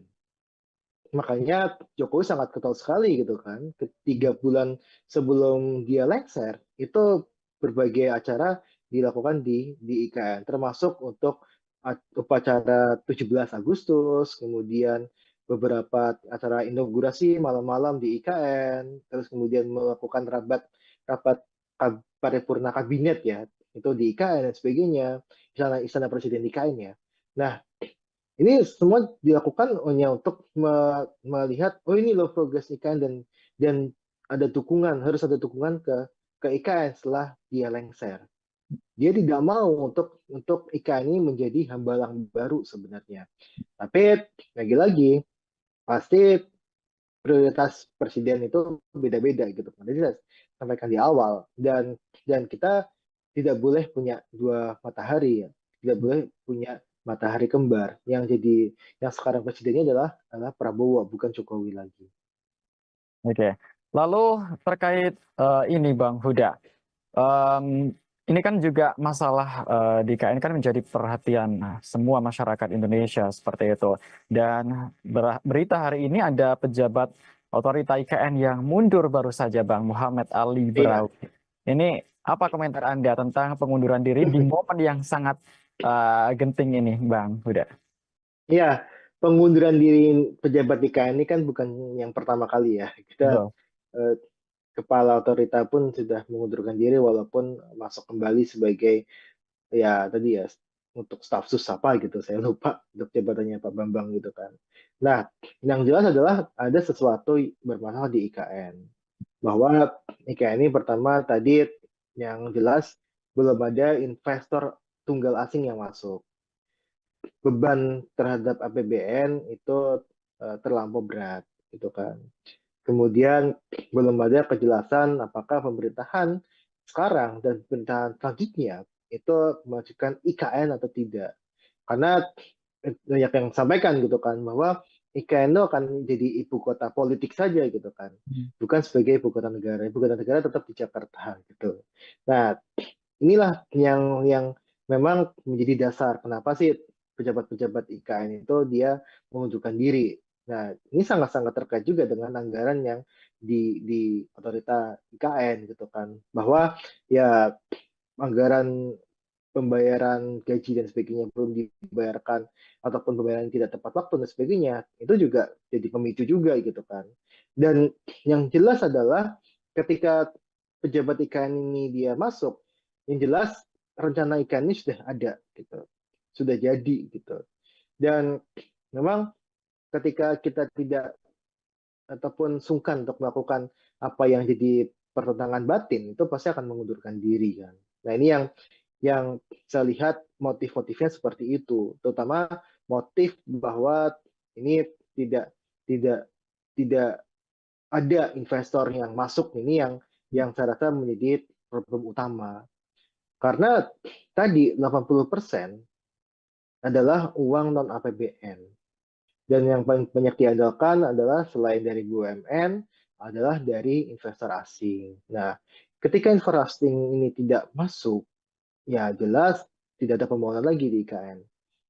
Maka tidak ada pejabat yang siap menjadi sejarah kelam sebenarnya. Makanya dia mengundurkan diri dari IKN. Itu aja sebenarnya, Mas.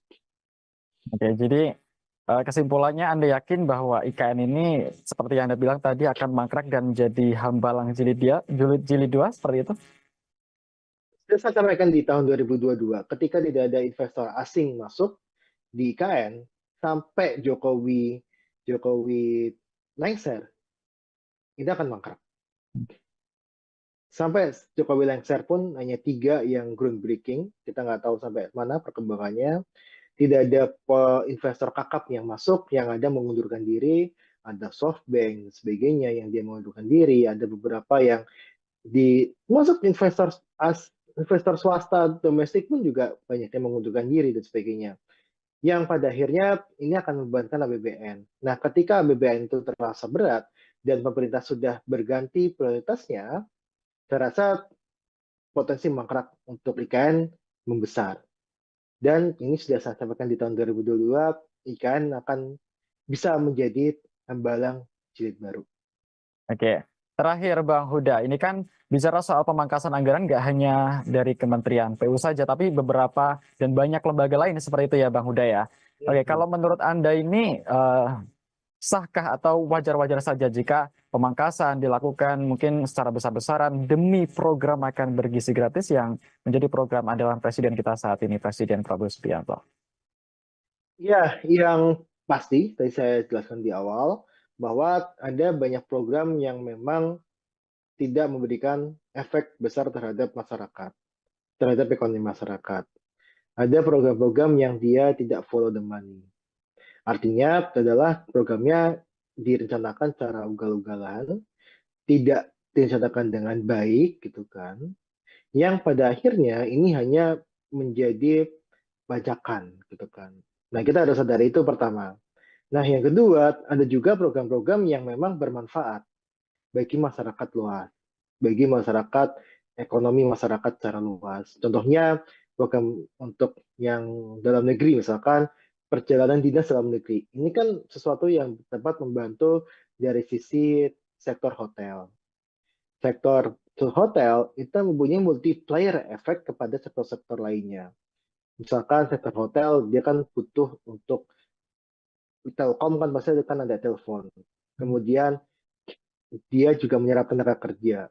Kemudian belum kita hitung untuk bisnis penatu ya, bisnis binatu sorry, yang bisnis laundry yang memang yang itu pasti akan terdampak juga. Belum lagi penyediaan amenities seperti sandal hotel dan sebagainya, itu yang pasti akan terdampak dan sebagainya lah ya. Jadi multiplier-nya cukup besar.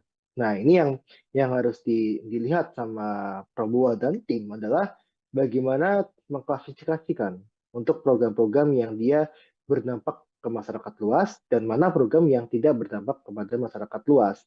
Dan ketika mereka atau program itu tidak berdampak pada masyarakat secara luas, ya itu patut dievaluasi, patut diefisiensikan, patut dihapuskan. Tapi untuk yang program-program yang dia berdampak luas, patut kita keep atau patut kita tetap laksanakan, tidak dilakukan pemangkasan anggaran.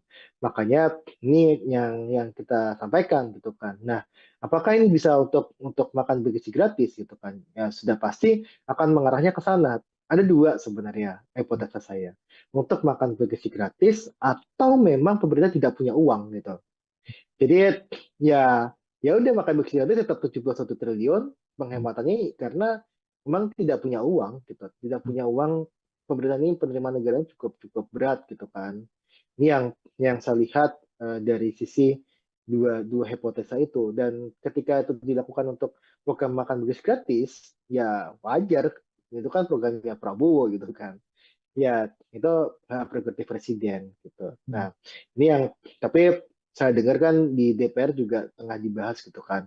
Ada beberapa anggaran yang memang harus dilakukan efisiensi, ada yang harus ditahan. Kalau dari kemudian PU gitu kan, itu ada irigasi yang memang ditentang sama beberapa anggota DPR untuk dihilangkan karena ini akan menyangkut kepada petani kita, kepada ketahanan pangan kita. Jadi ada beberapa anggaran yang nampaknya harus diteliti lebih lanjut, Mas Agung.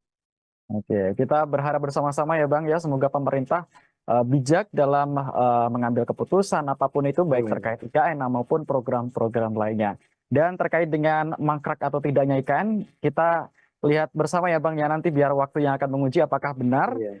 proyek tinggalan Presiden Jokowi ini akan menjadi hambalang jilid 2 atau akan Iya. berlanjut. Kita nggak Iya. akan tahu. Apakah ini bisa untuk makan bergizi gratis gitu kan? Ya sudah pasti akan mengarahnya ke sana.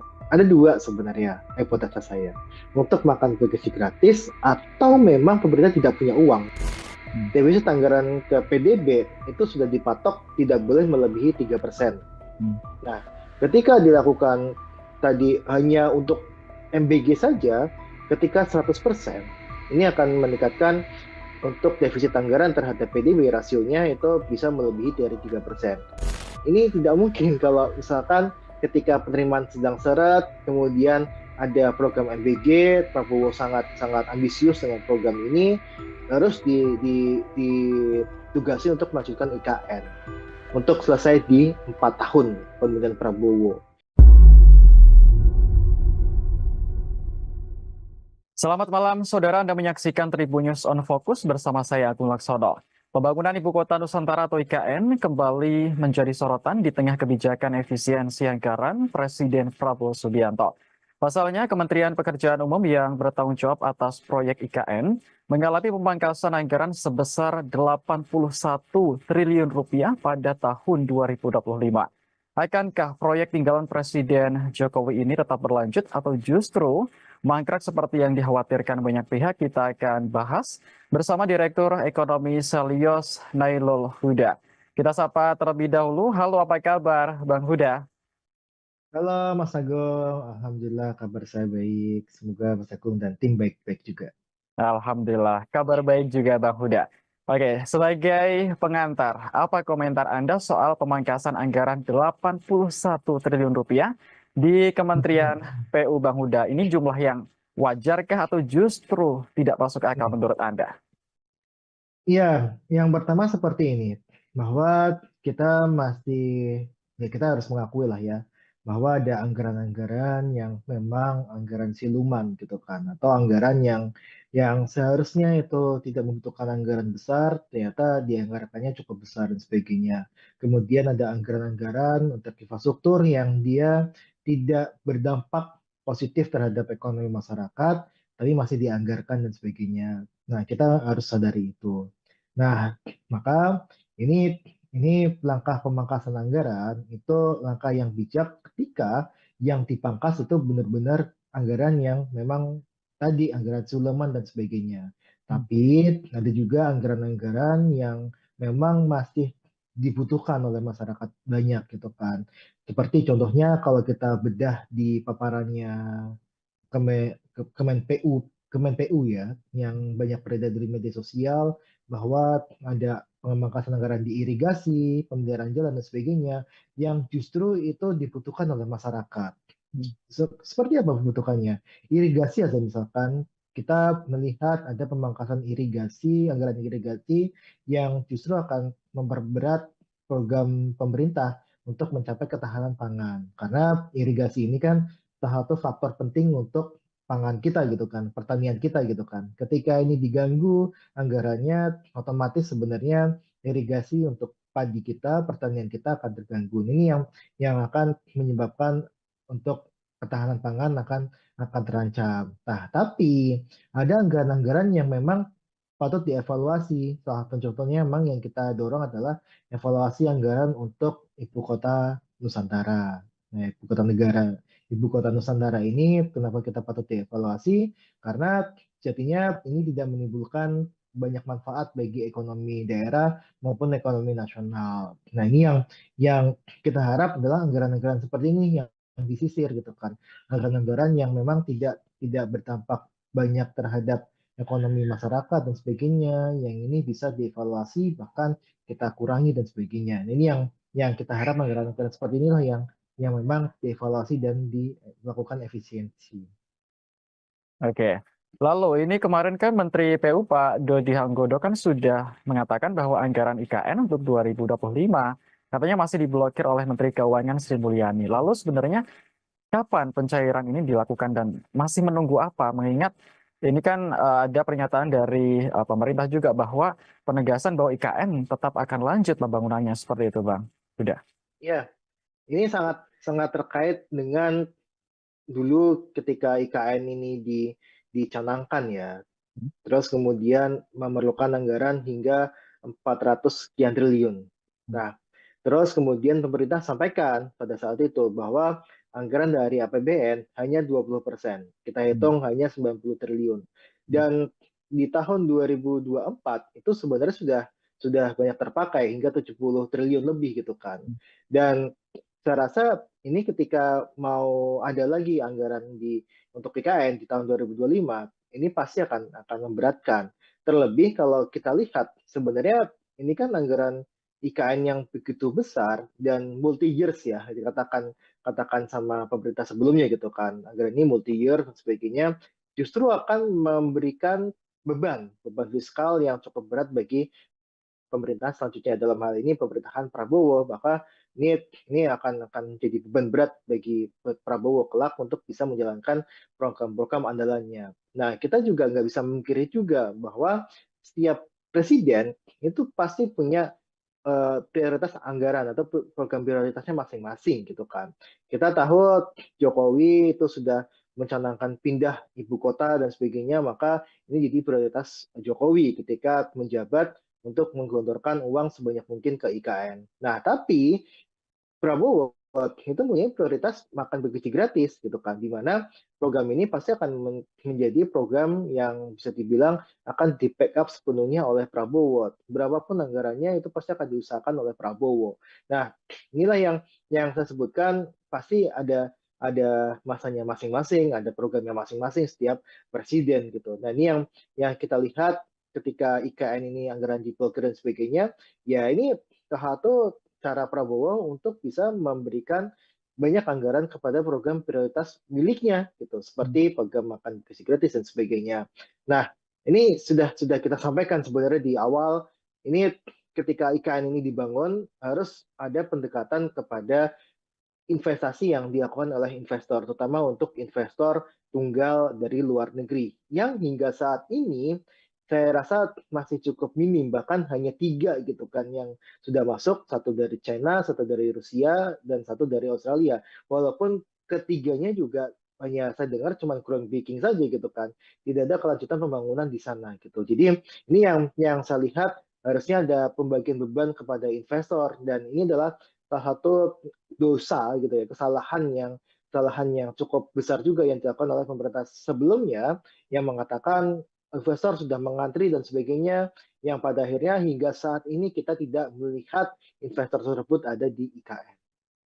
Oke.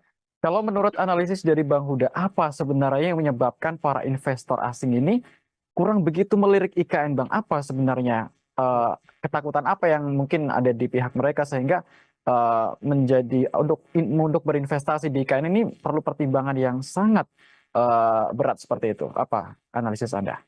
Ya, pasti ada hitungannya gitu kan, bahwa investor ini kan dia tidak seperti yayasan gitu kan, yang dia non profit gitu kan. Mereka pasti akan mengincar profit dan sebagainya. Mereka mengincar bagaimana cara mereka mencari keuntungan dengan melakukan investasi di IKN.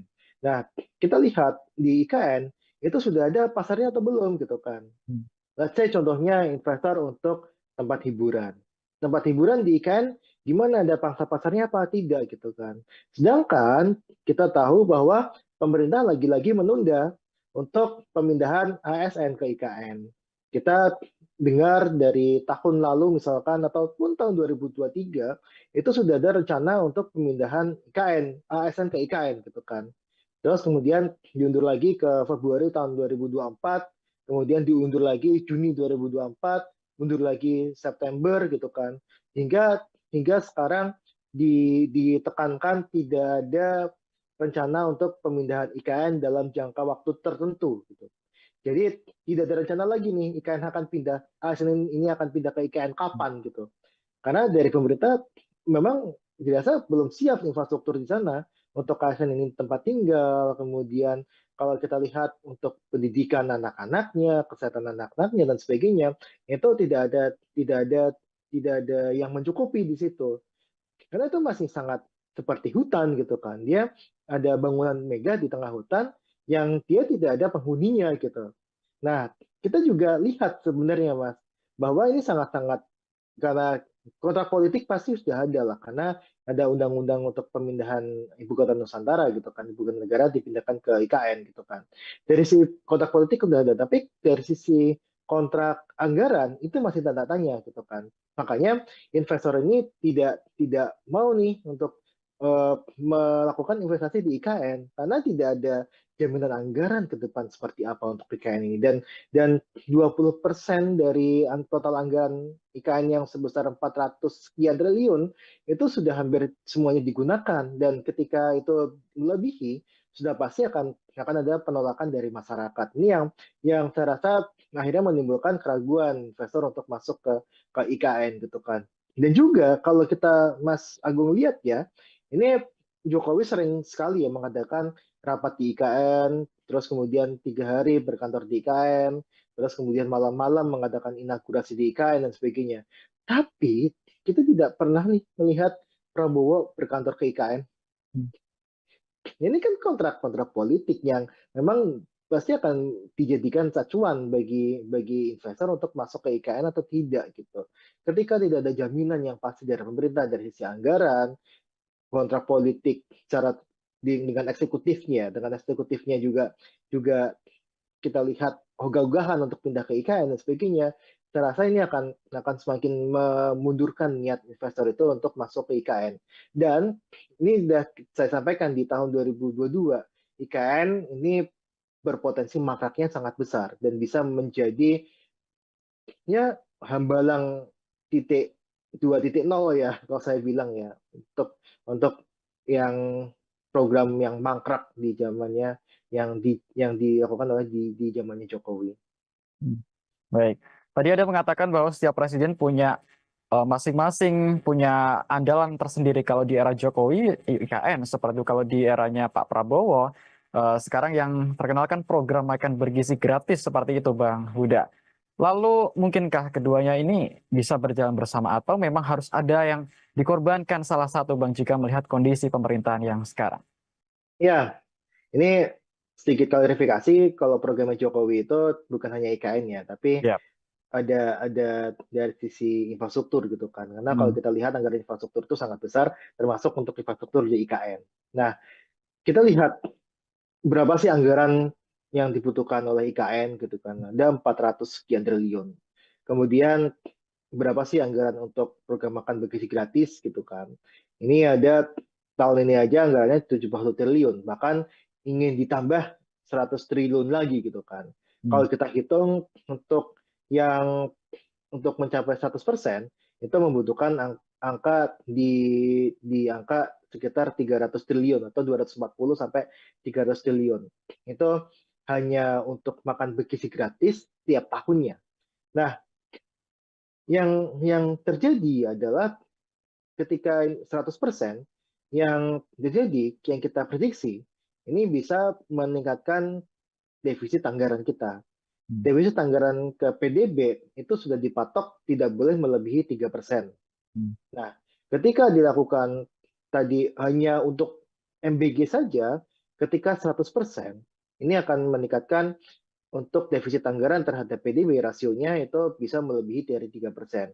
Yang pada akhirnya bisa memunculkan potensi untuk dilakukan impeachment terhadap pemerintah, terhadap Prabowo gitu. Nah, makanya ini sangat tidak mungkin sebenarnya ketika ada program makan bergizi gratis yang butuh uang sangat besar ditambah dengan adanya IKN, pembangunan IKN di era Prabowo ini. Sedangkan satu sisi penerimaan negara kita tengah seret, apalagi ada masalah Cortex gitu kan, yang ini bisa berpotensi untuk melambatkan penerimaan negara. Nah, artinya apa? Artinya ini tidak mungkin kalau misalkan ketika penerimaan sedang seret, kemudian ada program MBG, Prabowo sangat sangat ambisius dengan program ini, harus ditugasi untuk melanjutkan IKN untuk selesai di 4 tahun pemerintahan Prabowo. Sangat-sangat berat sekali, Mas. Jadi saya rasa sih jawabannya tidak bisa ya untuk melakukan keduanya.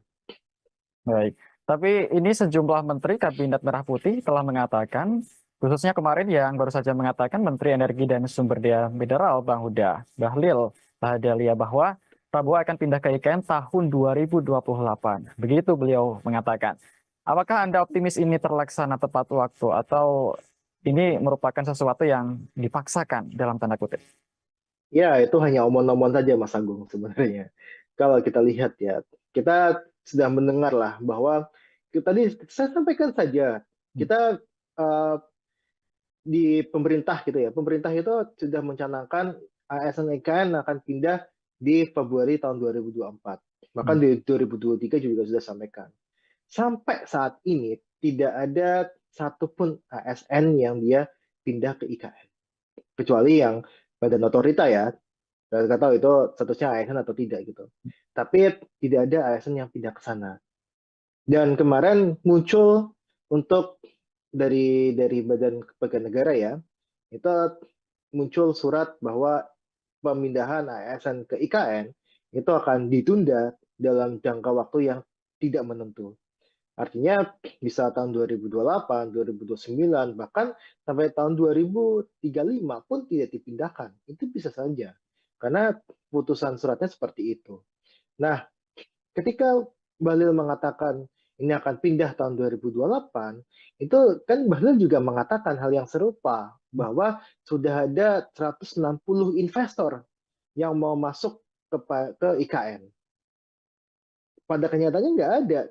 Kan bilang kan, Jokowi juga sudah sampaikan, ada 40 dari Korea, 40 dari Jepang, ada 120 dari Singapura, dari Malaysia dan sebagainya. Bahkan dari Uni Emirat Arab. Tapi sampai sekarang nggak ada gitu. Nggak ada investor ya, investor tunggal asing yang masuk ke IKN. Jadi jadi omongan Bahlil itu nggak bisa dipertanggungjawabkan sebenarnya ketika sudah menyangkut mengenai IKN. Yang kita bisa tanggapan ya omongannya Pak Abbas selaku otorita IKN kan. Dan otorita IKN juga sering sampaikan bahwa belum ada investor asing yang masuk. Dan itu sampai sekarang juga masih sama gitu kan. Lantas kita melihat Prabowo mau pindah ke sana tahun 2028 gitu kan. Saya rasa itu cuma omong-omong saja sebenarnya Mas Agung. Oke, kita nyerempet sedikit ke masalah hubungan Prabowo dan Jokowi, Bang Huda. Ini kan kalau kita melihat IKN merupakan proyek besar tinggalin Jokowi yang ya mau nggak mau kan tentu ini dalam diharapkan akan dilanjutkan seperti itu. Nah, mengingat hubungan Prabowo dan Jokowi selama ini kan juga sangat baik, sangat dekat. Lantas ketika nanti IKN seandainya mangkrak atau justru dikesampingkan seperti itu, apakah ini juga akan berdampak kepada hubungan Jokowi dan juga Prabowo kalau dari kacamata Anda? Iya, yang jelas Jokowi sudah tidak punya kekuatan lagi di Hmm, pemerintahan ini, kecuali ya anaknya Gibran doang gitu kan. ya. Nah, yang pasti yang saya lihat adalah Prabowo pasti akan mementingkan program prioritasnya dia gitu kan. Tidak ada lah satu presiden pun yang dia memprioritaskan program pemerintahan sebelumnya. Hmm, Yang pasti dia punya janji kampanye itulah yang akan dilakukan gitu kan. Pada saat ini kita melihat bahwa program prioritas Prabowo yang makan bergizi gratis, kita tengoklah Prabowo berkunjung IKN sama Prabowo mengunjungi untuk pelaksanaan program makan bergizi gratis, ya kan? Tidak, saya rasa jarang ya, kayaknya Prabowo itu ke IKN, tapi nggak tahu kalau diam-diam ke IKN itu saya nggak tahu juga. Tapi yang jelas sangat jarang sekali gitu kan. Nah, coba bandingkan dengan Prabowo meninjau implementasi program makan bergizi gratis. hampir tiap minggu kayaknya Prabowo ketika di Indonesia itu pasti melakukan kunjungan ataupun sidak terhadap implementasi program makan bergizi gratis. Karena Prabowo tahu bahwa ini adalah program prioritasnya dia dan yang dijanjikan oleh masyarakat adalah ya makan bergizi gratis gitu kan, bukan melanjutkan IKN gitu. Nah makanya ini saya selalu sampaikan pasti setiap presiden itu punya prioritas masing-masing dan prioritasnya Prabowo sekarang adalah makan bergizi gratis gitu.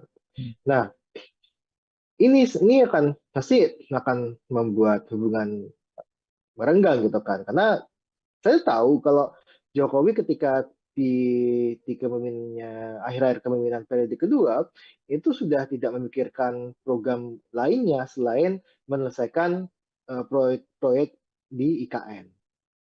Makanya Jokowi sangat ketol sekali gitu kan. Ketiga bulan sebelum dia lengser, itu berbagai acara dilakukan di IKN, termasuk untuk upacara 17 Agustus, kemudian beberapa acara inaugurasi malam-malam di IKN, terus kemudian melakukan rapat rapat paripurna kabinet ya, itu di IKN dan sebagainya, istana presiden di IKN ya. Nah, ini semua dilakukan hanya untuk melihat, oh ini loh progres IKN dan ada dukungan, harus ada dukungan ke IKN setelah dia lengser. Dia tidak mau untuk IKN ini menjadi hambalang baru sebenarnya. Tapi lagi-lagi pasti prioritas presiden itu beda-beda gitu. Jadi saya sampaikan di awal dan kita tidak boleh punya dua matahari ya. Tidak boleh punya matahari kembar. Yang sekarang presidennya adalah Prabowo bukan Jokowi lagi. Oke. Lalu terkait ini Bang Huda, ini kan juga masalah di IKN kan menjadi perhatian semua masyarakat Indonesia seperti itu. Dan berita hari ini ada pejabat otorita IKN yang mundur baru saja Bang Muhammad Ali Iya. Brawi. Ini apa komentar Anda tentang pengunduran diri di momen yang sangat genting ini Bang Huda? Iya, pengunduran diri pejabat IKN ini kan bukan yang pertama kali ya. Kita Betul. eh, kepala otorita pun sudah mengundurkan diri walaupun masuk kembali sebagai ya tadi ya untuk staf sus apa gitu saya lupa untuk jabatannya Pak Bambang gitu kan. Nah, yang jelas adalah ada sesuatu bermasalah di IKN bahwa IKN ini pertama tadi yang jelas belum ada investor tunggal asing yang masuk. Beban terhadap APBN itu terlampau berat gitu kan. Kemudian belum ada kejelasan apakah pemerintahan sekarang dan pemerintahan selanjutnya itu memajukan IKN atau tidak. Karena banyak yang sampaikan gitu kan bahwa IKN itu akan jadi ibu kota politik saja gitu kan. Bukan sebagai ibu kota negara. Ibu kota negara tetap di Jakarta gitu. Nah, inilah yang memang menjadi dasar kenapa sih pejabat-pejabat IKN itu dia mengundurkan diri. Nah, ini sangat-sangat terkait juga dengan anggaran yang di otorita IKN gitu kan. Bahwa ya anggaran pembayaran gaji dan sebagainya belum dibayarkan ataupun pembayaran tidak tepat waktu dan sebagainya, itu juga jadi pemicu juga gitu kan. Dan yang jelas adalah ketika pejabat IKN ini dia masuk, yang jelas rencana IKN ini sudah ada gitu, sudah jadi gitu. Dan memang ketika kita tidak ataupun sungkan untuk melakukan apa yang jadi pertentangan batin, itu pasti akan mengundurkan diri kan. Nah ini yang saya lihat motif-motifnya seperti itu, terutama motif bahwa ini tidak tidak tidak ada investor yang masuk ini yang saya rasa menjadi problem utama. Karena tadi 80% adalah uang non APBN. Dan yang paling banyak diandalkan adalah selain dari BUMN, adalah dari investor asing. Nah, ketika investor asing ini tidak masuk, ya jelas tidak ada pembangunan lagi di IKN. Maka tidak ada pejabat yang siap menjadi sejarah kelam sebenarnya. Makanya dia mengundurkan diri dari IKN. Itu aja sebenarnya, Mas. Oke, jadi kesimpulannya Anda yakin bahwa IKN ini seperti yang Anda bilang tadi akan mangkrak dan jadi hambalang jilid 2 seperti itu? Saya sampaikan di tahun 2022, ketika tidak ada investor asing masuk di IKN, sampai Jokowi lengser, ini akan mangkrak. Sampai Jokowi lengser pun hanya 3 yang groundbreaking, kita nggak tahu sampai mana perkembangannya. Tidak ada investor kakap yang masuk, yang ada mengundurkan diri, ada SoftBank, sebagainya yang dia mengundurkan diri, ada beberapa yang masuk investor swasta domestik pun juga banyak yang mengundurkan diri dan sebagainya. Yang pada akhirnya ini akan membebankan APBN. Nah, ketika APBN itu terasa berat dan pemerintah sudah berganti prioritasnya, saya rasa potensi mangkrak untuk IKN membesar. Dan ini sudah saya sampaikan di tahun 2022, IKN akan bisa menjadi hambalang jilid baru. Oke, terakhir Bang Huda, ini kan bicara soal pemangkasan anggaran nggak hanya dari Kementerian PU saja, tapi beberapa dan banyak lembaga lain seperti itu ya Bang Huda ya.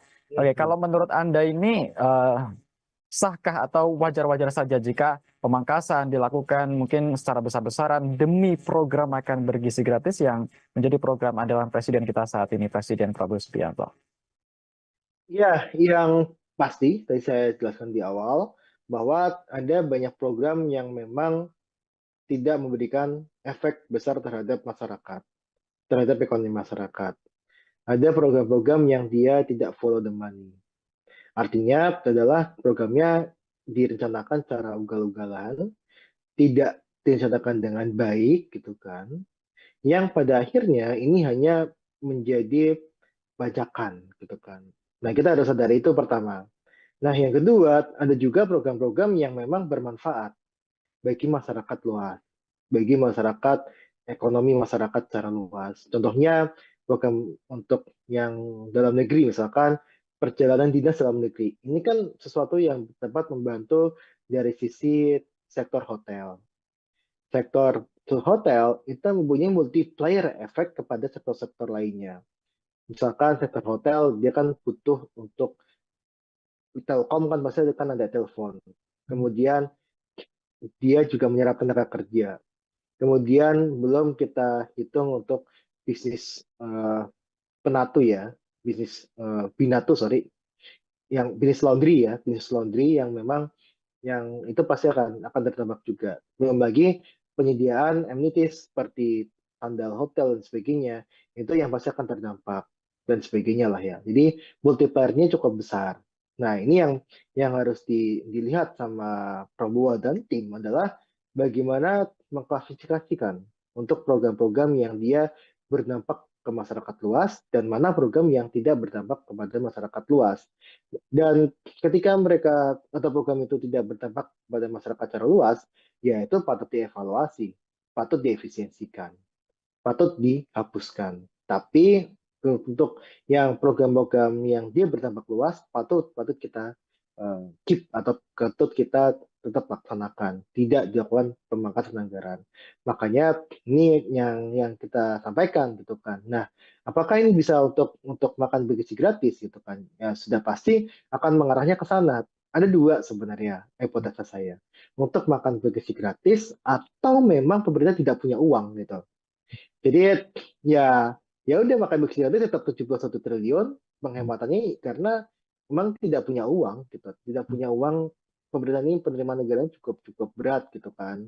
Ini yang saya lihat dari sisi dua hipotesa itu. Dan ketika itu dilakukan untuk program makan bergizi gratis, ya wajar, itu kan programnya Prabowo gitu kan.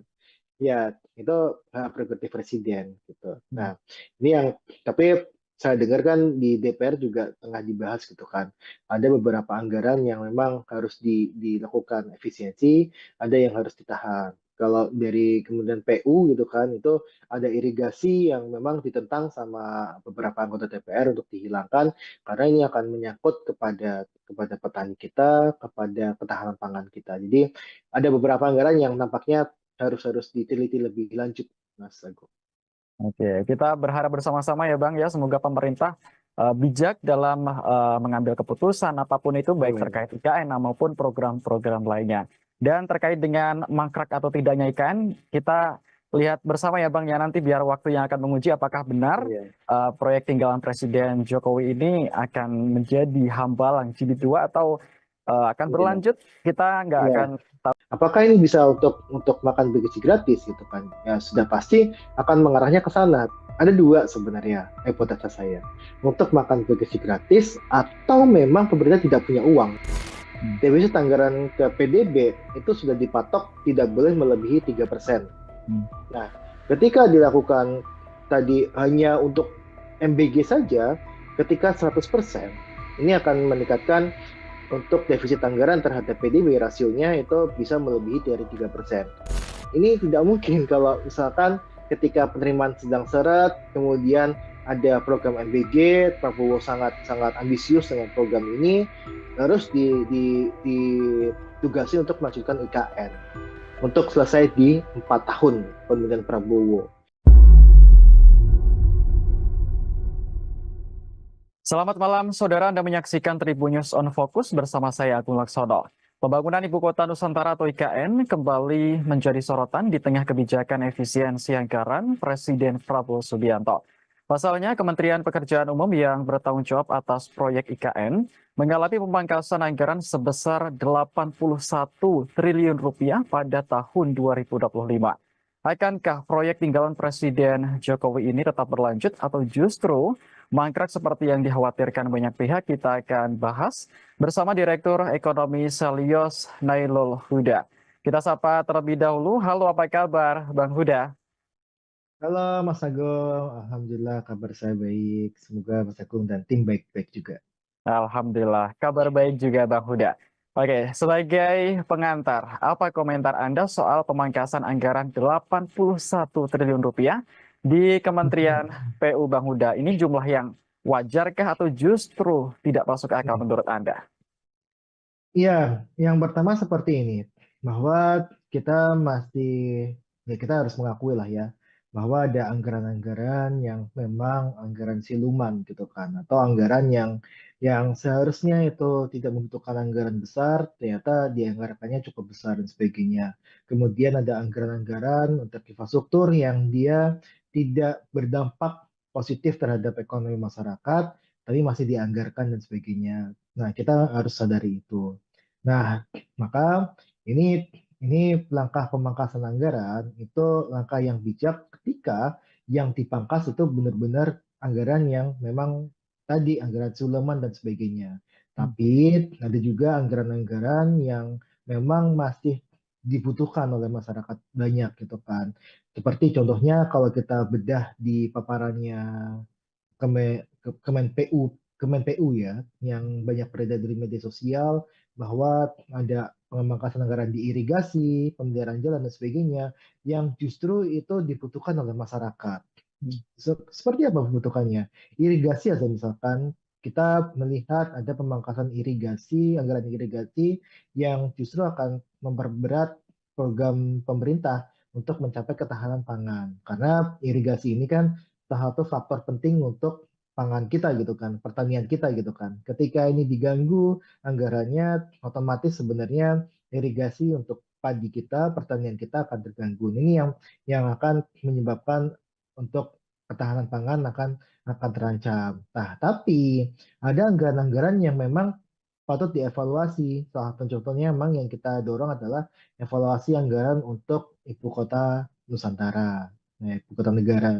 Ibu kota Nusantara ini kenapa kita patut dievaluasi? Karena jadinya ini tidak menimbulkan banyak manfaat bagi ekonomi daerah maupun ekonomi nasional. Nah, ini yang kita harap adalah anggaran-anggaran seperti ini yang disisir gitu kan. Anggaran-anggaran yang memang tidak berdampak banyak terhadap ekonomi masyarakat dan sebagainya, yang ini bisa dievaluasi bahkan kita kurangi dan sebagainya. Nah, ini yang kita harap anggaran-anggaran seperti inilah yang memang dievaluasi dan dilakukan efisiensi. Oke. Lalu ini kemarin kan Menteri PU Pak Dodi Hanggodo kan sudah mengatakan bahwa anggaran IKN untuk 2025 katanya masih diblokir oleh Menteri Keuangan Sri Mulyani. Lalu sebenarnya kapan pencairan ini dilakukan dan masih menunggu apa? Mengingat ini kan ada pernyataan dari pemerintah juga bahwa penegasan bahwa IKN tetap akan lanjut pembangunannya seperti itu, Bang. Sudah. Ya, Ini sangat sangat terkait dengan dulu ketika IKN ini dicanangkan ya.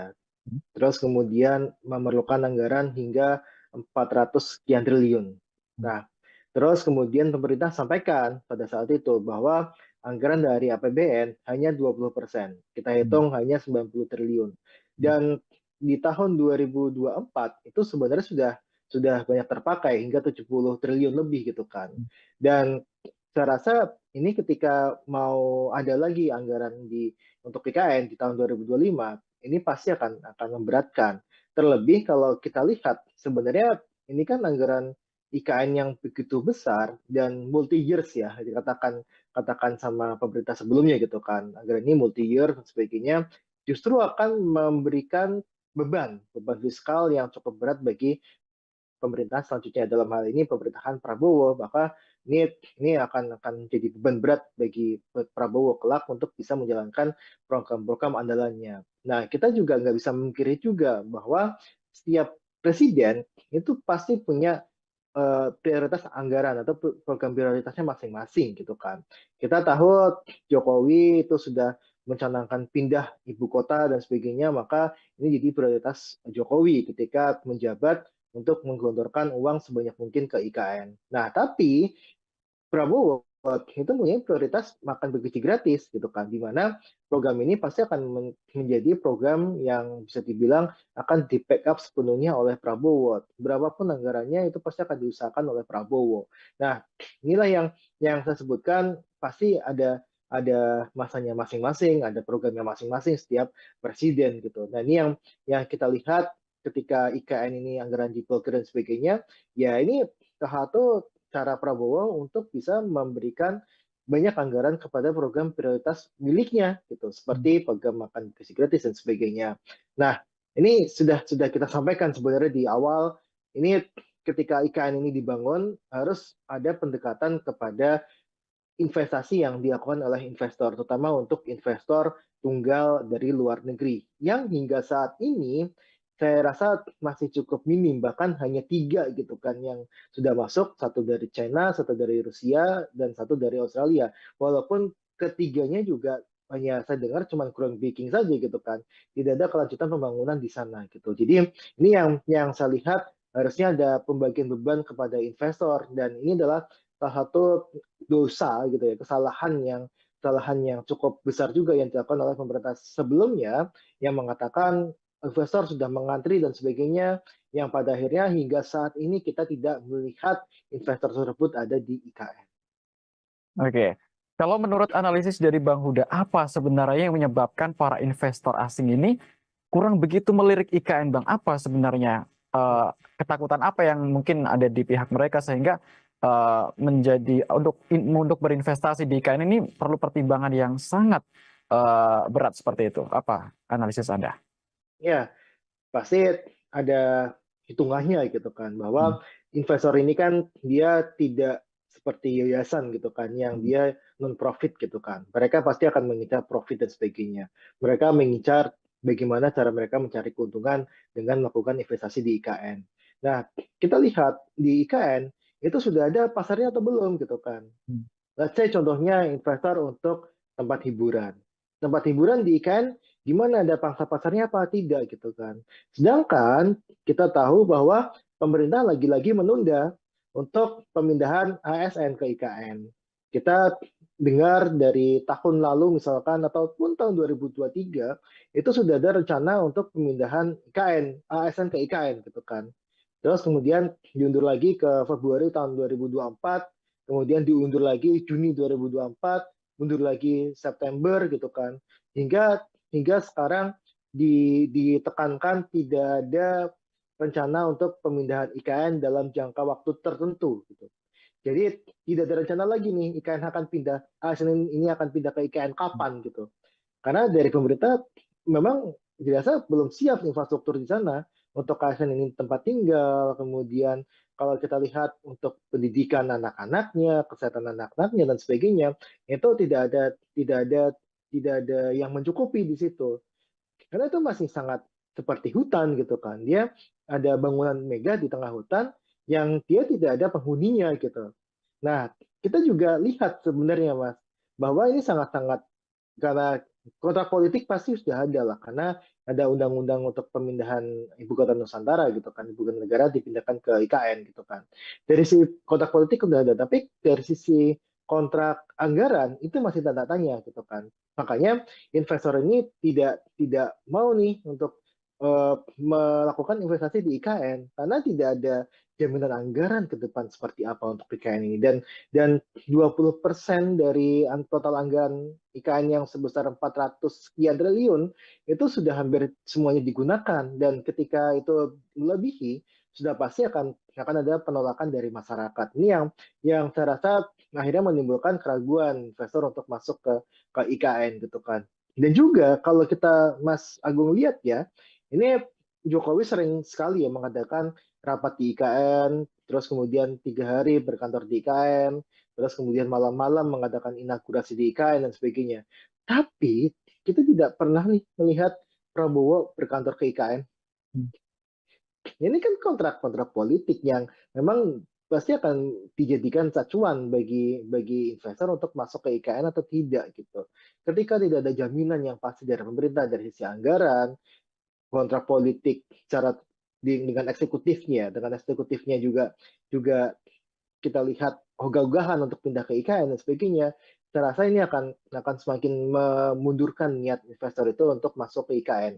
Dan ini sudah saya sampaikan di tahun 2022, IKN ini berpotensi mangkraknya sangat besar dan bisa menjadi ya hambalang titik 2.0 ya kalau saya bilang ya, untuk yang program yang mangkrak di zamannya, yang dilakukan oleh di zamannya Jokowi. Baik. Tadi ada mengatakan bahwa setiap presiden punya masing-masing punya andalan tersendiri. Kalau di era Jokowi, IKN. Seperti itu kalau di eranya Pak Prabowo, sekarang yang terkenal kan program makan bergizi gratis seperti itu, Bang Huda. Lalu mungkinkah keduanya ini bisa berjalan bersama atau memang harus ada yang dikorbankan salah satu, Bang, jika melihat kondisi pemerintahan yang sekarang? Ya, ini sedikit klarifikasi, kalau programnya Jokowi itu bukan hanya IKN ya, tapi Ya. ada dari sisi infrastruktur gitu kan. Karena kalau Hmm. kita lihat anggaran infrastruktur itu sangat besar, termasuk untuk infrastruktur di IKN. Nah, kita lihat berapa sih anggaran yang dibutuhkan oleh IKN gitu kan. Ada 400 sekian triliun. Kemudian berapa sih anggaran untuk program makan bergizi gratis gitu kan. Ini ada tahun ini aja anggarannya 70 triliun, bahkan ingin ditambah 100 triliun lagi gitu kan. Hmm. Kalau kita hitung yang untuk mencapai 100% itu membutuhkan angka di angka sekitar 300 triliun atau 240 sampai 300 triliun. Itu hanya untuk makan bergizi gratis tiap tahunnya. Nah, yang terjadi adalah ketika 100%, yang terjadi, yang kita prediksi, ini bisa meningkatkan defisit anggaran kita. Hmm. Defisit anggaran ke PDB itu sudah dipatok tidak boleh melebihi 3%.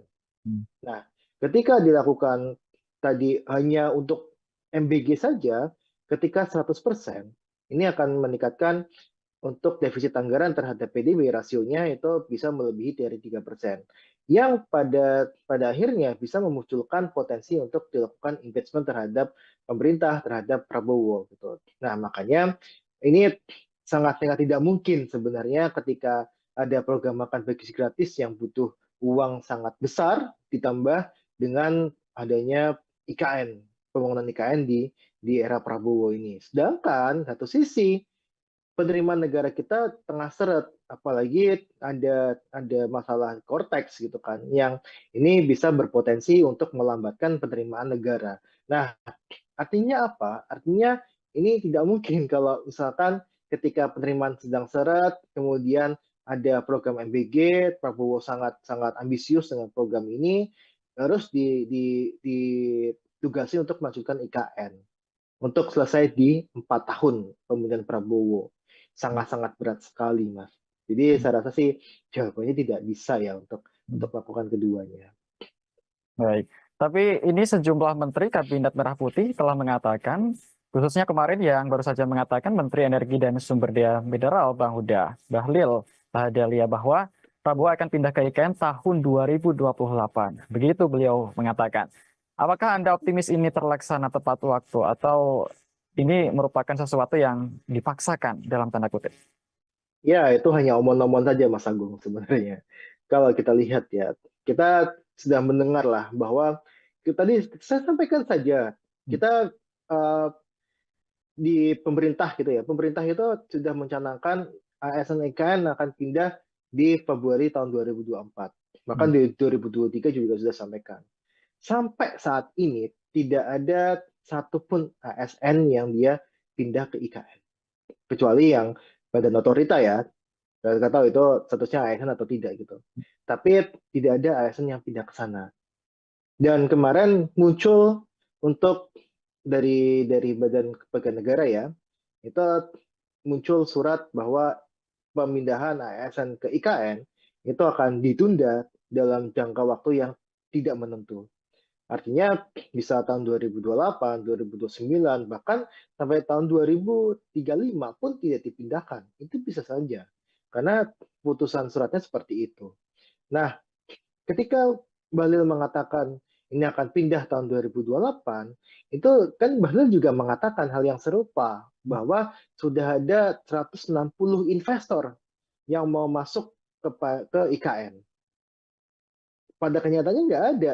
Kan bilang kan, Jokowi juga sudah sampaikan, ada 40 dari Korea, 40 dari Jepang, ada 120 dari Singapura, dari Malaysia dan sebagainya. Bahkan dari Uni Emirat Arab. Tapi sampai sekarang nggak ada gitu. Nggak ada investor ya, investor tunggal asing yang masuk ke IKN. Jadi jadi omongan Bahlil itu nggak bisa dipertanggungjawabkan sebenarnya ketika sudah menyangkut mengenai IKN. Yang kita bisa tanggapan ya omongannya Pak Abbas selaku otorita IKN kan. Dan otorita IKN juga sering sampaikan bahwa belum ada investor asing yang masuk. Dan itu sampai sekarang juga masih sama gitu kan. Lantas kita melihat Prabowo mau pindah ke sana tahun 2028 gitu kan. Saya rasa itu cuma omong-omong saja sebenarnya Mas Agung. Oke, kita nyerempet sedikit ke masalah hubungan Prabowo dan Jokowi, Bang Huda.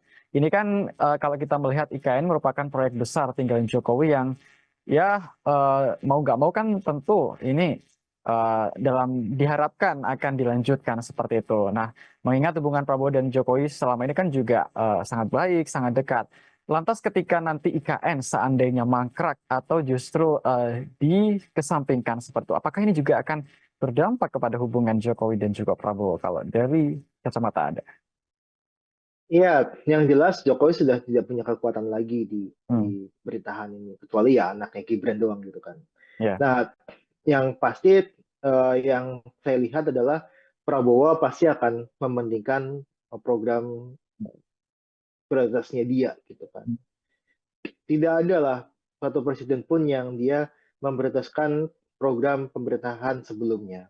Hmm, Yang pasti dia punya janji kampanye itulah yang akan dilakukan gitu kan. Pada saat ini kita melihat bahwa program prioritas Prabowo yang makan bergizi gratis, kita tengoklah Prabowo berkunjung IKN sama Prabowo mengunjungi untuk pelaksanaan program makan bergizi gratis, ya kan? Tidak, saya rasa jarang ya, kayaknya Prabowo itu ke IKN, tapi nggak tahu kalau diam-diam ke IKN itu saya nggak tahu juga. Tapi yang jelas sangat jarang sekali gitu kan. Nah, coba bandingkan dengan Prabowo meninjau implementasi program makan bergizi gratis. Hampir tiap minggu kayaknya Prabowo ketika di Indonesia itu pasti melakukan kunjungan ataupun sidak terhadap implementasi program makan bergizi gratis. Karena Prabowo tahu bahwa ini adalah program prioritasnya dia dan yang dijanjikan oleh masyarakat adalah ya makan bergizi gratis gitu kan. Bukan melanjutkan IKN gitu. Nah, makanya ini saya selalu sampaikan pasti setiap presiden itu punya prioritas masing-masing dan prioritasnya Prabowo sekarang adalah makan bergizi gratis gitu. Nah, ini akan pasti akan membuat hubungan merenggang gitu kan. Karena saya tahu kalau Jokowi ketika di kepemimpinannya akhir-akhir kepemimpinan periode kedua itu sudah tidak memikirkan program lainnya selain menyelesaikan proyek-proyek di IKN. Makanya Jokowi sangat ketol sekali gitu kan. Ketiga bulan sebelum dia lengser itu berbagai acara dilakukan di IKN, termasuk untuk upacara 17 Agustus, kemudian beberapa acara inaugurasi malam-malam di IKN, terus kemudian melakukan rapat rapat paripurna kabinet ya, itu di IKN dan sebagainya, istana presiden di IKN ya. Nah, ini semua dilakukan hanya untuk melihat, oh ini loh progres IKN dan ada dukungan, harus ada dukungan ke IKN setelah dia lengser. Dia tidak mau untuk IKN ini menjadi hambalang baru sebenarnya.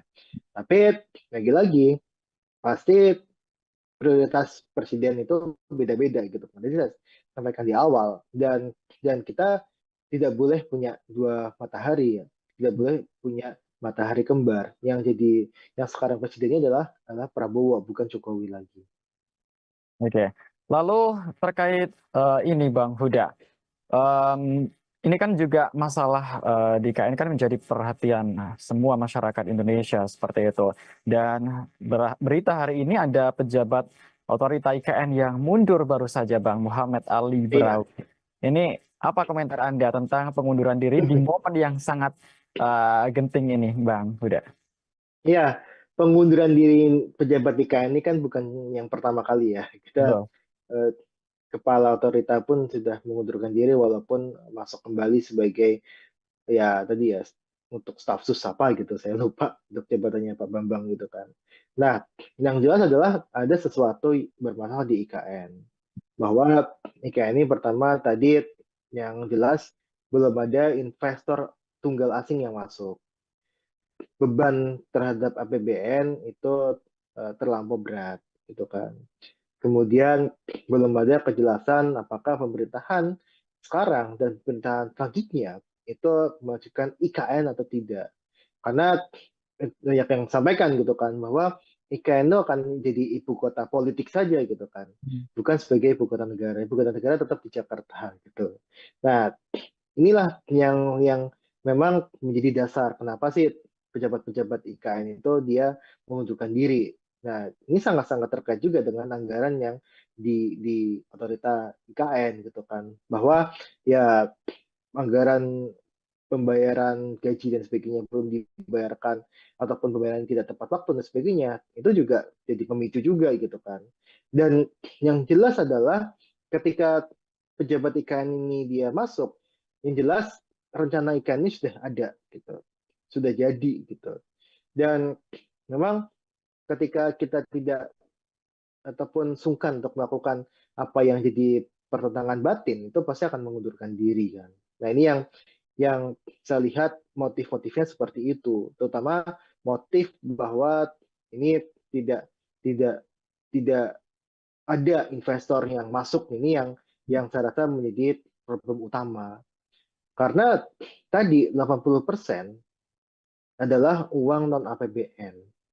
Dan yang paling banyak diandalkan adalah selain dari BUMN adalah dari investor asing. Nah, ketika investor asing ini tidak masuk, ya jelas tidak ada pembangunan lagi di IKN. Maka tidak ada pejabat yang siap menjadi sejarah kelam sebenarnya. Makanya dia mengundurkan diri dari IKN. Itu aja sebenarnya, Mas. Oke, jadi kesimpulannya Anda yakin bahwa IKN ini seperti yang Anda bilang tadi akan mangkrak dan menjadi hambalang jilid dua seperti itu? Sudah saya sampaikan di tahun 2022, ketika tidak ada investor asing masuk di IKN, sampai Jokowi Jokowi lengser, itu akan mangkrak. Sampai Jokowi lengser pun hanya 3 yang groundbreaking, kita nggak tahu sampai mana perkembangannya. Tidak ada investor kakap yang masuk, yang ada mengundurkan diri, ada SoftBank, sebagainya yang dia mengundurkan diri, ada beberapa yang masuk investor swasta domestik pun juga banyak yang mengundurkan diri dan sebagainya.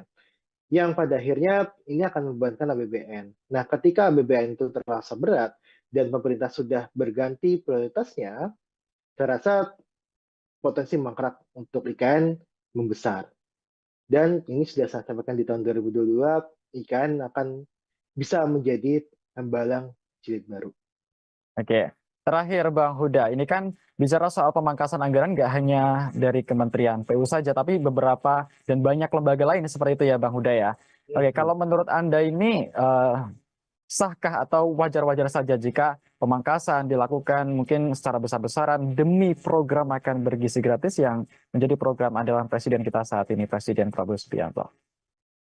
Ya, yang pasti tadi saya jelaskan di awal bahwa ada banyak program yang memang tidak memberikan efek besar terhadap masyarakat, terhadap ekonomi masyarakat. Ada program-program yang dia tidak follow the money. Artinya adalah programnya direncanakan secara ugal-ugalan, tidak direncanakan dengan baik gitu kan, yang pada akhirnya ini hanya menjadi bajakan gitu kan. Nah, kita harus sadari itu pertama. Nah, yang kedua, ada juga program-program yang memang bermanfaat bagi masyarakat luas, bagi masyarakat, ekonomi masyarakat secara luas. Contohnya program untuk yang dalam negeri, misalkan perjalanan dinas dalam negeri. Ini kan sesuatu yang dapat membantu dari sisi sektor hotel. Sektor hotel itu mempunyai multiplier efek kepada sektor-sektor lainnya. Misalkan sektor hotel, dia kan butuh untuk Telkom kan pasti kan ada telepon. Kemudian dia juga menyerap tenaga kerja. Kemudian belum kita hitung untuk bisnis penatu ya, bisnis binatu sorry, yang bisnis laundry yang memang yang itu pasti akan terdampak juga. Belum lagi penyediaan amenities seperti sandal hotel dan sebagainya, itu yang pasti akan terdampak dan sebagainya lah ya. Jadi multiplier-nya cukup besar. Nah, ini yang harus dilihat sama Prabowo dan tim adalah bagaimana mengklasifikasikan untuk program-program yang dia berdampak ke masyarakat luas dan mana program yang tidak berdampak kepada masyarakat luas. Dan ketika mereka atau program itu tidak berdampak pada masyarakat secara luas, ya itu patut dievaluasi, patut diefisiensikan, patut dihapuskan. Tapi untuk yang program-program yang dia berdampak luas, patut kita keep atau patut kita tetap laksanakan, tidak dilakukan pemangkasan anggaran. Makanya ini yang kita sampaikan gitu kan. Nah, apakah ini bisa untuk makan bergizi gratis gitu kan? Ya sudah pasti akan mengarahnya ke sana. Ada dua sebenarnya hipotesa saya. Untuk makan bergizi gratis atau memang pemerintah tidak punya uang gitu. Jadi ya udah makan bergizi gratis tetap 71 triliun penghematannya karena memang tidak punya uang gitu. Tidak punya uang, pemerintah ini penerimaan negara cukup berat gitu kan. Ini yang saya lihat dari sisi dua hipotesa itu. Dan ketika itu dilakukan untuk program makan bergizi gratis, ya wajar, itu kan programnya Prabowo gitu kan. Ya itu hak prerogatif presiden gitu. Nah, ini yang tapi saya dengar kan di DPR juga tengah dibahas gitu kan. Ada beberapa anggaran yang memang harus dilakukan efisiensi, ada yang harus ditahan. Kalau dari kemudian PU gitu kan, itu ada irigasi yang memang ditentang sama beberapa anggota DPR untuk dihilangkan karena ini akan menyangkut kepada petani kita, kepada ketahanan pangan kita. Jadi ada beberapa anggaran yang nampaknya harus diteliti lebih lanjut, Mas Agung. Oke, kita berharap bersama-sama ya Bang ya, semoga pemerintah bijak dalam mengambil keputusan apapun itu, baik terkait IKN maupun program-program lainnya. Dan terkait dengan mangkrak atau tidaknya IKN, kita lihat bersama ya Bang ya, nanti biar waktu yang akan menguji apakah benar proyek tinggalan Presiden Jokowi ini akan menjadi hambalang jilid 2 atau akan berlanjut, kita nggak akan tahu. Apakah ini bisa untuk makan bergizi gratis gitu kan? Ya sudah pasti akan mengarahnya ke sana. Ada dua sebenarnya hipotesa saya. Untuk makan bergizi gratis atau memang pemerintah tidak punya uang. Defisit anggaran ke PDB itu sudah dipatok tidak boleh melebihi 3%. Nah, ketika dilakukan tadi hanya untuk MBG saja, ketika 100%, ini akan meningkatkan untuk defisit anggaran terhadap PDB rasionya itu bisa melebihi dari 3%. Ini tidak mungkin kalau misalkan ketika penerimaan sedang seret, kemudian ada program MBG, Prabowo sangat sangat ambisius dengan program ini, terus ditugasi untuk melanjutkan IKN untuk selesai di 4 tahun pemerintahan Prabowo. Selamat malam, saudara. Anda menyaksikan Tribun News on Focus bersama saya, Agung Laksono. Pembangunan Ibu Kota Nusantara atau IKN kembali menjadi sorotan di tengah kebijakan efisiensi anggaran Presiden Prabowo Subianto. Pasalnya, Kementerian Pekerjaan Umum yang bertanggung jawab atas proyek IKN mengalami pemangkasan anggaran sebesar 81 triliun rupiah pada tahun 2025. Akankah proyek tinggalan Presiden Jokowi ini tetap berlanjut atau justru mangkrak seperti yang dikhawatirkan banyak pihak? Kita akan bahas bersama Direktur Ekonomi Selyos Nailul Huda. Kita sapa terlebih dahulu. Halo, apa kabar Bang Huda? Halo Mas Agung, Alhamdulillah kabar saya baik. Semoga Mas Agung dan tim baik-baik juga. Alhamdulillah, kabar baik juga Bang Huda. Oke, sebagai pengantar, apa komentar Anda soal pemangkasan anggaran 81 triliun rupiah di Kementerian PU Bang Huda? Ini jumlah yang wajarkah atau justru tidak masuk akal menurut Anda? Iya, yang pertama seperti ini, bahwa kita masih, ya kita harus mengakui lah ya, bahwa ada anggaran-anggaran yang memang anggaran siluman gitu kan, atau anggaran yang seharusnya itu tidak membutuhkan anggaran besar, ternyata dianggarkannya cukup besar dan sebagainya. Kemudian ada anggaran-anggaran untuk infrastruktur yang dia tidak berdampak positif terhadap ekonomi masyarakat, tapi masih dianggarkan dan sebagainya. Nah, kita harus sadari itu. Nah, maka ini langkah pemangkasan anggaran itu langkah yang bijak ketika yang dipangkas itu benar-benar anggaran yang memang tadi anggaran Suleman dan sebagainya. Tapi ada juga anggaran-anggaran yang memang masih dibutuhkan oleh masyarakat banyak gitu kan. Seperti contohnya kalau kita bedah di paparannya Kemen PU ya, yang banyak beredar dari media sosial bahwa ada pemangkasan anggaran di irigasi, pemeliharaan jalan dan sebagainya yang justru itu dibutuhkan oleh masyarakat. Seperti apa kebutuhannya? Irigasi aja misalkan kita melihat ada pemangkasan irigasi, anggaran irigasi yang justru akan memperberat program pemerintah untuk mencapai ketahanan pangan. Karena irigasi ini kan salah satu faktor penting untuk pangan kita gitu kan, pertanian kita gitu kan. Ketika ini diganggu anggarannya, otomatis sebenarnya irigasi untuk padi kita, pertanian kita akan terganggu. Ini yang akan menyebabkan untuk ketahanan pangan akan terancam. Nah, tapi ada anggaran-anggaran yang memang patut dievaluasi. Salah satu contohnya memang yang kita dorong adalah evaluasi anggaran untuk ibu kota Nusantara. Nah, ibu kota negara, ibu kota Nusantara ini kenapa kita patut dievaluasi? Karena jadinya ini tidak menimbulkan banyak manfaat bagi ekonomi daerah maupun ekonomi nasional. Nah, ini yang kita harap adalah anggaran-anggaran seperti ini yang disisir gitu kan. Anggaran-anggaran yang memang tidak berdampak banyak terhadap ekonomi masyarakat dan sebagainya, yang ini bisa dievaluasi bahkan kita kurangi dan sebagainya. Nah, ini yang kita harap anggaran-anggaran seperti inilah yang memang dievaluasi dan dilakukan efisiensi. Oke.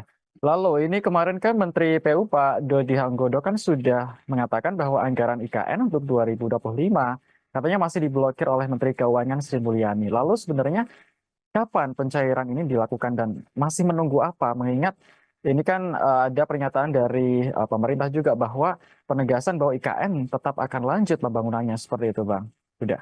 Ya, ini sangat sangat terkait dengan dulu ketika IKN ini dicanangkan ya. Terus kemudian memerlukan anggaran hingga 400 sekian triliun. Nah, terus kemudian pemerintah sampaikan pada saat itu bahwa anggaran dari APBN hanya 20%. Kita hitung hanya 90 triliun. Dan di tahun 2024 itu sebenarnya sudah banyak terpakai hingga 70 triliun lebih gitu kan. Dan saya rasa ini ketika mau ada lagi anggaran untuk PKN di tahun 2025, ini pasti akan memberatkan. Terlebih kalau kita lihat sebenarnya ini kan anggaran IKN yang begitu besar dan multi years ya dikatakan katakan sama pemerintah sebelumnya gitu kan, anggaran ini multi-year dan sebagainya, justru akan memberikan beban fiskal yang cukup berat bagi pemerintahan selanjutnya, dalam hal ini pemerintahan Prabowo. Maka ini akan jadi beban berat bagi Prabowo kelak untuk bisa menjalankan program-program andalannya. Nah, kita juga nggak bisa memungkiri juga bahwa setiap presiden itu pasti punya prioritas anggaran atau program prioritasnya masing-masing gitu kan. Kita tahu Jokowi itu sudah mencanangkan pindah ibu kota dan sebagainya, maka ini jadi prioritas Jokowi ketika menjabat untuk menggelontorkan uang sebanyak mungkin ke IKN. Nah, tapi Prabowo itu punya prioritas makan bergizi gratis gitu kan, di mana program ini pasti akan menjadi program yang bisa dibilang akan di backup sepenuhnya oleh Prabowo. Berapapun anggarannya itu pasti akan diusahakan oleh Prabowo.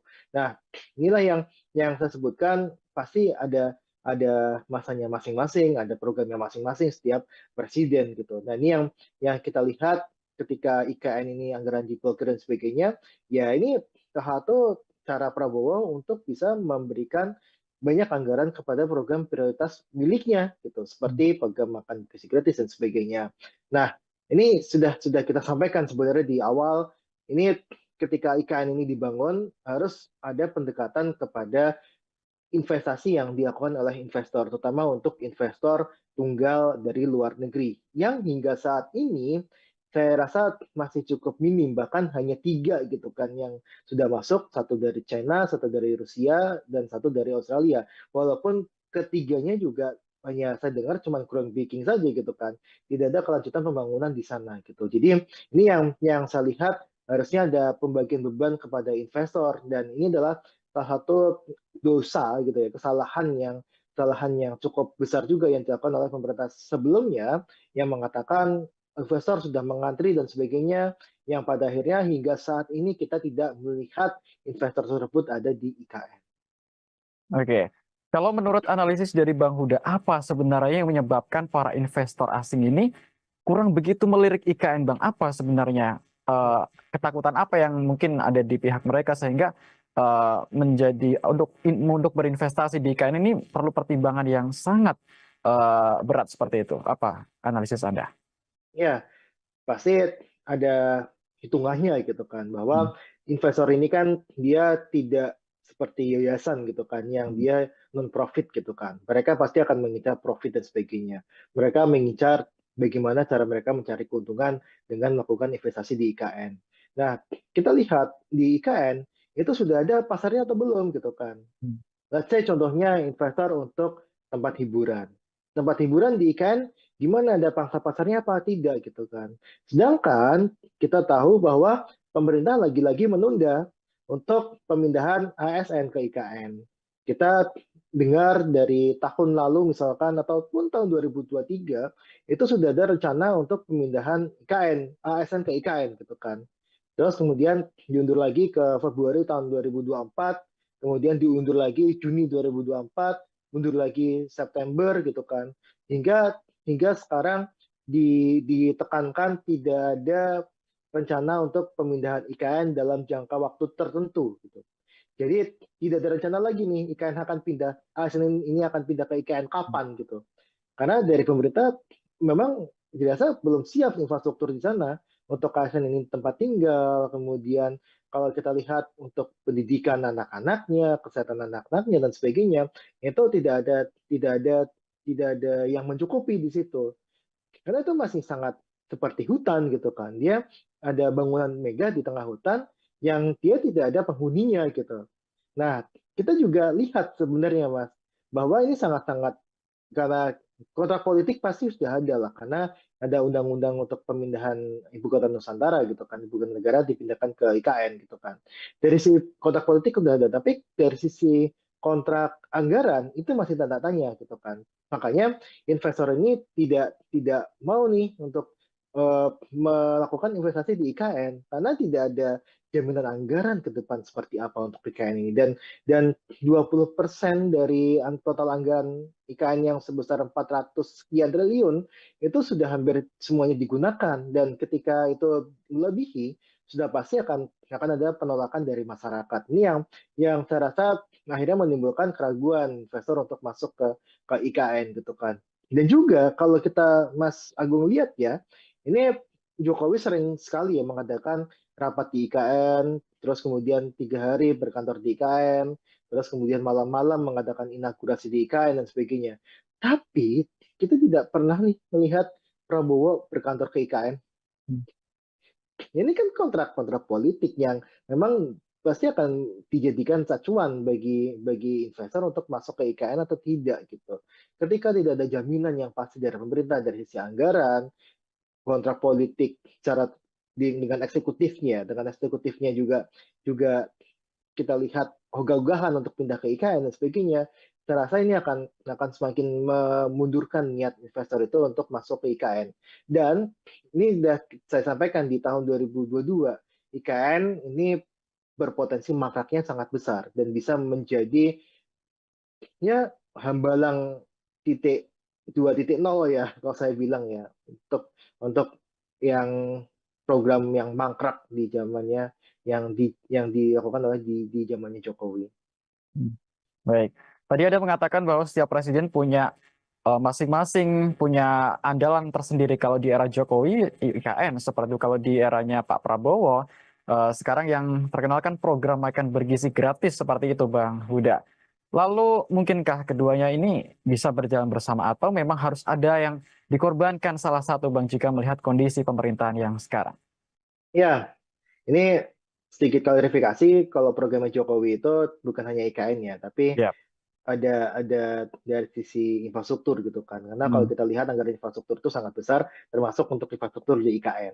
Nah, kita lihat berapa sih anggaran yang dibutuhkan oleh IKN gitu kan. Ada 400 sekian triliun. Kemudian berapa sih anggaran untuk program makan bergizi gratis gitu kan. Ini ada tahun ini aja anggarannya 70 triliun, bahkan ingin ditambah 100 triliun lagi gitu kan. Hmm. Kalau kita hitung yang untuk mencapai 100% itu membutuhkan angka di angka sekitar 300 triliun atau 240 sampai 300 triliun. Itu hanya untuk makan bergizi gratis tiap tahunnya. Nah, yang terjadi adalah ketika 100% yang terjadi yang kita prediksi ini bisa meningkatkan defisit anggaran kita. Hmm. Defisit anggaran ke PDB itu sudah dipatok tidak boleh melebihi 3%. Hmm. Nah, ketika dilakukan tadi hanya untuk MBG saja, ketika 100%, ini akan meningkatkan untuk defisit anggaran terhadap PDB rasionya itu bisa melebihi dari 3%. Yang pada akhirnya bisa memunculkan potensi untuk dilakukan impeachment terhadap pemerintah, terhadap Prabowo gitu. Nah, makanya ini sangat tidak mungkin sebenarnya ketika ada program makan bergizi gratis yang butuh uang sangat besar ditambah dengan adanya IKN, pembangunan IKN di era Prabowo ini. Sedangkan satu sisi penerimaan negara kita tengah seret, apalagi ada masalah Cortex gitu kan, yang ini bisa berpotensi untuk melambatkan penerimaan negara. Nah, artinya apa? Artinya ini tidak mungkin kalau misalkan ketika penerimaan sedang seret, kemudian ada program MBG, Prabowo sangat sangat ambisius dengan program ini, harus ditugasi untuk melanjutkan IKN untuk selesai di 4 tahun pemerintahan Prabowo. Sangat-sangat berat sekali, Mas. Jadi saya rasa sih jawabannya tidak bisa ya untuk melakukan keduanya. Baik, tapi ini sejumlah menteri Kabinet Merah Putih telah mengatakan, khususnya kemarin yang baru saja mengatakan Menteri Energi dan Sumber Daya Mineral Bang Huda Bahlil Lahadalia bahwa Prabowo akan pindah ke IKN tahun 2028. Begitu beliau mengatakan. Apakah Anda optimis ini terlaksana tepat waktu atau ini merupakan sesuatu yang dipaksakan dalam tanda kutip? Ya, itu hanya omong-omong saja, Mas Agung, sebenarnya. Kalau kita lihat ya, kita sudah mendengar lah bahwa tadi saya sampaikan saja, kita uh, di pemerintah gitu ya, pemerintah itu sudah mencanangkan ASN IKN akan pindah di Februari tahun 2024. Bahkan di 2023 juga sudah sampaikan. Sampai saat ini tidak ada satupun ASN yang dia pindah ke IKN. Kecuali yang badan otorita ya, nggak tahu itu statusnya ASN atau tidak gitu. Tapi tidak ada ASN yang pindah ke sana. Dan kemarin muncul untuk dari Badan Kepegawaian Negara ya, itu muncul surat bahwa pemindahan ASN ke IKN itu akan ditunda dalam jangka waktu yang tidak menentu. Artinya bisa tahun 2028, 2029, bahkan sampai tahun 2035 pun tidak dipindahkan. Itu bisa saja. Karena putusan suratnya seperti itu. Nah, ketika Bahlil mengatakan ini akan pindah tahun 2028, itu kan Bahlil juga mengatakan hal yang serupa, bahwa sudah ada 160 investor yang mau masuk ke IKN. Pada kenyataannya nggak ada. Kan bilang kan, Jokowi juga sudah sampaikan, ada 40 dari Korea, 40 dari Jepang, ada 120 dari Singapura, dari Malaysia dan sebagainya. Bahkan dari Uni Emirat Arab. Tapi sampai sekarang nggak ada gitu. Nggak ada investor tunggal asing yang masuk ke IKN. Jadi omongan Bahlil itu nggak bisa dipertanggungjawabkan sebenarnya ketika sudah menyangkut mengenai IKN. Yang kita bisa tanggapan ya omongannya Pak Abbas selaku otorita IKN kan. Dan otorita IKN juga sering sampaikan bahwa belum ada investor asing yang masuk. Dan itu sampai sekarang juga masih sama gitu kan. Lantas kita melihat Prabowo mau pindah ke sana tahun 2028 gitu kan. Saya rasa itu cuma omong-omong saja sebenarnya Mas Agung. Oke, kita nyerempet sedikit ke masalah hubungan Prabowo dan Jokowi, Bang Huda. Ini kan kalau kita melihat IKN merupakan proyek besar tinggalin Jokowi yang ya mau nggak mau kan tentu ini dalam diharapkan akan dilanjutkan seperti itu. Nah, mengingat hubungan Prabowo dan Jokowi selama ini kan juga sangat baik, sangat dekat. Lantas ketika nanti IKN seandainya mangkrak atau justru dikesampingkan seperti itu, apakah ini juga akan berdampak kepada hubungan Jokowi dan juga Prabowo kalau dari kacamata Anda? Iya, yang jelas Jokowi sudah tidak punya kekuatan lagi di Hmm, pemerintahan ini, kecuali ya anaknya Gibran doang gitu kan. ya. Nah, yang pasti yang saya lihat adalah Prabowo pasti akan mementingkan program prioritasnya dia gitu kan. Tidak ada lah satu presiden pun yang dia memprioritaskan program pemerintahan sebelumnya. Hmm, Yang pasti dia punya janji kampanye itulah yang akan dilakukan gitu kan. Pada saat ini kita melihat bahwa program prioritas Prabowo yang makan bergizi gratis, kita tengoklah Prabowo berkunjung IKN sama Prabowo mengunjungi untuk pelaksanaan program makan bergizi gratis, ya kan? Tidak. Saya rasa jarang ya, kayaknya Prabowo itu ke IKN. Tapi nggak tahu kalau diam-diam ke IKN itu saya nggak tahu juga. Tapi yang jelas sangat jarang sekali gitu kan. Nah, coba bandingkan dengan Prabowo meninjau implementasi program makan bergizi gratis. Hampir tiap minggu kayaknya Prabowo ketika di Indonesia itu pasti melakukan kunjungan ataupun sidak terhadap implementasi program makan bergizi gratis. Karena Prabowo tahu bahwa ini adalah program prioritasnya dia dan yang dijanjikan oleh masyarakat adalah ya makan bergizi gratis gitu kan. Bukan melanjutkan IKN gitu. Nah, makanya ini saya selalu sampaikan pasti setiap presiden itu punya prioritas masing-masing dan prioritasnya Prabowo sekarang adalah makan bergizi gratis gitu. Nah, ini akan pasti akan membuat hubungan merenggang gitu kan. Karena saya tahu kalau Jokowi ketika di kepemimpinannya akhir-akhir kepemimpinan periode kedua itu sudah tidak memikirkan program lainnya selain menyelesaikan proyek-proyek di IKN. Makanya Jokowi sangat getol sekali gitu kan. Ketiga bulan sebelum dia lengser, itu berbagai acara dilakukan di IKN, termasuk untuk upacara 17 Agustus, kemudian beberapa acara inaugurasi malam-malam di IKN, terus kemudian melakukan rapat rapat paripurna kabinet ya, itu di IKN dan sebagainya, istana presiden di IKN ya. Nah, ini semua dilakukan hanya untuk melihat, oh ini loh progres IKN dan harus ada dukungan ke IKN setelah dia lengser. Dia tidak mau untuk IKN ini menjadi hambalang baru sebenarnya. Tapi lagi-lagi pasti prioritas presiden itu beda-beda gitu. Jadi saya sampaikan di awal, dan kita tidak boleh punya dua matahari ya. Tidak boleh punya matahari kembar. Yang sekarang presidennya adalah Prabowo, bukan Jokowi lagi. Oke. Lalu terkait ini Bang Huda, ini kan juga masalah di IKN kan menjadi perhatian semua masyarakat Indonesia seperti itu. Dan berita hari ini ada pejabat otorita IKN yang mundur baru saja, Bang Muhammad Ali Iya. Brawi. Ini apa komentar Anda tentang pengunduran diri di momen yang sangat genting ini, Bang Huda? Iya, pengunduran diri pejabat IKN ini kan bukan yang pertama kali ya. Kita Betul. eh, kepala otorita pun sudah mengundurkan diri walaupun masuk kembali sebagai, ya tadi ya, untuk staf sus apa gitu, saya lupa untuk jabatannya Pak Bambang gitu kan. Nah, yang jelas adalah ada sesuatu bermasalah di IKN. Bahwa IKN ini pertama tadi yang jelas belum ada investor tunggal asing yang masuk.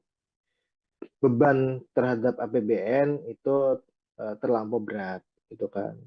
Kemudian belum ada kejelasan apakah pemerintahan sekarang dan pemerintahan selanjutnya itu memajukan IKN atau tidak. Karena banyak yang sampaikan gitu kan bahwa IKN itu akan jadi ibu kota politik saja gitu kan, bukan sebagai ibu kota negara. Ibu kota negara tetap di Jakarta gitu. Nah, inilah yang memang menjadi dasar kenapa sih pejabat-pejabat IKN itu dia mengundurkan diri. Nah, ini sangat-sangat terkait juga dengan anggaran yang di otorita IKN gitu kan, bahwa ya anggaran pembayaran gaji dan sebagainya belum dibayarkan, ataupun pembayaran tidak tepat waktu dan sebagainya, itu juga jadi pemicu juga gitu kan. Dan yang jelas adalah ketika pejabat IKN ini dia masuk, yang jelas rencana IKN ini sudah ada gitu, sudah jadi gitu. Dan memang ketika kita tidak ataupun sungkan untuk melakukan apa yang jadi pertentangan batin, itu pasti akan mengundurkan diri kan. Nah, ini yang saya lihat motif-motifnya seperti itu, terutama motif bahwa ini tidak tidak tidak ada investor yang masuk, ini yang saya rasa menjadi problem utama. Karena tadi 80% adalah uang non APBN. Dan yang paling banyak diandalkan adalah selain dari BUMN, adalah dari investor asing. Nah, ketika investor asing ini tidak masuk, ya jelas tidak ada pembangunan lagi di IKN. Maka tidak ada pejabat yang siap menjadi sejarah kelam sebenarnya. Makanya dia mengundurkan diri dari IKN. Itu aja sebenarnya, Mas. Oke, jadi kesimpulannya Anda yakin bahwa IKN ini seperti yang Anda bilang tadi akan mangkrak dan jadi hambalang jilid dua seperti itu? Sudah saya sampaikan di tahun 2022, ketika tidak ada investor asing masuk di IKN, sampai Jokowi Jokowi lengser, itu akan mangkrak. Sampai Jokowi lengser pun hanya 3 yang groundbreaking, kita nggak tahu sampai mana perkembangannya. Tidak ada investor kakap yang masuk, yang ada mengundurkan diri, ada SoftBank, sebagainya yang dia mengundurkan diri, ada beberapa yang masuk investor swasta domestik pun juga banyak yang mengundurkan diri dan sebagainya. Yang pada akhirnya ini akan membebankan APBN. Nah, ketika APBN itu terasa berat dan pemerintah sudah berganti prioritasnya, saya rasa potensi mangkrak untuk IKN membesar. Dan ini sudah saya sampaikan di tahun 2022, IKN akan bisa menjadi hambalang jilid baru. Oke, terakhir Bang Huda, ini kan bicara soal pemangkasan anggaran nggak hanya dari Kementerian PU saja, tapi beberapa dan banyak lembaga lain seperti itu ya Bang Huda ya. Oke, kalau menurut Anda ini sahkah atau wajar-wajar saja jika pemangkasan dilakukan mungkin secara besar-besaran demi program makan bergizi gratis yang menjadi program andalan Presiden kita saat ini, Presiden Prabowo Subianto? Ya, yang pasti tadi saya jelaskan di awal bahwa ada banyak program yang memang tidak memberikan efek besar terhadap masyarakat. terhadap ekonomi masyarakat. Ada program-program yang dia tidak follow the money. Artinya adalah programnya direncanakan secara ugal-ugalan, tidak direncanakan dengan baik gitu kan. Yang pada akhirnya ini hanya menjadi bajakan gitu kan. Nah, kita harus sadari itu pertama. Nah, yang kedua, ada juga program-program yang memang bermanfaat bagi masyarakat luas, bagi masyarakat, ekonomi masyarakat secara luas. Contohnya program untuk yang dalam negeri, misalkan perjalanan dinas dalam negeri. Ini kan sesuatu yang dapat membantu dari sisi sektor hotel. Sektor hotel itu mempunyai multiplier efek kepada sektor-sektor lainnya. Misalkan sektor hotel, dia kan butuh untuk Telkom kan pasti kan ada telepon. Kemudian dia juga menyerap tenaga kerja. Kemudian belum kita hitung untuk bisnis penatu ya, bisnis binatu sorry, yang bisnis laundry ya, bisnis laundry yang memang yang itu pasti akan terdampak juga. Belum lagi penyediaan amenities seperti sandal hotel dan sebagainya, itu yang pasti akan terdampak dan sebagainya lah ya. Jadi multiplier-nya cukup besar.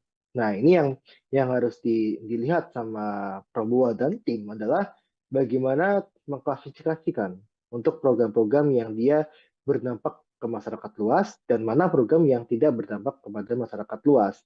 Dan ketika mereka atau program itu tidak berdampak pada masyarakat secara luas, ya itu patut dievaluasi, patut diefisiensikan, patut dihapuskan. Tapi untuk yang program-program yang dia berdampak luas, patut kita keep atau patut kita tetap laksanakan, tidak dilakukan pemangkasan anggaran. Makanya ini yang kita sampaikan gitu kan. Nah, apakah ini bisa untuk makan bergizi gratis gitu kan? Ya sudah pasti akan mengarahnya ke sana. Ada dua sebenarnya hipotesa saya. Untuk makan bergizi gratis atau memang pemerintah tidak punya uang gitu. Jadi ya ya udah makan bergizi gratis tetap 71 triliun penghematannya karena memang tidak punya uang gitu. Tidak punya uang, pemerintah ini penerimaan negara cukup berat gitu kan. Ini yang saya lihat dari sisi dua hipotesa itu. Dan ketika itu dilakukan untuk program makan bergizi gratis, ya wajar. Itu kan programnya Prabowo gitu kan. Ya, itu hak prerogatif presiden gitu. Nah, ini yang tapi saya dengar kan di DPR juga tengah dibahas gitu kan. Ada beberapa anggaran yang memang harus dilakukan efisiensi, ada yang harus ditahan. Kalau dari kemudian PU gitu kan, itu ada irigasi yang memang ditentang sama beberapa anggota DPR untuk dihilangkan karena ini akan menyangkut kepada petani kita, kepada ketahanan pangan kita. Jadi ada beberapa anggaran yang nampaknya harus diteliti lebih lanjut, Mas Agung. Oke, kita berharap bersama-sama ya Bang ya, semoga pemerintah bijak dalam mengambil keputusan apapun itu baik Amin. terkait IKN maupun program-program lainnya. Dan terkait dengan mangkrak atau tidaknya IKN, kita lihat bersama ya Bang ya nanti biar waktu yang akan menguji apakah benar Iya. proyek tinggalan Presiden Jokowi ini akan menjadi hambalang jilid 2 atau akan Iya. berlanjut, kita nggak Iya. akan Apakah ini bisa untuk makan bergizi gratis gitu kan? Ya sudah pasti akan mengarahnya ke sana. Ada dua sebenarnya hipotesa saya. Untuk makan bergizi gratis atau memang pemerintah tidak punya uang. Defisit anggaran ke PDB itu sudah dipatok tidak boleh melebihi 3%. Nah, ketika dilakukan tadi hanya untuk MBG saja, ketika 100%, ini akan meningkatkan untuk defisit anggaran terhadap PDB rasionya itu bisa melebihi dari 3%. Ini tidak mungkin kalau misalkan ketika penerimaan sedang seret, kemudian ada program MBG, Prabowo sangat ambisius dengan program ini, terus ditugasi untuk melanjutkan IKN untuk selesai di 4 tahun pemerintahan Prabowo. Selamat malam, saudara. Anda menyaksikan Tribun News on Focus bersama saya, Agung Laksono. Pembangunan Ibu Kota Nusantara atau IKN kembali menjadi sorotan di tengah kebijakan efisiensi anggaran Presiden Prabowo Subianto. Pasalnya, Kementerian Pekerjaan Umum yang bertanggung jawab atas proyek IKN mengalami pemangkasan anggaran sebesar 81 triliun rupiah pada tahun 2025. Akankah proyek tinggalan Presiden Jokowi ini tetap berlanjut atau justru mangkrak seperti yang dikhawatirkan banyak pihak, kita akan bahas bersama Direktur Ekonomi Selios Nailul Huda. Kita sapa terlebih dahulu. Halo, apa kabar, Bang Huda?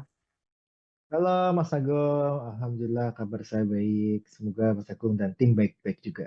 Alhamdulillah, kabar baik juga Bang Huda. Oke, sebagai pengantar, apa komentar Anda soal pemangkasan anggaran 81 triliun rupiah di Kementerian PU Bang Huda? Ini jumlah yang wajarkah atau justru tidak masuk akal menurut Anda? Iya, yang pertama seperti ini, bahwa kita masih, ya kita harus mengakui lah ya, bahwa ada anggaran-anggaran yang memang anggaran siluman gitu kan, atau anggaran yang seharusnya itu tidak membutuhkan anggaran besar, ternyata dianggarkannya cukup besar dan sebagainya. Kemudian ada anggaran-anggaran untuk infrastruktur yang dia tidak berdampak positif terhadap ekonomi masyarakat, tapi masih dianggarkan dan sebagainya. Nah, kita harus sadari itu. Nah, maka ini langkah pemangkasan anggaran itu langkah yang bijak ketika yang dipangkas itu benar-benar anggaran yang memang tadi anggaran Suleman dan sebagainya. Tapi ada juga anggaran-anggaran yang memang masih dibutuhkan oleh masyarakat banyak gitu kan. Seperti contohnya kalau kita bedah di paparannya Kemen PU, Kemen PU ya, yang banyak beredar di media sosial bahwa ada pemangkasan anggaran di irigasi, pemeliharaan jalan dan sebagainya, yang justru itu dibutuhkan oleh masyarakat.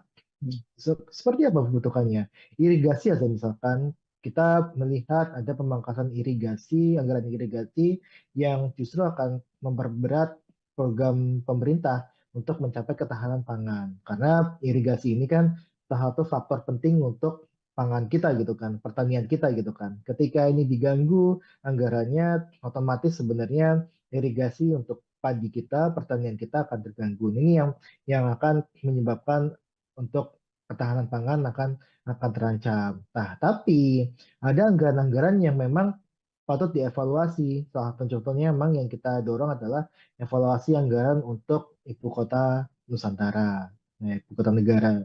Ibu kota Nusantara ini kenapa kita patut dievaluasi? Karena sejatinya ini tidak menimbulkan banyak manfaat bagi ekonomi daerah maupun ekonomi nasional. Nah, ini yang kita harap adalah anggaran-anggaran seperti ini yang disisir gitu kan. Anggaran-anggaran yang memang tidak berdampak banyak terhadap ekonomi masyarakat dan sebagainya, yang ini bisa dievaluasi bahkan kita kurangi dan sebagainya. Nah, ini yang kita harap anggaran-anggaran seperti inilah yang memang dievaluasi dan dilakukan efisiensi. Oke. Lalu ini kemarin kan Menteri PU Pak Dodi Hanggodo kan sudah mengatakan bahwa anggaran IKN untuk 2025 katanya masih diblokir oleh Menteri Keuangan Sri Mulyani. Lalu sebenarnya kapan pencairan ini dilakukan dan masih menunggu apa? Mengingat ini kan ada pernyataan dari pemerintah juga bahwa penegasan bahwa IKN tetap akan lanjut pembangunannya seperti itu, Bang. Sudah. Ya, ini sangat sangat terkait dengan dulu ketika IKN ini dicanangkan ya. Terus kemudian memerlukan anggaran hingga 400 sekian triliun. Nah, terus kemudian pemerintah sampaikan pada saat itu bahwa anggaran dari APBN hanya 20%. Kita hitung hanya 90 triliun. Dan di tahun 2024 itu sebenarnya sudah banyak terpakai hingga 70 triliun lebih gitu kan. Dan saya rasa ini ketika mau ada lagi anggaran untuk IKN di tahun 2025, ini pasti akan memberatkan. Terlebih kalau kita lihat sebenarnya ini kan anggaran IKN yang begitu besar dan multi years ya katakan sama pemerintah sebelumnya gitu kan. Anggaran ini multi year dan sebagainya justru akan memberikan beban fiskal yang cukup berat bagi pemerintahan selanjutnya, dalam hal ini pemerintahan Prabowo, maka ini akan jadi beban berat bagi Prabowo kelak untuk bisa menjalankan program-program andalannya. Nah, kita juga nggak bisa memungkiri juga bahwa setiap presiden itu pasti punya prioritas anggaran atau program prioritasnya masing-masing gitu kan. Kita tahu Jokowi itu sudah mencanangkan pindah ibu kota dan sebagainya, maka ini jadi prioritas Jokowi ketika menjabat untuk menggelontorkan uang sebanyak mungkin ke IKN. Nah, tapi Prabowo itu punya prioritas makan bergizi gratis gitu kan, di mana program ini pasti akan menjadi program yang bisa dibilang akan di backup sepenuhnya oleh Prabowo. Berapapun anggarannya itu pasti akan diusahakan oleh Prabowo. Nah, inilah yang saya sebutkan, pasti ada masanya masing-masing, ada programnya masing-masing setiap presiden gitu. Nah, ini yang kita lihat ketika IKN ini anggaran diblokir dan sebagainya, ya ini salah satu cara Prabowo untuk bisa memberikan banyak anggaran kepada program prioritas miliknya gitu, seperti program makan gizi gratis dan sebagainya. Nah, ini sudah kita sampaikan sebenarnya di awal, ini ketika IKN ini dibangun harus ada pendekatan kepada investasi yang dilakukan oleh investor, terutama untuk investor tunggal dari luar negeri, yang hingga saat ini saya rasa masih cukup minim, bahkan hanya 3 gitu kan yang sudah masuk, satu dari China, satu dari Rusia, dan satu dari Australia. Walaupun ketiganya juga hanya saya dengar cuma groundbreaking saja gitu kan, tidak ada kelanjutan pembangunan di sana gitu. Jadi ini yang saya lihat harusnya ada pembagian beban kepada investor, dan ini adalah salah satu dosa gitu ya, kesalahan yang cukup besar juga yang dilakukan oleh pemerintah sebelumnya, yang mengatakan investor sudah mengantri dan sebagainya, yang pada akhirnya hingga saat ini kita tidak melihat investor tersebut ada di IKN. Oke, kalau menurut analisis dari Bang Huda, apa sebenarnya yang menyebabkan para investor asing ini kurang begitu melirik IKN, Bang? Apa sebenarnya ketakutan apa yang mungkin ada di pihak mereka sehingga menjadi untuk berinvestasi di IKN ini perlu pertimbangan yang sangat berat seperti itu? Apa analisis Anda? Ya, pasti ada hitungannya gitu kan, bahwa investor ini kan dia tidak seperti yayasan gitu kan, yang dia non profit gitu kan. Mereka pasti akan mengincar profit dan sebagainya. Mereka mengincar bagaimana cara mereka mencari keuntungan dengan melakukan investasi di IKN. Nah, kita lihat di IKN itu sudah ada pasarnya atau belum gitu kan. Let's say contohnya investor untuk tempat hiburan. Tempat hiburan di IKN gimana, ada pangsa pasarnya apa tidak gitu kan. Sedangkan kita tahu bahwa pemerintah lagi-lagi menunda untuk pemindahan ASN ke IKN. Kita dengar dari tahun lalu misalkan ataupun tahun 2023 itu sudah ada rencana untuk pemindahan IKN, ASN ke IKN gitu kan. Terus kemudian diundur lagi ke Februari tahun 2024, kemudian diundur lagi Juni 2024, mundur lagi September gitu kan. Hingga sekarang ditekankan tidak ada rencana untuk pemindahan IKN dalam jangka waktu tertentu gitu. Jadi tidak ada rencana lagi nih IKN akan pindah, ASN ini akan pindah ke IKN kapan gitu. Karena dari pemerintah memang dirasa belum siap infrastruktur di sana untuk ASN ini tempat tinggal, kemudian kalau kita lihat untuk pendidikan anak-anaknya, kesehatan anak-anaknya dan sebagainya, itu tidak ada yang mencukupi di situ. Karena itu masih sangat seperti hutan gitu kan. Dia ada bangunan megah di tengah hutan yang dia tidak ada penghuninya gitu. Nah, kita juga lihat sebenarnya Mas, bahwa ini sangat-sangat, karena kontrak politik pasti sudah ada lah, karena ada undang-undang untuk pemindahan ibu kota Nusantara gitu kan, ibu kota negara dipindahkan ke IKN gitu kan. Dari sisi kontrak politik sudah ada, tapi dari sisi kontrak anggaran itu masih tanda tanya gitu kan. Makanya investor ini tidak mau nih untuk melakukan investasi di IKN karena tidak ada jaminan anggaran ke depan seperti apa untuk IKN ini, dan 20% dari total anggaran IKN yang sebesar 400 sekian triliun itu sudah hampir semuanya digunakan, dan ketika itu melebihi sudah pasti akan ada penolakan dari masyarakat. Ini yang saya rasa akhirnya menimbulkan keraguan investor untuk masuk ke IKN gitu kan. Dan juga kalau kita Mas Agung lihat ya, ini Jokowi sering sekali ya mengadakan rapat di IKN, terus kemudian 3 hari berkantor di IKN, terus kemudian malam-malam mengadakan inaugurasi di IKN dan sebagainya. Tapi kita tidak pernah nih melihat Prabowo berkantor ke IKN. Ini kan kontrak-kontrak politik yang memang pasti akan dijadikan acuan bagi investor untuk masuk ke IKN atau tidak gitu. Ketika tidak ada jaminan yang pasti dari pemerintah dari sisi anggaran, kontrak politik secara dengan eksekutifnya juga juga kita lihat ogah-ogahan untuk pindah ke IKN dan sebagainya, saya rasa ini akan semakin memundurkan niat investor itu untuk masuk ke IKN. Dan ini sudah saya sampaikan di tahun 2022, IKN ini berpotensi mangkraknya sangat besar dan bisa menjadi ya hambalang titik 2.0 ya kalau saya bilang ya untuk yang program yang mangkrak di zamannya yang dilakukan oleh di zamannya Jokowi. Baik.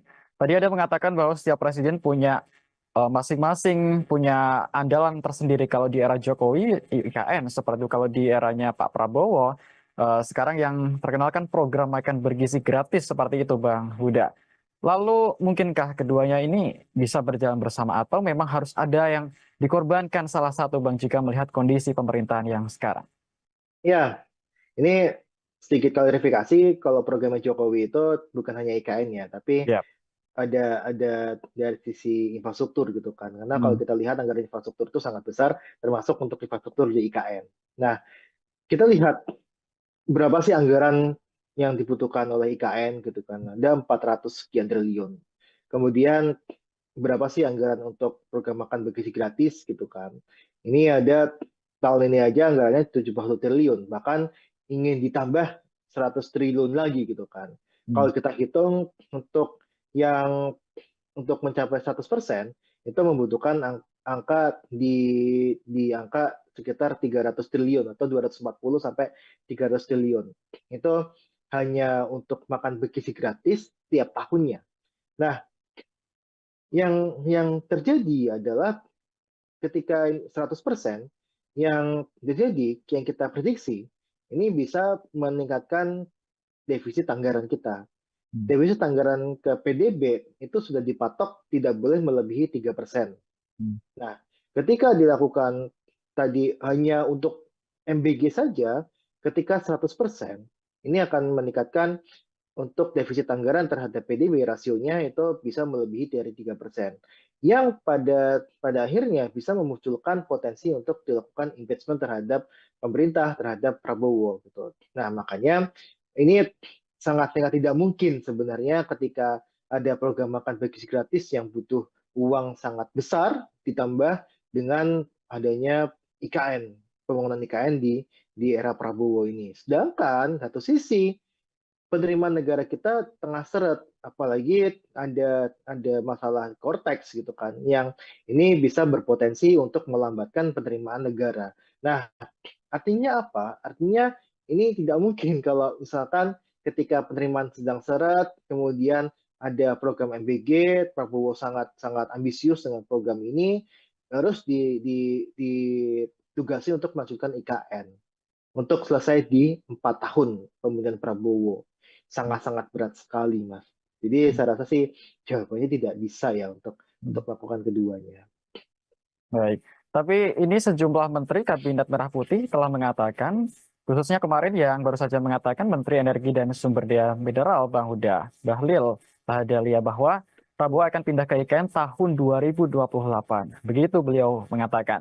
Apakah Anda optimis ini terlaksana tepat waktu atau ini merupakan sesuatu yang dipaksakan dalam tanda kutip? Ya, itu hanya omong-omong saja, Mas Agung, sebenarnya. Kalau kita lihat ya, kita sudah mendengar lah bahwa tadi saya sampaikan saja, Hmm. kita di pemerintah gitu ya, pemerintah itu sudah mencanangkan ASN IKN akan pindah di Februari tahun 2024. Bahkan Hmm. di 2023 juga sudah sampaikan.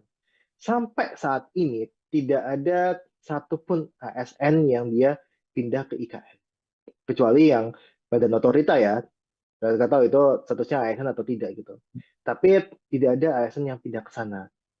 Dan kemarin muncul untuk dari Badan Kepegawaian Negara ya, itu muncul surat bahwa pemindahan ASN ke IKN itu akan ditunda dalam jangka waktu yang tidak menentu. Artinya bisa tahun 2028, 2029, bahkan sampai tahun 2035 pun tidak dipindahkan. Itu bisa saja. Karena putusan suratnya seperti itu. Nah, ketika Bahlil mengatakan ini akan pindah tahun 2028, itu kan Bahlil juga mengatakan hal yang serupa, bahwa sudah ada 160 investor yang mau masuk ke IKN. Pada kenyataannya nggak ada. Kan bilang kan, Jokowi juga sudah sampaikan, ada 40 dari Korea, 40 dari Jepang, ada 120 dari Singapura, dari Malaysia dan sebagainya. Bahkan dari Uni Emirat Arab. Tapi sampai sekarang nggak ada gitu. Nggak ada investor ya, investor tunggal asing yang masuk ke IKN. Jadi jadi omongan Bahlil itu nggak bisa dipertanggungjawabkan sebenarnya ketika sudah menyangkut mengenai IKN. Yang kita bisa tanggapan ya omongannya Pak Abbas selaku otorita IKN kan. Dan otorita IKN juga sering sampaikan bahwa belum ada investor asing yang masuk. Dan itu sampai sekarang juga masih sama gitu kan. Lantas kita melihat Prabowo mau pindah ke sana tahun 2028 gitu kan. Saya rasa itu cuma omong-omong saja sebenarnya Mas Agung. Oke, kita nyerempet sedikit ke masalah hubungan Prabowo dan Jokowi, Bang Huda. Ini kan kalau kita melihat IKN merupakan proyek besar tinggalin Jokowi yang ya mau nggak mau kan tentu ini dalam diharapkan akan dilanjutkan seperti itu. Nah, mengingat hubungan Prabowo dan Jokowi selama ini kan juga sangat baik, sangat dekat. Lantas ketika nanti IKN seandainya mangkrak atau justru dikesampingkan seperti itu, apakah ini juga akan berdampak kepada hubungan Jokowi dan juga Prabowo kalau dari kacamata Anda? Iya, yang jelas Jokowi sudah tidak punya kekuatan lagi Hmm, di pemerintahan ini, kecuali ya anaknya Gibran doang gitu kan. ya. Nah, yang pasti yang saya lihat adalah Prabowo pasti akan mementingkan program prioritasnya dia gitu kan. Tidak ada lah satu presiden pun yang dia memprioritaskan program pemerintahan sebelumnya. Hmm, Yang pasti dia punya janji kampanye itulah yang akan dilakukan gitu kan. Pada saat ini kita melihat bahwa program prioritas Prabowo yang makan bergizi gratis, kita tengoklah Prabowo berkunjung IKN sama Prabowo mengunjungi untuk pelaksanaan program makan bergizi gratis, ya kan? Tidak, saya rasa jarang ya, kayaknya Prabowo itu ke IKN, tapi nggak tahu kalau diam-diam ke IKN itu saya nggak tahu juga. Tapi yang jelas sangat jarang sekali gitu kan.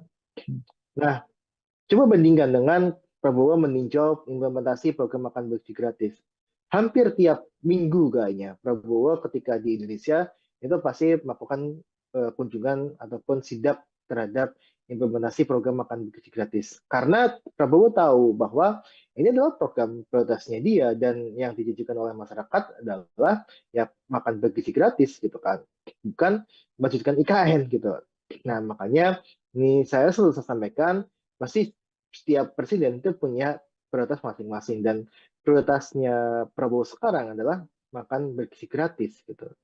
Nah, ini akan pasti akan membuat hubungan merenggang gitu kan. Karena saya tahu kalau Jokowi ketika di kepemimpinannya akhir-akhir kepemimpinan periode kedua itu sudah tidak memikirkan program lainnya selain menyelesaikan proyek-proyek di IKN. Makanya Jokowi sangat ketol sekali gitu kan. Ketiga bulan sebelum dia lengser, itu berbagai acara dilakukan di IKN, termasuk untuk upacara 17 Agustus, kemudian beberapa acara inaugurasi malam-malam di IKN, terus kemudian melakukan rapat rapat paripurna kabinet ya, itu di IKN dan sebagainya, istana presiden di IKN ya. Nah, ini semua dilakukan hanya untuk melihat, oh ini loh progres IKN dan ada dukungan, harus ada dukungan ke IKN setelah dia lengser. Dia tidak mau untuk IKN ini menjadi hambalang baru sebenarnya. Tapi lagi-lagi pasti prioritas presiden itu beda-beda gitu. Jadi saya sampaikan di awal dan kita tidak boleh punya dua matahari ya. Tidak boleh punya matahari kembar. Yang sekarang presidennya adalah Prabowo bukan Jokowi lagi. Oke. Lalu terkait ini Bang Huda, Em, ini kan juga masalah di IKN kan menjadi perhatian semua masyarakat Indonesia seperti itu. Dan berita hari ini ada pejabat otorita IKN yang mundur baru saja, Bang Muhammad Ali Iya. Braw. Ini apa komentar Anda tentang pengunduran diri di momen yang sangat genting ini, Bang Huda?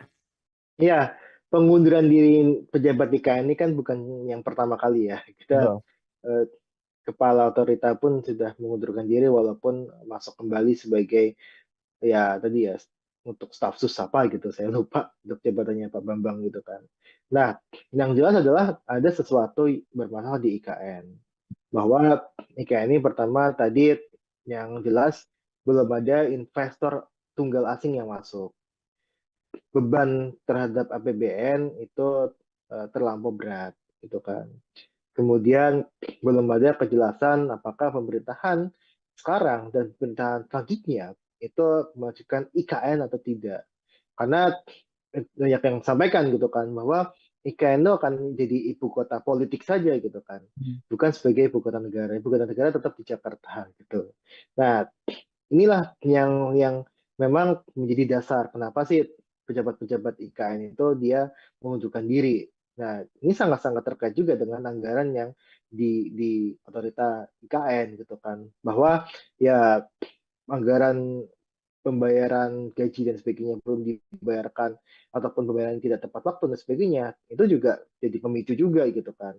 Dan yang jelas adalah ketika pejabat IKN ini dia masuk, yang jelas rencana IKN ini sudah ada gitu, sudah jadi gitu. Dan memang ketika kita tidak ataupun sungkan untuk melakukan apa yang jadi pertentangan batin itu pasti akan mengundurkan diri kan.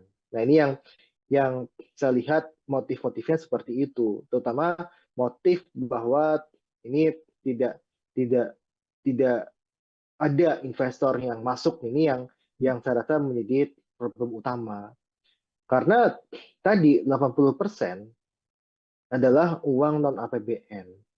Dan yang paling banyak diandalkan adalah selain dari BUMN adalah dari investor asing. Nah, ketika investor asing ini tidak masuk, ya jelas tidak ada pembangunan lagi di IKN. Maka tidak ada pejabat yang siap menjadi secara kelam sebenarnya. Makanya dia mengundurkan diri dari IKN. Itu aja sebenarnya, Mas. Oke, jadi kesimpulannya Anda yakin bahwa IKN ini seperti yang Anda bilang tadi akan mangkrak dan menjadi hambalang jilid dua seperti itu?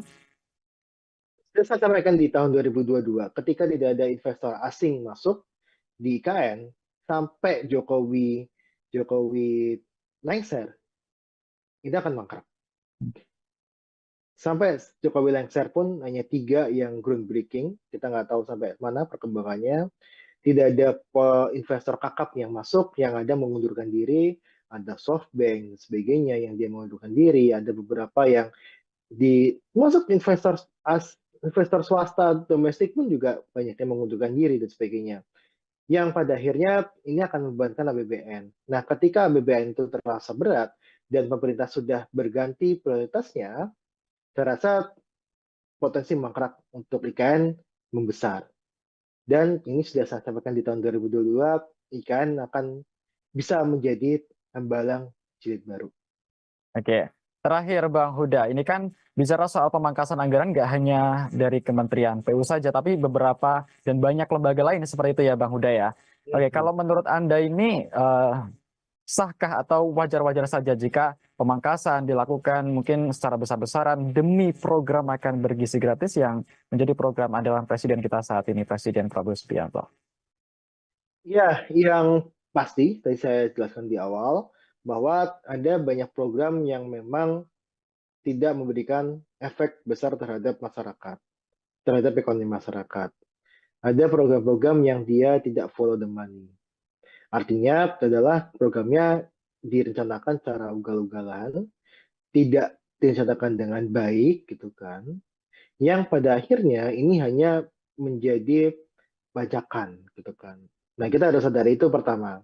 Nah, yang kedua, ada juga program-program yang memang bermanfaat bagi masyarakat luas, bagi masyarakat, ekonomi masyarakat secara luas. Contohnya, program untuk yang dalam negeri, misalkan perjalanan dinas dalam negeri. Ini kan sesuatu yang dapat membantu dari sisi sektor hotel.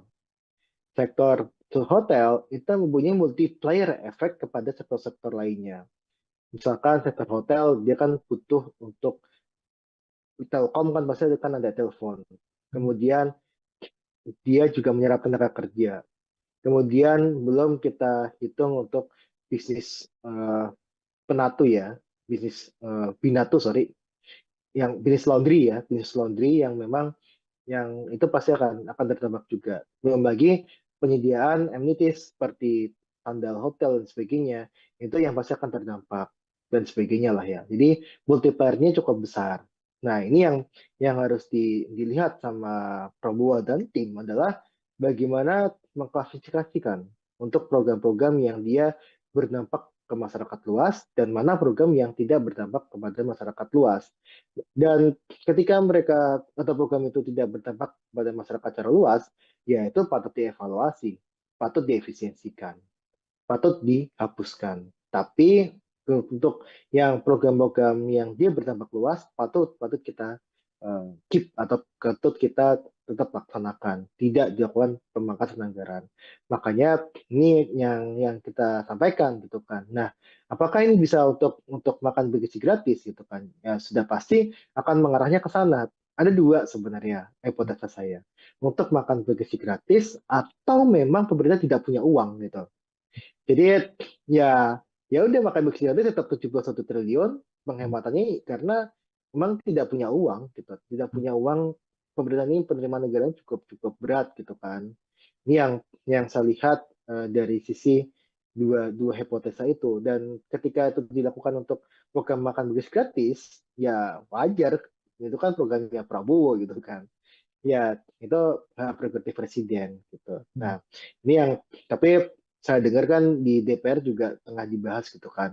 Ada beberapa anggaran yang memang harus dilakukan efisiensi, ada yang harus ditahan. Kalau dari kemudian PU gitu kan, itu ada irigasi yang memang ditentang sama beberapa anggota DPR untuk dihilangkan karena ini akan menyangkut kepada petani kita, kepada ketahanan pangan kita. Jadi ada beberapa anggaran yang nampaknya harus diteliti lebih lanjut, Mas Agung. Oke, kita berharap bersama-sama ya Bang ya, semoga pemerintah bijak dalam mengambil keputusan apapun itu, baik Amin. terkait IKN maupun program-program lainnya.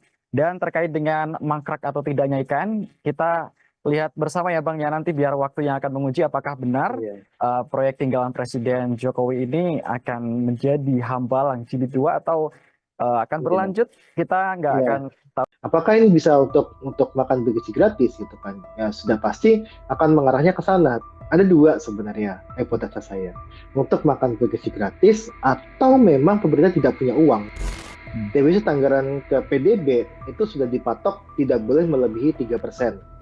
Nah, ketika dilakukan tadi hanya untuk MBG saja, ketika 100%, ini akan meningkatkan untuk defisit anggaran terhadap PDB rasionya itu bisa melebihi dari 3%. Ini tidak mungkin kalau misalkan ketika penerimaan sedang seret, kemudian ada program MBG, Prabowo sangat sangat ambisius dengan program ini, harus ditugasi untuk melanjutkan IKN untuk selesai di 4 tahun pemerintahan Prabowo. Selamat malam, saudara. Anda menyaksikan Tribun News on Focus bersama saya, Agung Laksono. Pembangunan Ibu Kota Nusantara atau IKN kembali menjadi sorotan di tengah kebijakan efisiensi anggaran Presiden Prabowo Subianto. Pasalnya, Kementerian Pekerjaan Umum yang bertanggung jawab atas proyek IKN mengalami pemangkasan anggaran sebesar 81 triliun rupiah pada tahun 2025. Akankah proyek tinggalan Presiden Jokowi ini tetap berlanjut atau justru mangkrak seperti yang dikhawatirkan banyak pihak? Kita akan bahas bersama Direktur Ekonomi Selyos Nailul Huda. Kita sapa terlebih dahulu. Halo, apa kabar Bang Huda? Halo Mas Agung, Alhamdulillah kabar saya baik. Semoga Mas Agung dan tim baik-baik juga. Alhamdulillah, kabar baik juga Bang Huda. Oke, sebagai pengantar, apa komentar Anda soal pemangkasan anggaran 81 triliun rupiah di Kementerian PU Bang Huda? Ini jumlah yang wajarkah atau justru tidak masuk akal menurut Anda? Iya, yang pertama seperti ini, bahwa kita masih, ya kita harus mengakui lah ya, bahwa ada anggaran-anggaran yang memang anggaran siluman gitu kan, atau anggaran yang seharusnya itu tidak membutuhkan anggaran besar, ternyata dianggarkannya cukup besar dan sebagainya. Kemudian ada anggaran-anggaran untuk infrastruktur yang dia tidak berdampak positif terhadap ekonomi masyarakat, tapi masih dianggarkan dan sebagainya. Nah, kita harus sadari itu. Nah, maka ini langkah pemangkasan anggaran itu langkah yang bijak ketika yang dipangkas itu benar-benar anggaran yang memang tadi anggaran Suleman dan sebagainya. Hmm. Tapi ada juga anggaran-anggaran yang memang masih dibutuhkan oleh masyarakat banyak gitu kan. Seperti contohnya kalau kita bedah di paparannya Kemen PU, Kemen PU ya, yang banyak beredar di media sosial bahwa ada pemangkasan anggaran di irigasi, pemeliharaan jalan dan sebagainya, yang justru itu dibutuhkan oleh masyarakat. Seperti apa pembentukannya? Irigasi aja misalkan kita melihat ada pemangkasan irigasi, anggaran irigasi yang justru akan memperberat program pemerintah untuk mencapai ketahanan pangan. Karena irigasi ini kan salah satu faktor penting untuk pangan kita gitu kan, pertanian kita gitu kan. Ketika ini diganggu anggarannya, otomatis sebenarnya irigasi untuk padi kita, pertanian kita akan terganggu. Ini yang akan menyebabkan untuk ketahanan pangan akan terancam. Nah, tapi ada anggaran-anggaran yang memang patut dievaluasi. Salah satu contohnya memang yang kita dorong adalah evaluasi anggaran untuk ibu kota Nusantara. Nah, ibu kota negara. Ibu kota Nusantara ini kenapa kita patut dievaluasi? Karena jadinya ini tidak menimbulkan banyak manfaat bagi ekonomi daerah maupun ekonomi nasional. Nah, ini yang kita harap adalah anggaran-anggaran seperti ini yang disisir gitu kan. Anggaran-anggaran yang memang tidak berdampak banyak terhadap ekonomi masyarakat dan sebagainya, yang ini bisa dievaluasi bahkan kita kurangi dan sebagainya. Nah, ini yang kita harap anggaran-anggaran seperti inilah yang memang dievaluasi dan dilakukan efisiensi. Oke. Lalu ini kemarin kan Menteri PU Pak Dodi Hanggodo kan sudah mengatakan bahwa anggaran IKN untuk 2025 katanya masih diblokir oleh Menteri Keuangan Sri Mulyani. Lalu sebenarnya kapan pencairan ini dilakukan dan masih menunggu apa? Mengingat ini kan ada pernyataan dari pemerintah juga bahwa penegasan bahwa IKN tetap akan lanjut pembangunannya seperti itu, Bang. Sudah. Ya, ini sangat sangat terkait dengan dulu ketika IKN ini dicanangkan ya. Terus kemudian memerlukan anggaran hingga 400 sekian triliun. Nah, terus kemudian pemerintah sampaikan pada saat itu bahwa anggaran dari APBN hanya 20%. Kita hitung hanya 90 triliun. Dan di tahun 2024 itu sebenarnya sudah banyak terpakai hingga 70 triliun lebih gitu kan. Dan saya rasa ini ketika mau ada lagi anggaran untuk IKN di tahun 2025, ini pasti akan memberatkan. Terlebih kalau kita lihat sebenarnya ini kan anggaran IKN yang begitu besar dan multi years ya katakan sama pemerintah sebelumnya gitu kan. Anggaran ini multi year dan sebagainya justru akan memberikan beban fiskal yang cukup berat bagi pemerintahan selanjutnya dalam hal ini pemerintahan Prabowo, maka ini akan jadi beban berat bagi Prabowo kelak untuk bisa menjalankan program-program andalannya. Nah, kita juga nggak bisa memungkiri juga bahwa setiap presiden itu pasti punya prioritas anggaran atau program prioritasnya masing-masing gitu kan. Kita tahu Jokowi itu sudah mencanangkan pindah ibu kota dan sebagainya, maka ini jadi prioritas Jokowi ketika menjabat untuk menggelontorkan uang sebanyak mungkin ke IKN. Nah, tapi Prabowo itu punya prioritas makan bergizi gratis gitu kan, di mana program ini pasti akan menjadi program yang bisa dibilang akan di backup sepenuhnya oleh Prabowo. Berapapun anggarannya itu pasti akan diusahakan oleh Prabowo. Nah, inilah yang saya sebutkan pasti ada masanya masing-masing, ada programnya masing-masing setiap presiden gitu. Nah, ini yang kita lihat ketika IKN ini anggaran diblokir dan sebagainya, ya ini salah satu cara Prabowo untuk bisa memberikan banyak anggaran kepada program prioritas miliknya gitu seperti program makan gizi gratis dan sebagainya. Nah, Ini sudah kita sampaikan sebenarnya di awal. Ini ketika IKN ini dibangun harus ada pendekatan kepada investasi yang dilakukan oleh investor, terutama untuk investor tunggal dari luar negeri, yang hingga saat ini saya rasa masih cukup minim, bahkan hanya 3 gitu kan yang sudah masuk, satu dari China, satu dari Rusia, dan satu dari Australia. Walaupun ketiganya juga hanya saya dengar cuma groundbreaking saja gitu kan, tidak ada kelanjutan pembangunan di sana gitu. Jadi ini yang saya lihat harusnya ada pembagian beban kepada investor, dan ini adalah salah satu dosa gitu ya, kesalahan yang cukup besar juga yang dilakukan oleh pemerintah sebelumnya, yang mengatakan investor sudah mengantri dan sebagainya, yang pada akhirnya hingga saat ini kita tidak melihat investor tersebut ada di IKN. Oke, kalau menurut analisis dari Bang Huda, apa sebenarnya yang menyebabkan para investor asing ini kurang begitu melirik IKN, Bang? Apa sebenarnya ketakutan apa yang mungkin ada di pihak mereka sehingga menjadi untuk berinvestasi di IKN ini perlu pertimbangan yang sangat berat seperti itu? Apa analisis Anda?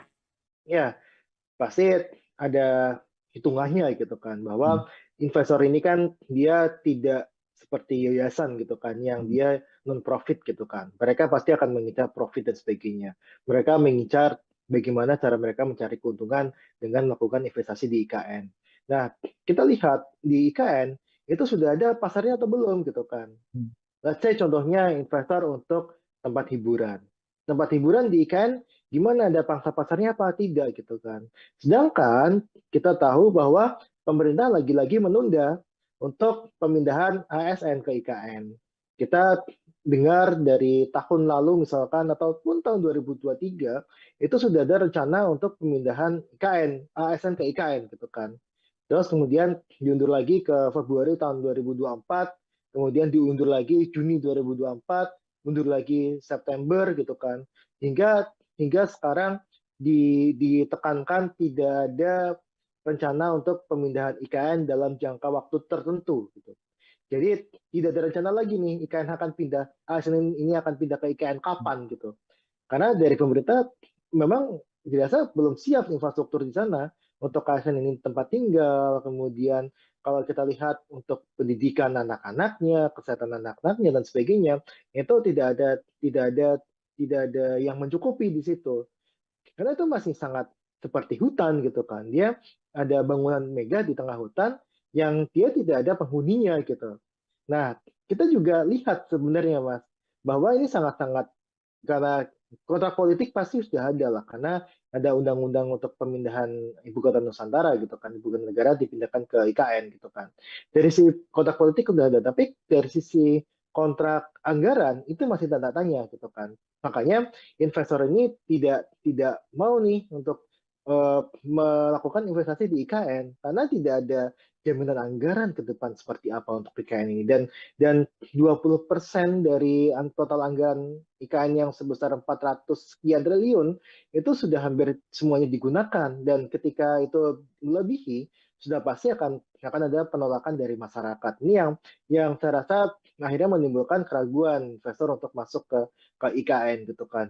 Dan juga kalau kita Mas Agung lihat ya, ini Jokowi sering sekali ya mengadakan rapat di IKN, terus kemudian 3 hari berkantor di IKN, terus kemudian malam-malam mengadakan inaugurasi di IKN dan sebagainya. Tapi kita tidak pernah nih melihat Prabowo berkantor ke IKN.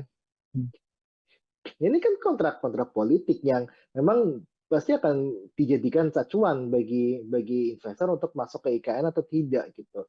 Ketika tidak ada jaminan yang pasti dari pemerintah dari sisi anggaran, kontrak politik secara dengan eksekutifnya juga juga kita lihat ogah-ogahan untuk pindah ke IKN dan sebagainya, saya rasa ini akan semakin memundurkan niat investor itu untuk masuk ke IKN.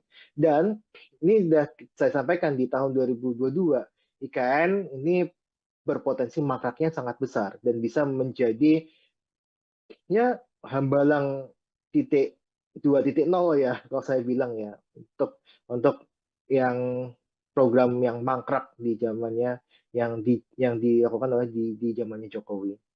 Hmm. Baik. Tadi ada mengatakan bahwa setiap presiden punya masing-masing punya andalan tersendiri. Kalau di era Jokowi, IKN, seperti itu. Kalau di eranya Pak Prabowo, sekarang yang terkenal kan program makan bergizi gratis seperti itu, Bang Huda. Lalu mungkinkah keduanya ini bisa berjalan bersama atau memang harus ada yang dikorbankan salah satu, Bang, jika melihat kondisi pemerintahan yang sekarang? Ya, ini sedikit klarifikasi, kalau programnya Jokowi itu bukan hanya IKN ya, tapi Ya. ada dari sisi infrastruktur gitu kan. Karena kalau Hmm. kita lihat anggaran infrastruktur itu sangat besar, termasuk untuk infrastruktur di IKN. Nah, kita lihat berapa sih anggaran yang dibutuhkan oleh IKN gitu kan. Ada 400 sekian triliun. Kemudian berapa sih anggaran untuk program makan bergizi gratis gitu kan. Ini ada tahun ini aja anggarannya 70 triliun, bahkan ingin ditambah 100 triliun lagi gitu kan. Hmm. Kalau kita hitung yang untuk mencapai 100% itu membutuhkan angka di angka sekitar 300 triliun atau 240 sampai 300 triliun. Itu hanya untuk makan bergizi gratis tiap tahunnya.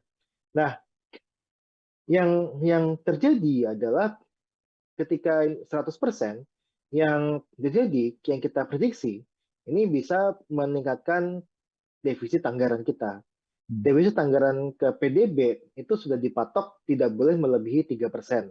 Hmm. Nah, ketika dilakukan tadi hanya untuk MBG saja, ketika 100%, ini akan meningkatkan untuk defisit anggaran terhadap PDB rasionya itu bisa melebihi dari 3%. Yang pada akhirnya bisa memunculkan potensi untuk dilakukan impeachment terhadap pemerintah, terhadap Prabowo gitu. Nah, makanya ini sangat tidak mungkin sebenarnya ketika ada program makan bergizi gratis yang butuh uang sangat besar ditambah dengan adanya IKN, pembangunan IKN di era Prabowo ini. Sedangkan satu sisi penerimaan negara kita tengah seret, apalagi ada masalah Cortex gitu kan, yang ini bisa berpotensi untuk melambatkan penerimaan negara. Nah, artinya apa? Artinya ini tidak mungkin kalau misalkan ketika penerimaan sedang seret, kemudian ada program MBG, Prabowo sangat sangat ambisius dengan program ini, terus ditugasi untuk melanjutkan IKN untuk selesai di 4 tahun pemerintahan Prabowo. Sangat-sangat berat sekali, Mas. Jadi saya rasa sih jawabannya tidak bisa ya untuk melakukan keduanya. Baik, tapi ini sejumlah menteri Kabinet Merah Putih telah mengatakan, khususnya kemarin yang baru saja mengatakan Menteri Energi dan Sumber Daya Mineral Bang Huda Bahlil Lahadalia bahwa Prabowo akan pindah ke IKN tahun 2028. Begitu beliau mengatakan. Apakah Anda optimis ini terlaksana tepat waktu atau ini merupakan sesuatu yang dipaksakan dalam tanda kutip? Ya, itu hanya omong-omong saja, Mas Agung, sebenarnya. Kalau kita lihat ya, kita sudah mendengar lah bahwa tadi saya sampaikan saja, kita uh, di pemerintah gitu ya, pemerintah itu sudah mencanangkan ASN IKN akan pindah di Februari tahun 2024. Bahkan Hmm. di 2023 juga sudah sampaikan. Sampai saat ini tidak ada satupun ASN yang dia pindah ke IKN. Kecuali yang badan otorita ya, kita tahu itu statusnya ASN atau tidak gitu. Tapi tidak ada ASN yang pindah ke sana. Dan kemarin muncul untuk dari Badan Kepegawaian Negara ya, itu muncul surat bahwa pemindahan ASN ke IKN itu akan ditunda dalam jangka waktu yang tidak menentu. Artinya bisa tahun 2028, 2029, bahkan sampai tahun 2035 pun tidak dipindahkan. Itu bisa saja. Karena putusan suratnya seperti itu. Nah, ketika Bahlil mengatakan ini akan pindah tahun 2028, itu kan Bahlil juga mengatakan hal yang serupa, bahwa sudah ada 160 investor yang mau masuk ke IKN. Pada kenyataannya nggak ada. Kan bilang kan, Jokowi juga sudah sampaikan, ada 40 dari Korea, 40 dari Jepang, ada 120 dari Singapura, dari Malaysia dan sebagainya. Bahkan dari Uni Emirat Arab. Tapi sampai sekarang nggak ada gitu. Nggak ada investor ya, investor tunggal asing yang masuk ke IKN. Jadi jadi omongan Bahlil itu nggak bisa dipertanggungjawabkan sebenarnya ketika sudah menyangkut mengenai IKN. yang kita bisa tanjakan ya omongannya Pak Abbas selaku otorita IKN kan. Dan otorita IKN juga sering sampaikan bahwa belum ada investor asing yang masuk. Dan itu sampai sekarang juga masih sama gitu kan. Lantas kita melihat Prabowo mau pindah ke sana tahun 2028 gitu kan. Saya rasa itu cuma omong-omong saja sebenarnya Mas Agung. Oke, kita nyerempet sedikit ke masalah hubungan Prabowo dan Jokowi, Bang Huda. Ini kan kalau kita melihat IKN merupakan proyek besar tinggalin Jokowi yang ya mau nggak mau kan tentu ini dalam diharapkan akan dilanjutkan seperti itu. Nah, mengingat hubungan Prabowo dan Jokowi selama ini kan juga sangat baik, sangat dekat. Lantas ketika nanti IKN seandainya mangkrak atau justru dikesampingkan seperti itu, apakah ini juga akan berdampak kepada hubungan Jokowi dan juga Prabowo kalau dari kacamata Anda? Iya, yang jelas Jokowi sudah tidak punya kekuatan lagi di Hmm, pemerintahan ini, kecuali ya anaknya Gibran doang gitu kan. ya, Nah, yang pasti yang saya lihat adalah Prabowo pasti akan mementingkan program prioritasnya dia gitu kan. Tidak ada lah satu presiden pun yang dia memprioritaskan program pemerintahan sebelumnya. hmm, Yang pasti dia punya janji kampanye itulah yang akan dilakukan gitu kan. Pada saat ini kita melihat bahwa program prioritas Prabowo yang makan bergizi gratis, kita tengoklah Prabowo berkunjung IKN sama Prabowo mengunjungi untuk pelaksanaan program makan bergizi gratis, ya kan? Tidak. Saya rasa jarang ya, kayaknya Prabowo itu ke IKN. Tapi nggak tahu kalau diam-diam ke IKN itu saya nggak tahu juga. Tapi yang jelas sangat jarang sekali gitu kan. Nah, coba bandingkan dengan Prabowo meninjau implementasi program makan bergizi gratis. Hampir tiap minggu kayaknya Prabowo ketika di Indonesia itu pasti melakukan kunjungan ataupun sidak terhadap implementasi program makan bergizi gratis. Karena Prabowo tahu bahwa ini adalah program prioritasnya dia dan yang dijanjikan oleh masyarakat adalah ya makan bergizi gratis gitu kan. Bukan melanjutkan IKN gitu. Nah, makanya ini saya selalu sampaikan pasti setiap presiden itu punya prioritas masing-masing dan prioritasnya Prabowo sekarang adalah makan bergizi gratis gitu. Nah, ini akan pasti akan membuat hubungan merenggang gitu kan. Karena saya tahu kalau Jokowi ketika di kepemimpinannya akhir-akhir kepemimpinan periode kedua itu sudah tidak memikirkan program lainnya selain menyelesaikan proyek-proyek di IKN.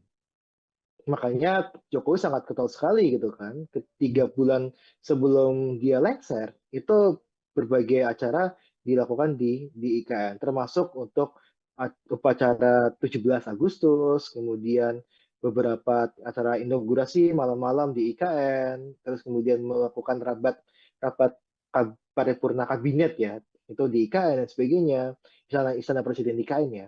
Nah, ini semua dilakukan hanya untuk melihat, oh ini loh progres IKN dan ada dukungan, harus ada dukungan ke IKN setelah dia lengser. Dia tidak mau untuk IKN ini menjadi hambalang baru sebenarnya. Tapi lagi-lagi pasti prioritas presiden itu beda-beda gitu. Jadi saya sampaikan di awal dan kita tidak boleh punya dua matahari ya. Tidak boleh punya matahari kembar yang sekarang presidennya adalah Prabowo bukan Jokowi lagi. oke. Lalu terkait ini Bang Huda, em, ini kan juga masalah di IKN kan menjadi perhatian semua masyarakat Indonesia seperti itu. Dan berita hari ini ada pejabat otorita IKN yang mundur baru saja Bang Muhammad Ali Iya. Braw. Ini apa komentar Anda tentang pengunduran diri di momen yang sangat genting ini Bang Huda? Iya, pengunduran diri pejabat di KN ini kan bukan yang pertama kali ya. Kita Betul. eh, kepala otorita pun sudah mengundurkan diri walaupun masuk kembali sebagai ya tadi ya untuk staf sus apa gitu saya lupa untuk jabatannya Pak Bambang gitu kan. Nah, yang jelas adalah ada sesuatu bermasalah di IKN bahwa IKN ini pertama tadi yang jelas belum ada investor tunggal asing yang masuk. beban terhadap APBN itu terlampau berat, gitu kan. Kemudian belum ada kejelasan apakah pemerintahan sekarang dan pemerintahan selanjutnya itu mengajukan IKN atau tidak. Karena banyak yang sampaikan gitu kan bahwa IKN itu akan jadi ibu kota politik saja gitu kan, bukan sebagai ibu kota negara. Ibu kota negara tetap di Jakarta gitu. Nah, inilah yang memang menjadi dasar kenapa sih pejabat-pejabat IKN itu dia mengundurkan diri. Nah, ini sangat-sangat terkait juga dengan anggaran yang di otorita IKN gitu kan, bahwa ya anggaran pembayaran gaji dan sebagainya belum dibayarkan ataupun pembayaran tidak tepat waktu dan sebagainya, itu juga jadi pemicu juga gitu kan. Dan yang jelas adalah ketika pejabat IKN ini dia masuk, yang jelas rencana IKN ini sudah ada gitu, sudah jadi gitu. Dan memang ketika kita tidak ataupun sungkan untuk melakukan apa yang jadi pertentangan batin, itu pasti akan mengundurkan diri kan. Nah, ini yang saya lihat motif-motifnya seperti itu, terutama motif bahwa ini tidak tidak tidak ada investor yang masuk, ini yang saya rasa menjadi problem utama. Karena tadi 80% adalah uang non APBN. Dan yang paling banyak diandalkan adalah selain dari BUMN, adalah dari investor asing. Nah, ketika investor asing ini tidak masuk, ya jelas tidak ada pembangunan lagi di IKN. Maka tidak ada pejabat yang siap menjadi sejarah kelam sebenarnya. Makanya dia mengundurkan diri dari IKN. Itu aja sebenarnya, Mas. Oke, jadi kesimpulannya Anda yakin bahwa IKN ini seperti yang Anda bilang tadi akan mangkrak dan menjadi hambalang jilid dua seperti itu? Sudah saya sampaikan di tahun 2022, ketika tidak ada investor asing masuk di IKN, sampai Jokowi Jokowi lengser, itu akan mangkrak. Sampai Jokowi lengser pun hanya 3 yang groundbreaking, kita nggak tahu sampai mana perkembangannya. Tidak ada investor kakap yang masuk, yang ada mengundurkan diri, ada SoftBank, sebagainya yang dia mengundurkan diri, ada beberapa yang masuk investor swasta domestik pun juga banyak yang mengundurkan diri dan sebagainya. Yang pada akhirnya ini akan membebankan APBN. Nah, ketika APBN itu terasa berat dan pemerintah sudah berganti prioritasnya, saya rasa potensi mangkrak untuk IKN membesar. Dan ini sudah saya sampaikan di tahun 2022, IKN akan bisa menjadi hambalang jilid baru. Oke, terakhir Bang Huda, ini kan bicara soal pemangkasan anggaran nggak hanya dari Kementerian PU saja, tapi beberapa dan banyak lembaga lain seperti itu ya Bang Huda ya. Oke, kalau menurut Anda ini sahkah atau wajar-wajar saja jika pemangkasan dilakukan mungkin secara besar-besaran demi program makan bergizi gratis yang menjadi program andalan Presiden kita saat ini, Presiden Prabowo Subianto? Ya, yang pasti, tadi saya jelaskan di awal, bahwa ada banyak program yang memang tidak memberikan efek besar terhadap masyarakat, terhadap ekonomi masyarakat. Ada program-program yang dia tidak follow the money. Artinya adalah programnya direncanakan secara ugal-ugalan, tidak direncanakan dengan baik gitu kan. Yang pada akhirnya ini hanya menjadi bajakan gitu kan. Nah, kita harus sadari itu pertama. Nah, yang kedua, ada juga program-program yang memang bermanfaat bagi masyarakat luas, bagi masyarakat, ekonomi masyarakat secara luas. Contohnya, program untuk yang dalam negeri, misalkan perjalanan dinas dalam negeri. Ini kan sesuatu yang dapat membantu dari sisi sektor hotel. Sektor hotel itu mempunyai multiplier efek kepada sektor-sektor lainnya. Misalkan sektor hotel, dia kan butuh untuk Telkom kan pasti kan ada telepon. Kemudian dia juga menyerap tenaga kerja. Kemudian belum kita hitung untuk bisnis penatu ya, bisnis binatu sorry, yang bisnis laundry ya, bisnis laundry yang memang yang itu pasti akan terdampak juga. Belum lagi penyediaan amenities seperti sandal hotel dan sebagainya, itu yang pasti akan terdampak dan sebagainya lah ya. Jadi multiplier-nya cukup besar. Nah, ini yang harus dilihat sama Prabowo dan tim adalah bagaimana mengklasifikasikan untuk program-program yang dia berdampak ke masyarakat luas dan mana program yang tidak berdampak kepada masyarakat luas. Dan ketika mereka atau program itu tidak berdampak pada masyarakat secara luas, ya itu patut dievaluasi, patut diefisiensikan, patut dihapuskan. Tapi untuk yang program-program yang dia berdampak luas, patut patut kita keep atau patut kita tetap laksanakan, tidak dilakukan pemangkasan anggaran. Makanya ini yang kita sampaikan gitu kan. Nah, apakah ini bisa untuk makan bergizi gratis gitu kan? Ya sudah pasti akan mengarahnya ke sana. Ada dua sebenarnya hipotesa saya, untuk makan bergizi gratis atau memang pemerintah tidak punya uang gitu. Jadi ya ya udah makan bergizi tetap 71 triliun penghematannya karena memang tidak punya uang gitu. Tidak punya uang, pemerintah ini penerimaan negara cukup cukup berat gitu kan. Ini yang saya lihat dari sisi dua dua hipotesa itu, dan ketika itu dilakukan untuk program makan bergizi gratis ya wajar, itu kan programnya Prabowo gitu kan. Ya, itu hak prerogatif presiden gitu. Nah, ini yang tapi saya dengar kan di DPR juga tengah dibahas gitu kan.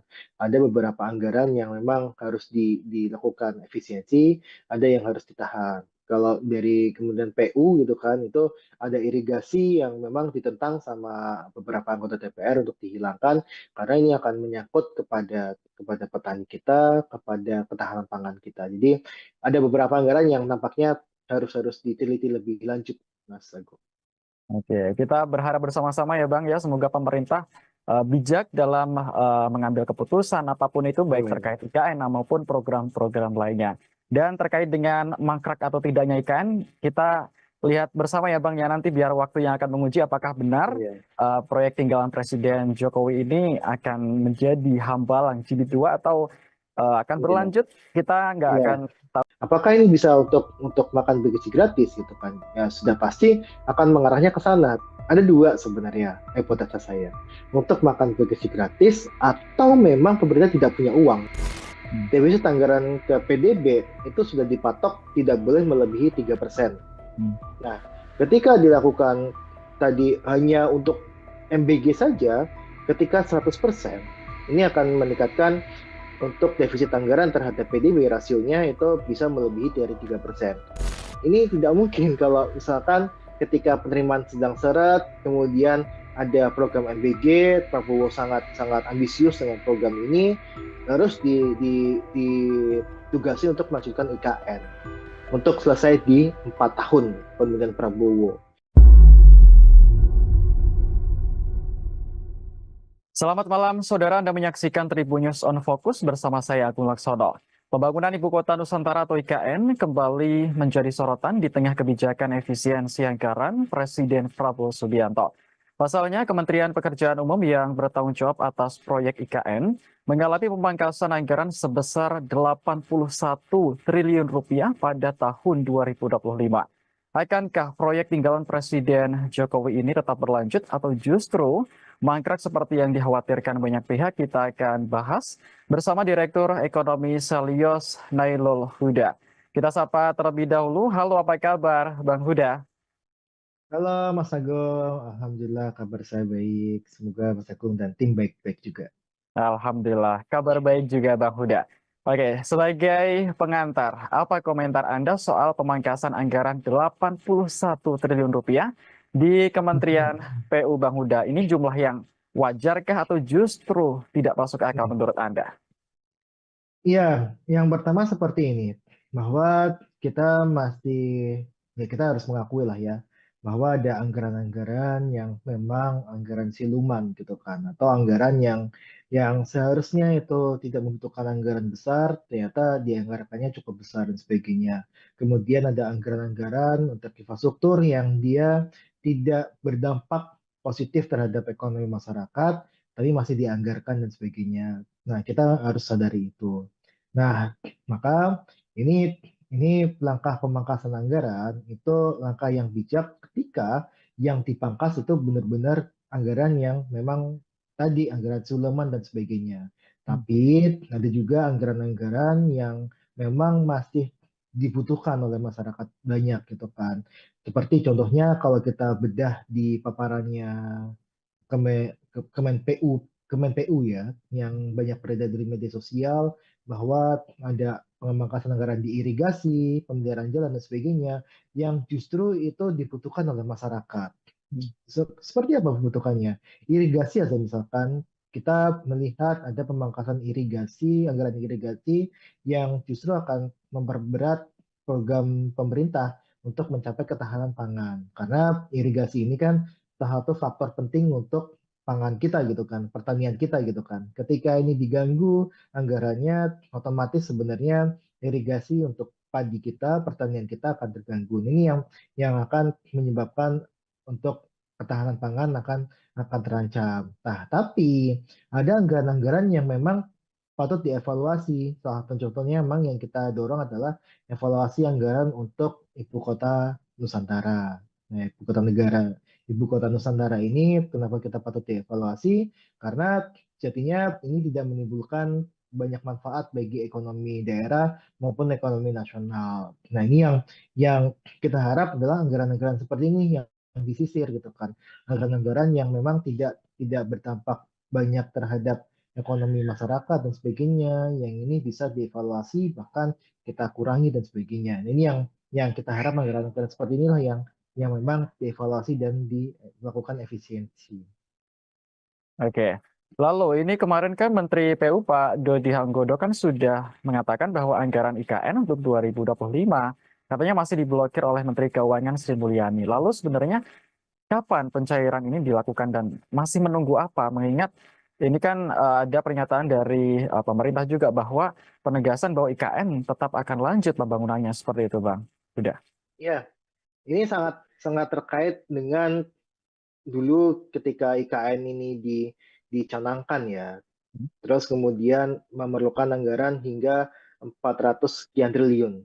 Nah, terus kemudian pemerintah sampaikan pada saat itu bahwa anggaran dari APBN hanya 20%. Kita hitung hanya 90 triliun. Dan di tahun 2024 itu sebenarnya sudah banyak terpakai hingga 70 triliun lebih gitu kan. Dan saya rasa ini ketika mau ada lagi anggaran untuk PKN di tahun 2025, ini pasti akan memberatkan. Terlebih kalau kita lihat sebenarnya ini kan anggaran IKN yang begitu besar dan multi years ya, katakan sama pemerintah sebelumnya gitu kan. Anggaran ini multi year dan sebagainya justru akan memberikan beban fiskal yang cukup berat bagi pemerintahan selanjutnya, dalam hal ini pemerintahan Prabowo, maka ini akan jadi beban berat bagi Prabowo kelak untuk bisa menjalankan program-program andalannya. Nah, kita juga nggak bisa memungkiri juga bahwa setiap presiden itu pasti punya prioritas anggaran atau program prioritasnya masing-masing gitu kan.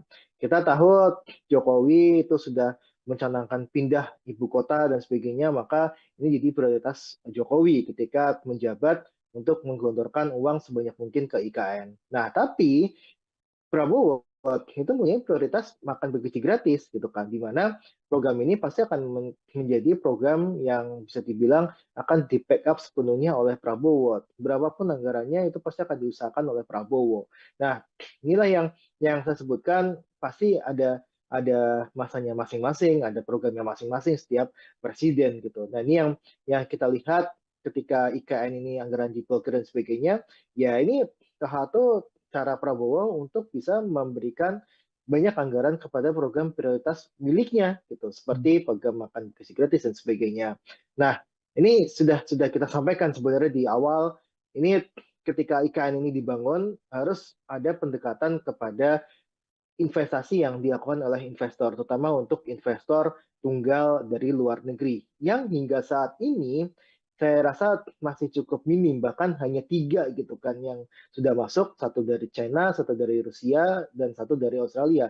Walaupun ketiganya juga hanya saya dengar cuma groundbreaking saja gitu kan, tidak ada kelanjutan pembangunan di sana gitu. Jadi ini yang saya lihat harusnya ada pembagian beban kepada investor, dan ini adalah salah satu dosa gitu ya, kesalahan yang cukup besar juga yang dilakukan oleh pemerintah sebelumnya, yang mengatakan investor sudah mengantri dan sebagainya, yang pada akhirnya hingga saat ini kita tidak melihat investor tersebut ada di IKN.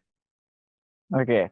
Kalau menurut analisis dari Bang Huda, apa sebenarnya yang menyebabkan para investor asing ini kurang begitu melirik IKN, Bang? Apa sebenarnya ketakutan apa yang mungkin ada di pihak mereka sehingga menjadi untuk berinvestasi di IKN ini perlu pertimbangan yang sangat berat seperti itu? Apa analisis Anda? Ya, pasti ada hitungannya gitu kan, Hmm. bahwa investor ini kan dia tidak seperti yayasan gitu kan, yang Hmm. dia non profit gitu kan. Mereka pasti akan mengincar profit dan sebagainya. Mereka mengincar bagaimana cara mereka mencari keuntungan dengan melakukan investasi di IKN. Nah, kita lihat di IKN itu sudah ada pasarnya atau belum gitu kan. Hmm. Let's say contohnya investor untuk tempat hiburan. Tempat hiburan di IKN gimana, ada pangsa pasarnya apa tidak gitu kan. Sedangkan kita tahu bahwa pemerintah lagi-lagi menunda untuk pemindahan ASN ke IKN. Kita dengar dari tahun lalu misalkan ataupun tahun 2023 itu sudah ada rencana untuk pemindahan IKN, ASN ke IKN gitu kan.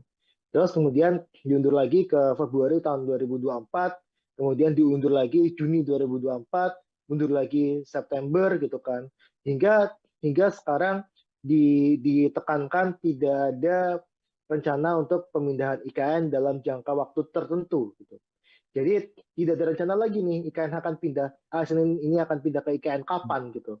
Karena dari pemerintah memang dirasa belum siap infrastruktur di sana untuk ASN ini tempat tinggal, kemudian kalau kita lihat untuk pendidikan anak-anaknya, kesehatan anak-anaknya dan sebagainya, itu tidak ada yang mencukupi di situ. Karena itu masih sangat seperti hutan gitu kan. Dia ada bangunan mega di tengah hutan yang dia tidak ada penghuninya gitu. Nah, kita juga lihat sebenarnya Mas, bahwa ini sangat-sangat, karena kontrak politik pasti sudah ada lah, karena ada undang-undang untuk pemindahan ibu kota Nusantara gitu kan, ibu kota negara dipindahkan ke IKN gitu kan. Dari sisi kontrak politik sudah ada, tapi dari sisi kontrak anggaran itu masih tanda tanya gitu kan. Makanya investor ini tidak mau nih untuk melakukan investasi di IKN karena tidak ada jaminan anggaran ke depan seperti apa untuk IKN ini, dan 20% dari total anggaran IKN yang sebesar 400 sekian triliun itu sudah hampir semuanya digunakan, dan ketika itu melebihi sudah pasti akan ada penolakan dari masyarakat. Ini yang saya rasa akhirnya menimbulkan keraguan investor untuk masuk ke IKN gitu kan. Dan juga kalau kita Mas Agung lihat ya, ini Jokowi sering sekali ya mengadakan rapat di IKN, terus kemudian 3 hari berkantor di IKN, terus kemudian malam-malam mengadakan inaugurasi di IKN dan sebagainya. Tapi kita tidak pernah nih melihat Prabowo berkantor ke IKN. Ini kan kontrak-kontrak politik yang memang pasti akan dijadikan acuan bagi investor untuk masuk ke IKN atau tidak gitu. Ketika tidak ada jaminan yang pasti dari pemerintah dari sisi anggaran, kontrak politik secara dengan eksekutifnya juga juga kita lihat ogah-ogahan untuk pindah ke IKN dan sebagainya, saya rasa ini akan semakin memundurkan niat investor itu untuk masuk ke IKN. Dan ini sudah saya sampaikan di tahun 2022, IKN ini berpotensi mangkraknya sangat besar dan bisa menjadi ya hambalang titik 2.0 ya kalau saya bilang ya, untuk yang program yang mangkrak di zamannya, yang dilakukan oleh di zamannya Jokowi. Baik. Tadi ada mengatakan bahwa setiap presiden punya masing-masing punya andalan tersendiri. Kalau di era Jokowi, IKN. Seperti kalau di eranya Pak Prabowo, sekarang yang terkenal kan program makan bergizi gratis seperti itu, Bang Huda. Lalu mungkinkah keduanya ini bisa berjalan bersama atau memang harus ada yang dikorbankan salah satu, Bang, jika melihat kondisi pemerintahan yang sekarang? Ya, ini sedikit klarifikasi, kalau programnya Jokowi itu bukan hanya IKN ya, tapi Ya. ada dari sisi infrastruktur gitu kan. Karena kalau Hmm. kita lihat anggaran infrastruktur itu sangat besar, termasuk untuk infrastruktur di IKN. Nah, kita lihat berapa sih anggaran yang dibutuhkan oleh IKN gitu kan. Ada 400 sekian triliun. Kemudian berapa sih anggaran untuk program makan bergizi gratis gitu kan. Ini ada tahun ini aja anggarannya 70 triliun, bahkan ingin ditambah 100 triliun lagi gitu kan. Kalau kita hitung yang untuk mencapai 100% itu membutuhkan angka di angka sekitar 300 triliun atau 240 sampai 300 triliun. Itu hanya untuk makan bergizi gratis tiap tahunnya. Nah, yang terjadi adalah ketika 100% yang terjadi, yang kita prediksi, ini bisa meningkatkan defisit anggaran kita. Defisit anggaran ke PDB itu sudah dipatok tidak boleh melebihi 3%.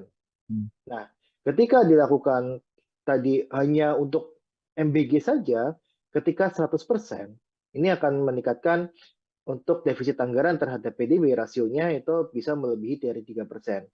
Yang pada akhirnya bisa memunculkan potensi untuk dilakukan impeachment terhadap pemerintah, terhadap Prabowo gitu. Nah, makanya ini sangat tidak mungkin sebenarnya ketika ada program makan bergizi gratis yang butuh uang sangat besar ditambah dengan adanya IKN, pembangunan IKN di era Prabowo ini. Sedangkan satu sisi penerimaan negara kita tengah seret, apalagi ada masalah Cortex gitu kan, yang ini bisa berpotensi untuk melambatkan penerimaan negara.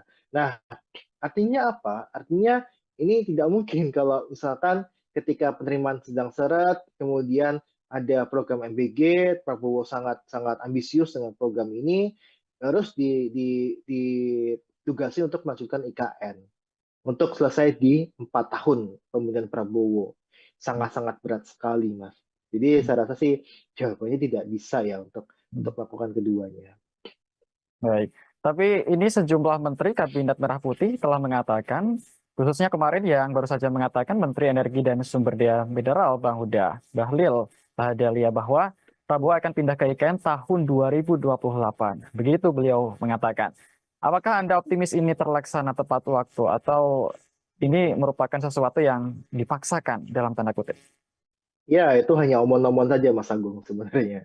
Kalau kita lihat ya, kita sudah mendengar lah bahwa tadi saya sampaikan saja, kita di pemerintah gitu ya, pemerintah itu sudah mencanangkan ASN IKN akan pindah di Februari tahun 2024. Bahkan di 2023 juga sudah sampaikan. Sampai saat ini tidak ada satupun ASN yang dia pindah ke IKN. Kecuali yang badan otorita ya, nggak tahu itu statusnya ASN atau tidak gitu. Tapi tidak ada ASN yang pindah ke sana. Dan kemarin muncul untuk dari Badan Kepegawaian Negara ya, itu muncul surat bahwa pemindahan ASN ke IKN itu akan ditunda dalam jangka waktu yang tidak menentu. Artinya bisa tahun 2028, 2029, bahkan sampai tahun 2035 pun tidak dipindahkan. Itu bisa saja. Karena putusan suratnya seperti itu. Nah, ketika Bahlil mengatakan ini akan pindah tahun 2028, itu kan Bahlil juga mengatakan hal yang serupa, bahwa sudah ada 160 investor yang mau masuk ke IKN. Pada kenyataannya nggak ada.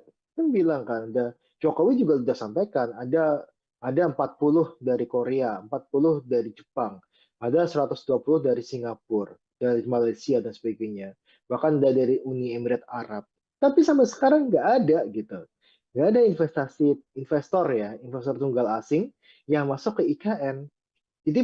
Jadi omongan Bahlil itu nggak bisa dipertanggungjawabkan sebenarnya ketika sudah menyangkut mengenai IKN. Yang kita bisa tanggapan ya omongannya Pak Abbas selaku otorita IKN kan. Dan otorita IKN juga sering sampaikan bahwa belum ada investor asing yang masuk. Dan itu sampai sekarang juga masih sama gitu kan. Lantas kita melihat Prabowo mau pindah ke sana tahun 2028 gitu kan. Saya rasa itu cuma omong-omong saja sebenarnya Mas Agung. Oke, kita nyerempet sedikit ke masalah hubungan Prabowo dan Jokowi, Bang Huda. Ini kan kalau kita melihat IKN merupakan proyek besar tinggalin Jokowi yang ya mau nggak mau kan tentu ini dalam diharapkan akan dilanjutkan seperti itu. Nah, mengingat hubungan Prabowo dan Jokowi selama ini kan juga sangat baik, sangat dekat. lantas ketika nanti IKN seandainya mangkrak atau justru dikesampingkan seperti itu, apakah ini juga akan berdampak kepada hubungan Jokowi dan juga Prabowo kalau dari kacamata Anda? Iya, yang jelas Jokowi sudah tidak punya kekuatan lagi Hmm, di pemerintahan ini, kecuali ya anaknya Gibran doang gitu kan. ya. Nah, yang pasti yang saya lihat adalah Prabowo pasti akan mementingkan program prioritasnya dia gitu kan. Tidak ada lah satu presiden pun yang dia memprioritaskan program pemerintahan sebelumnya. Hmm, Yang pasti dia punya janji kampanye itulah yang akan dilakukan gitu kan. Pada saat ini kita melihat bahwa program prioritas Prabowo yang makan bergizi gratis, kita tengoklah Prabowo berkunjung IKN sama Prabowo mengunjungi untuk pelaksanaan program makan bergizi gratis, ya kan? Tidak, saya rasa jarang ya, kayaknya Prabowo itu ke IKN, tapi nggak tahu kalau diam-diam ke IKN itu saya nggak tahu juga. Tapi yang jelas sangat jarang sekali gitu kan. Nah, coba bandingkan dengan Prabowo meninjau implementasi program makan bersih gratis. Hampir tiap minggu kayaknya Prabowo ketika di Indonesia itu pasti melakukan kunjungan ataupun sidak terhadap implementasi program makan bersih gratis. Karena Prabowo tahu bahwa ini adalah program prioritasnya dia dan yang dijanjikan oleh masyarakat adalah ya makan bergizi gratis gitu kan, bukan melanjutkan IKN gitu. Nah makanya ini saya selalu sampaikan pasti setiap presiden itu punya prioritas masing-masing dan prioritasnya Prabowo sekarang adalah makan bergizi gratis gitu. Nah, ini akan pasti akan membuat hubungan merenggang gitu kan. Karena saya tahu kalau Jokowi ketika di kepemimpinannya akhir-akhir kepemimpinan periode kedua itu sudah tidak memikirkan program lainnya selain menyelesaikan proyek-proyek di IKN. Makanya Jokowi sangat ketol sekali gitu kan. Ketiga bulan sebelum dia lengser, itu berbagai acara dilakukan di IKN, termasuk untuk upacara 17 Agustus, kemudian beberapa acara inaugurasi malam-malam di IKN, terus kemudian melakukan rapat rapat paripurna kabinet ya, itu di IKN dan sebagainya, istana presiden di IKN ya. Nah, ini semua dilakukan hanya untuk melihat, oh ini loh progres IKN dan ada dukungan, harus ada dukungan ke IKN setelah dia lengser. Dia tidak mau untuk IKN ini menjadi hambalang baru sebenarnya. Tapi lagi-lagi pasti prioritas presiden itu beda-beda gitu. Jadi saya sampaikan di awal dan kita tidak boleh punya dua matahari ya. Tidak boleh punya matahari kembar. Yang sekarang presidennya adalah Prabowo bukan Jokowi lagi. Oke. Lalu terkait ini Bang Huda, em, ini kan juga masalah di IKN kan menjadi perhatian semua masyarakat Indonesia seperti itu. Dan berita hari ini ada pejabat otorita IKN yang mundur baru saja Bang Muhammad Ali Iya. Braw. Ini apa komentar Anda tentang pengunduran diri di momen yang sangat genting ini Bang Huda? Iya, pengunduran diri pejabat IKN ini kan bukan yang pertama kali ya. Kita Betul. eh, kepala otorita pun sudah mengundurkan diri walaupun masuk kembali sebagai ya tadi ya untuk staf sus apa gitu saya lupa untuk jabatannya Pak Bambang gitu kan. Nah, yang jelas adalah ada sesuatu bermasalah di IKN bahwa IKN ini pertama tadi yang jelas belum ada investor tunggal asing yang masuk. Beban terhadap APBN itu terlampau berat gitu kan.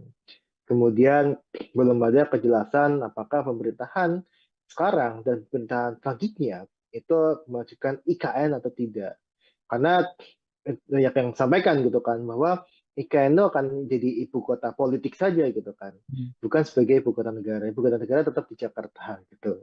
Nah, inilah yang memang menjadi dasar kenapa sih pejabat-pejabat IKN itu dia mengundurkan diri. Nah, ini sangat-sangat terkait juga dengan anggaran yang di otorita IKN gitu kan. Bahwa ya anggaran pembayaran gaji dan sebagainya belum dibayarkan, ataupun pembayaran tidak tepat waktu dan sebagainya, itu juga jadi pemicu juga gitu kan. Dan yang jelas adalah ketika pejabat IKN ini dia masuk, yang jelas rencana IKN ini sudah ada gitu, sudah jadi gitu. Dan memang ketika kita tidak ataupun sungkan untuk melakukan apa yang jadi pertentangan batin, itu pasti akan mengundurkan diri kan. Nah ini yang saya lihat motif-motifnya seperti itu, terutama motif bahwa ini tidak tidak tidak ada investor yang masuk, ini yang saya rasa menjadi problem utama. Karena tadi 80% adalah uang non APBN. Dan yang paling banyak diandalkan adalah selain dari BUMN, adalah dari investor asing. Nah, ketika investor asing ini tidak masuk, ya jelas tidak ada pembangunan lagi di IKN. Maka tidak ada pejabat yang siap menjadi sejarah kelam sebenarnya. Makanya dia mengundurkan diri dari IKN. Itu aja sebenarnya, Mas. Oke, jadi kesimpulannya Anda yakin bahwa IKN ini seperti yang Anda bilang tadi akan mangkrak dan jadi hambalang jilid 2 seperti itu? Sudah saya sampaikan di tahun 2022, ketika tidak ada investor asing masuk di IKN, sampai Jokowi Jokowi lengser, ini akan mangkrak. Sampai Jokowi lengser pun hanya 3 yang groundbreaking, kita nggak tahu sampai mana perkembangannya. Tidak ada investor kakap yang masuk, yang ada mengundurkan diri, ada SoftBank, sebagainya yang dia mengundurkan diri, ada beberapa yang masuk investor swasta domestik pun juga banyak yang mengundurkan diri dan sebagainya. Yang pada akhirnya ini akan membebankan APBN. Nah, ketika APBN itu terasa berat dan pemerintah sudah berganti prioritasnya, saya rasa potensi mangkrak untuk IKN membesar. Dan ini sudah saya sampaikan di tahun 2022, IKN akan bisa menjadi hambalang jilid baru. Oke, terakhir Bang Huda, ini kan bicara soal pemangkasan anggaran nggak hanya dari Kementerian PU saja, tapi beberapa dan banyak lembaga lain seperti itu ya Bang Huda ya. Oke, kalau menurut Anda ini sahkah atau wajar-wajar saja jika pemangkasan dilakukan mungkin secara besar-besaran demi program makan bergizi gratis yang menjadi program andalan Presiden kita saat ini, Presiden Prabowo Subianto? Ya, yang pasti tadi saya jelaskan di awal bahwa ada banyak program yang memang tidak memberikan efek besar terhadap masyarakat, terhadap ekonomi masyarakat. Ada program-program yang dia tidak follow the money. Artinya adalah programnya direncanakan secara ugal-ugalan, tidak direncanakan dengan baik gitu kan. Yang pada akhirnya ini hanya menjadi bajakan gitu kan. Nah, kita harus sadari itu pertama. Nah, yang kedua, ada juga program-program yang memang bermanfaat bagi masyarakat luas, bagi masyarakat, ekonomi masyarakat secara luas. Contohnya, program untuk yang dalam negeri, misalkan perjalanan dinas dalam negeri. Ini kan sesuatu yang dapat membantu dari sisi sektor hotel. Sektor hotel itu mempunyai multiplier efek kepada sektor-sektor lainnya.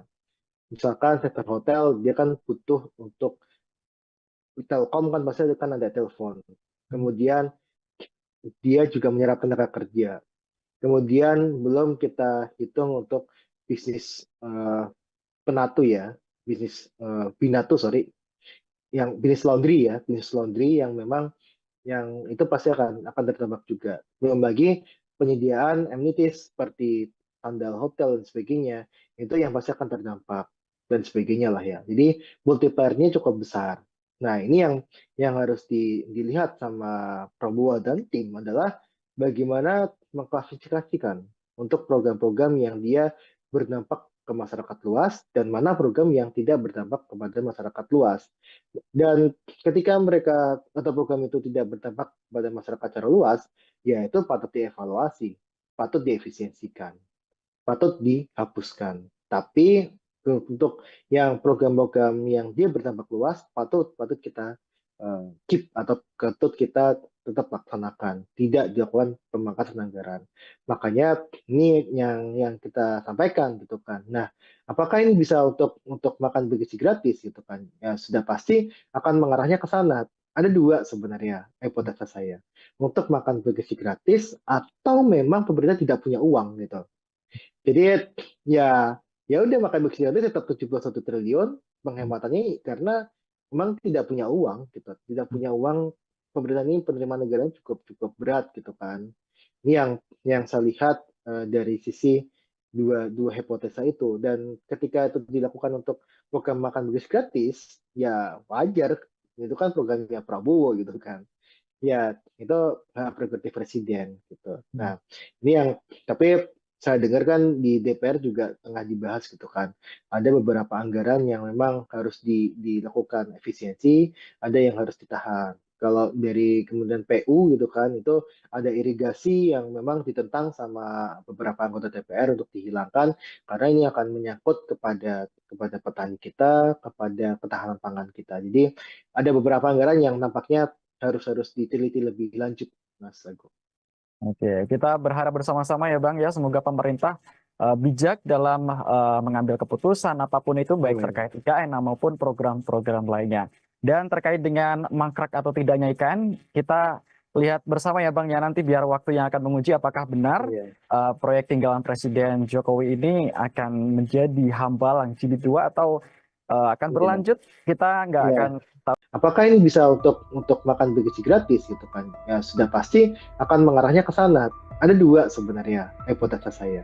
Untuk makan bergizi gratis atau memang pemerintah tidak punya uang. Defisit anggaran ke PDB itu sudah dipatok tidak boleh melebihi 3%. Nah, ketika dilakukan tadi hanya untuk MBG saja, ketika 100%, ini akan meningkatkan untuk defisit anggaran terhadap PDB, rasionya itu bisa melebihi dari 3%. Ini tidak mungkin kalau misalkan ketika penerimaan sedang seret, kemudian ada program MBG, Prabowo sangat sangat ambisius dengan program ini, terus ditugasi untuk melanjutkan IKN untuk selesai di 4 tahun pemerintahan Prabowo. Selamat malam, saudara. Anda menyaksikan Tribun News on Focus bersama saya, Agung Laksono. Pembangunan Ibu Kota Nusantara atau IKN kembali menjadi sorotan di tengah kebijakan efisiensi anggaran Presiden Prabowo Subianto. Pasalnya, Kementerian Pekerjaan Umum yang bertanggung jawab atas proyek IKN mengalami pemangkasan anggaran sebesar 81 triliun rupiah pada tahun 2025. Akankah proyek tinggalan Presiden Jokowi ini tetap berlanjut atau justru mangkrak seperti yang dikhawatirkan banyak pihak? Kita akan bahas bersama Direktur Ekonomi Selios Nailul Huda. Kita sapa terlebih dahulu. Halo, apa kabar Bang Huda? Halo Mas Agung, Alhamdulillah kabar saya baik. Semoga Mas Agung dan tim baik-baik juga. Alhamdulillah, kabar baik juga Bang Huda. Oke, sebagai pengantar, apa komentar Anda soal pemangkasan anggaran 81 triliun rupiah di Kementerian PU Bang Huda? Ini jumlah yang wajarkah atau justru tidak masuk akal menurut Anda? Iya, yang pertama seperti ini, bahwa kita masih, ya kita harus mengakui lah ya, bahwa ada anggaran-anggaran yang memang anggaran siluman gitu kan, atau anggaran yang seharusnya itu tidak membutuhkan anggaran besar, ternyata dianggarkannya cukup besar dan sebagainya. Kemudian ada anggaran-anggaran untuk infrastruktur yang dia tidak berdampak positif terhadap ekonomi masyarakat, tapi masih dianggarkan dan sebagainya. Nah, kita harus sadari itu. Nah, maka ini langkah pemangkasan anggaran itu langkah yang bijak ketika yang dipangkas itu benar-benar anggaran yang memang tadi anggaran Suleman dan sebagainya. Tapi ada juga anggaran-anggaran yang memang masih dibutuhkan oleh masyarakat banyak gitu kan. Seperti contohnya kalau kita bedah di paparannya Kemen PU, Kemen PU ya, yang banyak beredar di media sosial bahwa ada pemangkasan anggaran di irigasi, pemeliharaan jalan dan sebagainya, yang justru itu dibutuhkan oleh masyarakat. Seperti apa kebutuhannya? Irigasi aja misalkan kita melihat ada pemangkasan irigasi, anggaran irigasi yang justru akan memperberat program pemerintah untuk mencapai ketahanan pangan. Karena irigasi ini kan salah satu faktor penting untuk pangan kita gitu kan, pertanian kita gitu kan. Ketika ini diganggu anggarannya, otomatis sebenarnya irigasi untuk padi kita, pertanian kita akan terganggu. Ini yang akan menyebabkan untuk ketahanan pangan akan terancam. Nah, tapi ada anggaran-anggaran yang memang patut dievaluasi. Salah satu contohnya memang yang kita dorong adalah evaluasi anggaran untuk ibu kota Nusantara, ibu kota negara. Ibu kota Nusantara ini kenapa kita patut dievaluasi? Karena jadinya ini tidak menimbulkan banyak manfaat bagi ekonomi daerah maupun ekonomi nasional. Nah, ini yang kita harap adalah anggaran-anggaran seperti ini yang disisir gitu kan. Anggaran-anggaran yang memang tidak berdampak banyak terhadap ekonomi masyarakat dan sebagainya, yang ini bisa dievaluasi bahkan kita kurangi dan sebagainya. Nah, ini yang kita harap anggaran-anggaran seperti inilah yang memang dievaluasi dan dilakukan efisiensi. Oke.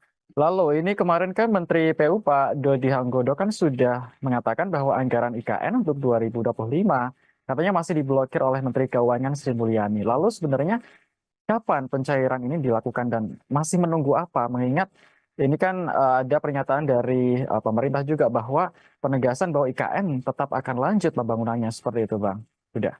Ya, ini sangat sangat terkait dengan dulu ketika IKN ini dicanangkan ya, terus kemudian memerlukan anggaran hingga 400 sekian triliun. Nah, terus kemudian pemerintah sampaikan pada saat itu bahwa anggaran dari APBN hanya 20%. Kita hitung hanya 90 triliun. Dan di tahun 2024 itu sebenarnya sudah banyak terpakai hingga 70 triliun lebih gitu kan.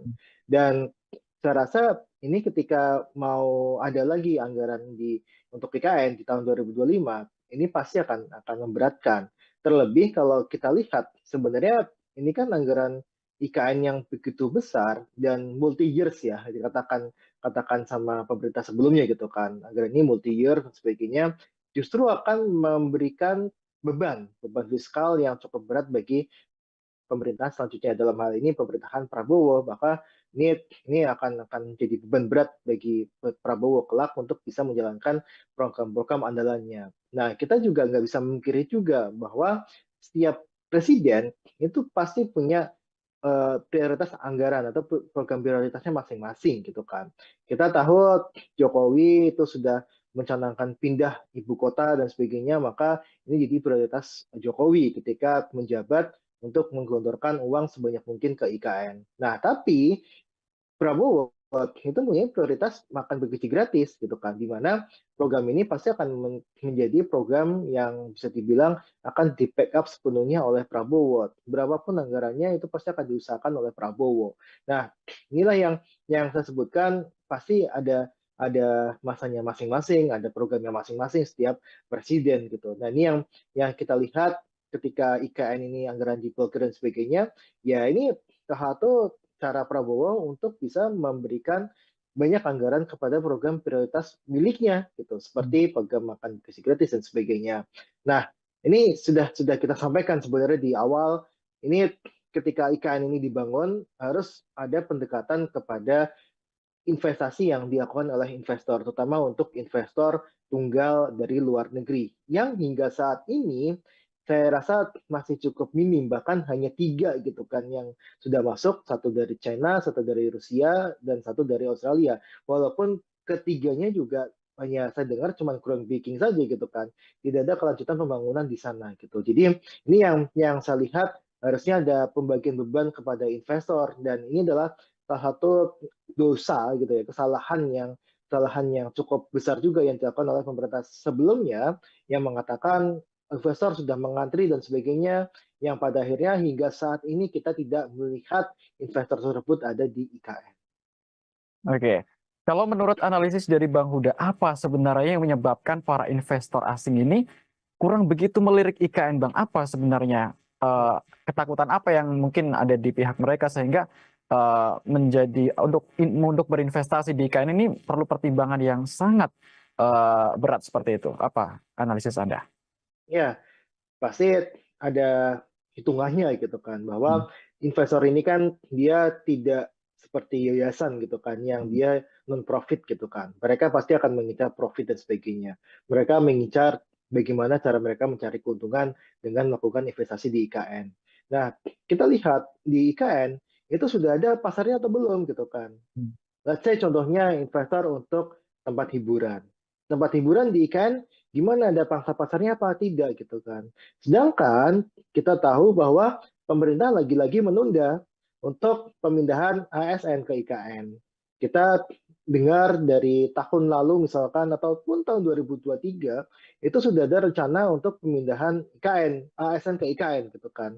Terus kemudian diundur lagi ke Februari tahun 2024, kemudian diundur lagi Juni 2024, mundur lagi September gitu kan. Hingga sekarang ditekankan tidak ada rencana untuk pemindahan IKN dalam jangka waktu tertentu gitu. Jadi tidak ada rencana lagi nih IKN akan pindah, ASN ini akan pindah ke IKN kapan gitu. Karena dari pemerintah memang dirasa belum siap infrastruktur di sana untuk ASN ini tempat tinggal, kemudian kalau kita lihat untuk pendidikan anak-anaknya, kesehatan anak-anaknya dan sebagainya, itu tidak ada yang mencukupi di situ. Karena itu masih sangat seperti hutan gitu kan. Dia ada bangunan megah di tengah hutan yang dia tidak ada penghuninya gitu. Nah, kita juga lihat sebenarnya Mas, bahwa ini sangat-sangat, karena kontrak politik pasti sudah ada lah, karena ada undang-undang untuk pemindahan ibu kota Nusantara gitu kan, ibu kota negara dipindahkan ke IKN gitu kan. Dari sisi kontrak politik sudah ada, tapi dari sisi kontrak anggaran itu masih tanda tanya gitu kan. Makanya investor ini tidak mau nih untuk melakukan investasi di IKN karena tidak ada jaminan anggaran ke depan seperti apa untuk IKN ini, dan 20% dari total anggaran IKN yang sebesar 400 sekian triliun itu sudah hampir semuanya digunakan, dan ketika itu melebihi sudah pasti akan ada penolakan dari masyarakat. Ini yang saya rasa akhirnya menimbulkan keraguan investor untuk masuk ke IKN gitu kan. Dan juga kalau kita Mas Agung lihat ya, ini Jokowi sering sekali ya mengadakan rapat di IKN, terus kemudian 3 hari berkantor di IKN, terus kemudian malam-malam mengadakan inaugurasi di IKN dan sebagainya. Tapi kita tidak pernah nih melihat Prabowo berkantor ke IKN. Ini kan kontrak-kontrak politik yang memang pasti akan dijadikan acuan bagi investor untuk masuk ke IKN atau tidak gitu. Ketika tidak ada jaminan yang pasti dari pemerintah dari sisi anggaran, kontrak politik secara dengan eksekutifnya juga juga kita lihat ogah-ogahan untuk pindah ke IKN dan sebagainya, saya rasa ini akan semakin memundurkan niat investor itu untuk masuk ke IKN. Dan ini sudah saya sampaikan di tahun 2022, IKN ini berpotensi mangkraknya sangat besar dan bisa menjadi ya hambalang titik 2.0 ya kalau saya bilang ya, untuk yang program yang mangkrak di zamannya, yang dilakukan oleh di zamannya Jokowi. Baik. Tadi ada mengatakan bahwa setiap presiden punya masing-masing punya andalan tersendiri. Kalau di era Jokowi, IKN. Seperti itu kalau di eranya Pak Prabowo, sekarang yang terkenal kan program makan bergizi gratis seperti itu, Bang Huda. Lalu mungkinkah keduanya ini bisa berjalan bersama atau memang harus ada yang dikorbankan salah satu, Bang, jika melihat kondisi pemerintahan yang sekarang? Ya, ini sedikit klarifikasi, kalau programnya Jokowi itu bukan hanya IKN ya, tapi Ya. ada dari sisi infrastruktur gitu kan. Karena kalau Hmm. kita lihat anggaran infrastruktur itu sangat besar, termasuk untuk infrastruktur di IKN. Nah, kita lihat berapa sih anggaran yang dibutuhkan oleh IKN gitu kan. Ada 400 sekian triliun. Kemudian berapa sih anggaran untuk program makan bergizi gratis gitu kan. Ini ada tahun ini aja anggarannya 70 triliun, bahkan ingin ditambah 100 triliun lagi gitu kan. Hmm. Kalau kita hitung yang untuk mencapai 100% itu membutuhkan angka di angka sekitar 300 triliun atau 240 sampai 300 triliun. Itu hanya untuk makan bergizi gratis tiap tahunnya. Nah, yang terjadi adalah ketika 100%, yang terjadi yang kita prediksi ini bisa meningkatkan defisit anggaran kita. Hmm. Defisit anggaran ke PDB itu sudah dipatok tidak boleh melebihi 3%. Hmm. Nah, ketika dilakukan tadi hanya untuk MBG saja, ketika 100%, ini akan meningkatkan untuk defisit anggaran terhadap PDB rasionya itu bisa melebihi dari 3%.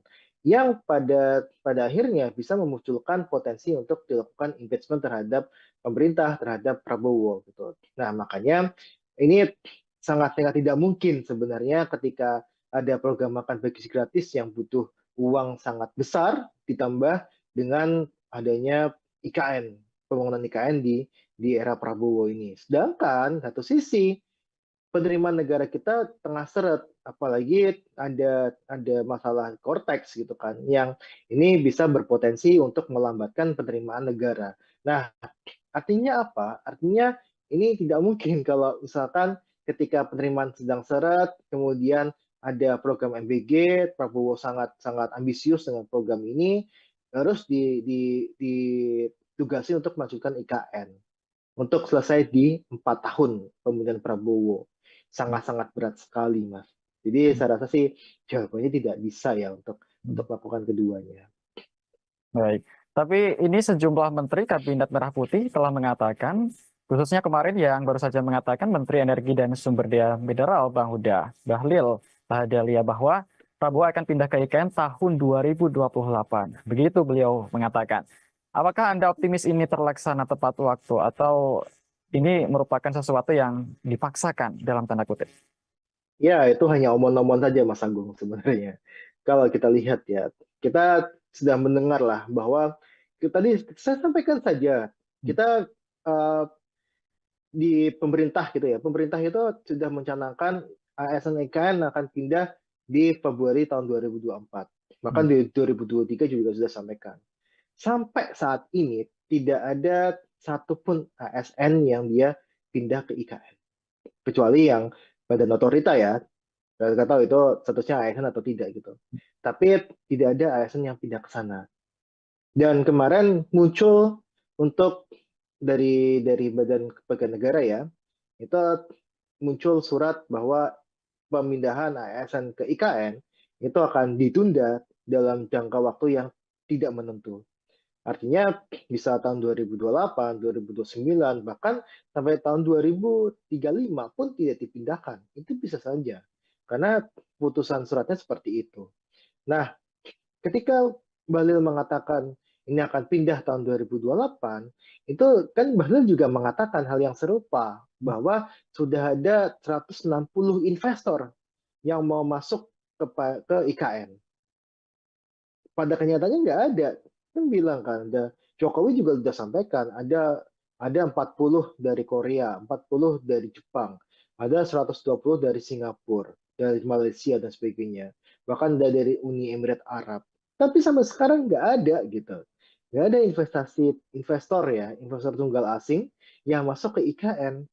Jadi jadi omongan Bahlil itu nggak bisa dipertanggungjawabkan sebenarnya ketika sudah menyangkut mengenai IKN. Yang kita bisa tanggapan ya omongannya Pak Abbas selaku otorita IKN kan. Dan otorita IKN juga sering sampaikan bahwa belum ada investor asing yang masuk. Dan itu sampai sekarang juga masih sama gitu kan. Lantas kita melihat Prabowo mau pindah ke sana tahun 2028 gitu kan. Saya rasa itu cuma omong-omong saja sebenarnya Mas Agung. Oke, kita nyerempet sedikit ke masalah hubungan Prabowo dan Jokowi, Bang Huda. Ini kan kalau kita melihat IKN merupakan proyek besar tinggalin Jokowi yang ya mau nggak mau kan tentu ini dalam diharapkan akan dilanjutkan seperti itu. Nah, mengingat hubungan Prabowo dan Jokowi selama ini kan juga sangat baik, sangat dekat. Lantas ketika nanti IKN seandainya mangkrak atau justru dikesampingkan seperti itu, apakah ini juga akan berdampak kepada hubungan Jokowi dan juga Prabowo kalau dari kacamata Anda? Iya, yang jelas Jokowi sudah tidak punya kekuatan lagi di Hmm, pemerintahan ini, kecuali ya anaknya Gibran doang gitu kan. ya. Nah, yang pasti yang saya lihat adalah Prabowo pasti akan mementingkan program prioritasnya dia gitu kan. Tidak ada lah satu presiden pun yang dia memprioritaskan program pemerintahan sebelumnya. Hmm. Yang pasti dia punya janji kampanye itulah yang akan dilakukan gitu kan. Pada saat ini kita melihat bahwa program prioritas Prabowo yang makan bergizi gratis, kita tengoklah Prabowo berkunjung IKN sama Prabowo mengunjungi untuk pelaksanaan program makan bergizi gratis, ya kan? Tidak, saya rasa jarang ya, kayaknya Prabowo itu ke IKN, tapi nggak tahu kalau diam-diam ke IKN itu saya nggak tahu juga. Tapi yang jelas sangat jarang sekali gitu kan. Nah, coba bandingkan dengan Prabowo meninjau implementasi program makan bergizi gratis. Hampir tiap minggu kayaknya Prabowo ketika di Indonesia itu pasti melakukan kunjungan ataupun sidak terhadap implementasi program makan bergizi gratis. Karena Prabowo tahu bahwa ini adalah program prioritasnya dia dan yang dijanjikan oleh masyarakat adalah ya makan bergizi gratis gitu kan.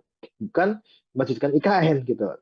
Nah, makanya ini saya selalu sampaikan pasti setiap presiden itu punya prioritas masing-masing dan prioritasnya Prabowo sekarang adalah makan bergizi gratis gitu. Nah, ini akan pasti akan membuat hubungan merenggang gitu kan. Karena saya tahu kalau Jokowi ketika di kepemimpinannya akhir-akhir kepemimpinan periode kedua itu sudah tidak memikirkan program lainnya selain menyelesaikan proyek-proyek di IKN. Makanya Jokowi sangat ketol sekali gitu kan. 3 bulan sebelum dia lengser, itu berbagai acara dilakukan di IKN, termasuk untuk upacara 17 Agustus, kemudian beberapa acara inaugurasi malam-malam di IKN, terus kemudian melakukan rapat rapat paripurna kabinet ya, itu di IKN dan sebagainya, istana presiden di IKN ya.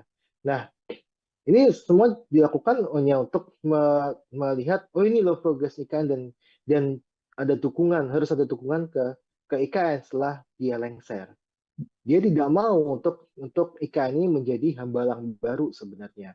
Tapi lagi-lagi pasti prioritas presiden itu beda-beda gitu. Jadi saya sampaikan di awal dan kita tidak boleh punya dua matahari ya. Tidak boleh punya matahari kembar. Yang sekarang presidennya adalah Prabowo bukan Jokowi lagi. Oke. Lalu terkait ini Bang Huda, Em, ini kan juga masalah di KN kan menjadi perhatian semua masyarakat Indonesia seperti itu.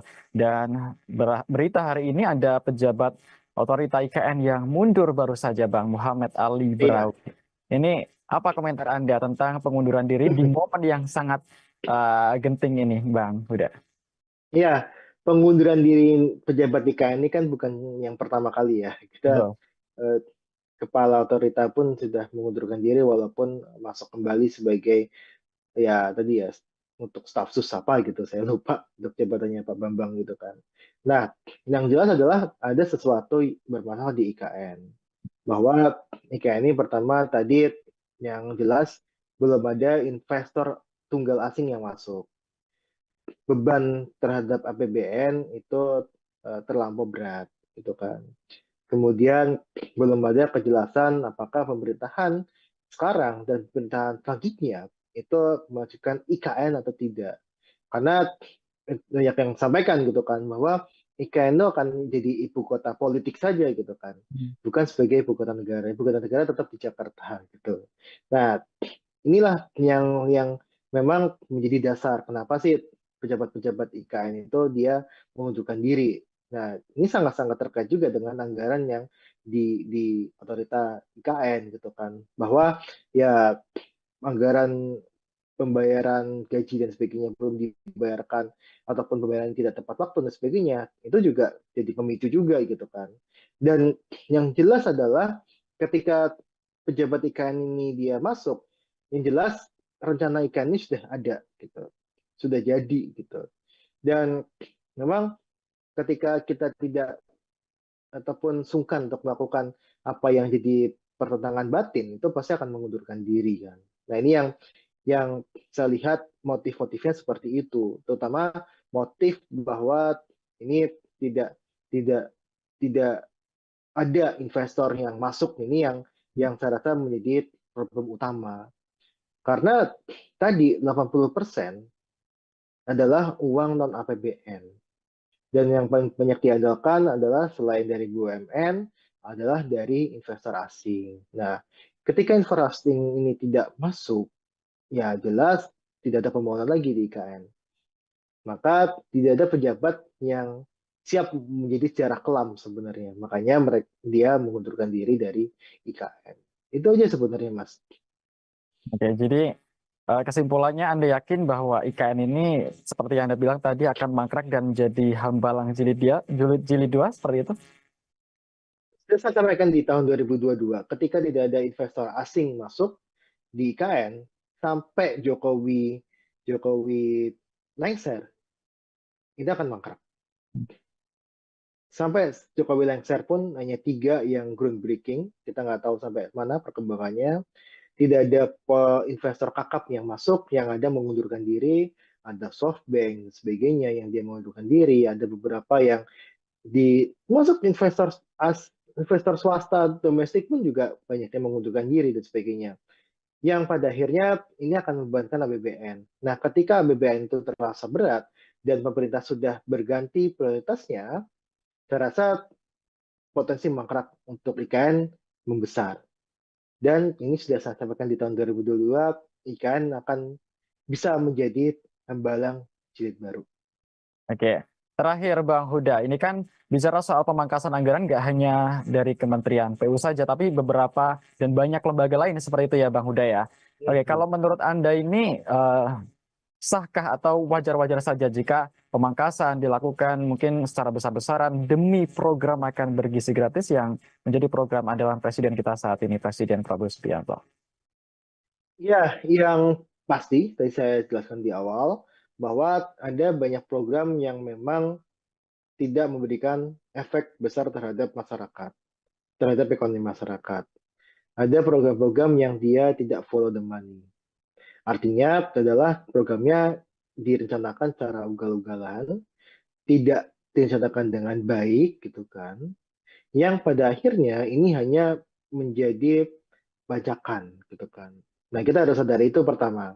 Nah, yang kedua, ada juga program-program yang memang bermanfaat bagi masyarakat luas, bagi masyarakat, ekonomi masyarakat secara luas. Contohnya, program untuk yang dalam negeri, misalkan perjalanan dinas dalam negeri. Ini kan sesuatu yang dapat membantu dari sisi sektor hotel.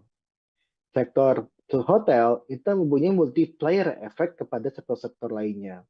Misalkan sektor hotel, dia kan butuh untuk Telkom kan pasti kan ada telepon. Kemudian dia juga menyerap tenaga kerja. Kemudian belum kita hitung untuk bisnis penatu ya, bisnis binatu sorry, yang bisnis laundry yang memang yang itu pasti akan terdampak juga. Belum lagi penyediaan amenities seperti sandal hotel dan sebagainya, itu yang pasti akan terdampak dan sebagainya lah ya. Jadi multiplier-nya cukup besar. Nah, ini yang harus dilihat sama Prabowo dan tim adalah bagaimana mengklasifikasikan untuk program-program yang dia berdampak ke masyarakat luas dan mana program yang tidak berdampak kepada masyarakat luas. Dan ketika mereka atau program itu tidak berdampak pada masyarakat secara luas, ya itu patut dievaluasi, patut diefisiensikan, patut dihapuskan. Tapi untuk yang program-program yang dia berdampak luas, patut kita keep atau patut kita tetap laksanakan, tidak dilakukan pemangkasan anggaran. Makanya ini yang kita sampaikan gitu kan. Nah, apakah ini bisa untuk makan bergizi gratis gitu kan? Ya sudah pasti akan mengarahnya ke sana. Ada dua sebenarnya hipotesa saya. Untuk makan bergizi gratis atau memang pemerintah tidak punya uang gitu. Jadi ya ya udah makan bergizi gratis tetap 71 triliun penghematannya karena memang tidak punya uang gitu. Tidak punya uang, pemerintah ini penerimaan negara cukup berat gitu kan. Ini yang saya lihat dari sisi dua hipotesa itu. Dan ketika itu dilakukan untuk program makan bergizi gratis, ya wajar. Itu kan programnya Prabowo gitu kan. Ya, itu hak prerogatif presiden gitu. Nah, ini yang tapi saya dengar kan di DPR juga tengah dibahas gitu kan. Ada beberapa anggaran yang memang harus dilakukan efisiensi, ada yang harus ditahan. Kalau dari kemudian PU gitu kan, itu ada irigasi yang memang ditentang sama beberapa anggota DPR untuk dihilangkan karena ini akan menyangkut kepada petani kita, kepada ketahanan pangan kita. Jadi ada beberapa anggaran yang nampaknya harus diteliti lebih lanjut, Mas Agung. Oke, kita berharap bersama-sama ya Bang ya, semoga pemerintah bijak dalam mengambil keputusan apapun itu baik Amin. terkait IKN maupun program-program lainnya. Dan terkait dengan mangkrak atau tidaknya IKN, kita lihat bersama ya Bang ya nanti biar waktu yang akan menguji apakah benar Iya. proyek tinggalan Presiden Jokowi ini akan menjadi hambalang jilid 2 atau akan Iya. berlanjut. Kita nggak Iya. akan tahu. Apakah ini bisa untuk makan bergizi gratis gitu kan? Ya sudah pasti akan mengarahnya ke sana. Ada dua sebenarnya hipotesa saya. Untuk makan bergizi gratis atau memang pemerintah tidak punya uang. Defisit anggaran ke PDB itu sudah dipatok tidak boleh melebihi 3%. Nah, ketika dilakukan tadi hanya untuk MBG saja, ketika 100%, ini akan meningkatkan untuk defisit anggaran terhadap PDB rasionya itu bisa melebihi dari 3%. Ini tidak mungkin kalau misalkan ketika penerimaan sedang seret, kemudian ada program MBG, Prabowo sangat ambisius dengan program ini, terus ditugasi untuk melanjutkan IKN untuk selesai di 4 tahun pemerintahan Prabowo. Selamat malam, saudara. Anda menyaksikan Tribun News on Focus bersama saya, Agung Laksono. Pembangunan Ibu Kota Nusantara atau IKN kembali menjadi sorotan di tengah kebijakan efisiensi anggaran Presiden Prabowo Subianto. Pasalnya, Kementerian Pekerjaan Umum yang bertanggung jawab atas proyek IKN mengalami pemangkasan anggaran sebesar 81 triliun rupiah pada tahun 2025. Akankah proyek tinggalan Presiden Jokowi ini tetap berlanjut atau justru mangkrak seperti yang dikhawatirkan banyak pihak? Kita akan bahas bersama Direktur Ekonomi Selyos Nailul Huda. Kita sapa terlebih dahulu. Halo, apa kabar Bang Huda? Halo Mas Agung, Alhamdulillah kabar saya baik. Semoga Mas Agung dan tim baik-baik juga. Alhamdulillah, kabar baik juga Bang Huda. Oke, sebagai pengantar, apa komentar Anda soal pemangkasan anggaran 81 triliun rupiah di Kementerian PU Bang Huda? Ini jumlah yang wajarkah atau justru tidak masuk akal menurut Anda?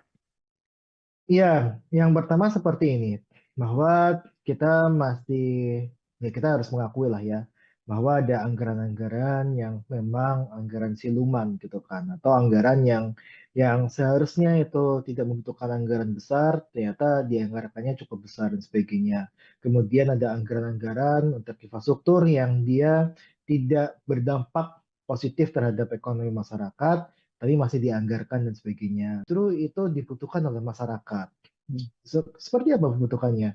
Irigasi aja misalkan kita melihat ada pemangkasan irigasi, anggaran irigasi yang justru akan memperberat program pemerintah untuk mencapai ketahanan pangan. Karena irigasi ini kan salah satu faktor penting untuk pangan kita gitu kan, pertanian kita gitu kan. Ketika ini diganggu anggarannya, otomatis sebenarnya irigasi untuk padi kita, pertanian kita akan terganggu. Ini yang akan menyebabkan untuk ketahanan pangan akan terancam. Nah, tapi ada anggaran-anggaran yang memang patut dievaluasi. Salah satu contohnya memang yang kita dorong adalah evaluasi anggaran untuk ibu kota Nusantara, ibu kota negara. Ibu kota Nusantara ini kenapa kita patut dievaluasi? Karena jadinya ini tidak menimbulkan banyak manfaat bagi ekonomi daerah maupun ekonomi nasional. Nah, ini yang kita harap adalah anggaran-anggaran seperti ini yang disisir gitu kan. Anggaran-anggaran yang memang tidak berdampak banyak terhadap ekonomi masyarakat dan sebagainya, yang ini bisa dievaluasi bahkan kita kurangi dan sebagainya. Nah, ini yang kita harap anggaran-anggaran seperti inilah yang memang dievaluasi dan dilakukan efisiensi. Oke. Lalu ini kemarin kan Menteri PU Pak Dodi Hanggodo kan sudah mengatakan bahwa anggaran IKN untuk 2025 katanya masih diblokir oleh Menteri Keuangan Sri Mulyani. Lalu sebenarnya kapan pencairan ini dilakukan dan masih menunggu apa? Mengingat Ini kan ada pernyataan dari pemerintah juga bahwa penegasan bahwa IKN tetap akan lanjut pembangunannya seperti itu, Bang. Sudah. Ya, ini sangat sangat terkait dengan dulu ketika IKN ini dicanangkan ya. Terus kemudian memerlukan anggaran hingga 400 sekian triliun. Nah, terus kemudian pemerintah sampaikan pada saat itu bahwa anggaran dari APBN hanya 20%. Kita hitung hanya 90 triliun. Dan di tahun 2024 itu sebenarnya sudah banyak terpakai hingga 70 triliun lebih gitu kan. Dan saya rasa ini ketika mau ada lagi anggaran untuk IKN di tahun 2025, ini pasti akan memberatkan. Terlebih kalau kita lihat sebenarnya ini kan anggaran IKN yang begitu besar dan multi years ya, katakan sama pemerintah sebelumnya gitu kan. Anggaran ini multi year dan sebagainya justru akan memberikan beban fiskal yang cukup berat bagi pemerintah selanjutnya, dalam hal ini pemerintahan Prabowo, maka ini akan jadi beban berat bagi Prabowo kelak untuk bisa menjalankan program-program andalannya. Nah, kita juga nggak bisa memungkiri juga bahwa setiap presiden itu pasti punya prioritas anggaran atau program prioritasnya masing-masing gitu kan. Kita tahu Jokowi itu sudah mencanangkan pindah ibu kota dan sebagainya, maka ini jadi prioritas Jokowi ketika menjabat untuk menggelontorkan uang sebanyak mungkin ke IKN. Nah, tapi Prabowo itu punya prioritas makan bergizi gratis gitu kan, di mana program ini pasti akan menjadi program yang bisa dibilang akan di backup sepenuhnya oleh Prabowo. Berapapun anggarannya itu pasti akan diusahakan oleh Prabowo.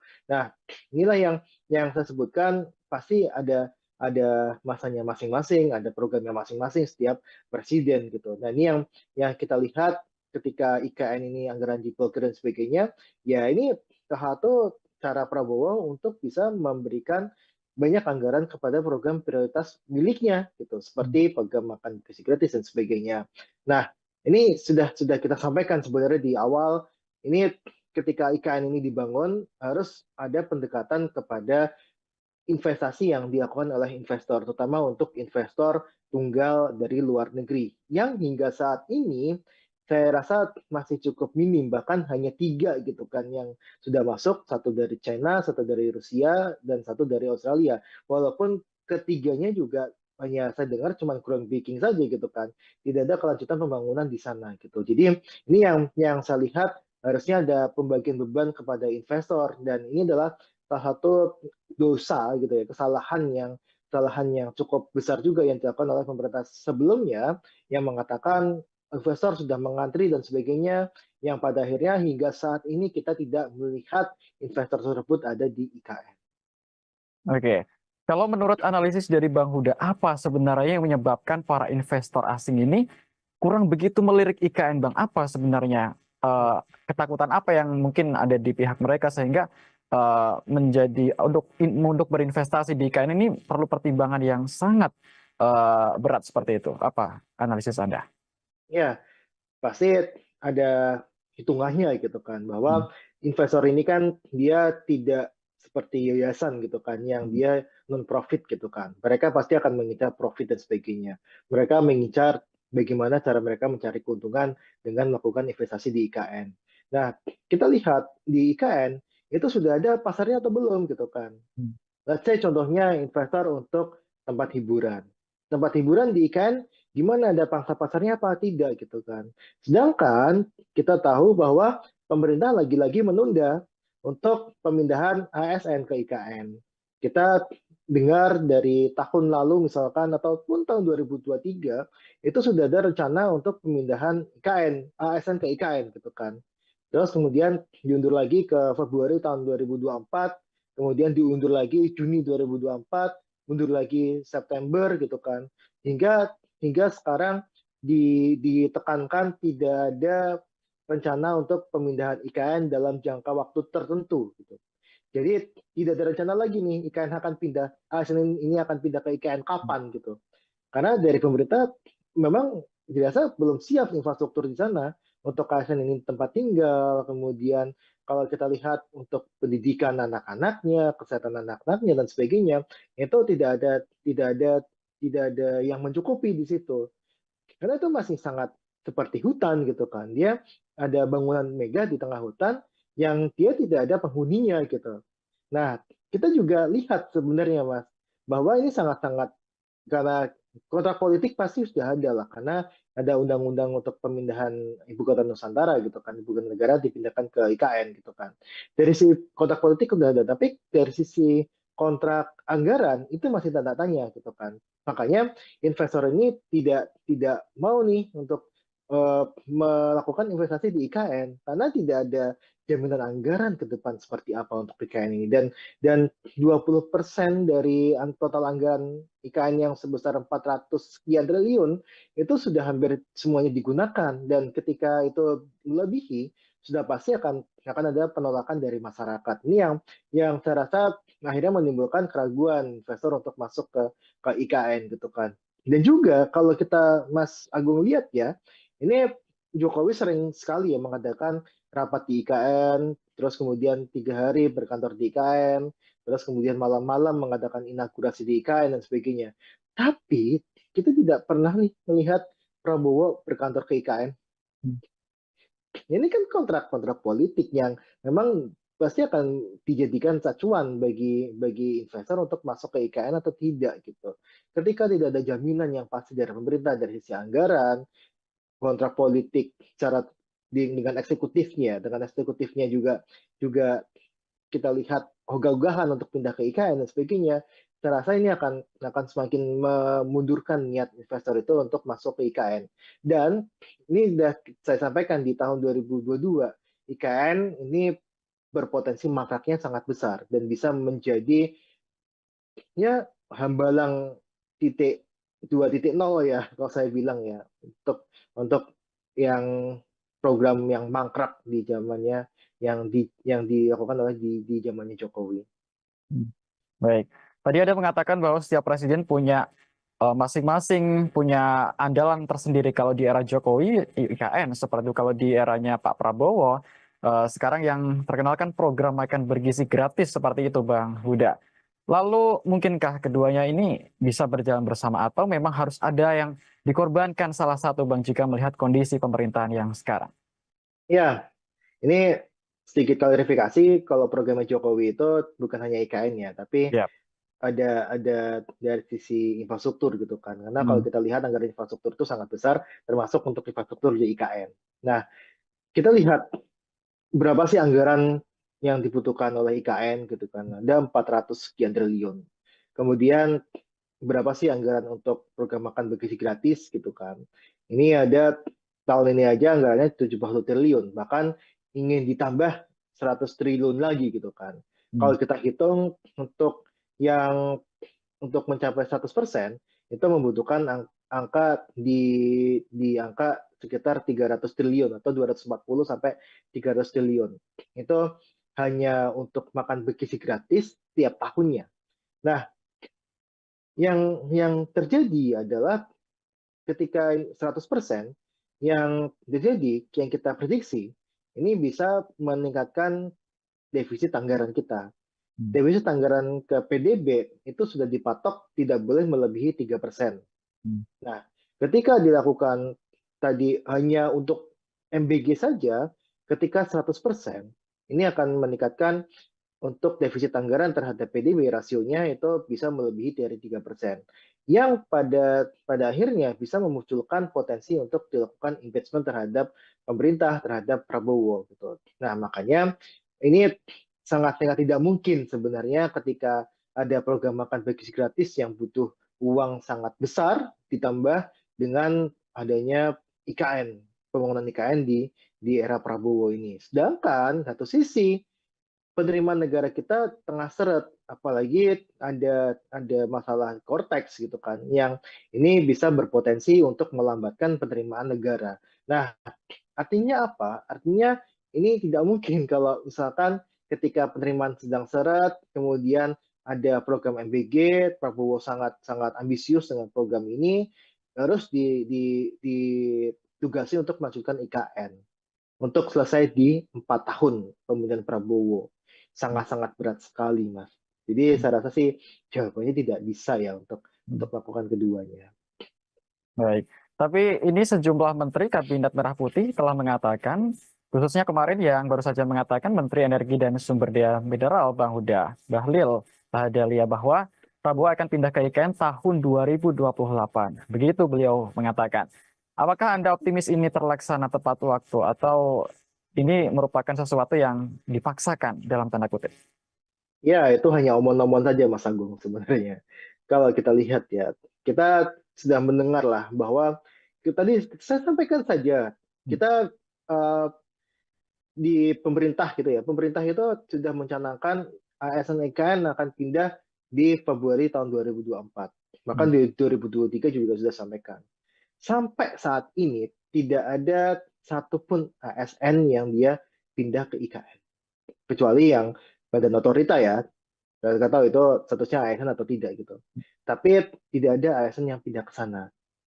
Dan kemarin muncul untuk dari Badan Kepegawaian Negara ya, itu muncul surat bahwa pemindahan ASN ke IKN itu akan ditunda dalam jangka waktu yang tidak menentu.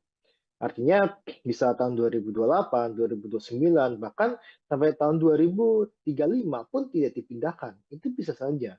Karena putusan suratnya seperti itu. Nah, ketika Bahlil mengatakan ini akan pindah tahun 2028, itu kan Bahlil juga mengatakan hal yang serupa, bahwa sudah ada 160 investor yang mau masuk ke IKN. Pada kenyataannya nggak ada. Kan bilang kan, Jokowi juga sudah sampaikan, ada 40 dari Korea, 40 dari Jepang, ada 120 dari Singapura, dari Malaysia dan sebagainya. Bahkan ada dari Uni Emirat Arab. Tapi sampai sekarang nggak ada gitu. Nggak ada investor ya, investor tunggal asing yang masuk ke IKN. Jadi omongan Bahlil itu nggak bisa dipertanggungjawabkan sebenarnya ketika sudah menyangkut mengenai IKN. Yang kita bisa tanggapan ya omongannya Pak Abbas selaku otorita IKN kan. Dan otorita IKN juga sering sampaikan bahwa belum ada investor asing yang masuk. Dan itu sampai sekarang juga masih sama gitu kan. Lantas kita melihat Prabowo mau pindah ke sana tahun 2028 gitu kan. Saya rasa itu cuma omong-omong saja sebenarnya Mas Agung. Oke, kita nyerempet sedikit ke Dibandingkan program prioritasnya dia gitu kan. Tidak ada lah satu presiden pun yang dia memprioritaskan program pemerintahan sebelumnya. Yang pasti dia punya janji kampanye itulah yang akan dilakukan gitu kan. Pada saat ini kita melihat bahwa program prioritas Prabowo yang makan bagi gratis, kita tengoklah Prabowo berkunjung IKN sama Prabowo mengunjungi untuk pelaksanaan program makan bergizi gratis, ya kan? Tidak. Saya rasa jarang ya, kayaknya Prabowo itu ke IKN. Tapi nggak tahu kalau diam-diam ke IKN itu saya nggak tahu juga. Tapi yang jelas sangat jarang sekali gitu kan. Nah, coba bandingkan dengan Prabowo meninjau implementasi program makan bergizi gratis. Hampir tiap minggu kayaknya Prabowo ketika di Indonesia itu pasti melakukan kunjungan ataupun sidak terhadap implementasi program makan bergizi gratis. Karena Prabowo tahu bahwa ini adalah program prioritasnya dia dan yang dijanjikan oleh masyarakat adalah ya makan bergizi gratis gitu kan, bukan melanjutkan IKN gitu. Nah makanya ini saya selalu sampaikan pasti setiap presiden itu punya prioritas masing-masing dan prioritasnya Prabowo sekarang adalah makan bergizi gratis gitu. Nah, ini akan pasti akan membuat hubungan merenggang gitu kan. Karena saya tahu kalau Jokowi ketika di kepemimpinannya akhir-akhir kepemimpinan periode kedua itu sudah tidak memikirkan program lainnya selain menyelesaikan proyek-proyek di IKN. Makanya Jokowi sangat ketol sekali gitu kan. Ketiga bulan sebelum dia lengser, itu berbagai acara dilakukan di IKN, termasuk untuk upacara 17 Agustus, kemudian beberapa acara inaugurasi malam-malam di IKN, terus kemudian melakukan rapat rapat paripurna kabinet ya, itu di IKN dan sebagainya, istana Presiden di IKN ya.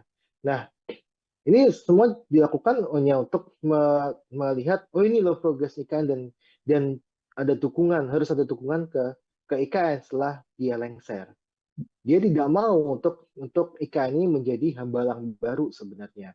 Tapi lagi-lagi pasti prioritas presiden itu beda-beda gitu. Tadi saya sampaikan di awal, dan kita tidak boleh punya dua matahari ya. Tidak boleh punya matahari kembar. Yang sekarang presidennya adalah Prabowo, bukan Jokowi lagi.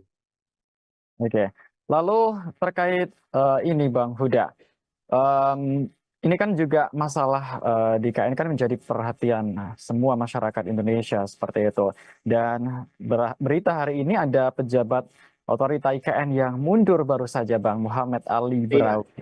Ini apa komentar Anda tentang pengunduran diri di momen yang sangat genting ini, Bang Huda? Iya, pengunduran diri pejabat IKN ini kan bukan yang pertama kali ya. Kita Betul. eh, kepala otorita pun sudah mengundurkan diri walaupun masuk kembali sebagai, ya tadi ya, untuk staf sus apa gitu, saya lupa untuk jabatannya Pak Bambang gitu kan. Nah, yang jelas adalah ada sesuatu bermasalah di IKN, bahwa IKN ini pertama tadi yang jelas belum ada investor tunggal asing yang masuk. Beban terhadap APBN itu terlampau berat gitu kan. Kemudian belum ada kejelasan apakah pemerintahan sekarang dan pemerintahan selanjutnya itu memajukan IKN atau tidak. Karena banyak yang sampaikan gitu kan, bahwa IKN itu akan jadi ibu kota politik saja gitu kan, bukan sebagai ibu kota negara. Ibu kota negara tetap di Jakarta gitu. Nah, inilah yang memang menjadi dasar kenapa sih pejabat-pejabat IKN itu dia mengundurkan diri. Nah, ini sangat-sangat terkait juga dengan anggaran yang di otorita IKN gitu kan, bahwa ya anggaran pembayaran gaji dan sebagainya belum dibayarkan, ataupun pembayaran tidak tepat waktu dan sebagainya, itu juga jadi pemicu juga gitu kan. Dan yang jelas adalah ketika pejabat IKN ini dia masuk, yang jelas rencana IKN ini sudah ada gitu, sudah jadi gitu. Dan memang ketika kita tidak ataupun sungkan untuk melakukan apa yang jadi pertentangan batin, itu pasti akan mengundurkan diri kan. Nah, ini yang saya lihat motif-motifnya seperti itu, terutama motif bahwa ini tidak tidak tidak ada investor yang masuk, ini yang saya rasa menjadi problem utama. Karena tadi 80% adalah uang non APBN. Dan yang paling banyak diandalkan adalah selain dari BUMN, adalah dari investor asing. Nah, ketika investor asing ini tidak masuk, ya jelas tidak ada pembangunan lagi di IKN. Maka tidak ada pejabat yang siap menjadi sejarah kelam sebenarnya. Makanya dia mengundurkan diri dari IKN. Itu aja sebenarnya, Mas. Oke, jadi kesimpulannya Anda yakin bahwa IKN ini seperti yang Anda bilang tadi akan mangkrak dan menjadi hambalang jilid dua seperti itu? Sudah saya sampaikan di tahun 2022, ketika tidak ada investor asing masuk di IKN, sampai Jokowi Jokowi lengser, ini akan mangkrak. Sampai Jokowi lengser pun hanya 3 yang groundbreaking, kita nggak tahu sampai mana perkembangannya. Tidak ada investor kakap yang masuk, yang ada mengundurkan diri, ada SoftBank dan sebagainya yang dia mengundurkan diri, ada beberapa yang masuk investor swasta domestik pun juga banyak yang mengundurkan diri dan sebagainya. Yang pada akhirnya ini akan membebankan APBN. Nah, ketika APBN itu terasa berat dan pemerintah sudah berganti prioritasnya, saya rasa potensi mangkrak untuk IKN membesar. Dan ini sudah saya sampaikan di tahun 2022, IKN akan bisa menjadi hambalang jilid baru. Oke, terakhir Bang Huda, ini kan bicara soal pemangkasan anggaran nggak hanya dari Kementerian PU saja, tapi beberapa dan banyak lembaga lain seperti itu ya Bang Huda ya. Oke, kalau menurut Anda ini sahkah atau wajar-wajar saja jika pemangkasan dilakukan mungkin secara besar-besaran demi program makan bergizi gratis yang menjadi program andalan Presiden kita saat ini, Presiden Prabowo Subianto? Ya, yang pasti, tadi saya jelaskan di awal, bahwa ada banyak program yang memang tidak memberikan efek besar terhadap masyarakat, terhadap ekonomi masyarakat. Ada program-program yang dia tidak follow the money. Artinya adalah programnya direncanakan secara ugal-ugalan, tidak direncanakan dengan baik gitu kan, yang pada akhirnya ini hanya menjadi bajakan gitu kan. Nah, kita harus sadari itu pertama. Nah, yang kedua, ada juga program-program yang memang bermanfaat bagi masyarakat luas, bagi masyarakat, ekonomi masyarakat secara luas. Contohnya program untuk yang dalam negeri, misalkan perjalanan dinas dalam negeri. Ini kan sesuatu yang dapat membantu dari sisi sektor hotel. Sektor hotel itu mempunyai multiplier efek kepada sektor-sektor lainnya. Misalkan sektor hotel, dia kan butuh untuk Telkom kan pasti kan ada telepon. Kemudian dia juga menyerap tenaga kerja. Kemudian belum kita hitung untuk bisnis penatu ya, bisnis binatu sorry, yang bisnis laundry yang memang yang itu pasti akan terdampak juga. Belum lagi penyediaan amenities seperti sandal hotel dan sebagainya, itu yang pasti akan terdampak dan sebagainya lah ya. Jadi multiplier-nya cukup besar. Nah, ini yang harus dilihat sama Prabowo dan tim adalah bagaimana mengklasifikasikan untuk program-program yang dia berdampak ke masyarakat luas dan mana program yang tidak berdampak kepada masyarakat luas. Dan ketika mereka atau program itu tidak berdampak pada masyarakat secara luas, ya itu patut dievaluasi, patut diefisiensikan, patut dihapuskan. Tapi untuk yang program-program yang dia berdampak luas, patut kita keep atau patut kita tetap laksanakan, tidak dilakukan pemangkasan anggaran. Makanya ini yang kita sampaikan gitu kan. Nah, apakah ini bisa untuk makan bergizi gratis gitu kan? Ya sudah pasti akan mengarahnya ke sana. Ada dua sebenarnya hipotesa saya. Untuk makan bergizi gratis atau memang pemerintah tidak punya uang gitu. Jadi ya ya udah makan bergizi gratis tetap 71 triliun penghematannya karena memang tidak punya uang gitu. Tidak punya uang, pemerintah ini penerimaan negara cukup berat gitu kan. Ini yang saya lihat dari sisi dua hipotesa itu, dan ketika itu dilakukan untuk program makan bergizi gratis ya wajar, itu kan programnya Prabowo gitu kan. Ya itu hak prerogatif presiden gitu. Nah, ini yang tapi saya dengar kan di DPR juga tengah dibahas gitu kan. Ada beberapa anggaran yang memang harus dilakukan efisiensi, ada yang harus ditahan. Kalau dari kemudian PU gitu kan, itu ada irigasi yang memang ditentang sama beberapa anggota DPR untuk dihilangkan karena ini akan menyangkut kepada petani kita, kepada ketahanan pangan kita. Jadi ada beberapa anggaran yang nampaknya harus diteliti lebih lanjut, Mas Agung. Oke, kita berharap bersama-sama ya Bang ya, semoga pemerintah bijak dalam mengambil keputusan apapun itu, baik Amin. terkait IKN maupun program-program lainnya.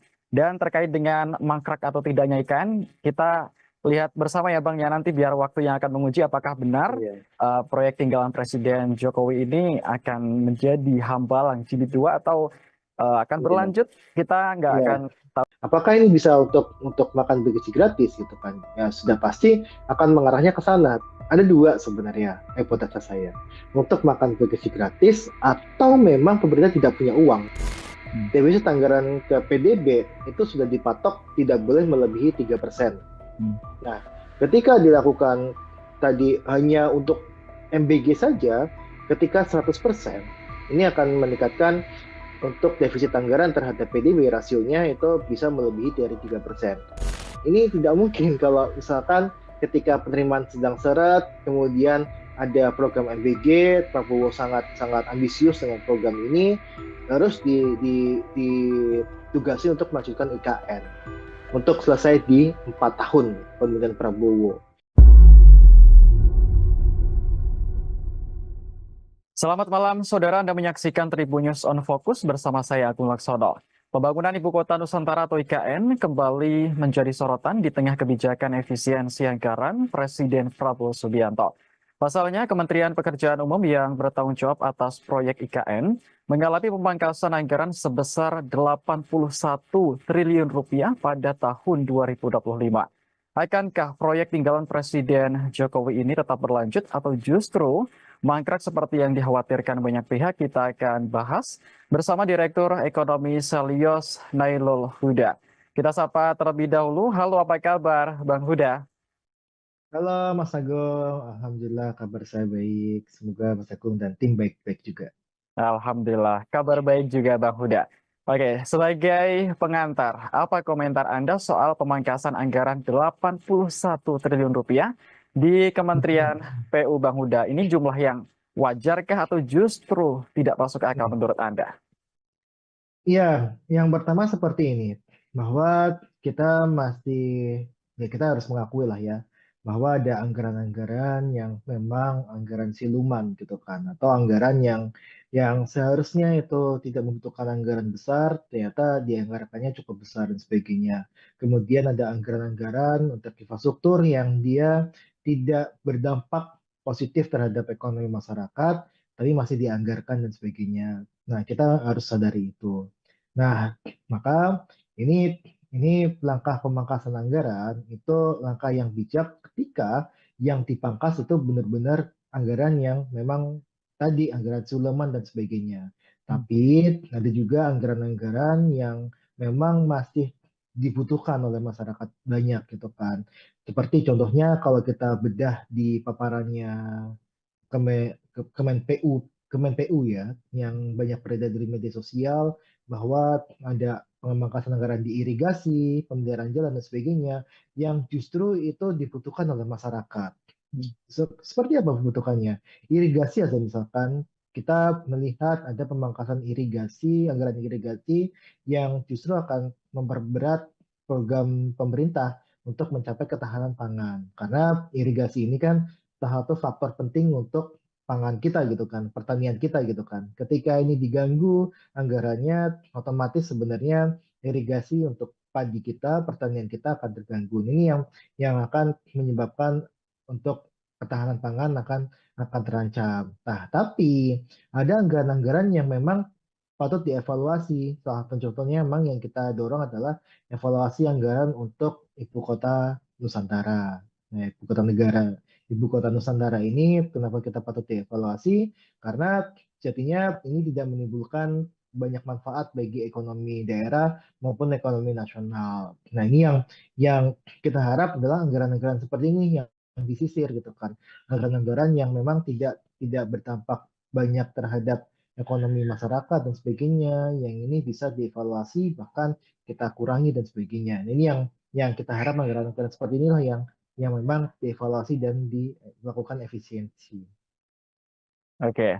Lalu ini kemarin kan Menteri PU Pak Dodi Hanggodo kan sudah mengatakan bahwa anggaran IKN untuk 2025 katanya masih diblokir oleh Menteri Keuangan Sri Mulyani. Lalu sebenarnya kapan pencairan ini dilakukan dan masih menunggu apa? Mengingat ini kan ada pernyataan dari pemerintah juga bahwa penegasan bahwa IKN tetap akan lanjut pembangunannya seperti itu, Bang. Sudah.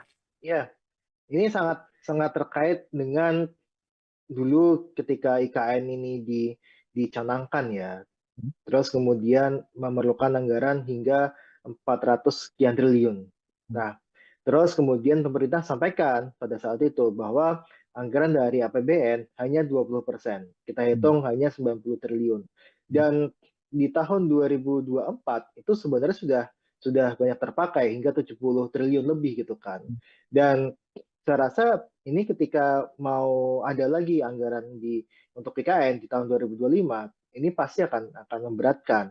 Terlebih kalau kita lihat sebenarnya ini kan anggaran IKN yang begitu besar dan multi years ya katakan sama pemerintah sebelumnya gitu kan. Anggaran ini multi year dan sebagainya justru akan memberikan beban fiskal yang cukup berat bagi pemerintahan selanjutnya, dalam hal ini pemerintahan Prabowo, maka ini akan jadi beban berat bagi Prabowo kelak untuk bisa menjalankan program-program andalannya. Nah, kita juga nggak bisa memungkiri juga bahwa setiap presiden itu pasti punya prioritas anggaran atau program prioritasnya masing-masing gitu kan. Kita tahu Jokowi itu sudah mencanangkan pindah ibu kota dan sebagainya, maka ini jadi prioritas Jokowi ketika menjabat untuk menggelontorkan uang sebanyak mungkin ke IKN. Nah, tapi Prabowo itu punya prioritas makan bergizi gratis gitu kan, di mana program ini pasti akan menjadi program yang bisa dibilang akan di backup sepenuhnya oleh Prabowo. Berapapun anggarannya itu pasti akan diusahakan oleh Prabowo. Nah, inilah yang saya sebutkan, pasti ada masanya masing-masing, ada programnya masing-masing setiap presiden gitu. Nah, ini yang kita lihat ketika IKN ini anggaran diblokir dan sebagainya, ya ini salah satu cara Prabowo untuk bisa memberikan banyak anggaran kepada program prioritas miliknya gitu, seperti program makan gizi gratis dan sebagainya. Nah, ini sudah kita sampaikan sebenarnya di awal, ini ketika IKN ini dibangun harus ada pendekatan kepada investasi yang dilakukan oleh investor, terutama untuk investor tunggal dari luar negeri, yang hingga saat ini saya rasa masih cukup minim, bahkan hanya 3 gitu kan yang sudah masuk, satu dari China, satu dari Rusia, dan satu dari Australia. Walaupun ketiganya juga hanya saya dengar cuma groundbreaking saja gitu kan, tidak ada kelanjutan pembangunan di sana gitu. Jadi ini yang saya lihat harusnya ada pembagian beban kepada investor, dan ini adalah salah satu dosa gitu ya, kesalahan yang cukup besar juga yang dilakukan oleh pemerintah sebelumnya, yang mengatakan investor sudah mengantri dan sebagainya, yang pada akhirnya hingga saat ini kita tidak melihat investor tersebut ada di IKN. Oke, kalau menurut analisis dari Bang Huda, apa sebenarnya yang menyebabkan para investor asing ini kurang begitu melirik IKN, Bang? Apa sebenarnya ketakutan apa yang mungkin ada di pihak mereka sehingga menjadi untuk berinvestasi di IKN ini perlu pertimbangan yang sangat berat seperti itu? Apa analisis Anda? Ya, pasti ada hitungannya gitu kan, bahwa investor ini kan dia tidak seperti yayasan gitu kan, yang dia non profit gitu kan. Mereka pasti akan mengincar profit dan sebagainya. Mereka mengincar bagaimana cara mereka mencari keuntungan dengan melakukan investasi di IKN. Nah, kita lihat di IKN itu sudah ada pasarnya atau belum gitu kan. Let's say contohnya investor untuk tempat hiburan. Tempat hiburan di IKN gimana, ada pangsa pasarnya apa tidak gitu kan. Sedangkan kita tahu bahwa pemerintah lagi-lagi menunda untuk pemindahan ASN ke IKN. Kita dengar dari tahun lalu misalkan ataupun tahun 2023 itu sudah ada rencana untuk pemindahan IKN, ASN ke IKN gitu kan. Terus kemudian diundur lagi ke Februari tahun 2024, kemudian diundur lagi Juni 2024, mundur lagi September gitu kan. Hingga sekarang ditekankan tidak ada rencana untuk pemindahan IKN dalam jangka waktu tertentu gitu. Jadi tidak ada rencana lagi nih IKN akan pindah, ASN ini akan pindah ke IKN kapan gitu. Karena dari pemerintah memang dirasa belum siap infrastruktur di sana untuk ASN ini tempat tinggal, kemudian kalau kita lihat untuk pendidikan anak-anaknya, kesehatan anak-anaknya dan sebagainya, itu tidak ada yang mencukupi di situ. Karena itu masih sangat seperti hutan gitu kan. Dia ada bangunan megah di tengah hutan yang dia tidak ada penghuninya gitu. Nah, kita juga lihat sebenarnya Mas, bahwa ini sangat-sangat, karena kontrak politik pasti sudah ada lah, karena ada undang-undang untuk pemindahan ibu kota Nusantara gitu kan, ibu kota negara dipindahkan ke IKN gitu kan. Dari sisi kontrak politik sudah ada, tapi dari sisi kontrak anggaran itu masih tanda tanya gitu kan. Makanya investor ini tidak mau nih untuk melakukan investasi di IKN karena tidak ada jaminan anggaran ke depan seperti apa untuk IKN ini, dan 20% dari total anggaran IKN yang sebesar 400 sekian triliun itu sudah hampir semuanya digunakan, dan ketika itu melebihi sudah pasti akan ada penolakan dari masyarakat. Ini yang saya rasa akhirnya menimbulkan keraguan investor untuk masuk ke IKN gitu kan. Dan juga kalau kita Mas Agung lihat ya, ini Jokowi sering sekali ya mengadakan rapat di IKN, terus kemudian 3 hari berkantor di IKN, terus kemudian malam-malam mengadakan inaugurasi di IKN dan sebagainya. Tapi kita tidak pernah nih melihat Prabowo berkantor ke IKN. Ini kan kontrak-kontrak politik yang memang pasti akan dijadikan acuan bagi investor untuk masuk ke IKN atau tidak gitu. Ketika tidak ada jaminan yang pasti dari pemerintah dari sisi anggaran, kontrak politik dengan eksekutifnya juga kita lihat ogah-ogahan untuk pindah ke IKN dan sebagainya, saya rasa ini akan semakin memundurkan niat investor itu untuk masuk ke IKN. Dan ini sudah saya sampaikan di tahun 2022, IKN ini berpotensi mangkraknya sangat besar dan bisa menjadi ya hambalang titik 2.0 ya kalau saya bilang ya untuk yang program yang mangkrak di zamannya yang dilakukan oleh di zamannya Jokowi. Baik. Tadi ada mengatakan bahwa setiap presiden punya masing-masing punya andalan tersendiri. Kalau di era Jokowi, IKN. Seperti itu kalau di eranya Pak Prabowo, sekarang yang terkenal kan program makan bergizi gratis seperti itu, Bang Huda. Lalu mungkinkah keduanya ini bisa berjalan bersama atau memang harus ada yang dikorbankan salah satu, Bang, jika melihat kondisi pemerintahan yang sekarang? Ya, ini sedikit klarifikasi, kalau programnya Jokowi itu bukan hanya IKN ya, tapi Ya.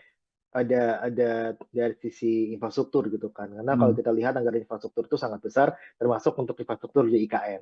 Nah, kita lihat berapa sih anggaran yang dibutuhkan oleh IKN gitu kan. Ada 400 sekian triliun. Kemudian berapa sih anggaran untuk program makan bergizi gratis gitu kan.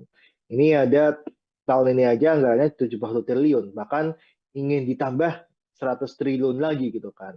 Hmm. Kalau kita hitung yang untuk mencapai 100% itu membutuhkan angka di angka sekitar 300 triliun atau 240 sampai 300 triliun.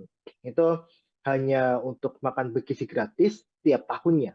Nah, yang terjadi adalah ketika 100% yang terjadi, yang kita prediksi, ini bisa meningkatkan defisit anggaran kita. Hmm. Defisit anggaran ke PDB itu sudah dipatok tidak boleh melebihi 3%. Hmm. Nah, ketika dilakukan tadi hanya untuk MBG saja, ketika 100%, ini akan meningkatkan untuk defisit anggaran terhadap PDB rasionya itu bisa melebihi dari 3%. Yang pada akhirnya bisa memunculkan potensi untuk dilakukan impeachment terhadap pemerintah, terhadap Prabowo gitu. Nah, makanya ini sangat tidak mungkin sebenarnya ketika ada program makan bergizi gratis yang butuh uang sangat besar ditambah dengan adanya IKN, pembangunan IKN di era Prabowo ini. Sedangkan satu sisi penerimaan negara kita tengah seret, apalagi ada masalah Cortex gitu kan, yang ini bisa berpotensi untuk melambatkan penerimaan negara. Nah, artinya apa? Artinya ini tidak mungkin kalau misalkan ketika penerimaan sedang seret, kemudian ada program MBG, Prabowo sangat sangat ambisius dengan program ini, harus ditugasi untuk melanjutkan IKN untuk selesai di 4 tahun pemerintahan Prabowo. Sangat-sangat berat sekali, Mas. Jadi saya rasa sih jawabannya tidak bisa ya untuk melakukan keduanya. Baik, tapi ini sejumlah menteri Kabinet Merah Putih telah mengatakan, khususnya kemarin yang baru saja mengatakan Menteri Energi dan Sumber Daya Mineral Bang Huda Bahlil Lahadalia bahwa Prabowo akan pindah ke IKN tahun 2028. Begitu beliau mengatakan. Apakah Anda optimis ini terlaksana tepat waktu atau ini merupakan sesuatu yang dipaksakan dalam tanda kutip? Ya, itu hanya omong-omong saja, Mas Agung, sebenarnya. Kalau kita lihat ya, kita sudah mendengar lah bahwa tadi saya sampaikan saja, kita uh, di pemerintah gitu ya, pemerintah itu sudah mencanangkan ASN IKN akan pindah di Februari tahun 2024. Bahkan di 2023 juga sudah sampaikan. Sampai saat ini tidak ada satupun ASN yang dia pindah ke IKN. Kecuali yang badan otorita ya, kita tahu itu statusnya ASN atau tidak gitu. Tapi tidak ada ASN yang pindah ke sana.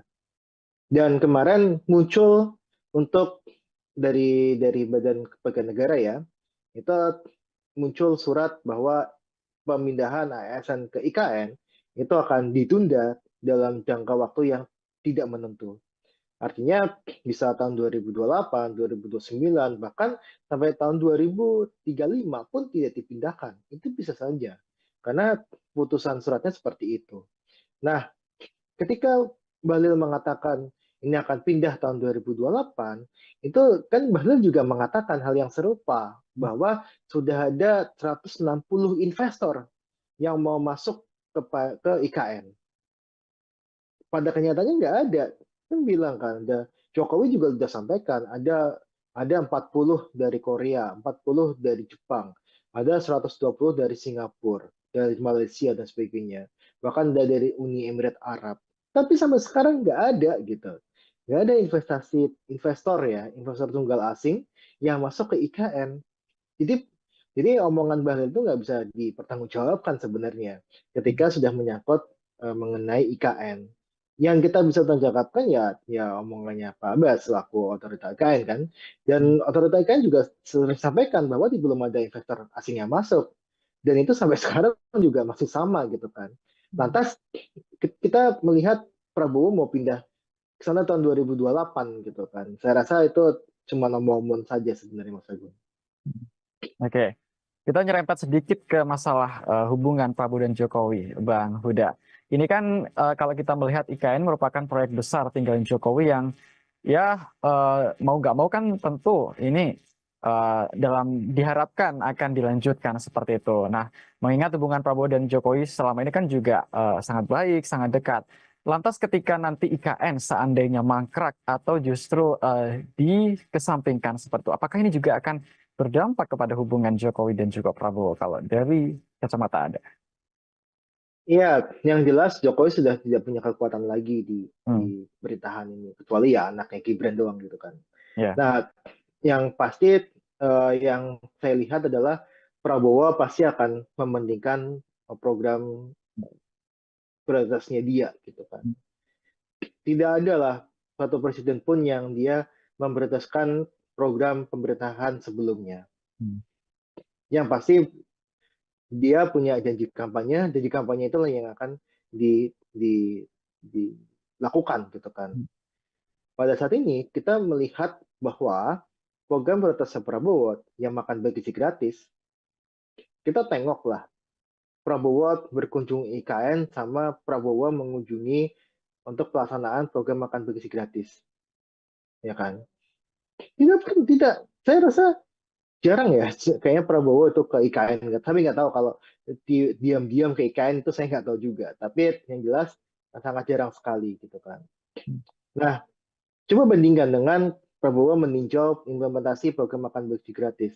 Hampir tiap minggu kayaknya Prabowo ketika di Indonesia itu pasti melakukan kunjungan ataupun sidak terhadap implementasi program makan bergizi gratis. Karena Prabowo tahu bahwa ini adalah program prioritasnya dia dan yang dijanjikan oleh masyarakat adalah ya makan bergizi gratis gitu kan, bukan melanjutkan IKN gitu. Nah makanya ini saya selalu sampaikan pasti setiap presiden itu punya prioritas masing-masing dan prioritasnya Prabowo sekarang adalah makan bergizi gratis gitu. Nah, ini akan pasti akan membuat hubungan merenggang gitu kan. Karena saya tahu kalau Jokowi ketika di kepemimpinannya akhir-akhir kepemimpinan periode kedua itu sudah tidak memikirkan program lainnya selain menyelesaikan proyek-proyek di IKN. Makanya Jokowi sangat ketol sekali gitu kan. 3 bulan sebelum dia lengser itu berbagai acara dilakukan di IKN, termasuk untuk upacara 17 Agustus, kemudian beberapa acara inaugurasi malam-malam di IKN, terus kemudian melakukan rapat rapat paripurna kabinet ya, itu di IKN dan sebagainya, istana presiden di IKN ya. Nah, ini semua dilakukan hanya untuk melihat, oh ini loh progres IKN dan ada dukungan, harus ada dukungan ke IKN setelah dia lengser. Dia tidak mau untuk IKN ini menjadi hambalang baru sebenarnya. Tapi lagi-lagi pasti prioritas presiden itu beda-beda gitu. Jadi saya sampaikan di awal dan kita tidak boleh punya dua matahari ya. Tidak boleh punya matahari kembar yang sekarang presidennya adalah Prabowo bukan Jokowi lagi. Oke. Lalu terkait ini Bang Huda. Ini kan juga masalah di IKN kan menjadi perhatian semua masyarakat Indonesia seperti itu. Dan berita hari ini ada pejabat otorita IKN yang mundur baru saja, Bang Muhammad Ali Iya. Brawi. Ini apa komentar Anda tentang pengunduran diri di momen yang sangat genting ini, Bang Huda?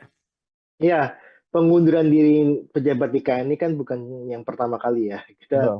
eh, kepala otorita pun sudah mengundurkan diri walaupun masuk kembali sebagai ya tadi ya untuk staf sus apa gitu, saya lupa untuk jabatannya Pak Bambang gitu kan. Nah, yang jelas adalah ada sesuatu bermasalah di IKN, bahwa IKN ini pertama tadi yang jelas belum ada investor tunggal asing yang masuk. Beban terhadap APBN itu terlampau berat gitu kan. Kemudian belum ada kejelasan apakah pemerintahan sekarang dan pemerintahan selanjutnya itu memajukan IKN atau tidak. Karena banyak yang sampaikan gitu kan bahwa IKN itu akan jadi ibu kota politik saja gitu kan, bukan sebagai ibu kota negara. Ibu kota negara tetap di Jakarta gitu. Nah, inilah yang memang menjadi dasar kenapa sih pejabat-pejabat IKN itu dia mengundurkan diri. Nah, ini sangat-sangat terkait juga dengan anggaran yang di otorita IKN gitu kan, bahwa ya anggaran pembayaran gaji dan sebagainya belum dibayarkan ataupun pembayaran tidak tepat waktu dan sebagainya, itu juga jadi pemicu juga gitu kan. Dan yang jelas adalah ketika pejabat IKN ini dia masuk, yang jelas rencana IKN ini sudah ada gitu, sudah jadi gitu.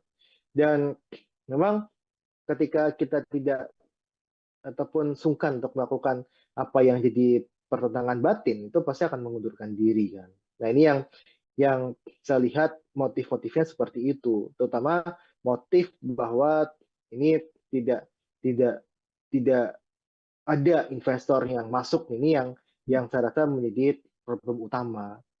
Karena tadi 80% adalah uang non APBN. Dan yang paling banyak diandalkan adalah selain dari BUMN, adalah dari investor asing. Nah, ketika investor asing ini tidak masuk, ya jelas tidak ada pembangunan lagi di IKN. Maka tidak ada pejabat yang siap menjadi sejarah kelam sebenarnya. Makanya dia mengundurkan diri dari IKN. Itu aja sebenarnya, Mas. Oke, jadi kesimpulannya Anda yakin bahwa IKN ini seperti yang Anda bilang tadi akan mangkrak dan menjadi hambalang jilid dua seperti itu? Sudah saya sampaikan di tahun 2022, ketika tidak ada investor asing masuk di IKN, sampai Jokowi Jokowi lengser, itu akan mangkrak. Sampai Jokowi lengser pun hanya 3 yang groundbreaking, kita nggak tahu sampai mana perkembangannya. Tidak ada investor kakap yang masuk, yang ada mengundurkan diri, ada SoftBank, sebagainya yang dia mengundurkan diri, ada beberapa yang masuk investor swasta domestik pun juga banyak yang mengundurkan diri dan sebagainya. Yang pada akhirnya ini akan membebankan APBN. Nah, ketika APBN itu terasa berat dan pemerintah sudah berganti prioritasnya, saya rasa potensi mangkrak untuk IKN membesar. Dan ini sudah saya sampaikan di tahun 2022, IKN akan bisa menjadi hambalang jilid baru. Oke, terakhir Bang Huda, ini kan bicara soal pemangkasan anggaran nggak hanya dari Kementerian PU saja, tapi beberapa dan banyak lembaga lain seperti itu ya Bang Huda ya. Oke, kalau menurut Anda ini sahkah atau wajar-wajar saja jika pemangkasan dilakukan mungkin secara besar-besaran demi program makan bergizi gratis yang menjadi program andalan Presiden kita saat ini, Presiden Prabowo Subianto? Ya, yang pasti tadi saya jelaskan di awal bahwa ada banyak program yang memang tidak memberikan efek besar terhadap masyarakat, terhadap ekonomi masyarakat. Ada program-program yang dia tidak follow the money. Artinya adalah programnya direncanakan secara ugal-ugalan, tidak direncanakan dengan baik gitu kan. Yang pada akhirnya ini hanya menjadi bajakan gitu kan. Nah, kita harus sadari itu pertama. Nah, yang kedua, ada juga program-program yang memang bermanfaat bagi masyarakat luas, bagi masyarakat, ekonomi masyarakat secara luas. Contohnya, program untuk yang dalam negeri, misalkan perjalanan dinas dalam negeri. Ini kan sesuatu yang dapat membantu dari sisi sektor hotel, sektor hotel itu mempunyai multiplier efek kepada sektor-sektor lainnya. Misalkan sektor hotel, dia kan butuh untuk Telkom kan pasti kan ada telepon. Kemudian dia juga menyerap tenaga kerja. Kemudian belum kita hitung untuk bisnis penatu ya, bisnis binatu sorry, yang bisnis laundry ya, bisnis laundry yang memang yang itu pasti akan terdampak juga. Belum lagi penyediaan amenities seperti sandal hotel dan sebagainya, itu yang pasti akan terdampak dan sebagainya lah ya. Jadi multiplier-nya cukup besar. Nah, ini yang harus dilihat sama Prabowo dan tim adalah bagaimana mengklasifikasikan untuk program-program yang dia berdampak ke masyarakat luas dan mana program yang tidak berdampak kepada masyarakat luas. Dan ketika mereka atau program itu tidak berdampak pada masyarakat secara luas, ya itu patut dievaluasi, patut diefisiensikan, patut dihapuskan. Tapi untuk yang program-program yang dia berdampak luas, patut kita keep atau patut kita tetap laksanakan, tidak dilakukan pemangkasan anggaran. Makanya ini yang kita sampaikan gitu kan. Nah, apakah ini bisa untuk makan bergizi gratis gitu kan? Ya sudah pasti akan mengarahnya ke sana. Ada dua sebenarnya hipotesa saya. Untuk makan bergizi gratis atau memang pemerintah tidak punya uang gitu. Jadi ya ya udah makan bergizi gratis tetap 71 triliun penghematannya karena memang tidak punya uang gitu. Tidak punya uang, pemerintah ini penerimaan negaranya cukup berat gitu kan. Ini yang saya lihat dari sisi dua hipotesa itu. Dan ketika itu dilakukan untuk program makan bergizi gratis, ya wajar. Itu kan programnya Prabowo gitu kan. Ya, itu hak prerogatif presiden gitu. Nah, ini yang tapi saya dengar kan di DPR juga tengah dibahas gitu kan. Ada beberapa anggaran yang memang harus dilakukan efisiensi, ada yang harus ditahan. Kalau dari kemudian PU gitu kan, itu ada irigasi yang memang ditentang sama beberapa anggota DPR untuk dihilangkan karena ini akan menyangkut kepada petani kita, kepada ketahanan pangan kita. Jadi ada beberapa anggaran yang nampaknya harus diteliti lebih lanjut, Mas Agung. Oke, kita berharap bersama-sama ya Bang ya, semoga pemerintah bijak dalam mengambil keputusan apapun itu baik Amin. terkait IKN maupun program-program lainnya. Dan terkait dengan mangkrak atau tidaknya IKN, kita lihat bersama ya Bang ya, nanti biar waktu yang akan menguji apakah benar Iya. proyek tinggalan Presiden Jokowi ini akan menjadi hambalang jilid 2 atau akan Iya. berlanjut, kita nggak Iya. akan Apakah ini bisa untuk makan bergizi gratis gitu kan? Ya sudah pasti akan mengarahnya ke sana. Ada dua sebenarnya hipotesa saya. Untuk makan bergizi gratis atau memang pemerintah tidak punya uang. Defisit anggaran ke PDB itu sudah dipatok tidak boleh melebihi 3%. Nah, ketika dilakukan tadi hanya untuk MBG saja, ketika 100%, ini akan meningkatkan untuk defisit anggaran terhadap PDB rasionya itu bisa melebihi dari 3%. Ini tidak mungkin kalau misalkan ketika penerimaan sedang seret, kemudian ada program MBG, Prabowo sangat ambisius dengan program ini, terus ditugasi untuk melanjutkan IKN untuk selesai di 4 tahun pemerintahan Prabowo. Selamat malam, saudara. Anda menyaksikan Tribun News on Focus bersama saya, Agung Laksono. Pembangunan Ibu Kota Nusantara atau IKN kembali menjadi sorotan di tengah kebijakan efisiensi anggaran Presiden Prabowo Subianto. Pasalnya, Kementerian Pekerjaan Umum yang bertanggung jawab atas proyek IKN mengalami pemangkasan anggaran sebesar 81 triliun rupiah pada tahun 2025. Akankah proyek tinggalan Presiden Jokowi ini tetap berlanjut atau justru mangkrak seperti yang dikhawatirkan banyak pihak? Kita akan bahas bersama Direktur Ekonomi Selyos Nailul Huda. Kita sapa terlebih dahulu. Halo, apa kabar Bang Huda? Halo Mas Agung, Alhamdulillah kabar saya baik. Semoga Mas Agung dan tim baik-baik juga.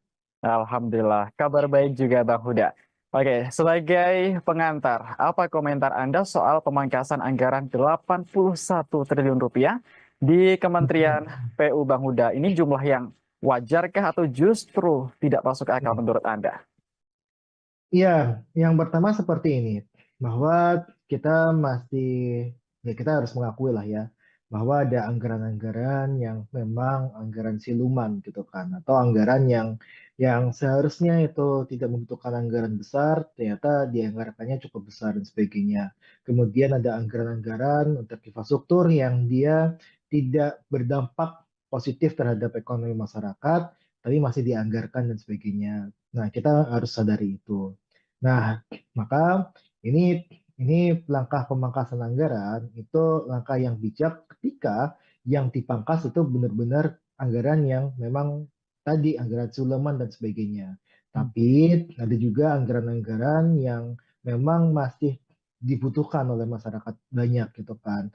Seperti contohnya kalau kita bedah di paparannya Kemen PU ya, yang banyak beredar di media sosial bahwa ada pemangkasan anggaran di irigasi, pemeliharaan jalan dan sebagainya, yang justru itu dibutuhkan oleh masyarakat.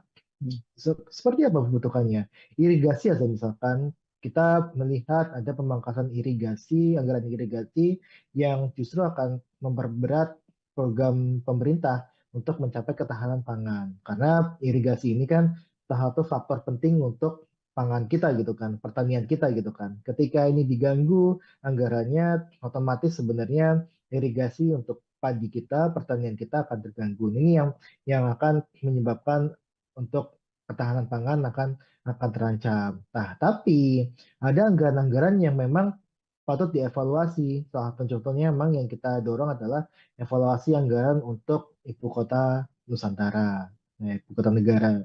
Ibu kota Nusantara ini kenapa kita patut dievaluasi? Karena jadinya ini tidak menimbulkan banyak manfaat bagi ekonomi daerah maupun ekonomi nasional. Nah, ini yang kita harap adalah anggaran-anggaran seperti ini yang disisir gitu kan.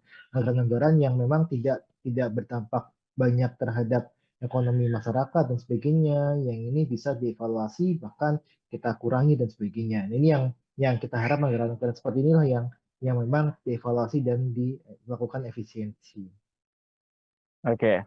Lalu ini kemarin kan Menteri PU Pak Dodi Hanggodo kan sudah mengatakan bahwa anggaran IKN untuk 2025 katanya masih diblokir oleh Menteri Keuangan Sri Mulyani. Lalu sebenarnya kapan pencairan ini dilakukan dan masih menunggu apa? Mengingat ini kan ada pernyataan dari pemerintah juga bahwa penegasan bahwa IKN tetap akan lanjut pembangunannya seperti itu, Bang. Sudah.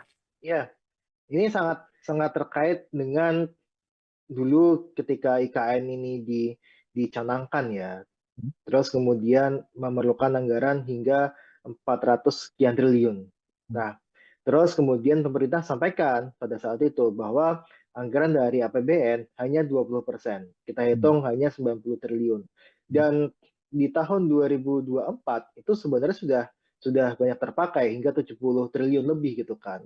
Dan saya rasa ini ketika mau ada lagi anggaran untuk IKN di tahun 2025, ini pasti akan memberatkan.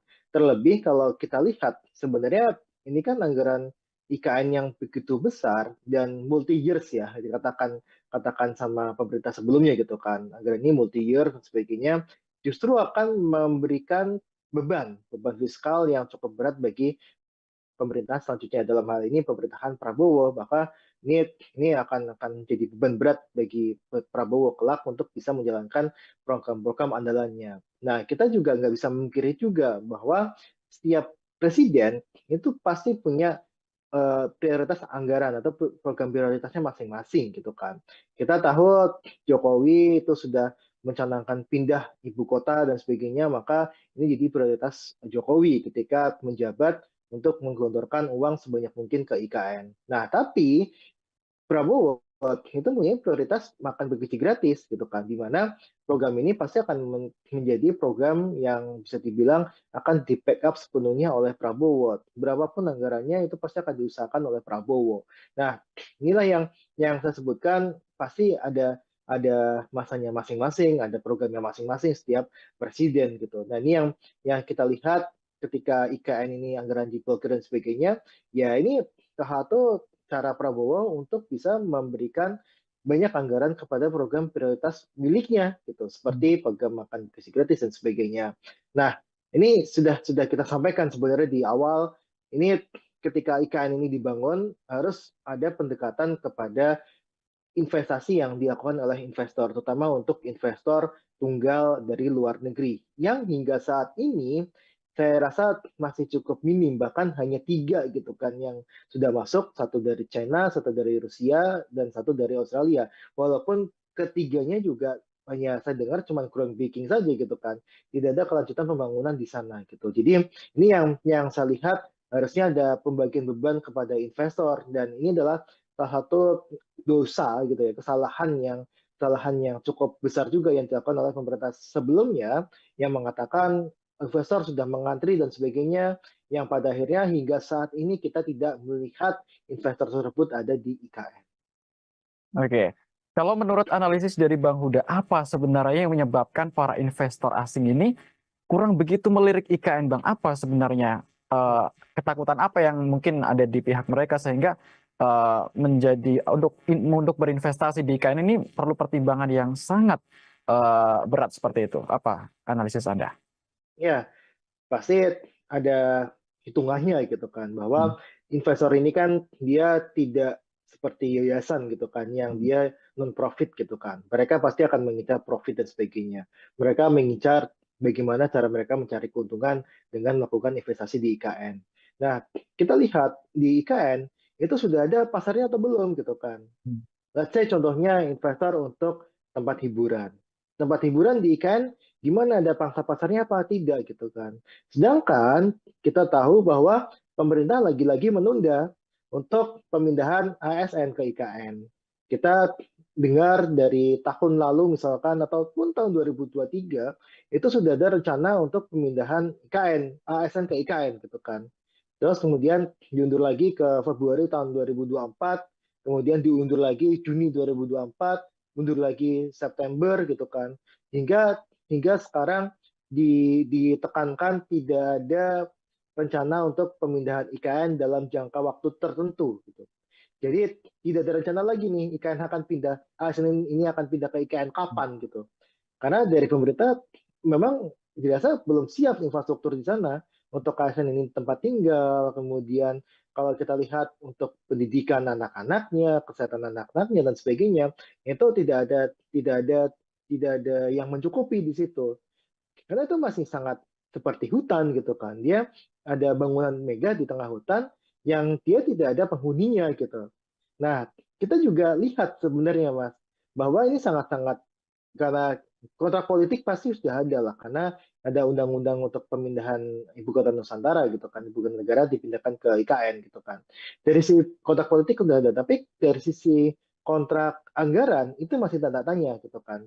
Makanya investor ini tidak mau nih untuk melakukan investasi di IKN karena tidak ada jaminan anggaran ke depan seperti apa untuk IKN ini, dan 20% dari total anggaran IKN yang sebesar 400 sekian triliun itu sudah hampir semuanya digunakan, dan ketika itu melebihi sudah pasti akan ada penolakan dari masyarakat. Ini yang saya rasa akhirnya menimbulkan keraguan investor untuk masuk ke IKN gitu kan. Dan juga kalau kita Mas Agung lihat ya, ini Jokowi sering sekali ya mengadakan rapat di IKN, terus kemudian 3 hari berkantor di IKN, terus kemudian malam-malam mengadakan inaugurasi di IKN dan sebagainya. Tapi kita tidak pernah nih melihat Prabowo berkantor ke IKN. Ini kan kontrak-kontrak politik yang memang pasti akan dijadikan acuan bagi investor untuk masuk ke IKN atau tidak gitu.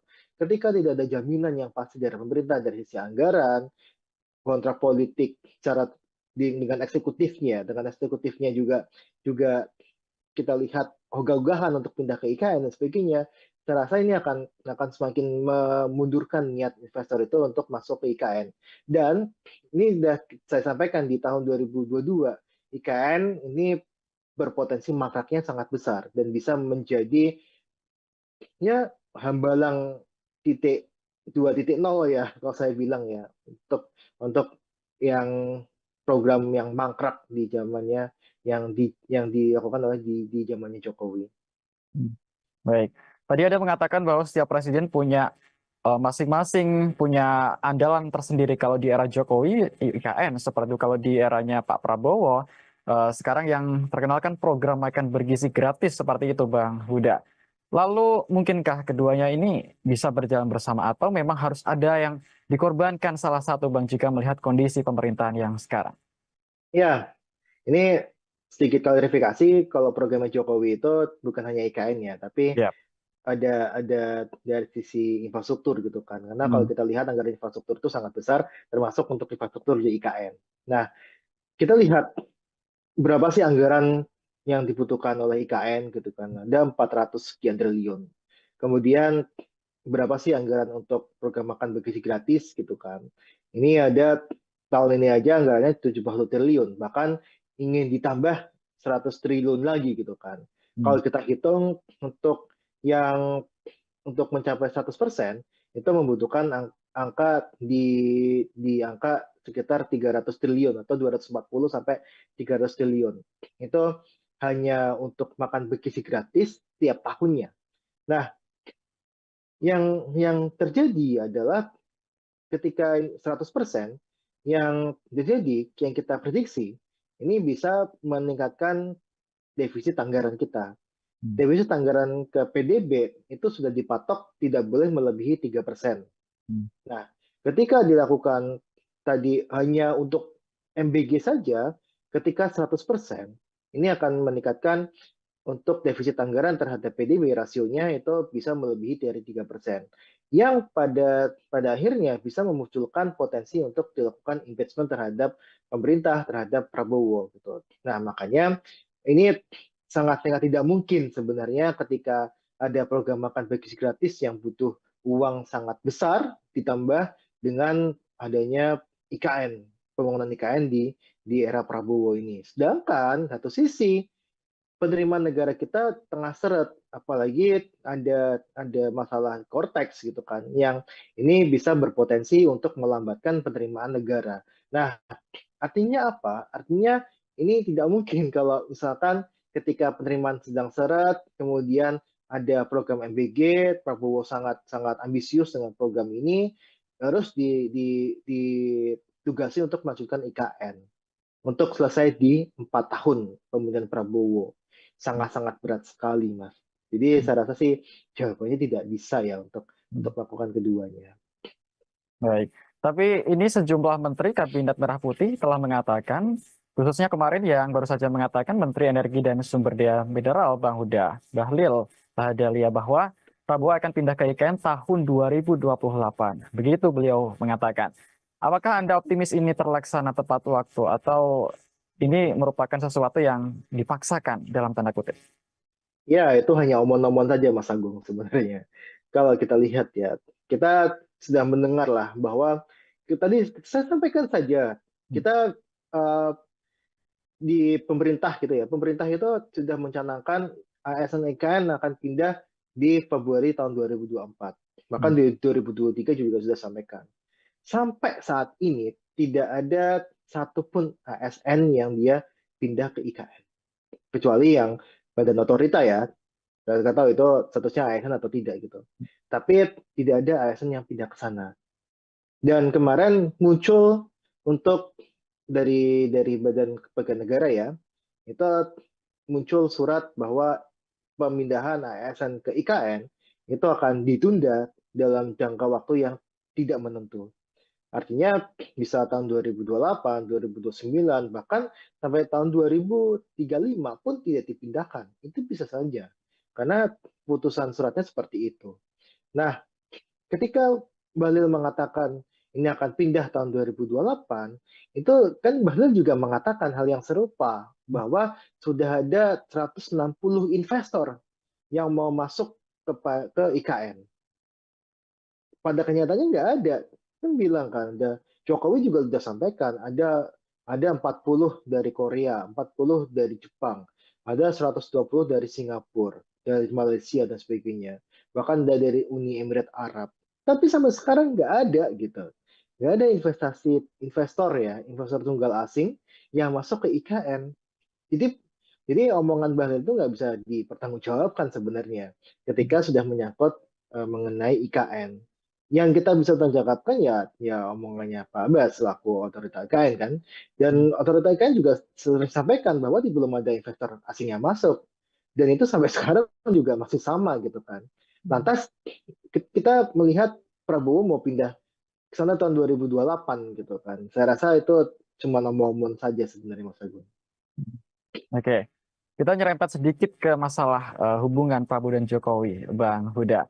Ini kan kalau kita melihat IKN merupakan proyek besar tinggalin Jokowi yang ya mau nggak mau kan tentu ini dalam diharapkan akan dilanjutkan seperti itu. Nah, mengingat hubungan Prabowo dan Jokowi selama ini kan juga sangat baik, sangat dekat.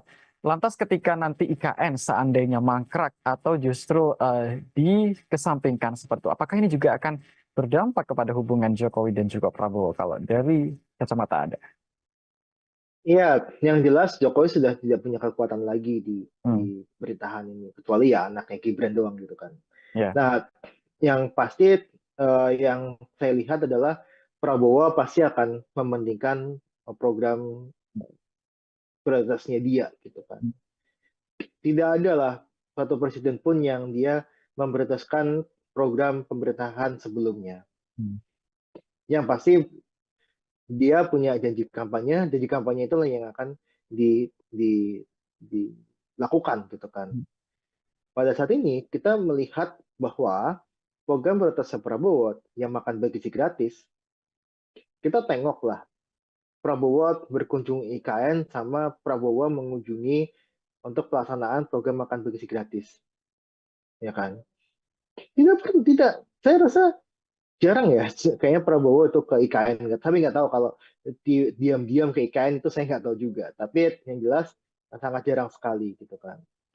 Nah, coba bandingkan dengan Prabowo meninjau implementasi program makan bergizi gratis.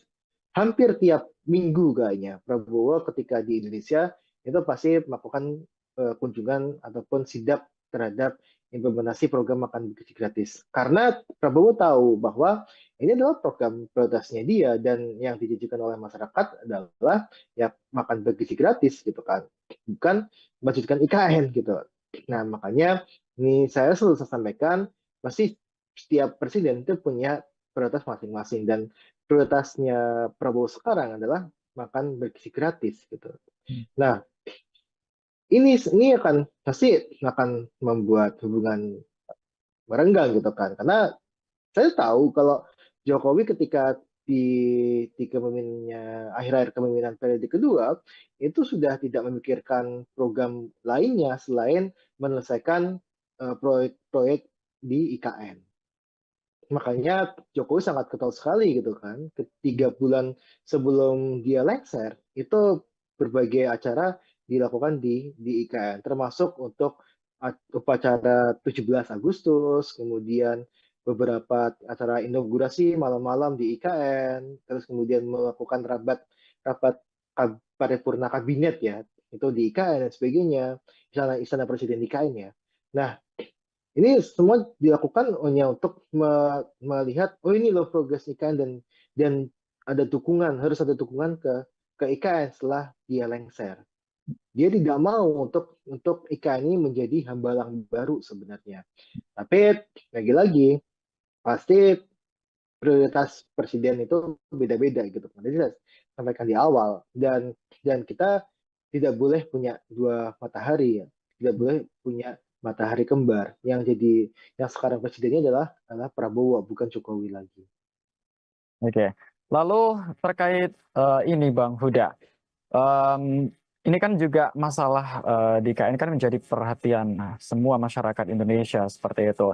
Dan berita hari ini ada pejabat otorita IKN yang mundur baru saja Bang Muhammad Ali Iya. Braw. Ini apa komentar Anda tentang pengunduran diri di momen yang sangat genting ini Bang Huda? Iya, pengunduran diri pejabat IKN ini kan bukan yang pertama kali ya. Kita Betul. eh, kepala otorita pun sudah mengundurkan diri walaupun masuk kembali sebagai ya tadi ya untuk staf sus apa gitu saya lupa untuk jabatannya Pak Bambang gitu kan.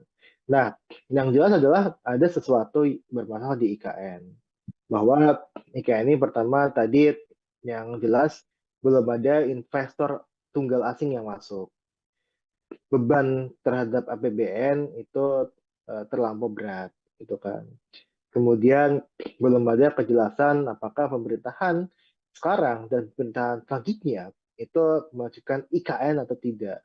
Karena banyak yang sampaikan gitu kan bahwa IKN itu akan jadi ibu kota politik saja gitu kan, bukan sebagai ibu kota negara. Ibu kota negara tetap di Jakarta gitu. Nah, inilah yang memang menjadi dasar kenapa sih pejabat-pejabat IKN itu dia mengundurkan diri.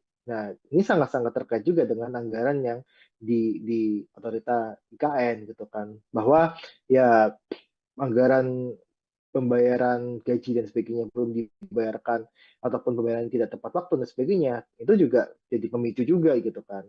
Dan yang jelas adalah ketika pejabat IKN ini dia masuk, yang jelas rencana IKN ini sudah ada gitu, sudah jadi gitu. Dan memang ketika kita tidak ataupun sungkan untuk melakukan apa yang jadi pertentangan batin, itu pasti akan mengundurkan diri kan. Nah, ini yang saya lihat motif-motifnya seperti itu, terutama motif bahwa ini tidak tidak tidak ada investor yang masuk, ini yang saya rasa menjadi problem utama.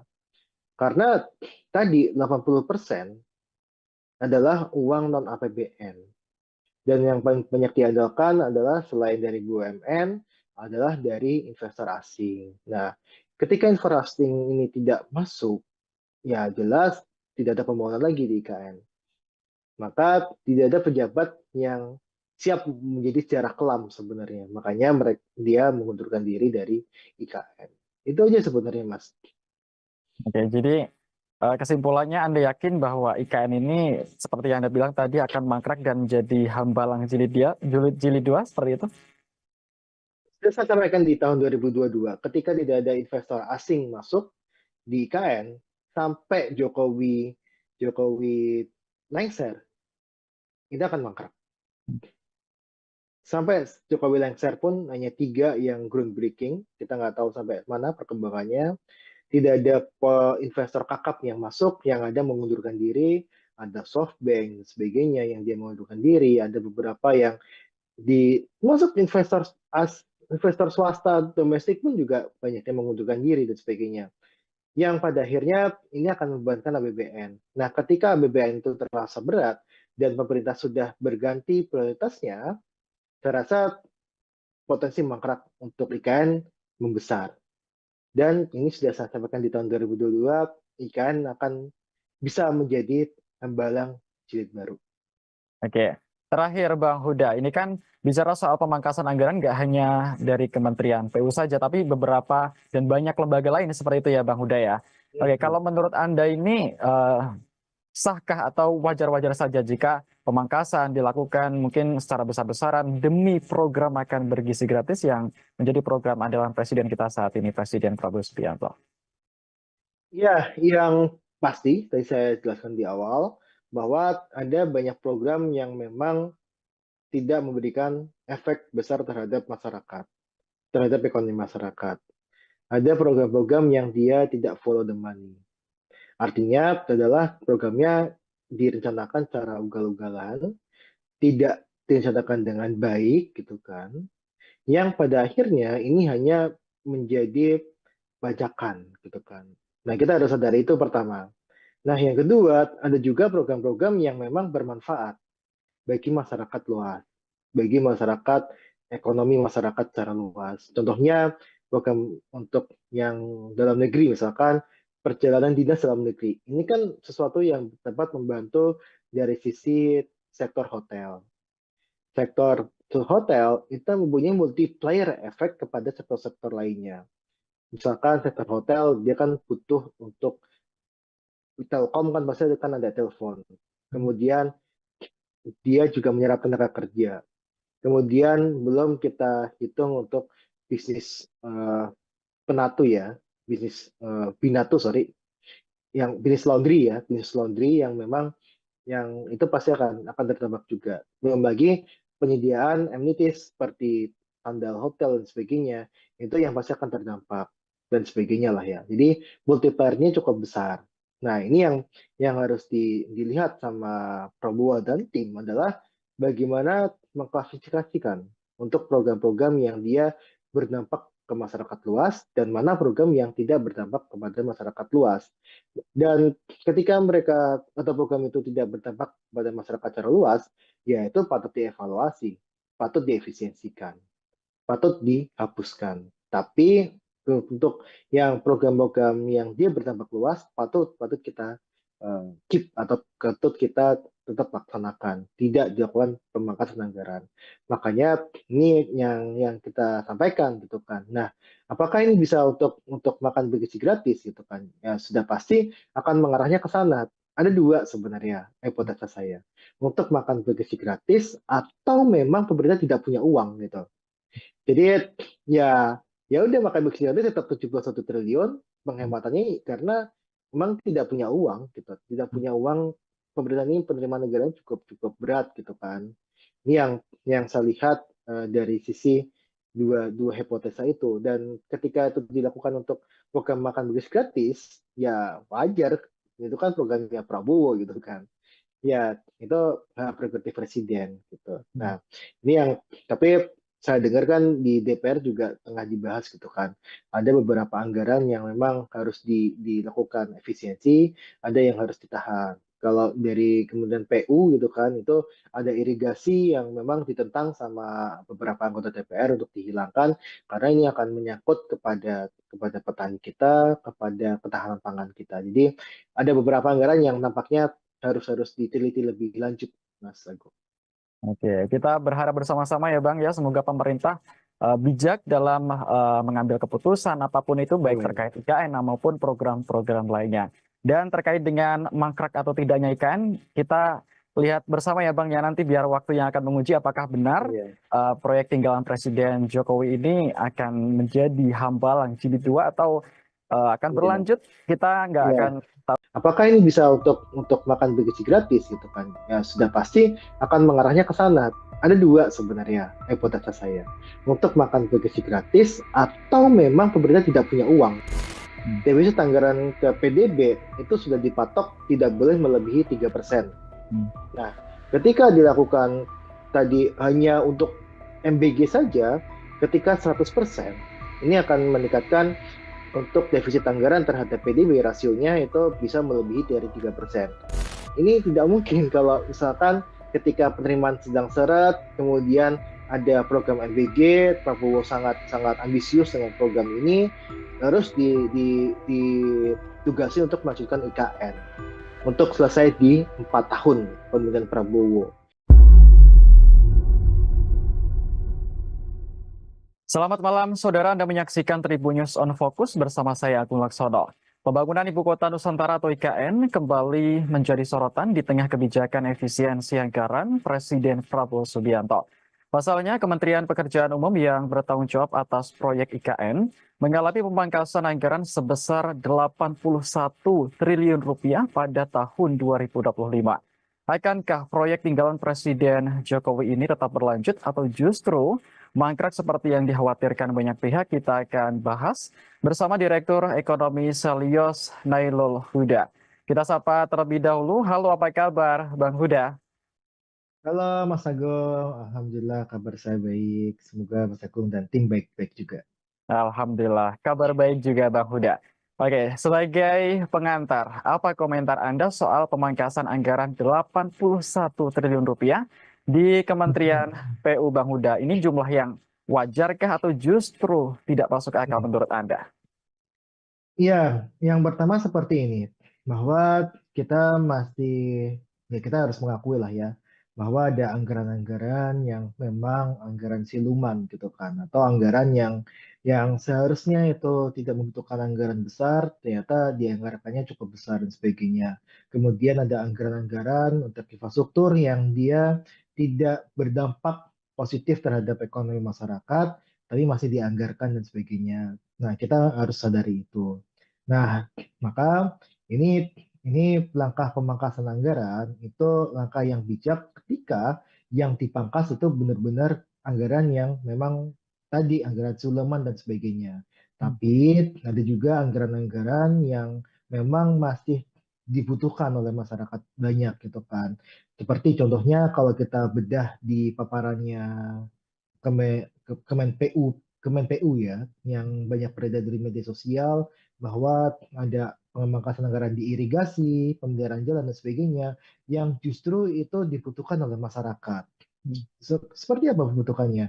Irigasi aja misalkan kita melihat ada pemangkasan irigasi, anggaran irigasi yang justru akan memperberat program pemerintah untuk mencapai ketahanan pangan. Karena irigasi ini kan salah satu faktor penting untuk pangan kita gitu kan, pertanian kita gitu kan. Ketika ini diganggu anggarannya, otomatis sebenarnya irigasi untuk padi kita, pertanian kita akan terganggu. Ini yang akan menyebabkan untuk ketahanan pangan akan terancam. Nah, tapi ada anggaran-anggaran yang memang patut dievaluasi. Salah satu contohnya memang yang kita dorong adalah evaluasi anggaran untuk ibu kota Nusantara.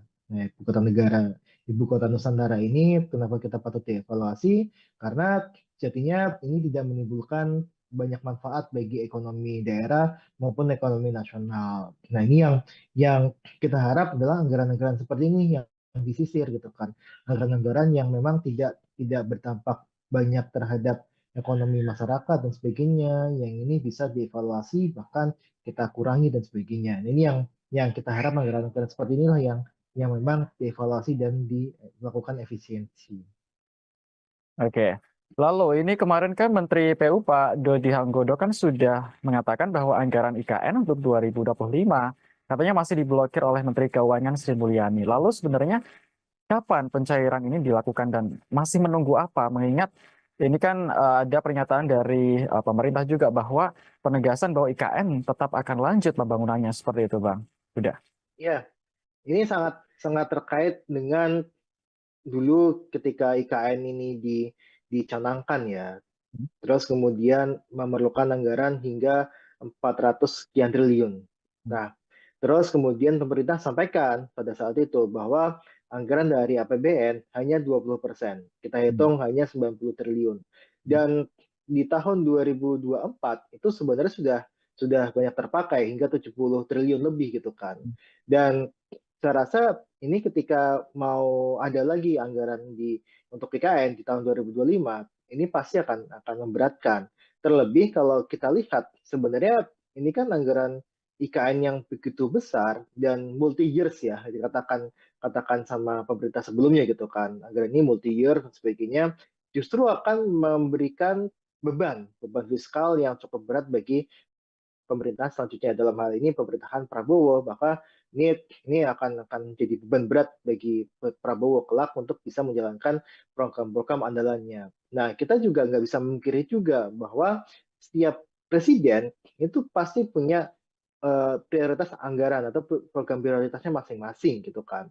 Kita tahu Jokowi itu sudah mencanangkan pindah ibu kota dan sebagainya, maka ini jadi prioritas Jokowi ketika menjabat untuk menggelontorkan uang sebanyak mungkin ke IKN. Nah, tapi Prabowo itu punya prioritas makan bergizi gratis gitu kan, di mana program ini pasti akan menjadi program yang bisa dibilang akan di backup sepenuhnya oleh Prabowo. Berapapun anggarannya itu pasti akan diusahakan oleh Prabowo.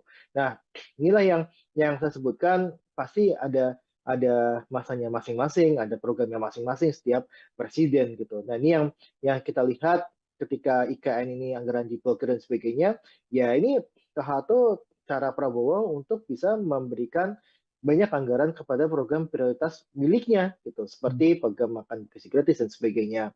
Nah, ini sudah kita sampaikan sebenarnya di awal, ini ketika IKN ini dibangun harus ada pendekatan kepada investasi yang dilakukan oleh investor, terutama untuk investor tunggal dari luar negeri, yang hingga saat ini saya rasa masih cukup minim, bahkan hanya 3 gitu kan yang sudah masuk, satu dari China, satu dari Rusia, dan satu dari Australia. Walaupun ketiganya juga hanya saya dengar cuma groundbreaking saja gitu kan, tidak ada kelanjutan pembangunan di sana gitu. Jadi ini yang saya lihat harusnya ada pembagian beban kepada investor, dan ini adalah salah satu dosa gitu ya, kesalahan yang cukup besar juga yang dilakukan oleh pemerintah sebelumnya, yang mengatakan investor sudah mengantri dan sebagainya, yang pada akhirnya hingga saat ini kita tidak melihat investor tersebut ada di IKN.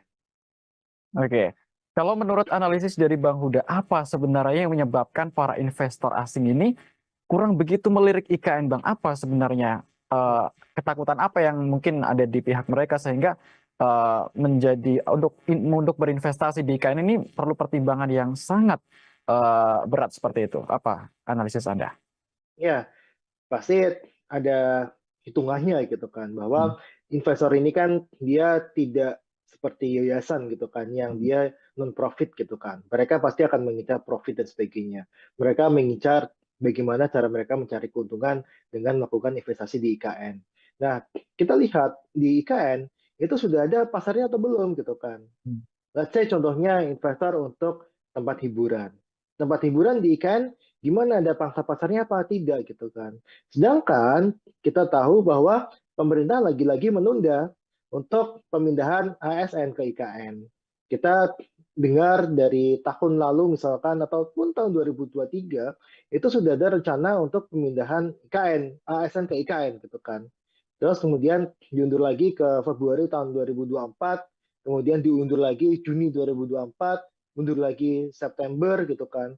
Hingga sekarang ditekankan tidak ada rencana untuk pemindahan IKN dalam jangka waktu tertentu gitu. Jadi tidak ada rencana lagi nih IKN akan pindah, ASN ini akan pindah ke IKN kapan gitu. Karena dari pemerintah memang dirasa belum siap infrastruktur di sana untuk ASN ini tempat tinggal, kemudian kalau kita lihat untuk pendidikan anak-anaknya, kesehatan anak-anaknya dan sebagainya, itu tidak ada yang mencukupi di situ. Karena itu masih sangat seperti hutan gitu kan. Dia ada bangunan megah di tengah hutan yang dia tidak ada penghuninya gitu. Nah, kita juga lihat sebenarnya Mas, bahwa ini sangat-sangat, karena kontrak politik pasti sudah ada lah, karena ada undang-undang untuk pemindahan ibu kota Nusantara gitu kan, ibu kota negara dipindahkan ke IKN gitu kan. Dari sisi kontrak politik sudah ada, tapi dari sisi kontrak anggaran itu masih tanda tanya gitu kan. Makanya investor ini tidak mau nih untuk melakukan investasi di IKN karena tidak ada jaminan anggaran ke depan seperti apa untuk IKN ini, dan 20% dari total anggaran IKN yang sebesar 400 sekian triliun itu sudah hampir semuanya digunakan, dan ketika itu melebihi sudah pasti akan ada penolakan dari masyarakat. Ini yang saya rasa akhirnya menimbulkan keraguan investor untuk masuk ke IKN gitu kan.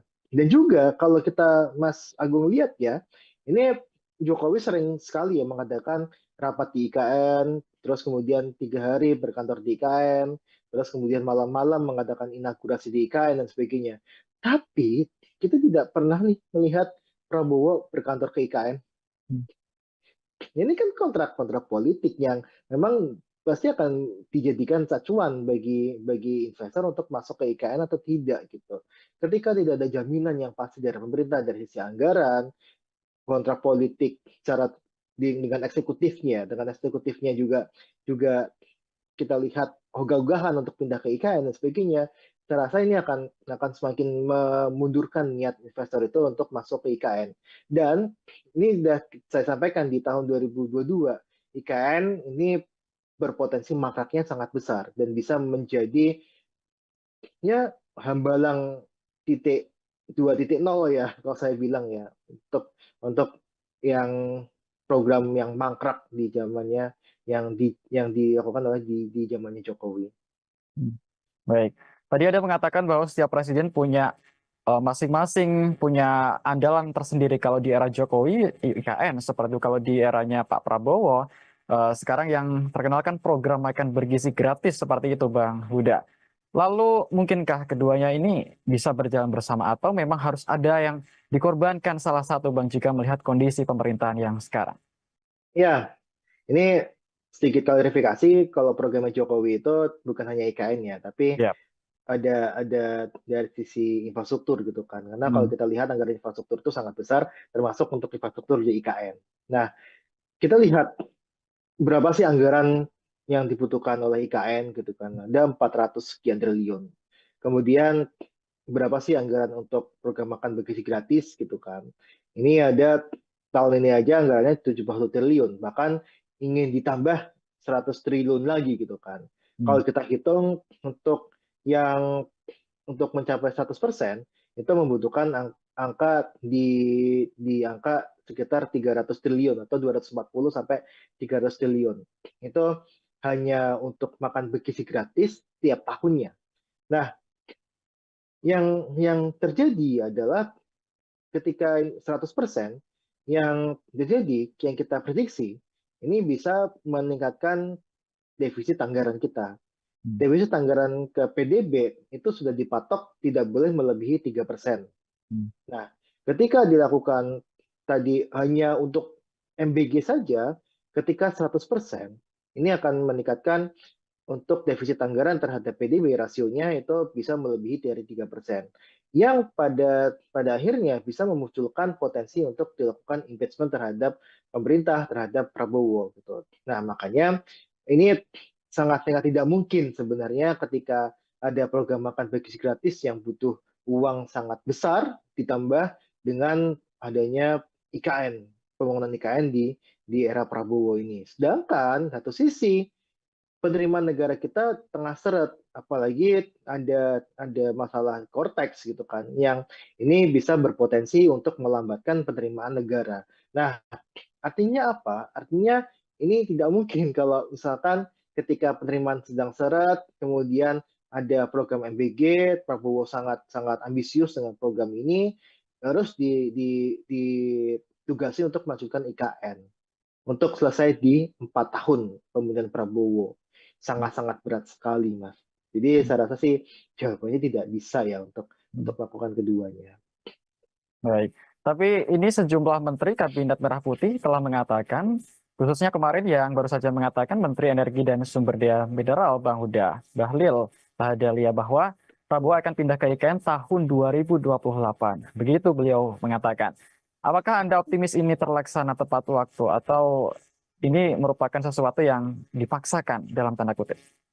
Ya, itu hanya omong-omong saja, Mas Agung, sebenarnya.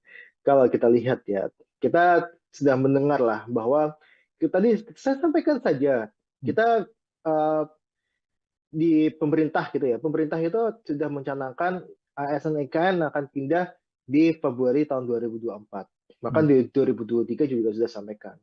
Sampai saat ini tidak ada satupun ASN yang dia pindah ke IKN. Kecuali yang badan otorita ya, kita tahu itu statusnya ASN atau tidak gitu. Tapi tidak ada ASN yang pindah ke sana. Dan kemarin muncul untuk dari Badan Kepegawaian Negara ya, itu muncul surat bahwa pemindahan ASN ke IKN itu akan ditunda dalam jangka waktu yang tidak menentu. Artinya bisa tahun 2028, 2029, bahkan sampai tahun 2035 pun tidak dipindahkan. Itu bisa saja. Karena putusan suratnya seperti itu. Nah, ketika Bahlil mengatakan ini akan pindah tahun 2028, itu kan Bahlil juga mengatakan hal yang serupa, bahwa sudah ada 160 investor yang mau masuk ke IKN. Pada kenyataannya nggak ada. Kan bilang kan, Jokowi juga sudah sampaikan, ada 40 dari Korea, 40 dari Jepang, ada 120 dari Singapura, dari Malaysia dan sebagainya. Bahkan dari Uni Emirat Arab. Tapi sampai sekarang nggak ada gitu. Nggak ada investor ya, investor tunggal asing yang masuk ke IKN. Jadi omongan Bahlil itu nggak bisa dipertanggungjawabkan sebenarnya ketika sudah menyangkut mengenai IKN. Yang kita bisa tanggapan ya omongannya Pak Abbas selaku otorita IKN kan. Dan otorita IKN juga sering sampaikan bahwa belum ada investor asing yang masuk. Dan itu sampai sekarang juga masih sama gitu kan. Lantas kita melihat Prabowo mau pindah ke sana tahun 2028 gitu kan. Saya rasa itu cuma omong-omong saja sebenarnya Mas Agung. Oke, kita nyerempet sedikit ke masalah hubungan Prabowo dan Jokowi, Bang Huda. Ini kan kalau kita melihat IKN merupakan proyek besar tinggalin Jokowi yang ya mau nggak mau kan tentu ini dalam diharapkan akan dilanjutkan seperti itu. Nah, mengingat hubungan Prabowo dan Jokowi selama ini kan juga sangat baik, sangat dekat.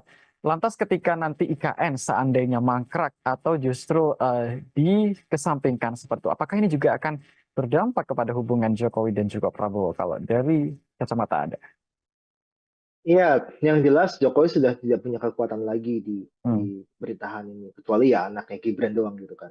ya. Nah, yang pasti yang saya lihat adalah Prabowo pasti akan mementingkan program prioritasnya dia gitu kan. Tidak ada lah satu presiden pun yang dia memprioritaskan program pemerintahan sebelumnya. Hmm, Yang pasti dia punya janji kampanye itulah yang akan dilakukan gitu kan. hmm, Pada saat ini kita melihat bahwa program prioritas Prabowo yang makan bergizi gratis, kita tengoklah Prabowo berkunjung IKN sama Prabowo mengunjungi untuk pelaksanaan program makan bergizi gratis, ya kan? Tidak. Saya rasa jarang ya, kayaknya Prabowo itu ke IKN. Tapi nggak tahu kalau diam-diam ke IKN itu saya nggak tahu juga. Tapi yang jelas sangat jarang sekali gitu kan. hmm. Nah, coba bandingkan dengan Prabowo meninjau implementasi program makan bergizi gratis. Hampir tiap minggu kayaknya Prabowo ketika di Indonesia itu pasti melakukan kunjungan ataupun sidak terhadap implementasi program makan bergizi gratis. Karena Prabowo tahu bahwa ini adalah program prioritasnya dia dan yang dijanjikan oleh masyarakat adalah ya makan bergizi gratis gitu kan, bukan melanjutkan IKN gitu. Nah makanya ini saya selalu sampaikan pasti setiap presiden itu punya prioritas masing-masing dan prioritasnya Prabowo sekarang adalah makan bergizi gratis gitu. Nah, ini akan pasti akan membuat hubungan merenggang gitu kan. Karena saya tahu kalau Jokowi ketika di kepemimpinannya akhir-akhir kepemimpinan periode kedua itu sudah tidak memikirkan program lainnya selain menyelesaikan proyek-proyek di IKN.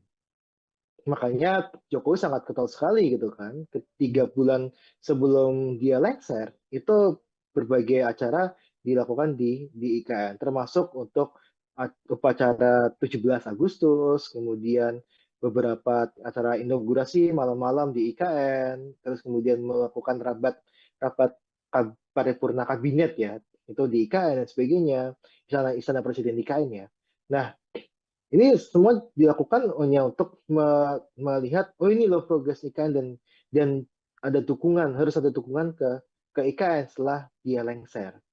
Dia tidak mau untuk IKN ini menjadi hambalang baru sebenarnya. Tapi lagi-lagi pasti prioritas presiden itu beda-beda gitu. Tadi saya sampaikan di awal dan kita tidak boleh punya dua matahari ya. Tidak boleh punya matahari kembar. Yang sekarang presidennya adalah Prabowo bukan Jokowi lagi. Oke. Lalu terkait ini Bang Huda, Em, ini kan juga masalah di KN kan menjadi perhatian semua masyarakat Indonesia seperti itu.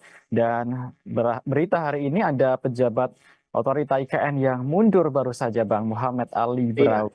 Ini apa komentar Anda tentang pengunduran diri di momen yang sangat genting ini, Bang Huda? Iya, pengunduran diri pejabat di KN ini kan bukan yang pertama kali ya. Kita Betul.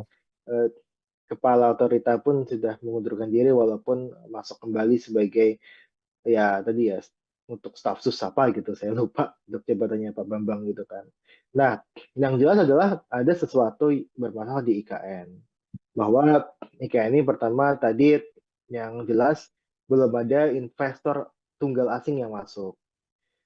Beban terhadap APBN itu terlampau berat gitu kan. Kemudian belum ada kejelasan apakah pemerintahan sekarang dan pemerintahan selanjutnya itu memajukan IKN atau tidak. Karena banyak yang sampaikan gitu kan bahwa IKN itu akan jadi ibu kota politik saja gitu kan. Bukan sebagai ibu kota negara. Ibu kota negara tetap di Jakarta gitu. Nah, inilah yang memang menjadi dasar kenapa sih pejabat-pejabat IKN itu dia mengundurkan diri. Nah, ini sangat-sangat terkait juga dengan anggaran yang di otorita IKN gitu kan. Bahwa ya anggaran pembayaran gaji dan sebagainya belum dibayarkan ataupun pembayaran tidak tepat waktu dan sebagainya itu juga jadi pemicu juga gitu kan. Dan yang jelas adalah ketika pejabat IKN ini dia masuk, yang jelas rencana IKN ini sudah ada gitu, sudah jadi gitu. Dan memang ketika kita tidak ataupun sungkan untuk melakukan apa yang jadi pertentangan batin, itu pasti akan mengundurkan diri kan. Nah ini yang saya lihat motif-motifnya seperti itu, terutama motif bahwa ini tidak tidak tidak ada investor yang masuk, ini yang saya rasa menjadi problem utama.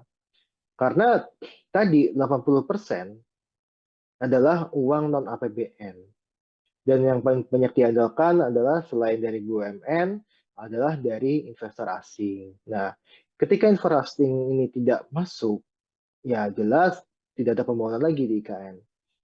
Maka tidak ada